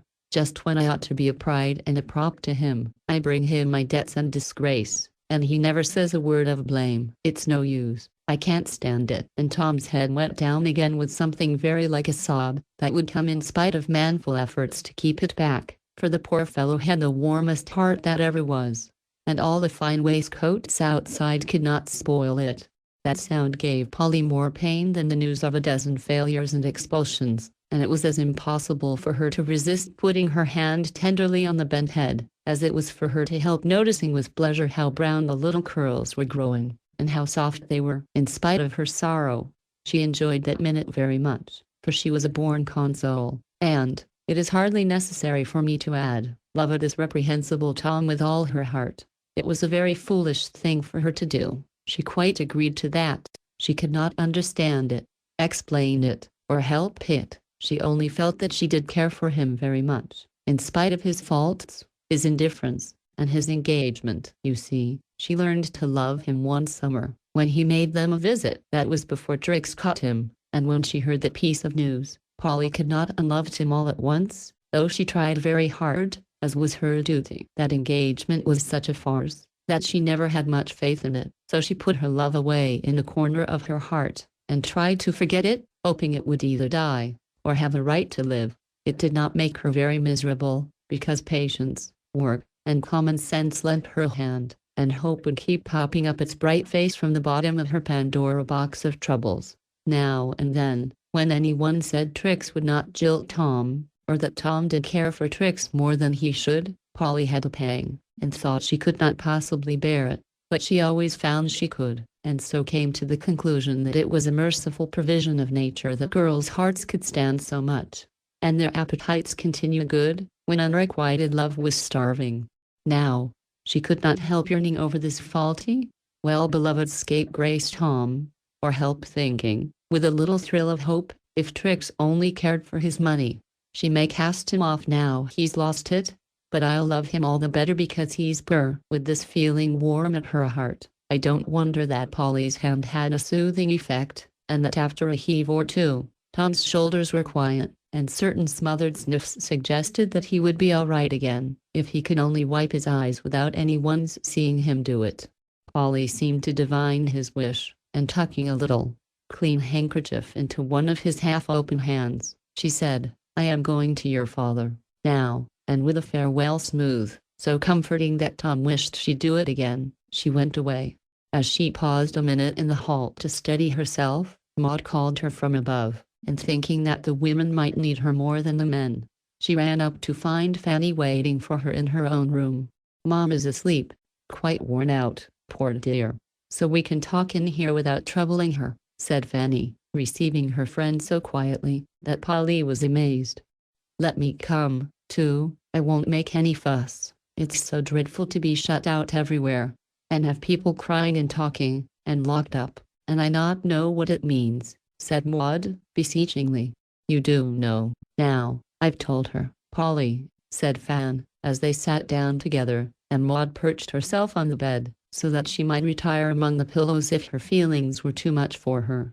I am glad you take it so well, dear. I was afraid it might upset you, said Polly, seeing now that in spite of her quiet manner, Fan's eyes had an excited look, and her cheeks a feverish color.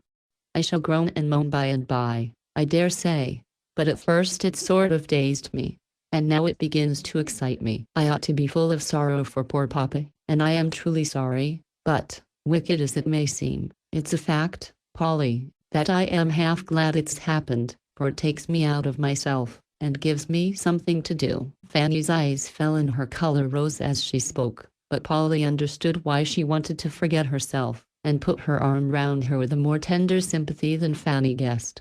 Perhaps things are not as bad as they seem. I don't know much about such matters, but I've seen people who have failed, and they seem just as comfortable as before, said Polly. It won't be so with us, for Papa means to give up everything, and not have a word said against him. Mamma's little property is settled upon her, and has not been risked. That touched her so much. She dreads poverty even more than I do, but she begged him to take it if it would help him. That pleased him, but he said nothing would induce him to do it, for it would not help much, and was hardly enough to keep her comfortable. Do you know what he means to do? Asked Polly, anxiously. He said his plans were not made, but he meant to go into the little house that belonged to Grandma, as soon as he could, for it was not honest for a bankrupt to keep up an establishment like this. I shan't mind that at all. I like the little house 'cause it's got a garden, and there's a cunning room with a three-cornered closet in it that I always wanted. If that's all, I don't think bankrupting is so very bad, said Maud, taking a cheerful view of things. Ah, just wait till the carriage goes and the nice clothes and the servants, and we have to scratch along as we can. You'll change your mind then, poor child, said Fanny, whose ideas of failure were decidedly tragically. Will they take all my things away? Cried Maud, in dismay. I dare say. I don't know what we are allowed to keep, but not much, I fancy. And Fan looked as if strung up to sacrifice everything she possessed. They shan't have my new earrings. I'll hide 'em, and my best dress, and my gold-smelling bottle. Oh, oh, oh. I think it's mean to take a little girl's things away. And Maud dived among the pillows to smother a wail of anguish at the prospect of being bereft of her treasures. Polly soon lured her out again, by assurances that she would not be utterly despoiled, and promises to try and soften the hard hearts of her father's creditors, if the earrings and the smelling bottle were attached. I wonder if we shall be able to keep one servant, just till we learn how to do the work, said Fanny, looking at her white hands, with a sigh. But Maud clapped hers, and gave a joyful bounce, as she cried, now I can learn to cook. I love so to beat eggs. I'll have an apron, with a bib to it, like Polly's, and a feather duster, and sweep the stairs. Maybe, with my head tied up, like Katy. Oh, what fun! Don't laugh at her, or discourage her. Let her find comfort in bibs and dustpans, if she can, whispered Polly to Fan, while Maud took a joyful header among the pillows, and came up smiling and blowsy, for she loved housework. and often got lectured for stolen visits to the kitchen, and surreptitious sweepings and dusting when the coast was clear. Mama's so feeble, I shall have to keep house, I suppose, and you must show me how, Polly, said Fan. Good practice, ma'am.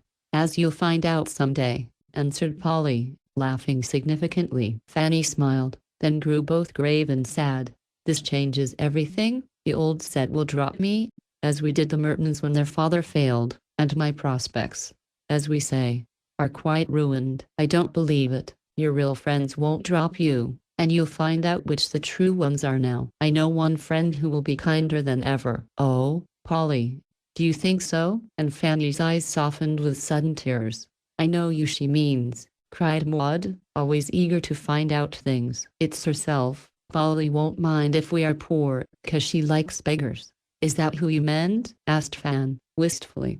No, it's a much better and dearer friend than I am, said Polly, pinching Fanny's cheek, as it reddened prettily under her eyes. You'll never guess, Maud, so I would not try, but be planning what you will put in your cunning, three-cornered closet, when you get it. Having got rid of Miss Paulina Pry, as Tom called Maud, who was immediately absorbed by her cupboard, the older girls soberly discussed the sudden change which had come, and Polly was surprised to see what unexpected strength and sense Fanny showed. Polly was too unconscious of the change which love had made in herself to understand at first the cause of her friend's new patience and fortitude, but she rejoiced over it, and felt that her prophecy would yet be fulfilled. Presently Maud emerged from her new closet, bringing a somewhat startling idea with her. To bankrupting men. Maud liked that new word. Always have fits? Mercy, no. What put that into your head, child? Cried Polly. Why, Mr. Merton did, and I was thinking perhaps Papa had got one down there, and it kind of frightened me. Mr. Merton's was a bad, disgraceful failure, and I don't wonder he had a fit. Ours is not, and Papa won't do anything of that sort. You may be sure, said Fanny, with as proud an air as if our failure was rather an honor than otherwise. Don't you think you and Maud had better go down and see him? Asked Polly. Perhaps he would not like it, and I don't know what to say, either, began Fan, but Polly said, eagerly, I know he would like it. Never mind what you say.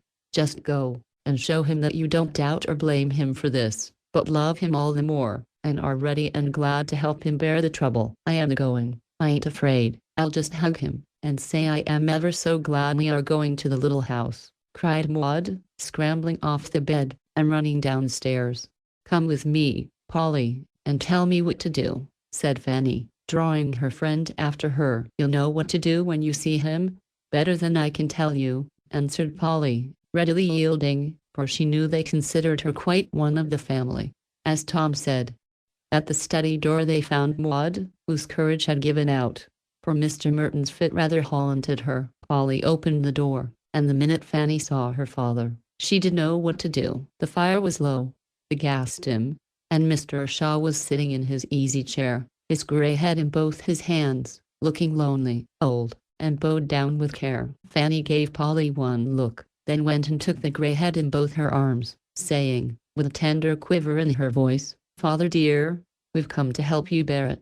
Mr. Shaw looked up, and seeing in his daughter's face something that never had been there before, put his arm about her, and leaned his tired head against her, as if, when least expected, he had found the consolation he most needed. In that minute, Fanny felt, with mingled joy and self-reproach, what a daughter might be to her father, and Polly, thinking of feeble, selfish Mrs. Shaw, asleep upstairs, saw with sudden clearness what a wife should be to her husband, a helpmeet, not a burden. Touched by these unusual demonstrations, Maud crept quietly to her father's knee, and whispered, with a great tear shining on her little pug nose, Papa, we don't mind it much, and I am going to help Fan keep house for you. I'd like to do it, truly. Mr. Shaw's other arm went round the child, and for a minute no one said anything, for Polly had slipped behind his chair, that nothing should disturb the three, who were learning from misfortune how much they loved one another. Presently Mr. Shaw steadied himself and asked, Where is my other daughter? Where's my Polly?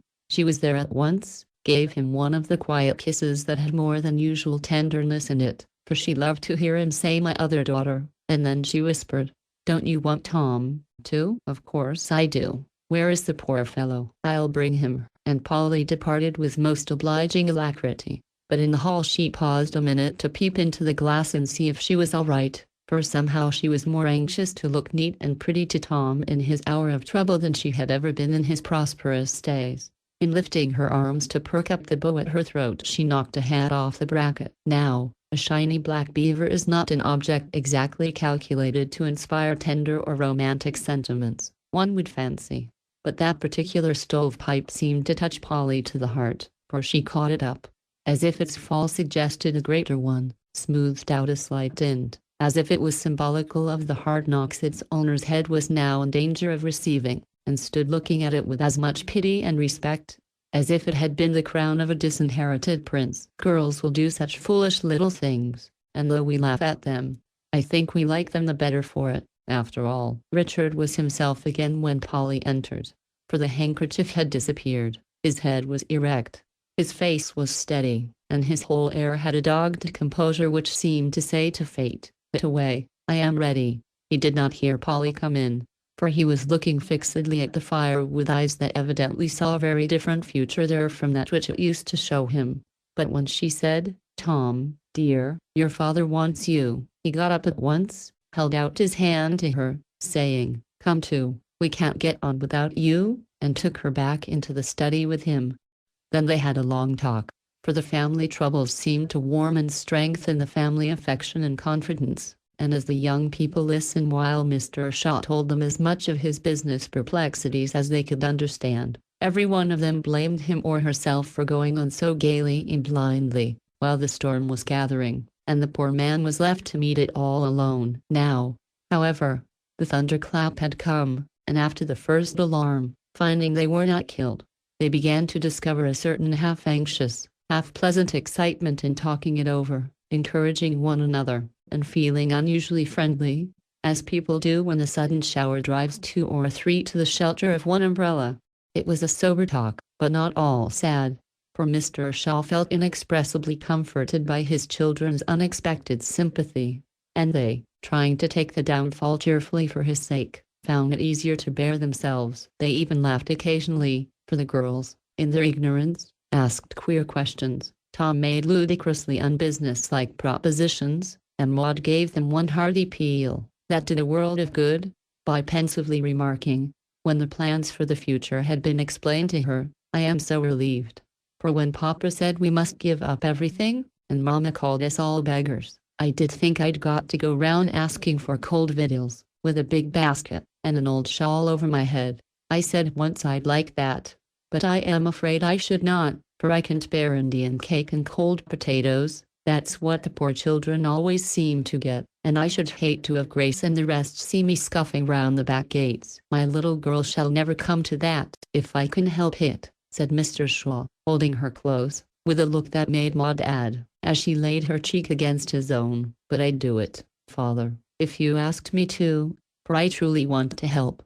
"So do I," cried Fanny, wondering at the same minute how it would seem to wear turned silks, and clean her gloves. Tom said nothing, but drew toward him a paper of figures which his father had drawn up, and speedily reduced himself to the verge of distraction by trying to understand them, in his ardent desire to prove his willingness to put his shoulder to the wheel. "We shall pull through, children, so don't borrow trouble, only be ready for discomforts and annoyances. Put your pride in your pockets, and remember poverty is not disgraceful, but dishonesty is." Polly had always loved kind Mr. Shaw, but now she respected him heartily, and felt that she had not done him justice when she sometimes thought that he only cared for making money. "I should not wonder if this was a good thing for the whole family, though it don't look so. Mrs. Shaw will take it the hardest, but it may stir her up, so she will forget her nerves, and be as busy and happy as Mother is," said Polly to herself, in a hopeful mood, for poverty was an old friend, and she had learned long ago not to fear it, but to take its bitter and its sweet, and make the best of both. When they parted for the night, Polly slipped away first, to leave them free, yet could not help lingering outside to see how tenderly the girls parted from their father. Tom had not a word to say for himself, for men don't kiss, caress, or cry when they feel most, and all he could do to express his sympathy and penitence was to wring his father's hand with a face full of respect, regret, and affection, and then bolt upstairs as if the Furies were after him, as they were, in a mild and modern form. Chapter 16 A Dress Parade. The weeks that followed taught the Shaws, as many other families have been taught, how rapidly riches take to themselves wings and fly away. When they once begin to go, Mr. Shaw carried out his plans with an energy and patience that worked wonders, and touched the hearts of his hardest creditors.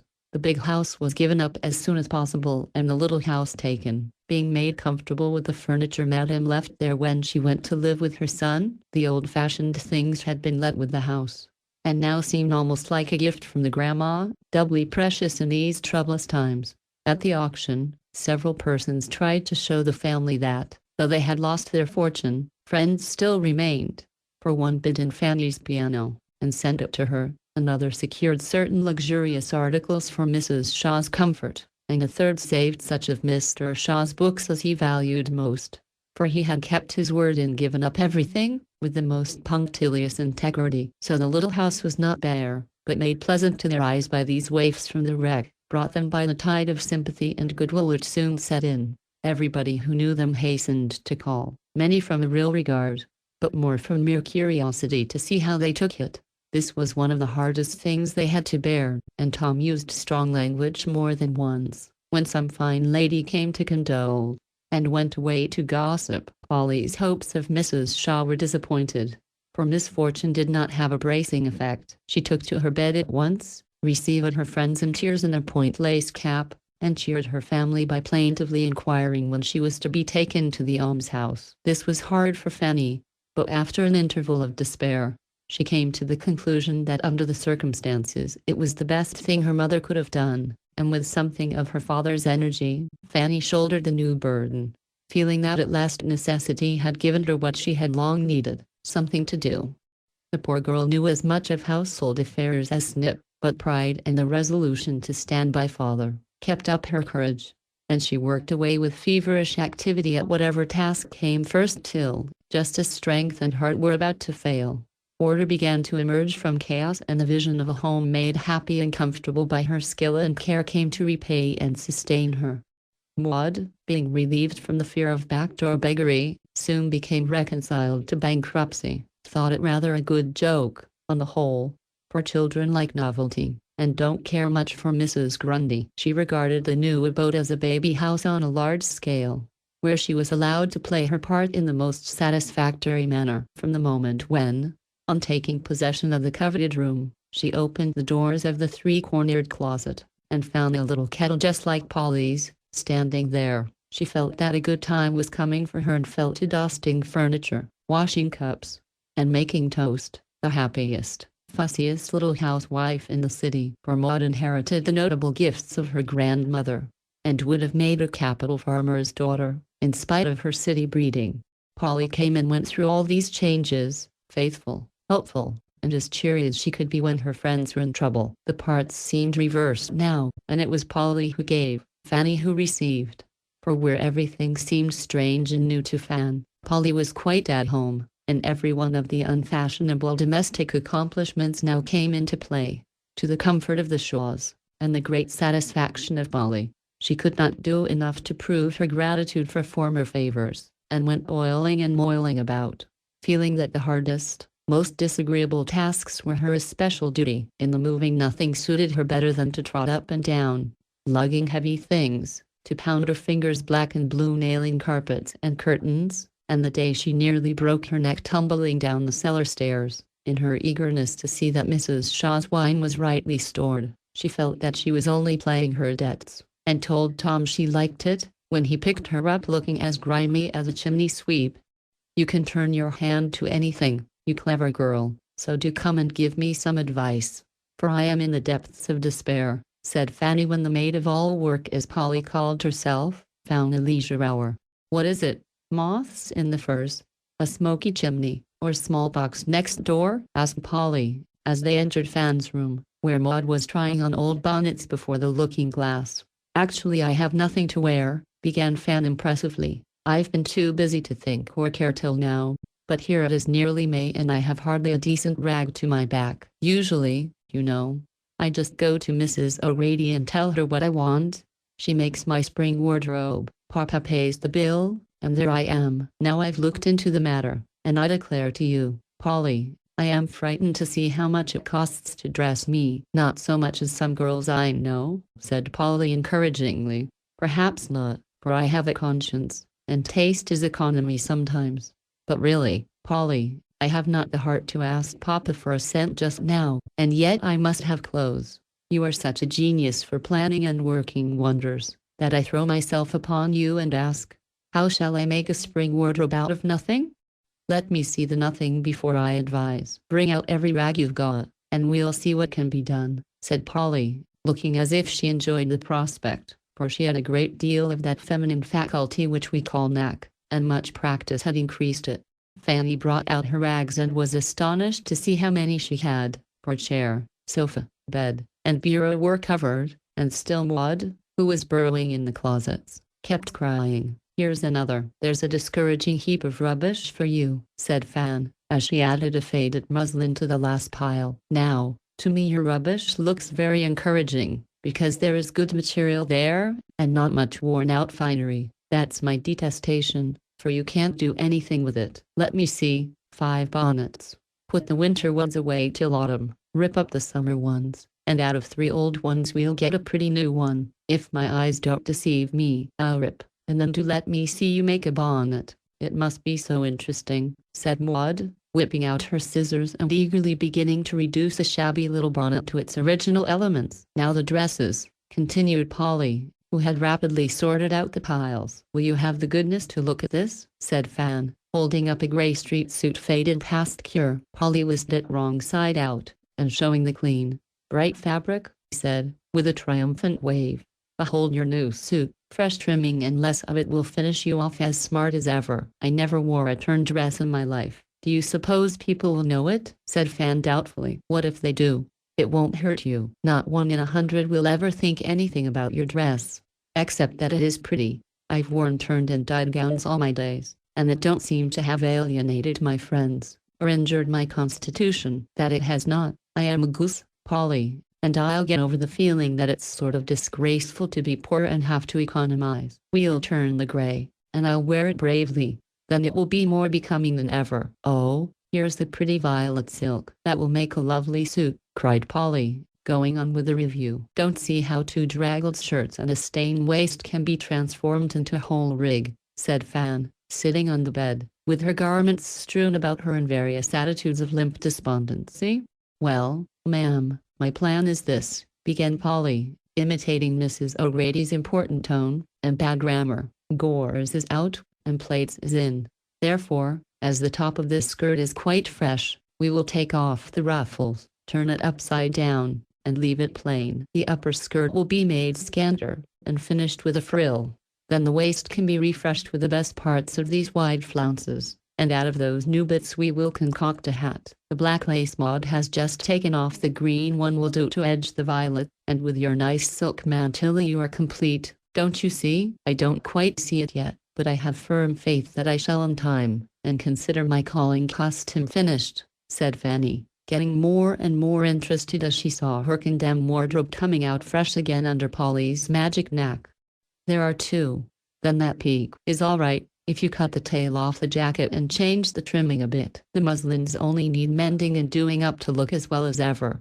You ought not to put them away torn and soiled, my child. The 2 black silks will be good standbys for years. If I were you, I'd have a couple of neat, pretty prints for home wear, and then I don't see why you are not fixed well enough for our short season. Can I do anything with this barège? It's one of my favorite dresses, and I hate to give it up. You wore that thoroughly out, and it's only fit for the rag bag. Yes, it was very pretty and becoming, I remember, but its day is over. Fanny let the dress lie in her lap a minute as she absently picked at the fringe, smiling to herself over the happy time when she wore it last, and Sydney said she only needed cowslips in her lap to look like spring. Presently she folded it up and put it away with a sigh, but it never went into the rag bag, and my sentimental readers can understand what saved it.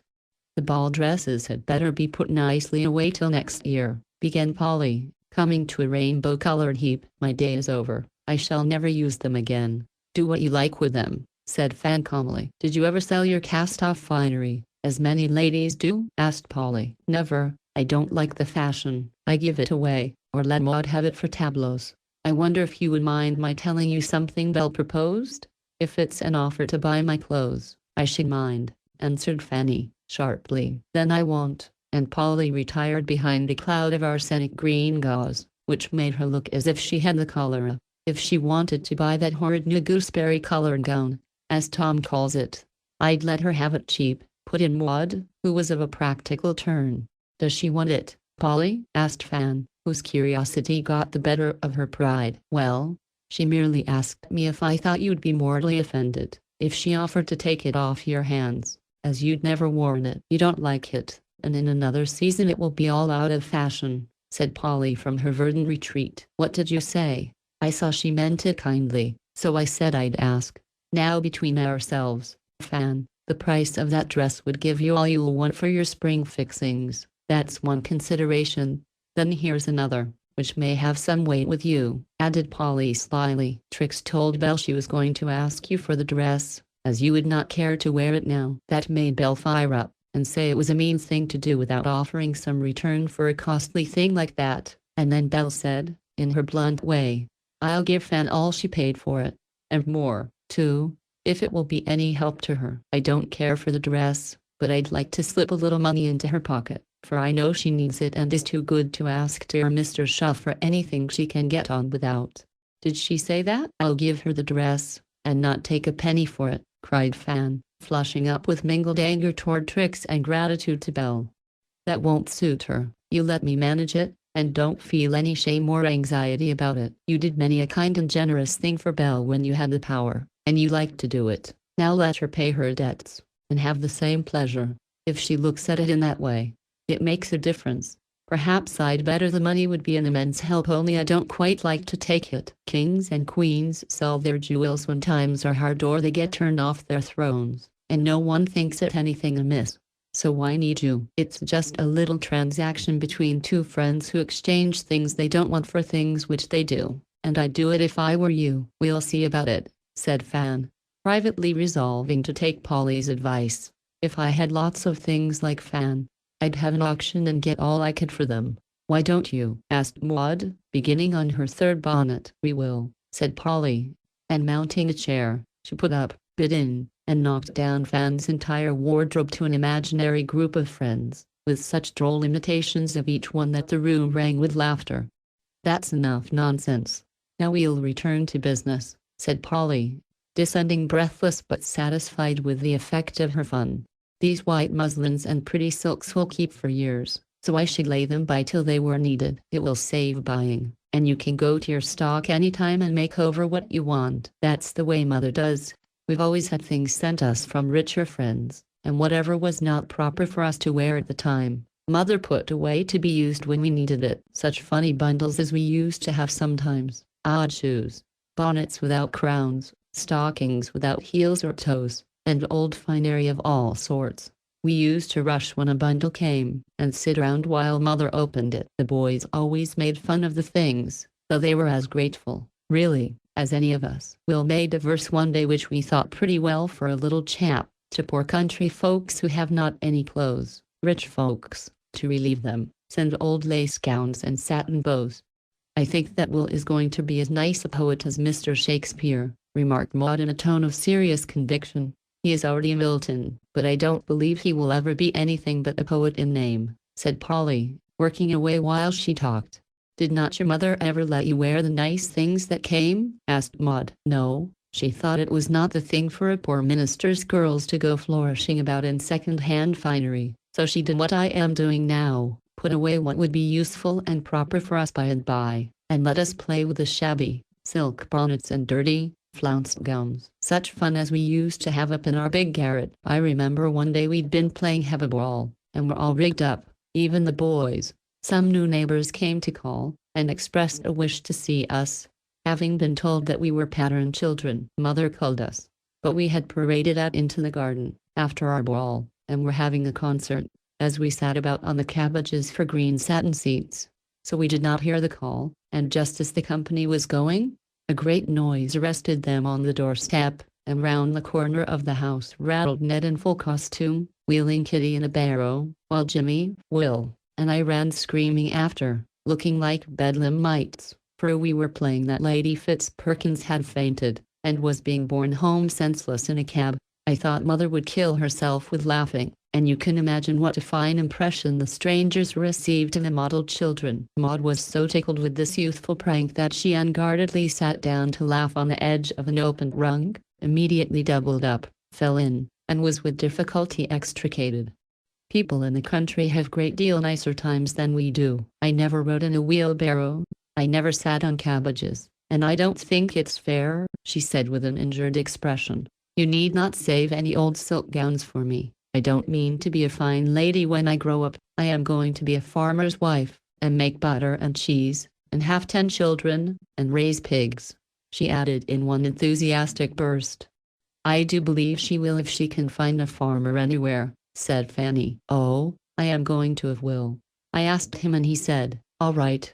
He's going to preach Sundays, and work on the farm the rest of the time. Well, he is, so you need not laugh, for we've made all our plans, said Maud with comical dignity as she tried the effect of an old white bonnet, wondering if farmers' wives could wear ostrich feathers when they went to meeting.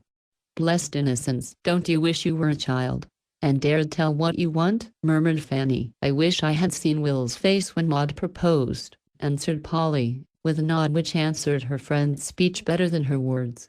Any news of anybody? Whispered Fan, affecting to examine a sleeve with care. Still at the south. Don't think late events have been reported yet. That accounts for absence, answered Polly. I think Sir Philip was hit harder than was supposed, said Fan. I doubt it, but time cures wounds of that sort amazing quick. Wish it did. Who is Sir Philip? Demanded Maud, pricking up her ears. A famous man who lived in the time of Queen Elizabeth, answered Fan, with a look at Polly. Oh, and Maud seemed satisfied, but the sharp child had her suspicions nevertheless. There will be an immense deal of work in all this fixing over, and I hate to so, said Fanny, to divert a certain person's thoughts. Jenny and I are going to help. We are your debtors, as well as Belle, and demand the privilege of paying up. Blessings, like curses, come home to roost. Fan. Mine come home a good deal bigger than they went, answered Fanny, looking pleased that little favors should be so faithfully remembered. The interest on that sort of investment rolls up beautifully. You know, now rip that dress for Jenny to put in order, and I'll toss you up a bonnet in less than no time, said Polly, determined to have things go smoothly, for she knew Fan's feelings had been a good deal tried lately, in many ways. I must have something to match my dress, and blue inside, said Fanny, bringing out her ribbon boxes. Anything you like, my dear, when it comes to bonnets. I am usually inspired. I have it. There we are. And nothing could be nicer, cried Polly, making a dive among the silks. Fan was turning over with a lost expression. This bit of silver grey is all they asked. Here's enough for a killing bonnet, and those forget-me-nots are both pretty and appropriate. You wretch, be still, cried Fanny, as Polly looked up at her with a wicked laugh in her eyes. It will be done in time, and the dress likewise. So look your prettiest, and accept my blessing, continued Polly, seeing that Fan liked her raillery. Time for what? asked Paulina Pry. Your wedding, dear, sweetly answered Fan, for Polly's pleasant hints and predictions put her in a charming humor, and even made old clothes of little consequence. Maud gave an incredulous sniff, and wondered why big girls need to be so dreadful mysterious about their old secrets. This silk reminds me of Kitty's performance last summer. A little checked silk was sent in our spring bundle from Mrs. Davenport, and Mother said Kit might have it if she could make it do. So I washed it nicely, and we fussed and planned, but it came short by half of one sleeve. I gave it up, but Kit went to work and matched every scrap that was left so neatly that she got out the half sleeve, put it on the underside, and no one was the wiser. How many pieces do you think she put in, Maud? 50, was the wise reply. No, only 10, but that was pretty well for a 14-year-old dressmaker. You ought to have seen the little witch laugh in her sleeve when anyone admired the dress, for she wore it all summer and looked as pretty as a pink in it. Such things are great fun when you get used to them. Besides, contriving sharpens your wits, and makes you feel as if you had more hands than most people. I think we will get a farm near your house. I should like to know, Kitty, said Maud, feeling a curious interest in a girl who made such peculiar patchwork. The dress parade is over, and I am ever so much obliged to you, Polly, for helping me through, and showing me how to make the best of things. I hope in time to have as many hands as you, said Fan gratefully, when the simple bonnet was done and everything planned out ready to be finished. I hope you will soon have two good, strong ones beside your own, my dear, answered Polly, as she vanished, with a parting twinkle that kept Fan's face bright all day. Chapter 17. Playing Grandmother. I think Tom had the hardest time of all, for besides the family troubles, he had many of his own to perplex and harass him. College scrapes were soon forgotten in greater afflictions, but there were plenty of tongues to blame that extravagant dog, and plenty of heads to wag ominously over prophecies of the good time Tom Shaw would now make on the road to ruin. As reporters flourish in this country, of course Tom soon heard all the friendly criticisms passed upon him in his career, and he suffered more than anybody guessed, for the truth that was at the bottom of the gossip filled him with the sharp regret and impotent wrath against himself as well as others, which drives many a proud fellow, so placed, to destruction, or the effort that redeems boyish folly, and makes a man of him. Now that he had lost his heritage, Tom seemed to see for the first time how goodly it had been, how rich in power, pleasure, and gracious opportunities. He felt its worth even while he acknowledged, with the sense of justice that is strong in manly men, how little he deserved a gift which he had so misused. He brooded over this a good deal, for, like the bat in the fable, he did not seem to find any place in the new life which had begun for all. Knowing nothing of business, he was not of much use to his father, though he tried to be, and generally ended by feeling that he was a hindrance, not a help. Domestic affairs were equally out of his line, and the girls, more frank than their father, did not hesitate to tell him he was in the way when he offered to lend a hand anywhere. After the first excitement was over, and he had time to think, heart and energy seemed to die out. Remorse got hold of him, and, as generous, thoughtless natures are apt to do when suddenly confronted with conscience, he exaggerated his faults and follies into sins of the deepest dye, and fancied he was regarded by others as a villain and an outcast. Pride and penitence made him shrink out of sight as much as possible, for he could not bear pity, even when silently expressed by a friendly hand or kindly eye. He stayed at home a good deal, and loafed about with a melancholy and neglected air, vanished when anyone came, talked very little, and was either pathetically humble or tragically cross. He wanted to do something, but nothing seemed to appear, and while he waited to get his poise after the downfall, he was so very miserable that I am afraid, if it had not been for one thing, my poor Tom would have got desperate, and been a failure. But when he seemed most useless, outcast, and forlorn, he discovered that one person needed him, one person never found him in a way, one person always welcomed and clung to him with the strongest affection of a very feeble nature.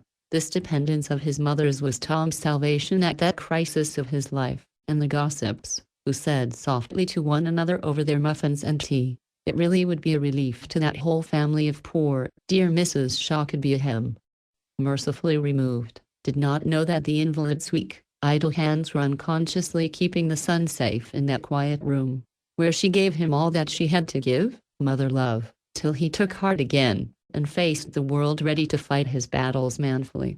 Dear, dear, how old and bent poor father does look. I hope you won't forget to order my sweet bread, sighed Mrs. Shaw one day, as she watched her husband slowly going down the street.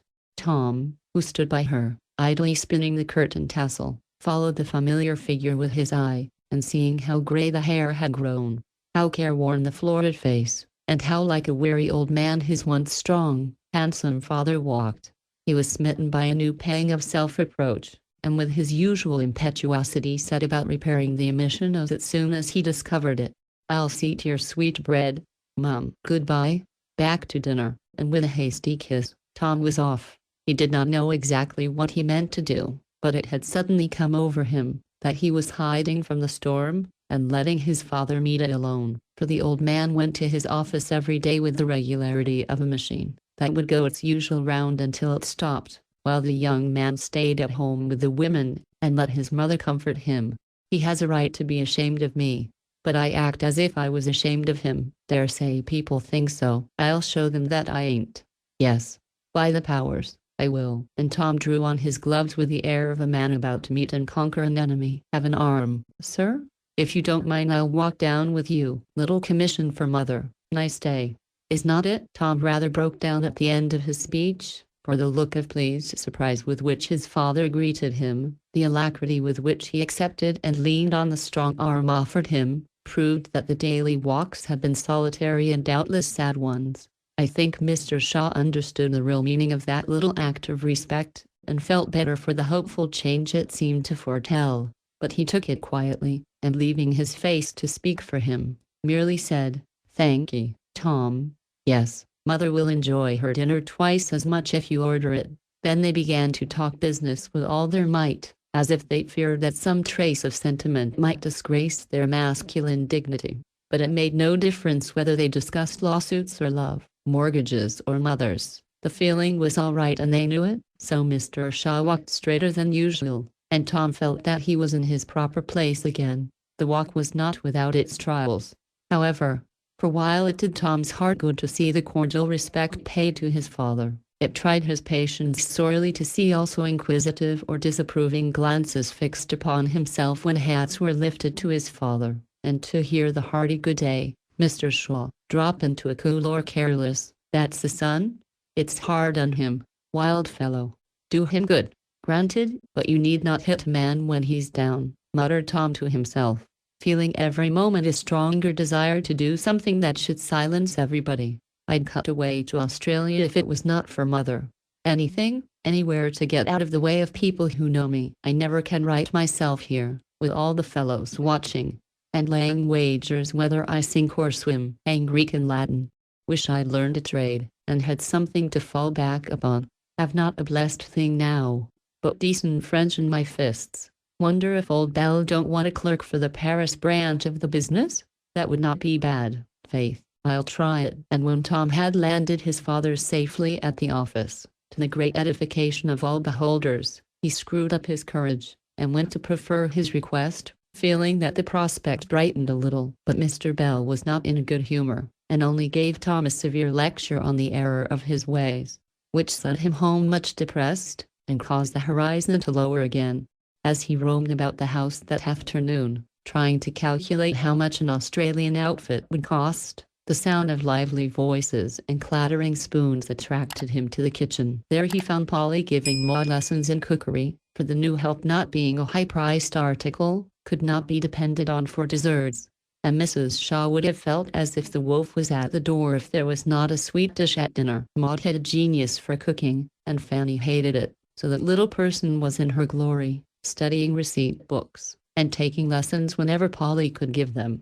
"Gracious me, Tom, don't come now, we are awful busy." "Men don't belong in kitchens," cried Maud, as her brother appeared in the doorway. "Could not think what you were about." "Mum is asleep, and Fan out, so I loafed down to see if there was any fun afoot," said Tom, lingering, as if the prospect was agreeable. He was a social fellow, and very grateful just then to anyone who helped him to forget his worries for a time. Polly knew this, felt that his society would not be a great affliction to herself at least, and whispering to Maud, "He won't know," she added, aloud, "Come in if you like, and stir this cake for me. It needs a strong hand, and mine are tired. There, put on that apron to keep you tidy. Sit here, and take it easy." "I used to help Grandma bat up cake, and rather liked it, if I remember right," said Tom, letting Polly tie a checked apron on him, put a big bowl into his hands, and settle him near the table, where Maud was picking raisins, and she herself stirring busily about among spice boxes, rolling pins, and butter pots. "You do it beautifully, Tom. I'll give you a conundrum to lighten your labor. Why are bad boys like cake?" asked Polly, anxious to cheer him up. "Because a good beating makes them better." "I doubt that myself, though," answered Tom, nearly knocking the bottom of the bowl out with his energetic demonstrations, for it really was a relief to do something. "Bright boy. Here's a plum for you," and Polly threw a plump raisin into his mouth. "Put in lots, won't you?" "I am rather fond of plum cake," observed Tom, likening himself to Hercules with a distaff, and finding his employment pleasant, if not classical. "I always do, if I can. There's nothing I like better than to shovel in sugar and spice, and make nice, plummy cake for people. It's one of the few things I have a gift for. You've hit it this time, Polly. You certainly have a gift for putting a good deal of both articles into your own and other people's lives, which is lucky, as we all have to eat that sort of cake, whether we like it or not, observed Tom, so soberly that Polly opened her eyes, and Maud exclaimed, I do believe he's preaching. Feel as if I could sometimes, continued Tom, then his eye fell upon the dimples in Polly's elbows, and he added, with a laugh, that's more in your line, ma'am. Can't you give us a sermon? A short one. Life, my brethren, is like plum cake, began Polly, impressively folding her floury hands. In some the plums are all on the top, and we eat them gaily, till we suddenly find they were gone. In others the plums sink to the bottom, and we look for them in vain as we go on, and often come to them when it is too late to enjoy them. But in the well-made cake, the plums are wisely scattered all through, and every mouthful is a pleasure. We make our own cakes, in a great measure, therefore let us look to it, my brethren, that they are mixed according to the best receipt, baked in a well-regulated oven, and gratefully eaten with a temperate appetite. Good, good, cried Tom, applauding with a wooden spoon. That's a model sermon, Polly, short, sweet, sensible, and not a bit sleepy. I am one of your parish, and will see that you get your celery punctual, as old Deacon Morse used to say. Thank you, brother. My wants is few, and ravens scarcer than they used to be, as dear old Parson Miller used to answer. Now, Maud, bring on the citron, and Polly began to put the cake together in what seemed a most careless and chaotic manner, while Tom and Maud watched with absorbing interest till it was safely in the oven.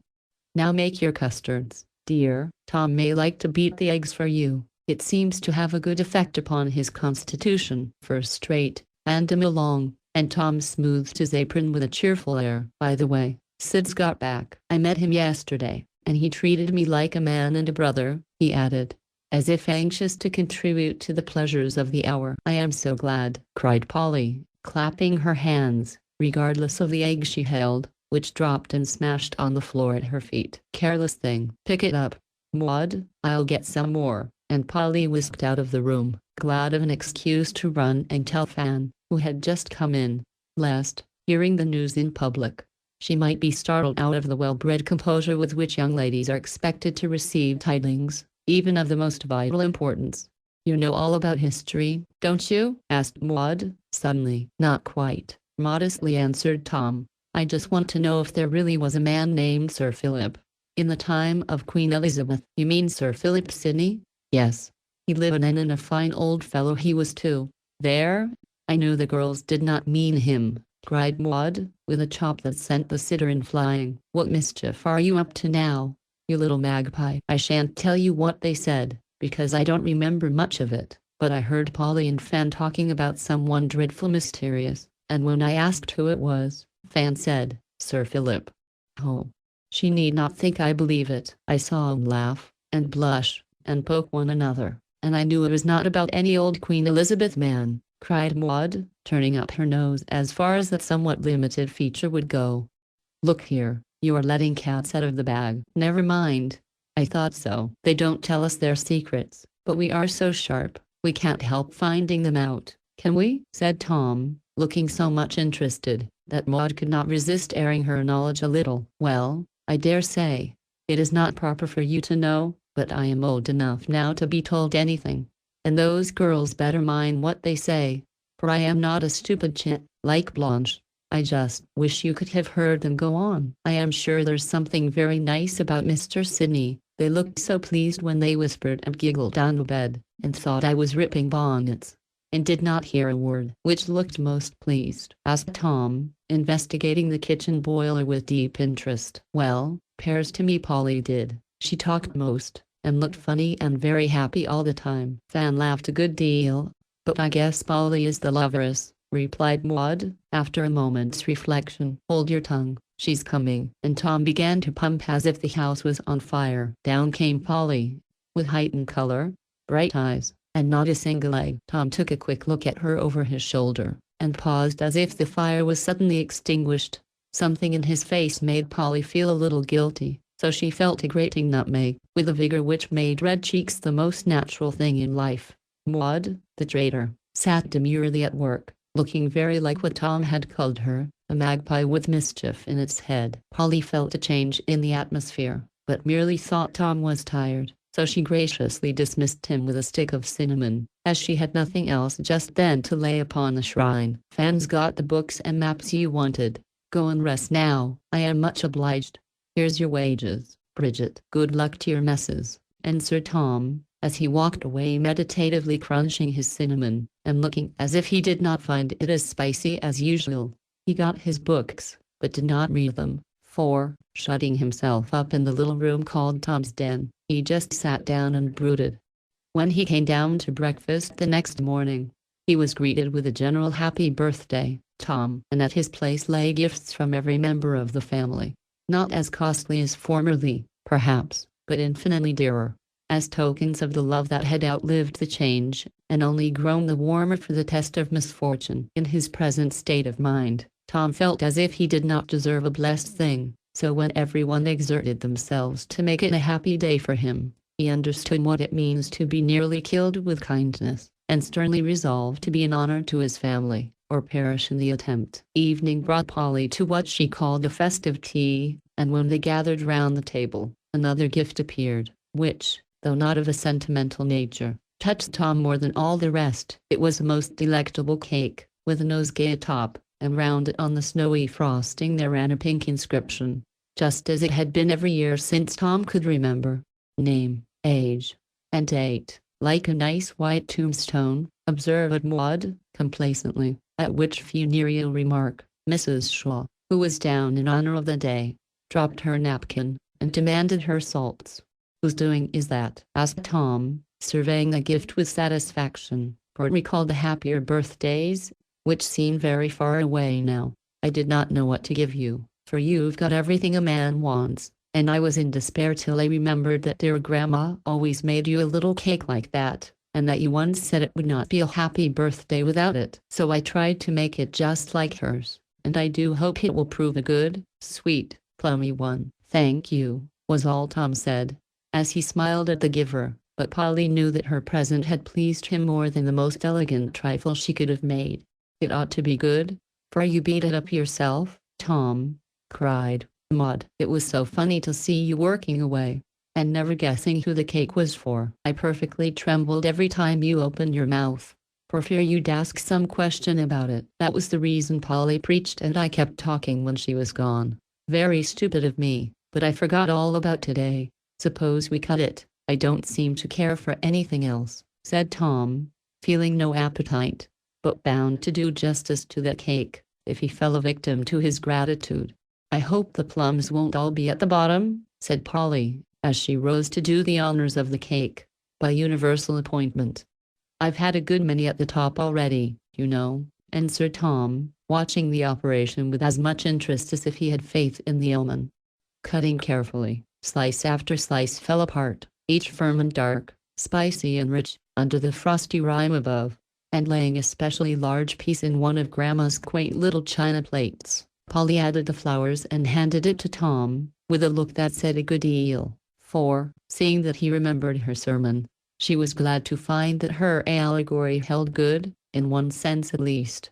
Tom's face brightened as he took it, and after an inspection which amused the others very much he looked up, saying, with an air of relief, "Plums all through. I am glad I had a hand in it, but Polly deserves the credit. I must wear the posy," and turning to her, he put the rose into her hair with more gallantry than taste, for a thorn pricked her head, the leaves tickled her ear, and the flower was upside down. Fanny laughed at his want of skill, but Polly would not have it altered, and everybody fell to eating cake, as if indigestion was one of the lost arts. They had a lively tea, and were getting on famously afterward, when 2 letters were brought for Tom, who glanced at one, and retired rather precipitately to his den, leaving Maud consumed with curiosity, and the older girls slightly excited, for Fan thought she recognized the handwriting on one, and Polly, on the other. 1/2 an hour and then another elapsed, and Tom did not return. Mr. Shaw went out. Mrs. Shaw retired to her room escorted by Maud, and the 2 girls sat together wondering if anything dreadful had happened. All of a sudden a voice called, "Polly," and that young lady started out of her chair. as if the sound had been a thunderclap. "Do run." "I am perfectly fainting to know what the matter is," said Fan. "You'd better go," began Polly, wishing to obey, yet feeling a little shy. "You don't want me. Besides, I could not say a word for myself if that letter was from Sydney," cried Fanny, hustling her friend towards the door, in a great flutter. Polly went without another word, but she wore a curiously anxious look, and stopped on the threshold of the den, as if a little afraid of its occupant. Tom was sitting in his favorite attitude, astride of a chair, with his arms folded and his chin on the top rail. Not an elegant posture, but the only one in which, he said, he could think well. "Did you want me, Tom?" "Yes. Come in, please, and don't look scared. I only want to show you a present I've had, and ask your advice about accepting it." "Why, Tom, you look as if you had been knocked down," exclaimed Polly, forgetting all about herself, as she saw his face when he rose and turned to meet her. "I have. Regularly floored. But I am up again, and steadier than ever. Just you read that, and tell me what you think of it." Tom snatched a letter off the table, put it into her hands, and began to walk up and down the little room, like a veritable bear in its cage. As Polly read that short note, all the color went out of her face, and her eyes began to kindle. When she came to the end, she stood a minute, as if too indignant to speak, then gave the paper a nervous sort of crumple and dropped it on the floor, saying, all in one breath, "I think she is a mercenary. Heartless, ungrateful girl. That's what I think." "Oh, the deuce. I did not mean to show that one, it's the other." And Tom took up a second paper, looking half angry, half ashamed at his own mistake. "I don't care, though. Everyone will know tomorrow, and perhaps you'll be good enough to keep the girls from bothering me with questions and gabble," he added, as if, on second thoughts, he was relieved to have the communication made to Polly first. "I don't wonder you looked upset. If the other letter is as bad, I'd better have a chair before I read it," said Polly, feeling that she began to tremble with excitement. "It's a million times better, but it knocked me worse than the other. Kindness always does." Tom stopped short there, and stood a minute turning the letter about in his hand as if it contained a sweet which neutralized the bitter in that smaller note, and touched him very much. Then he drew up an armchair, and beckoning Polly to take it, said in a sober, steady tone, that surprised her greatly, "Whenever I was in a quandary, I used to go and consult Grandma, and she always had something sensible or comfortable to say to me. She's gone now, but somehow, Polly, you seem to take her place. Would you mind sitting in her chair, and letting me tell you 2 or 3 things, as Will does?" "Mind it?" Polly felt that Tom had paid her the highest and most beautiful compliment he could have devised. She had often longed to do it, for, being brought up in the most affectionate and frank relations with her brothers, she had early learned what it takes most women some time to discover, that sex does not make nearly as much difference in hearts and souls as we fancy. Joy and sorrow, love and fear, life and death bring so many of the same needs to all, that the wonder is we do not understand each other better. But wait till times of tribulation teach us that human nature is very much the same in men and women. Thanks to this knowledge, Polly understood Tom in a way that surprised and won him. She knew that he wanted womanly sympathy, and that she could give it to him, because she was not afraid to stretch her hand across the barrier which our artificial education puts between boys and girls, and to say to him in all good faith, "If I can help you, let me." 10 minutes sooner Polly could have done this almost as easily to Tom as to Will. But in that 10 minutes something had happened which made this difficult. Reading that Trix had given Tom back his freedom changed many things to Polly, and caused her to shrink from his confidence, because she felt as if it would be harder now to keep self out of sight. For, in spite of maiden modesty, love and hope would wake and sing at the good news. Slowly she sat down, and hesitatingly she said, with her eyes on the ground, and a very humble voice, "I'll do my best, but I can fill Grandma's place, or give you any wise, good advice. I wish I could." "You'll do it better than anyone else. Talk troubles, Mother. Father has enough to think of without any of my worries. Fan is a good soul, but she is not practical, and we always get into a snarl if we try to work together. So who have I but my other sister, Polly? The pleasure that letter will give you may make up for my boring you." As he spoke, Tom laid the other paper in her lap, and went off to the window, as if to leave her free to enjoy it unseen. But he could not help a glance now and then, and as Polly's face brightened, his own fell.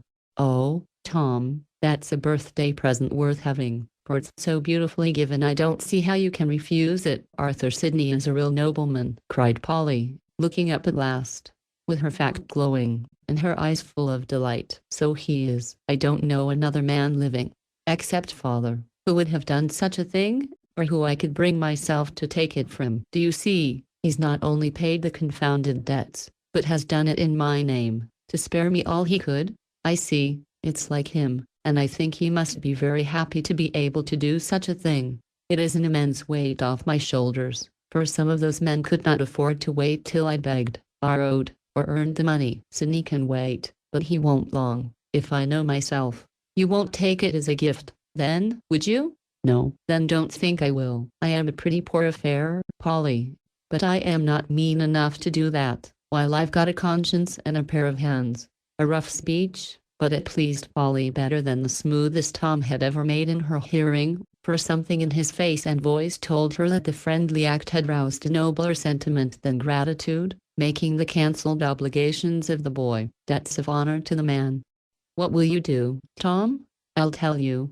May I sit here?" And Tom took the low footstool that always stood near Grandma's old chair. "I've had so many plans in my head lately, that sometimes it seems as if it would split," continued the poor fellow, rubbing his tired forehead, as if to polish up his wits. "I've thought seriously of going to California, Australia, or some out-of-the-way place, where men get rich in a hurry." "Oh, no," cried Polly, putting out her hand as if to keep him, and then snatching it back again before he could turn round. "It would be hard on Mother and the girls, I suppose. Besides, I don't quite like it myself. Looks as if I shirked and ran away." "So it does," said Polly, decidedly. "Well, you see, I don't seem to find anything to do unless I turn clerk, and I don't think that would suit. The fact is, I could not stand it here, where I am known. It would be easier to scratch gravel on a railroad, with a gang of paddies, than to sell pins to my friends and neighbors. False pride, I dare say, but it's the truth, and there's no use in dodging. Not a bit, and I quite agree with you. That's comfortable. Now I am coming to the point where I especially want your advice, Polly. Yesterday I heard you telling Fan about your brother Ned. How well he got on, how he liked his business, and wanted Will to come and take some place near him. You thought I was reading, but I heard, and it struck me that perhaps I could get a chance at West somewhere. What do you think? If you really mean work, I know you could," answered Polly, quickly, as all sorts of plans and projects went sweeping through her mind. "I wish you could be with Ned. You'd get on together, I am sure, and he'd be so glad to do anything he could. I'll write and ask, straight away, if you want me to. Suppose you do. Just for information, you know. Then I shall have something to go upon. I want to have a feasible plan already, before I speak to Father. There's nothing so convincing to businessmen as facts. You know." Polly could not help smiling at Tom's new tone. It seemed so strange to hear him talking about anything but horses and tailors, dancing and girls. She liked it, however, as much as she did the sober expression of his face, and the way he had lately of swinging his arms about, as if he wanted to do something energetic with them. "That will be wise. Do you think your father will like this plan?" "Pretty sure he will. Yesterday, when I told him I must go at something right off, he said, 'Anything honest, Tom, and don't forget that your father began the world as a shop boy.' You knew that, did not you?" "Yes. He told me the story once, and I always liked to hear it, because it was pleasant to see how well he had succeeded. I never did like the story, a little bit ashamed, I am afraid, but when we talked it over last night, it struck me in a new light, and I understood why Father took the failure so well, and seemed so contented with this poorish place. It is only beginning again, he says, and having worked his way up once, he feels as if he could again. I declare to you, Polly, that sort of confidence in himself, and energy and courage in a man of his years, makes me love and respect the dear old gentleman as I never did before." "I am so glad to hear you say that, Tom. I've sometimes thought you did not quite appreciate your father, any more than he knew how much of a man you were." "Never was till today, you know," said Tom, laughing, yet looking as if he felt the dignity of his 21 years. "Odd, is not it? How people live together ever so long, and don't seem to find one another out, till something comes to do it for them. Perhaps this smash-up was sent to introduce me to my own father. There's philosophy for you, said Polly, smiling, even while she felt as if adversity was going to do more for Tom than years of prosperity. They both sat quiet for a minute, Polly in the big chair looking at him with a new respect in her eyes, Tom on the stool nearby slowly tearing up a folded paper he had absently taken from the floor while he talked. "Did this surprise you?" he asked, as a little white shower fluttered from his hands. "No." "Well, it did me, for as soon as we came to grief I offered to release Trix from the engagement. And she would not let me," continued Tom, as if, having begun the subject, he wished to explain it thoroughly. "That surprised me," said Polly. "So it did me. For Fan always insisted it was the money and not the man she cared for. Her first answer pleased me very much, for I did not expect it, and nothing touches a fellow more than to have a woman stand by him through thick and thin. She don't seem to have done it." Fan was right. Trix only waited to see how bad things really were, or rather her mother did. "She's as cool, hard, and worldly-minded an old soul as I ever saw, and Trix is bound to obey. She gets round it very neatly in her note. 'I won't be a burden, will sacrifice her hopes, and always remain my warm friend.' But the truth is, Tom's sure it was worth making much of, but Tom's shopper is in the way, and may go to the devil as fast as he likes." "Well, he is not going?" cried Polly, defiantly, for her wrath burned hotly against Trix, though she blessed her for setting the bondman free. "Came within an ace of it," muttered Tom to himself, adding aloud, in a tone of calm resignation that assured Polly his heart would not be broken though his engagement was. "It never rains but it pours, especially in hard times, but when a man is down, a rap or two more don't matter much. I suppose it's the first blow that hurts most. Glad to see you take the last blow so well." There was an ironical little twang to that speech, and Polly could not help it. Tom colored up and looked hurt for a minute, then seemed to right himself with a shrug, and said, in his outspoken way, "To tell the honest truth, Polly, it was not a very hard one. I've had a feeling for some time that Trix and I were not suited to one another, and it might be wiser to stop short, but she did not or would not see it, and I was not going to back out, and leave her to wear any more willows, so here we are. I don't bear malice, but hope she'll do better, and not be disappointed again. Upon my word I do." "That's very good of you, quite Sidney-esque, and noble," said Polly, feeling rather ill at ease, and wishing she could hide herself behind a cap and spectacles, if she was to play grandma to this confiding youth. "It will be all plain sailing for Sid, I fancy," observed Tom, getting up as if the little cricket suddenly ceased to be comfortable. "I hope so," murmured Polly, wondering what was coming next. "He deserves the very best of everything, and I pray the Lord he may get it," added Tom, poking the fire in a destructive manner. Polly made no answer, fearing to pay too much, for she knew Fan had made no confidant of Tom, and she guarded her friend's secret as jealously as her own. "You'll write to Ned tomorrow, will you?" "I'll take anything he's got, for I want to be off," said Tom, casting down the poker, and turning round with a resolute air which was lost on Polly, who sat whirling the rose that had fallen into her lap. "I'll write tonight." "Would you like me to tell the girls about Trix and Sidney?" she asked as she rose, feeling that the council was over. "I wish you would. I don't know how to thank you for all you've done for me." "I wish to heaven I did," said Tom, holding out his hand with a look that Polly thought a great deal too grateful for the little she had done. As she gave him her hand, and looked up at him with those confiding eyes of hers, Tom's gratitude seemed to fly to his head, for, without the slightest warning, he stooped down and kissed her, a proceeding which startled Polly so that he recovered himself at once, and retreated into his den with the incoherent apology, "I beg pardon, could not help it. Grandma always let me on my birthday," while Polly took refuge upstairs, forgetting all about Fan, as she sat in the dark with her face hidden, wondering why she was not very angry, and resolving never again to indulge in the delightful but dangerous pastime of playing grandmother. Chapter 18. The Woman Who Did Not Dare. Polly wrote enthusiastically. Ned answered satisfactorily, and after much corresponding, talking, and planning, it was decided that Tom should go west. Never mind what the business was. It suffices to say that it was a good beginning for a young man like Tom, who, having been born and bred in the most conservative class of the most conceited city in New England, needed just the healthy, hearty, social influences of the West to widen his views and make a man of him. Of course there was much lamentation among the women, but everyone felt it was the best thing for him.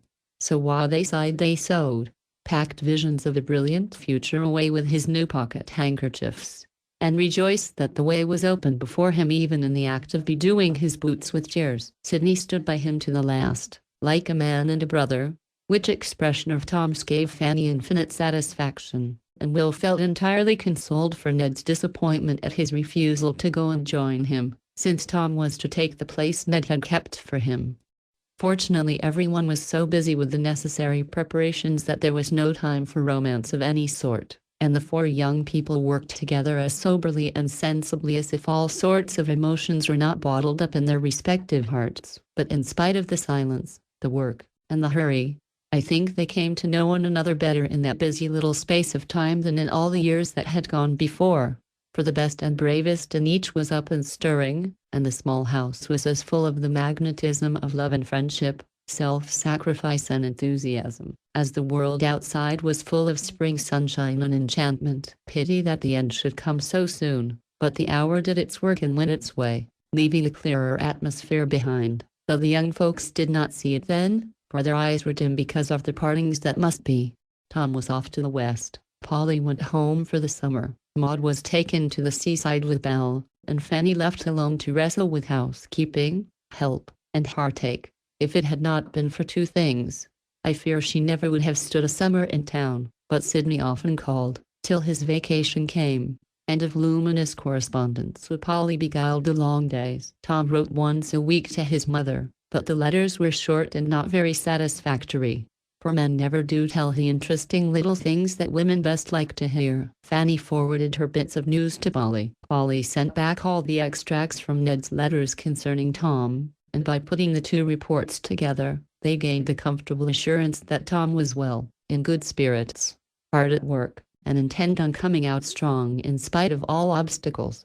Polly had a quiet summer at home, resting and getting ready in mind and body for another winter's work, for in the autumn she tried her plan again, to the satisfaction of her pupils and the great joy of her friends. She never said much of herself in her letters, and Fanny's first exclamation when they met again was an anxious "Why, Polly, dear, have you been sick and never told me?" "No, I am only tired. Had a good deal to do lately, and the dull weather makes me just a trifle blue." "I shall soon brighten up when I get to my work again," answered Polly, bustling about to put away her things. "You don't look a bit natural. What have you been doing to your precious little self?" persisted Fanny, troubled by the change, yet finding it hard to say wherein it lay. Polly did not look sick, though her cheeks were thinner and her color paler than formerly, but she seemed spiritless, and there was a tired look in her eyes that went to Fanny's heart. "I am all right enough, as you'll see when I am in order. I am proper glad to find you looking so well and happy." "Does all go smoothly, Fan?" asked Polly, beginning to brush her hair industriously. "Answer me one question first," said Fanny, looking as if a sudden fear had come over her. "Tell me, truly, have you never repented of your hint to Sidney?" "Never," cried Polly, throwing back the brown veil behind which she had half hidden her face at first. "On your honor, as an honest girl?"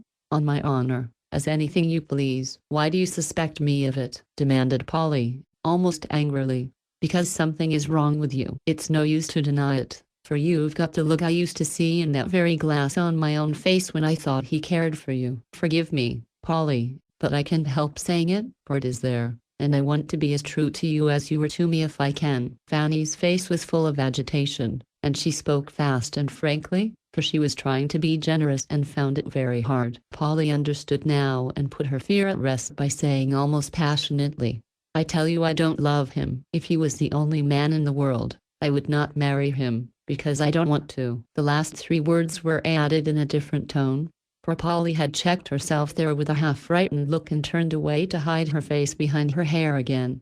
"Then if it's not him, it's someone else. You have got a secret, Polly, and I should think you might tell it, as you know mine," said Fanny, unable to rest till everything was told, for Polly's manner troubled her. There was no answer to her question, but she was satisfied, and putting her arm round her friend, she said, in her most persuasive tone, "My precious Polly, do I know him?" "You have seen him. And is he very wise, good, and splendid, dear?"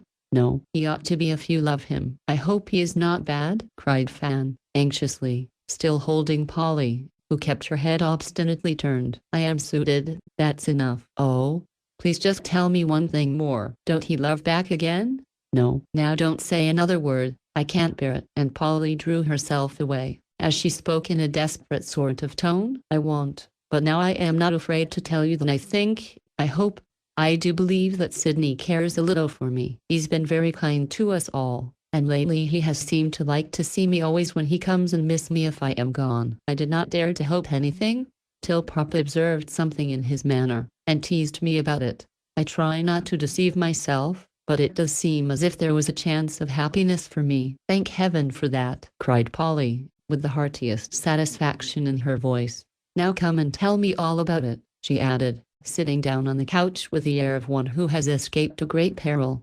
"I've got some notes and things I want to ask your opinion about, if they really mean anything, you know," said Fanny, getting out a bundle of papers from the inmost recesses of her desk. "There's a photograph of Tom, came in his last letter." "Good, is not it? He looks older, but that's the beard and the rough coat, I suppose. Dear old fellow. He is doing so well, I really begin to feel quite proud of him." Fan tossed her the photograph, and went on rummaging for a certain note. She did not see Polly catch up the picture and look at it with hungry eyes, but she did hear something in the low tone in which Polly said, "It don't do him justice," and glancing over her shoulder, Fan's quick eye caught a glimpse of the truth, though Polly was half turned away from her. Without stopping to think, Fan dropped her letters, took Polly by the shoulders, and cried in a tone full of astonishment, "Polly, is it Tom?" Poor Polly was so taken by surprise that she had not a word to say. None were needed. Her telltale face answered for her, as well as the impulse which made her hide her head in the sofa cushion, like a foolish ostrich when the hunters are after it. "Oh, Polly, I am so glad. I never thought of it. You are so good, and he's such a wild boy. I can't believe it, but it is so dear of you to care for him." "Could not help it, tried not to, but it was so hard, you know." "Fan, you know," said a stifled voice from the depths of the very fuzzy cushion which Tom had once condemned. The last words, and the appealing hand outstretched to her, told Fanny the secret of her friend's tender sympathy for her own love troubles, and seemed so pathetic, that she took Polly in her arms, and cried over her, in the fond, foolish way girls have of doing when their hearts are full, and tears can say more than tongues. The silence never lasts long, however, for the feminine desire to talk it over usually gets the better of the deepest emotion. So presently the girls were hard at it, Polly very humble and downcast, Fanny excited and overflowing with curiosity and delight. "Really, my sister, you dear thing, how heavenly that will be," she cried. "It never will be," answered Polly in a tone of calm despair. "What will prevent it?" "Maria Bailey," was the tragic reply. "What do you mean? Is she the Western girl?" "She shan't have Tom. I'll kill her first." "Too late. Let me tell you, is that door shut, and Maud safe?" Fanny reconnoitered, and returning, listened breathlessly, while Polly poured into her ear the bitter secret which was preying on her soul. "Has not he mentioned Maria in his letters?" "Once or twice, but sort of jokingly, and I thought it was only some little flirtation. He can't have time for much of that fun, he's so busy. Ned writes good, gossipy letters. I taught him how, and he tells me all that's going on." When he'd spoken of this girl several times, they bored with her mother, you know, I asked about her, quite carelessly, and he told me she was pretty, good, and well educated, and he thought Tom was rather smitten. That was a blow, for you see, Fan, since Strix broke the engagement, and it was not wrong to think of Tom, I let myself hope, just a little, and what was so happy.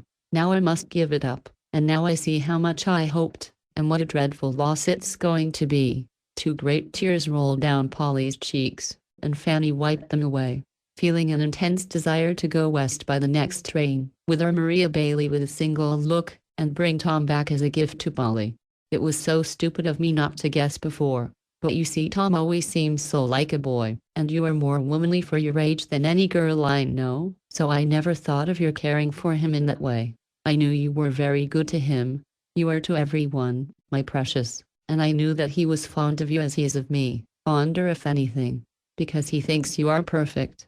But still I never dreamed of his loving you as more than a dear friend." "He does not," sighed Polly. "Well, he ought, and if I could get hold of him, he should." Polly clutched Fan at that, and held her tight, saying sternly, "If you ever breathe a word, drop a hint, look a look that will tell him or anyone else about me, yes, as sure as my name is Mary Milton, I'll proclaim from the housetops that you like her." Polly got no further, for Fan's hand was on her mouth, and Fan's alarmed voice vehemently protested. "I won't. I promise solemnly I'll never say a word to a mortal creature." "Don't be so fierce, Polly, you quite frighten me. It's bad enough to love someone who don't love you, but to have them told of it is perfectly awful. It makes me wild just to think of it." "Oh, Fan, I am getting so ill-tempered and envious and wicked, I don't know what will happen to me." "I am not afraid for you, my dear, and I do believe things will go right, because you are so good to everyone.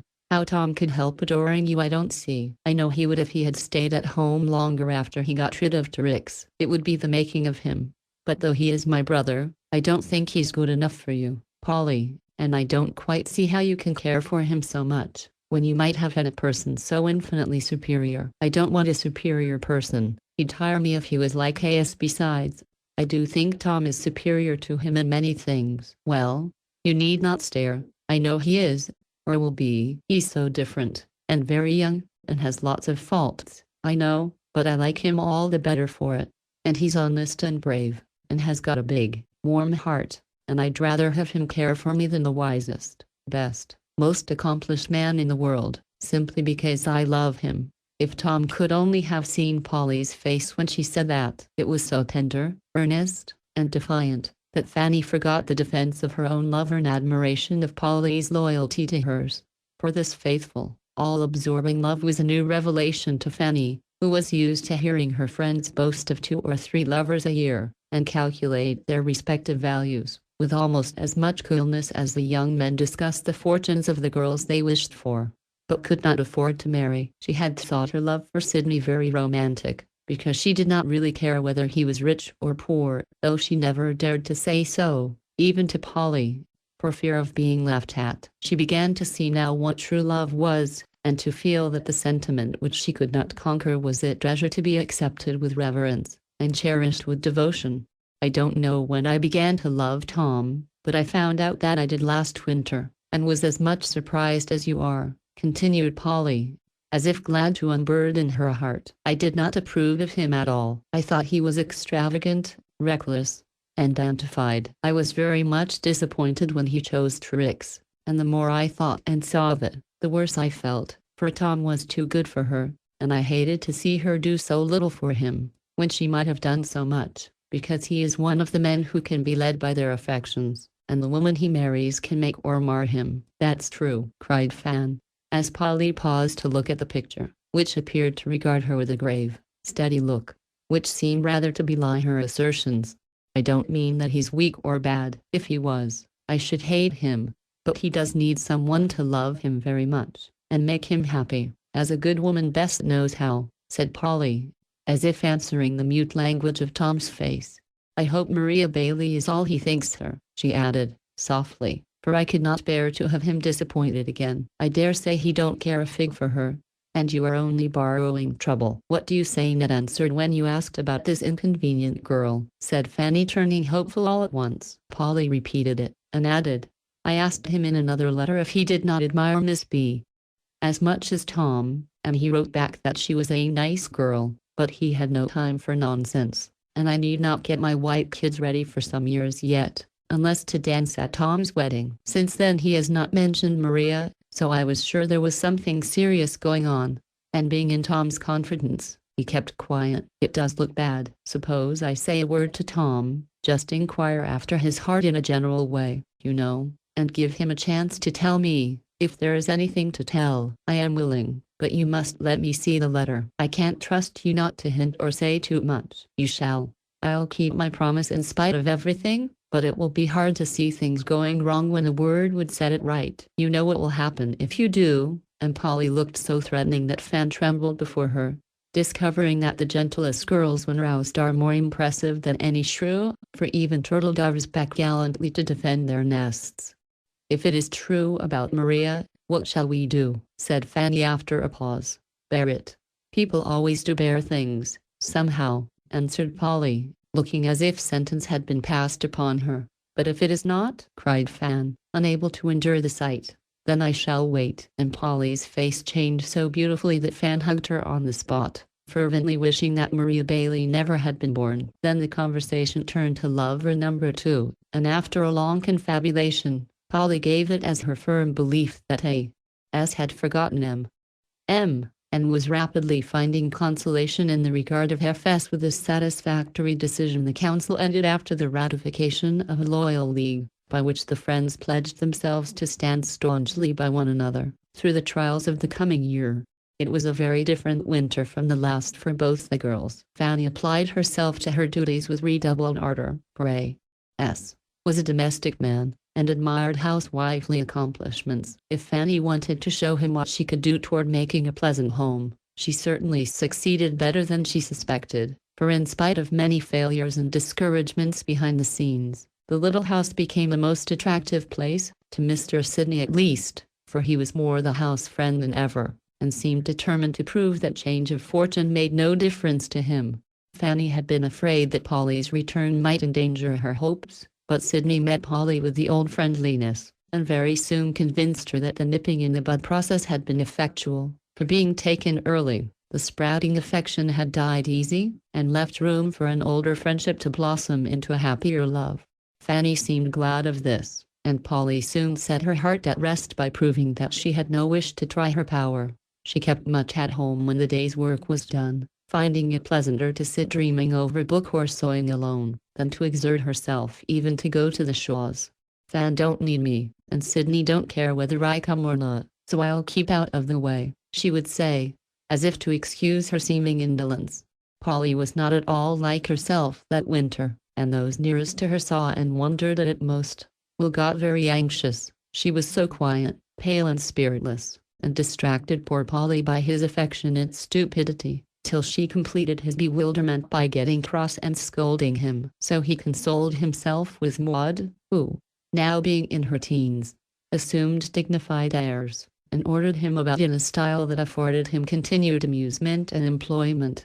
Western news continued vague, for Fan's general inquiries produced only provokingly unsatisfactory replies from Tom, who sang the praises of the beautiful Miss Bailey, and professed to be consumed by a hopeless passion for somebody, in such half-comic, half-tragic terms, that the girls could not decide whether it was all the boy's mischief, or only a cloak to hide the dreadful truth.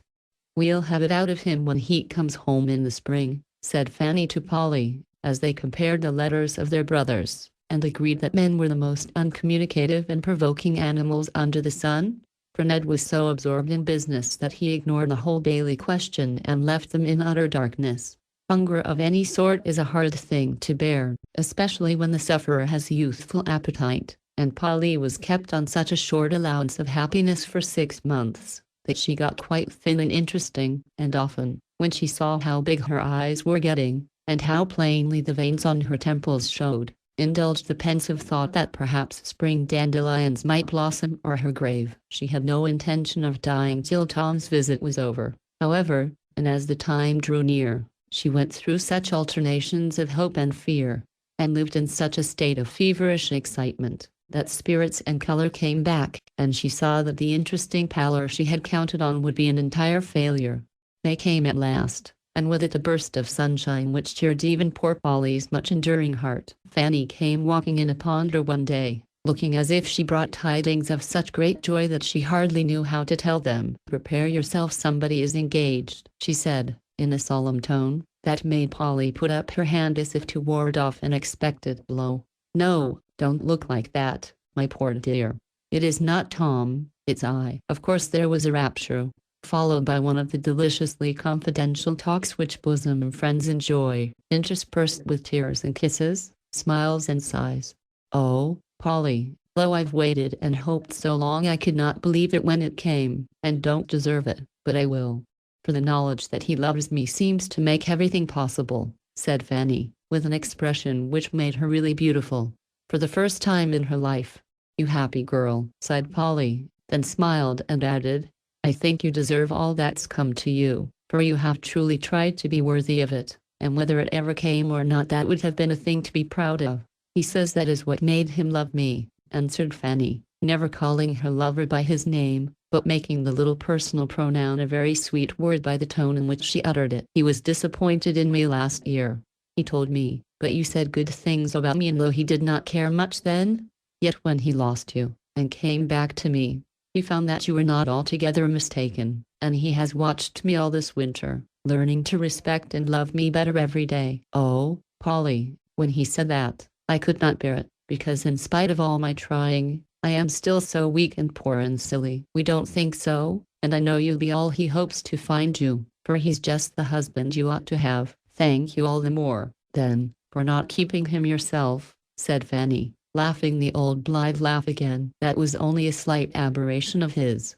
He knew better all the time. It was your white cloak and my idiotic behavior the night we went to the opera that put the idea into his head," said Polly, feeling as if the events of that evening had happened some 20 years ago, when she was a giddy young thing, fond of gay bonnets and girlish pranks. "I am not going to tell Tom a word about it, but keep it for a surprise till he comes. He will be here next week, and then we'll have a grand clearing up of mysteries," said Fan, evidently feeling that the millennium was at hand. "Perhaps," said Polly, as her heart fluttered and then sunk, for this was a case where she could do nothing but hope, and keep her hands busy with Will's new set of shirts. There is a good deal more of this sort of silent suffering than the world suspects, for the women who dare are few, the women who stand and wait are many, but if work baskets were gifted with powers of speech, they could tell stories more true and tender than any we read, for women often sow the tragedy or comedy of life into their work as they sit apparently safe and serene at home, yet are thinking deeply, living whole-heart histories, and praying fervent prayers while they embroider pretty trifles or do the weekly mending. Chapter 19. Tom's Success. "Come, Philander, let us be a-marching, everyone his true love a-searching," would be the most appropriate motto for this chapter, because, intimidated by the threats, denunciations, and complaints showered upon me in consequence of taking the liberty to end a certain story as I liked, I now yield to the amiable desire of giving satisfaction, and, at the risk of outraging all the unities, intend to pair off everybody I can lay my hands on. Occasionally a matrimonial epidemic appears, especially towards spring, devastating society, thinning the ranks of bachelordom, and leaving mothers lamenting for their fairest daughters. That spring the disease broke out with great violence in the Shaw circle, causing paternal heads much bewilderment, as one case after another appeared with alarming rapidity. Fanny, as we have seen, was stricken first, and hardly had she been carried safely through the crisis, when Tom returned to swell the list of victims. As Fanny was out a good deal with her Arthur, who was sure that exercise was necessary for the convalescent, Polly went every day to see Mrs. Shaw, who found herself lonely, though much better than usual, for the engagement had a finer effect upon her constitution than any tonic she ever tried. Some 3 days after Fan's joyful call, Polly was startled on entering the Shaw's door by Maud, who came tumbling downstairs, sending an avalanche of words before her. "He's come before he said he should to surprise us. He's up in Mama's room, and was just saying, 'How's Polly?' when I heard you come, in your creep mouse way, and you must go right up. He looks so funny with whiskers, but he's ever so nice, real big and brown, and he swung me right up when he kissed me. Never mind your bonnet, I can wait." And pouncing upon Polly, Maud dragged her away like a captured ship towed by a noisy little steam tug. "The sooner it's over the better for me," was the only thought Polly had time for before she plunged into the room above, propelled by Maud, who cried triumphantly, "There he is! Ain't he splendid?" For a minute, everything danced before Polly's eyes, as a hand shook hers warmly, and a gruffish voice said heartily, "How are you, Polly?" Then she slipped into a chair beside Mrs. Shaw, hoping that her reply had been all right and proper, for she had not the least idea what she said. Things got steady again directly, and while Maud expatiated on the great surprise, Polly ventured to look at Tom, feeling glad that her back was toward the light, and his was not. It was not a large room, and Tom seemed to fill it entirely. Not that he had grown so very much, except broader in the shoulders, but there was a brisk, genial, free and easy air about him, suggestive of a stirring, out-of-door life, with people who kept their eyes wide open, and were not very particular what they did with their arms and legs. The rough and ready traveling suit, stout boots, brown face, and manly beard, changed him so much, that Polly could find scarcely a trace of elegant Tom Shaw in the hearty-looking young man who stood with one foot on a chair, while he talked business to his father in a sensible way, which delighted the old gentleman. Polly liked the change immensely, and sat listening to the state of Western trade with as much interest as if it had been the most thrilling romance. For, as he talked, Tom kept looking at her with a nod or a smile so like old times, that for a little while she forgot Maria Bailey, and was in bliss. By and by Fanny came flying in, and gave Tom a greater surprise than his had been. He had not the least suspicion of what had been going on at home, for Fan had said to herself, with girlish malice, "If he don't choose to tell me his secrets, I am not going to tell mine," and had said nothing about Sydney, except an occasional allusion to his being often there, and very kind.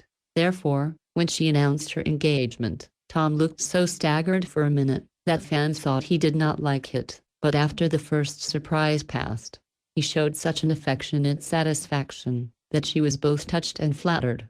"What do you think of this performance?" asked Tom, wheeling round to Polly, who still sat by Mrs. Shaw, in the shadow of the bed curtains. "I like it very much," she said in such a hearty tone, that Tom could not doubt the genuineness of her pleasure. "Glad of that. Hope you'll be as well pleased with another engagement that's coming out before long," and with an odd laugh, Tom carried Sydney off to his den, leaving the girls to telegraph to one another the awful message. "It is Maria Bailey." How she managed to get through that evening, Polly never knew, yet it was not a long one, for at 8 o'clock she slipped out of the room, meaning to run home alone, and not compel anyone to serve as escort. But she did not succeed, for as she stood warming her rubbers at the dining-room fire, wondering pensively as she did so if Maria Bailey had small feet, and if Tom ever put rubbers on for her, the little shoes were taken out of her hands, and Tom's voice said, reproachfully, "Did you really mean to run away, and not let me go home with you?" "I am not afraid. I did not want to take you away," began Polly, secretly hoping that she did not look too pleased. "But I like to be taken away." "Why, it's a whole year since I went home with you. Do you remember that?" said Tom, flapping the rubbers about without any signs of haste. "Does it seem long?" "Everlasting." Polly meant to say that quite easily, and smile incredulously at his answer, but in spite of the coquettish little rose-colored hood she wore, and which she knew was very becoming, she did not look or speak gaily, and Tom saw something in the altered face that made him say hastily, "I am afraid you've been doing too much this winter. You look tired out, Polly." "Oh, no. It suits me to be very busy," and she began to drag on her gloves as if to prove it, "but it does not suit me to have you get thin and pale.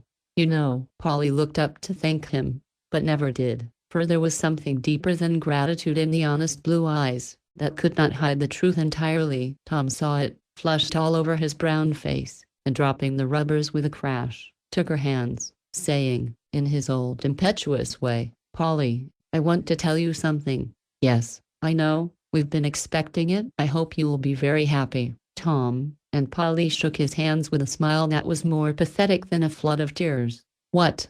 cried Tom, looking as if he thought she had lost her mind. "Ned told us all about her. He thought it would be so, and when you spoke of another engagement, we knew you meant your own, but I did not. Ned's the man.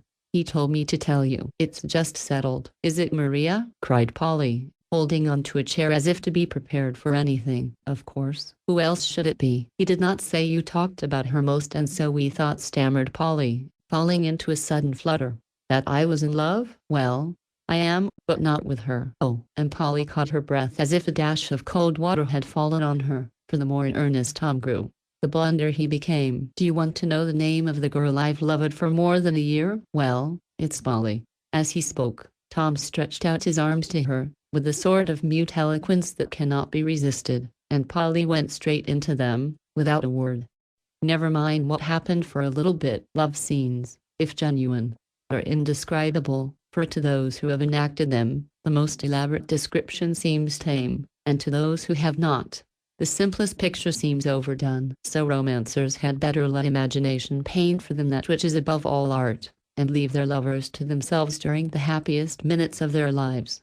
Before long, Tom and Polly were sitting side by side, enjoying the blissful state of mind which usually follows the first step out of our workaday world, into the glorified region wherein lovers rapturously exist for a month or two. Tom just sat and looked at Polly as if he found it difficult to believe that the winter of his discontent had ended in this glorious spring. But Polly, being a true woman, asked questions, even while she laughed and cried for joy. "Now, Tom, how could I know you loved me when you went away and never said a word?" she began, in a tenderly reproachful tone, thinking of the hard year she had spent.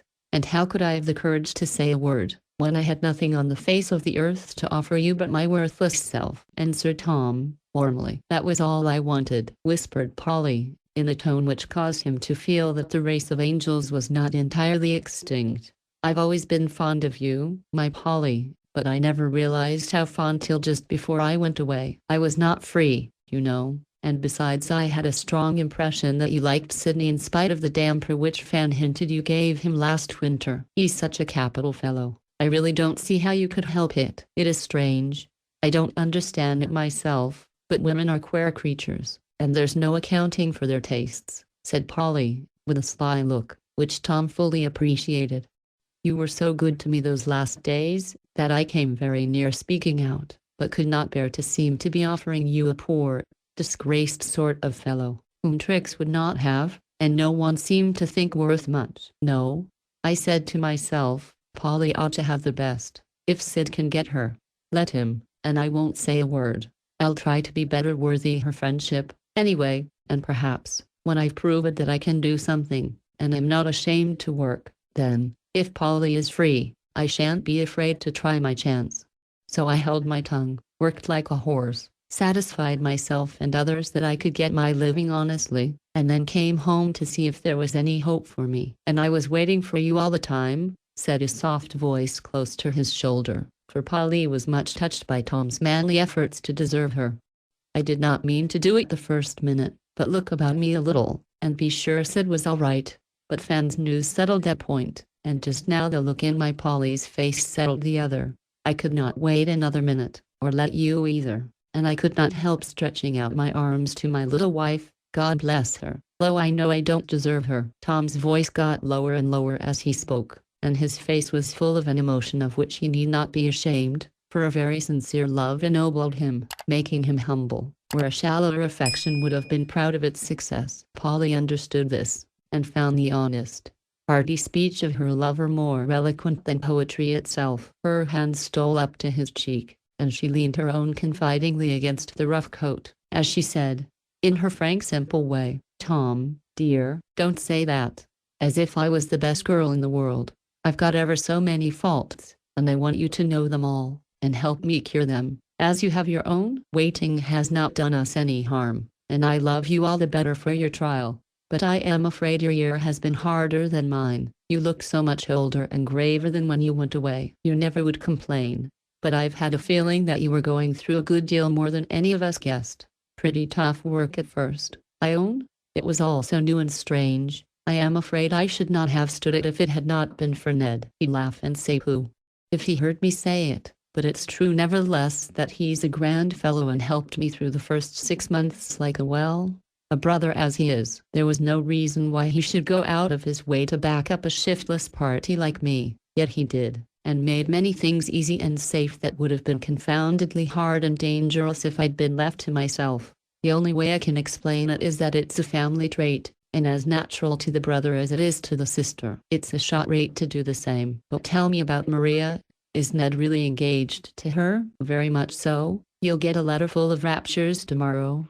He had not time to send by me. I came off in such a hurry. Maria's a sensible, pretty girl, and Ned will be a happy old fellow. Why did you let us think it was you? I only teased Fan a little. I did like Maria, for she reminded me of you sometimes, and what was such a kind, cozy little woman. I could not help enjoying her society after a hard day's work. But Ned got jealous, and then I knew that he was in earnest. So I left him a clear field, and promised not to breathe a word to anyone till he had got a yes or no from his Maria. I wish I'd known it, sighed Polly. People in love always do such stupid things. So they do, for neither you nor Fan gave us poor fellows the least hint about Sid, and there I've been having all sorts of scares about you. Serves us right. Brothers and sisters should not have secrets from each other. We never will again. Did you miss me very much? Yes, Tom. Very, very much. My patient little Polly. Did you really care for me before you went? See if I did not. And with great pride Tom produced a portly pocketbook stuffed with business-like documents of a most imposing appearance, opened a private compartment, and took out a worn-looking paper, unfolded it carefully, and displayed a small brown object which gave out a faint fragrance. That's the rose you put in the birthday cake. And next week we'll have a fresh one in another jolly little cake which you'll make me. You left it on the floor of my den the night we talked there, and I've kept it ever since. There's love and romance for you. Polly touched the little relic, treasured for a year, and smiled to read the words "My Polly's Rose," scribbled under the crumbling leaves. I did not know you could be so sentimental, she said, looking so pleased that he did not regret confessing his folly. I never was till I loved you, my dear, and I am not very bad yet, for I don't wear my posy next my heart, but where I can see it every day, and so never forget for whom I am working. Should not wonder if that bit of nonsense had kept me economical, honest, and hard at it, for I never opened my pocketbook that I did not think of you. That's lovely, Tom, and Polly found it so touching that she felt for her handkerchief, but Tom took it away, and made her laugh instead of cry, by saying, in a wheedle tone, I don't believe you did as much, for all your romance, did you? Now, if you won't laugh, I'll show you my treasures. I began first, and I've worn them longest. As she spoke, Polly drew out the old locket, opened it, and showed the picture Tom gave her in the bag of peanuts cut small and fitted in on one side. On the other was a curl of reddish hair and a black button. How Tom laughed when he saw them. You don't mean you've kept that frightful guy of a boy all this time? Polly, you are the most faithful loveress, as Maud says, that was ever known. Don't flatter yourself that I've worn it all these years, sir. I only put it in last spring because I did not dare to ask for one of the new ones. The button came off the old coat you insisted on wearing after the failure, as if it was your duty to look as shabby as possible, and the curl I stole from Maud. Are not we silly? He did not seem to think so, and after a short pause for refreshments, Polly turned serious, and said anxiously, when must you go back to your hard work? In a week or two, but it won't seem drudgery now, for you'll write every day, and I shall feel that I am working to get a home for you. That will give me a 40-man power, and I'll pay up my debts and get a good start, and then Ned and I will be married and go into partnership, and we'll all be the happiest, busiest people in the West. It sounds delightful, but won't it take a long time, Tom? Only a few years, and we need not wait a minute after Sid is paid. If you don't mind beginning rather low down, Polly, I'd rather work up with you than sit idle while you toil away all alone. That's the way Father and Mother did, and I think they were very happy in spite of the poverty and hard work. Then we'll do it by another year, for I must get more salary before I take you away from a good home here. I wish, oh, Polly, how I wish I had half of the money I've wasted, to make you comfortable. Now, never mind, I don't want it. I'd rather have less, and know you earn it all yourself, cried Polly, as Tom struck his hand on his knee with an acute pang of regret at the power he had lost. It's like you to say it, and I won't waste any words bewailing myself, because I was a fool. We will work up together, my brave Polly, and you shall yet be proud of your husband, though he is poor Tom Shaw. She was as sure of it as if an oracle had foretold it, and was not deceived, for the loving heart that had always seen, believed, and tried to strengthen all good impulses in Tom, was well repaid for its instinctive trust by the happiness of the years to come. Yes, she said, hopefully, I know you will succeed, for the best thing a man can have is work with a purpose in it, and the will to do it heartily. There is one better thing, Polly, answered Tom, turning her face up a little, that he might see his inspiration shining in her eyes.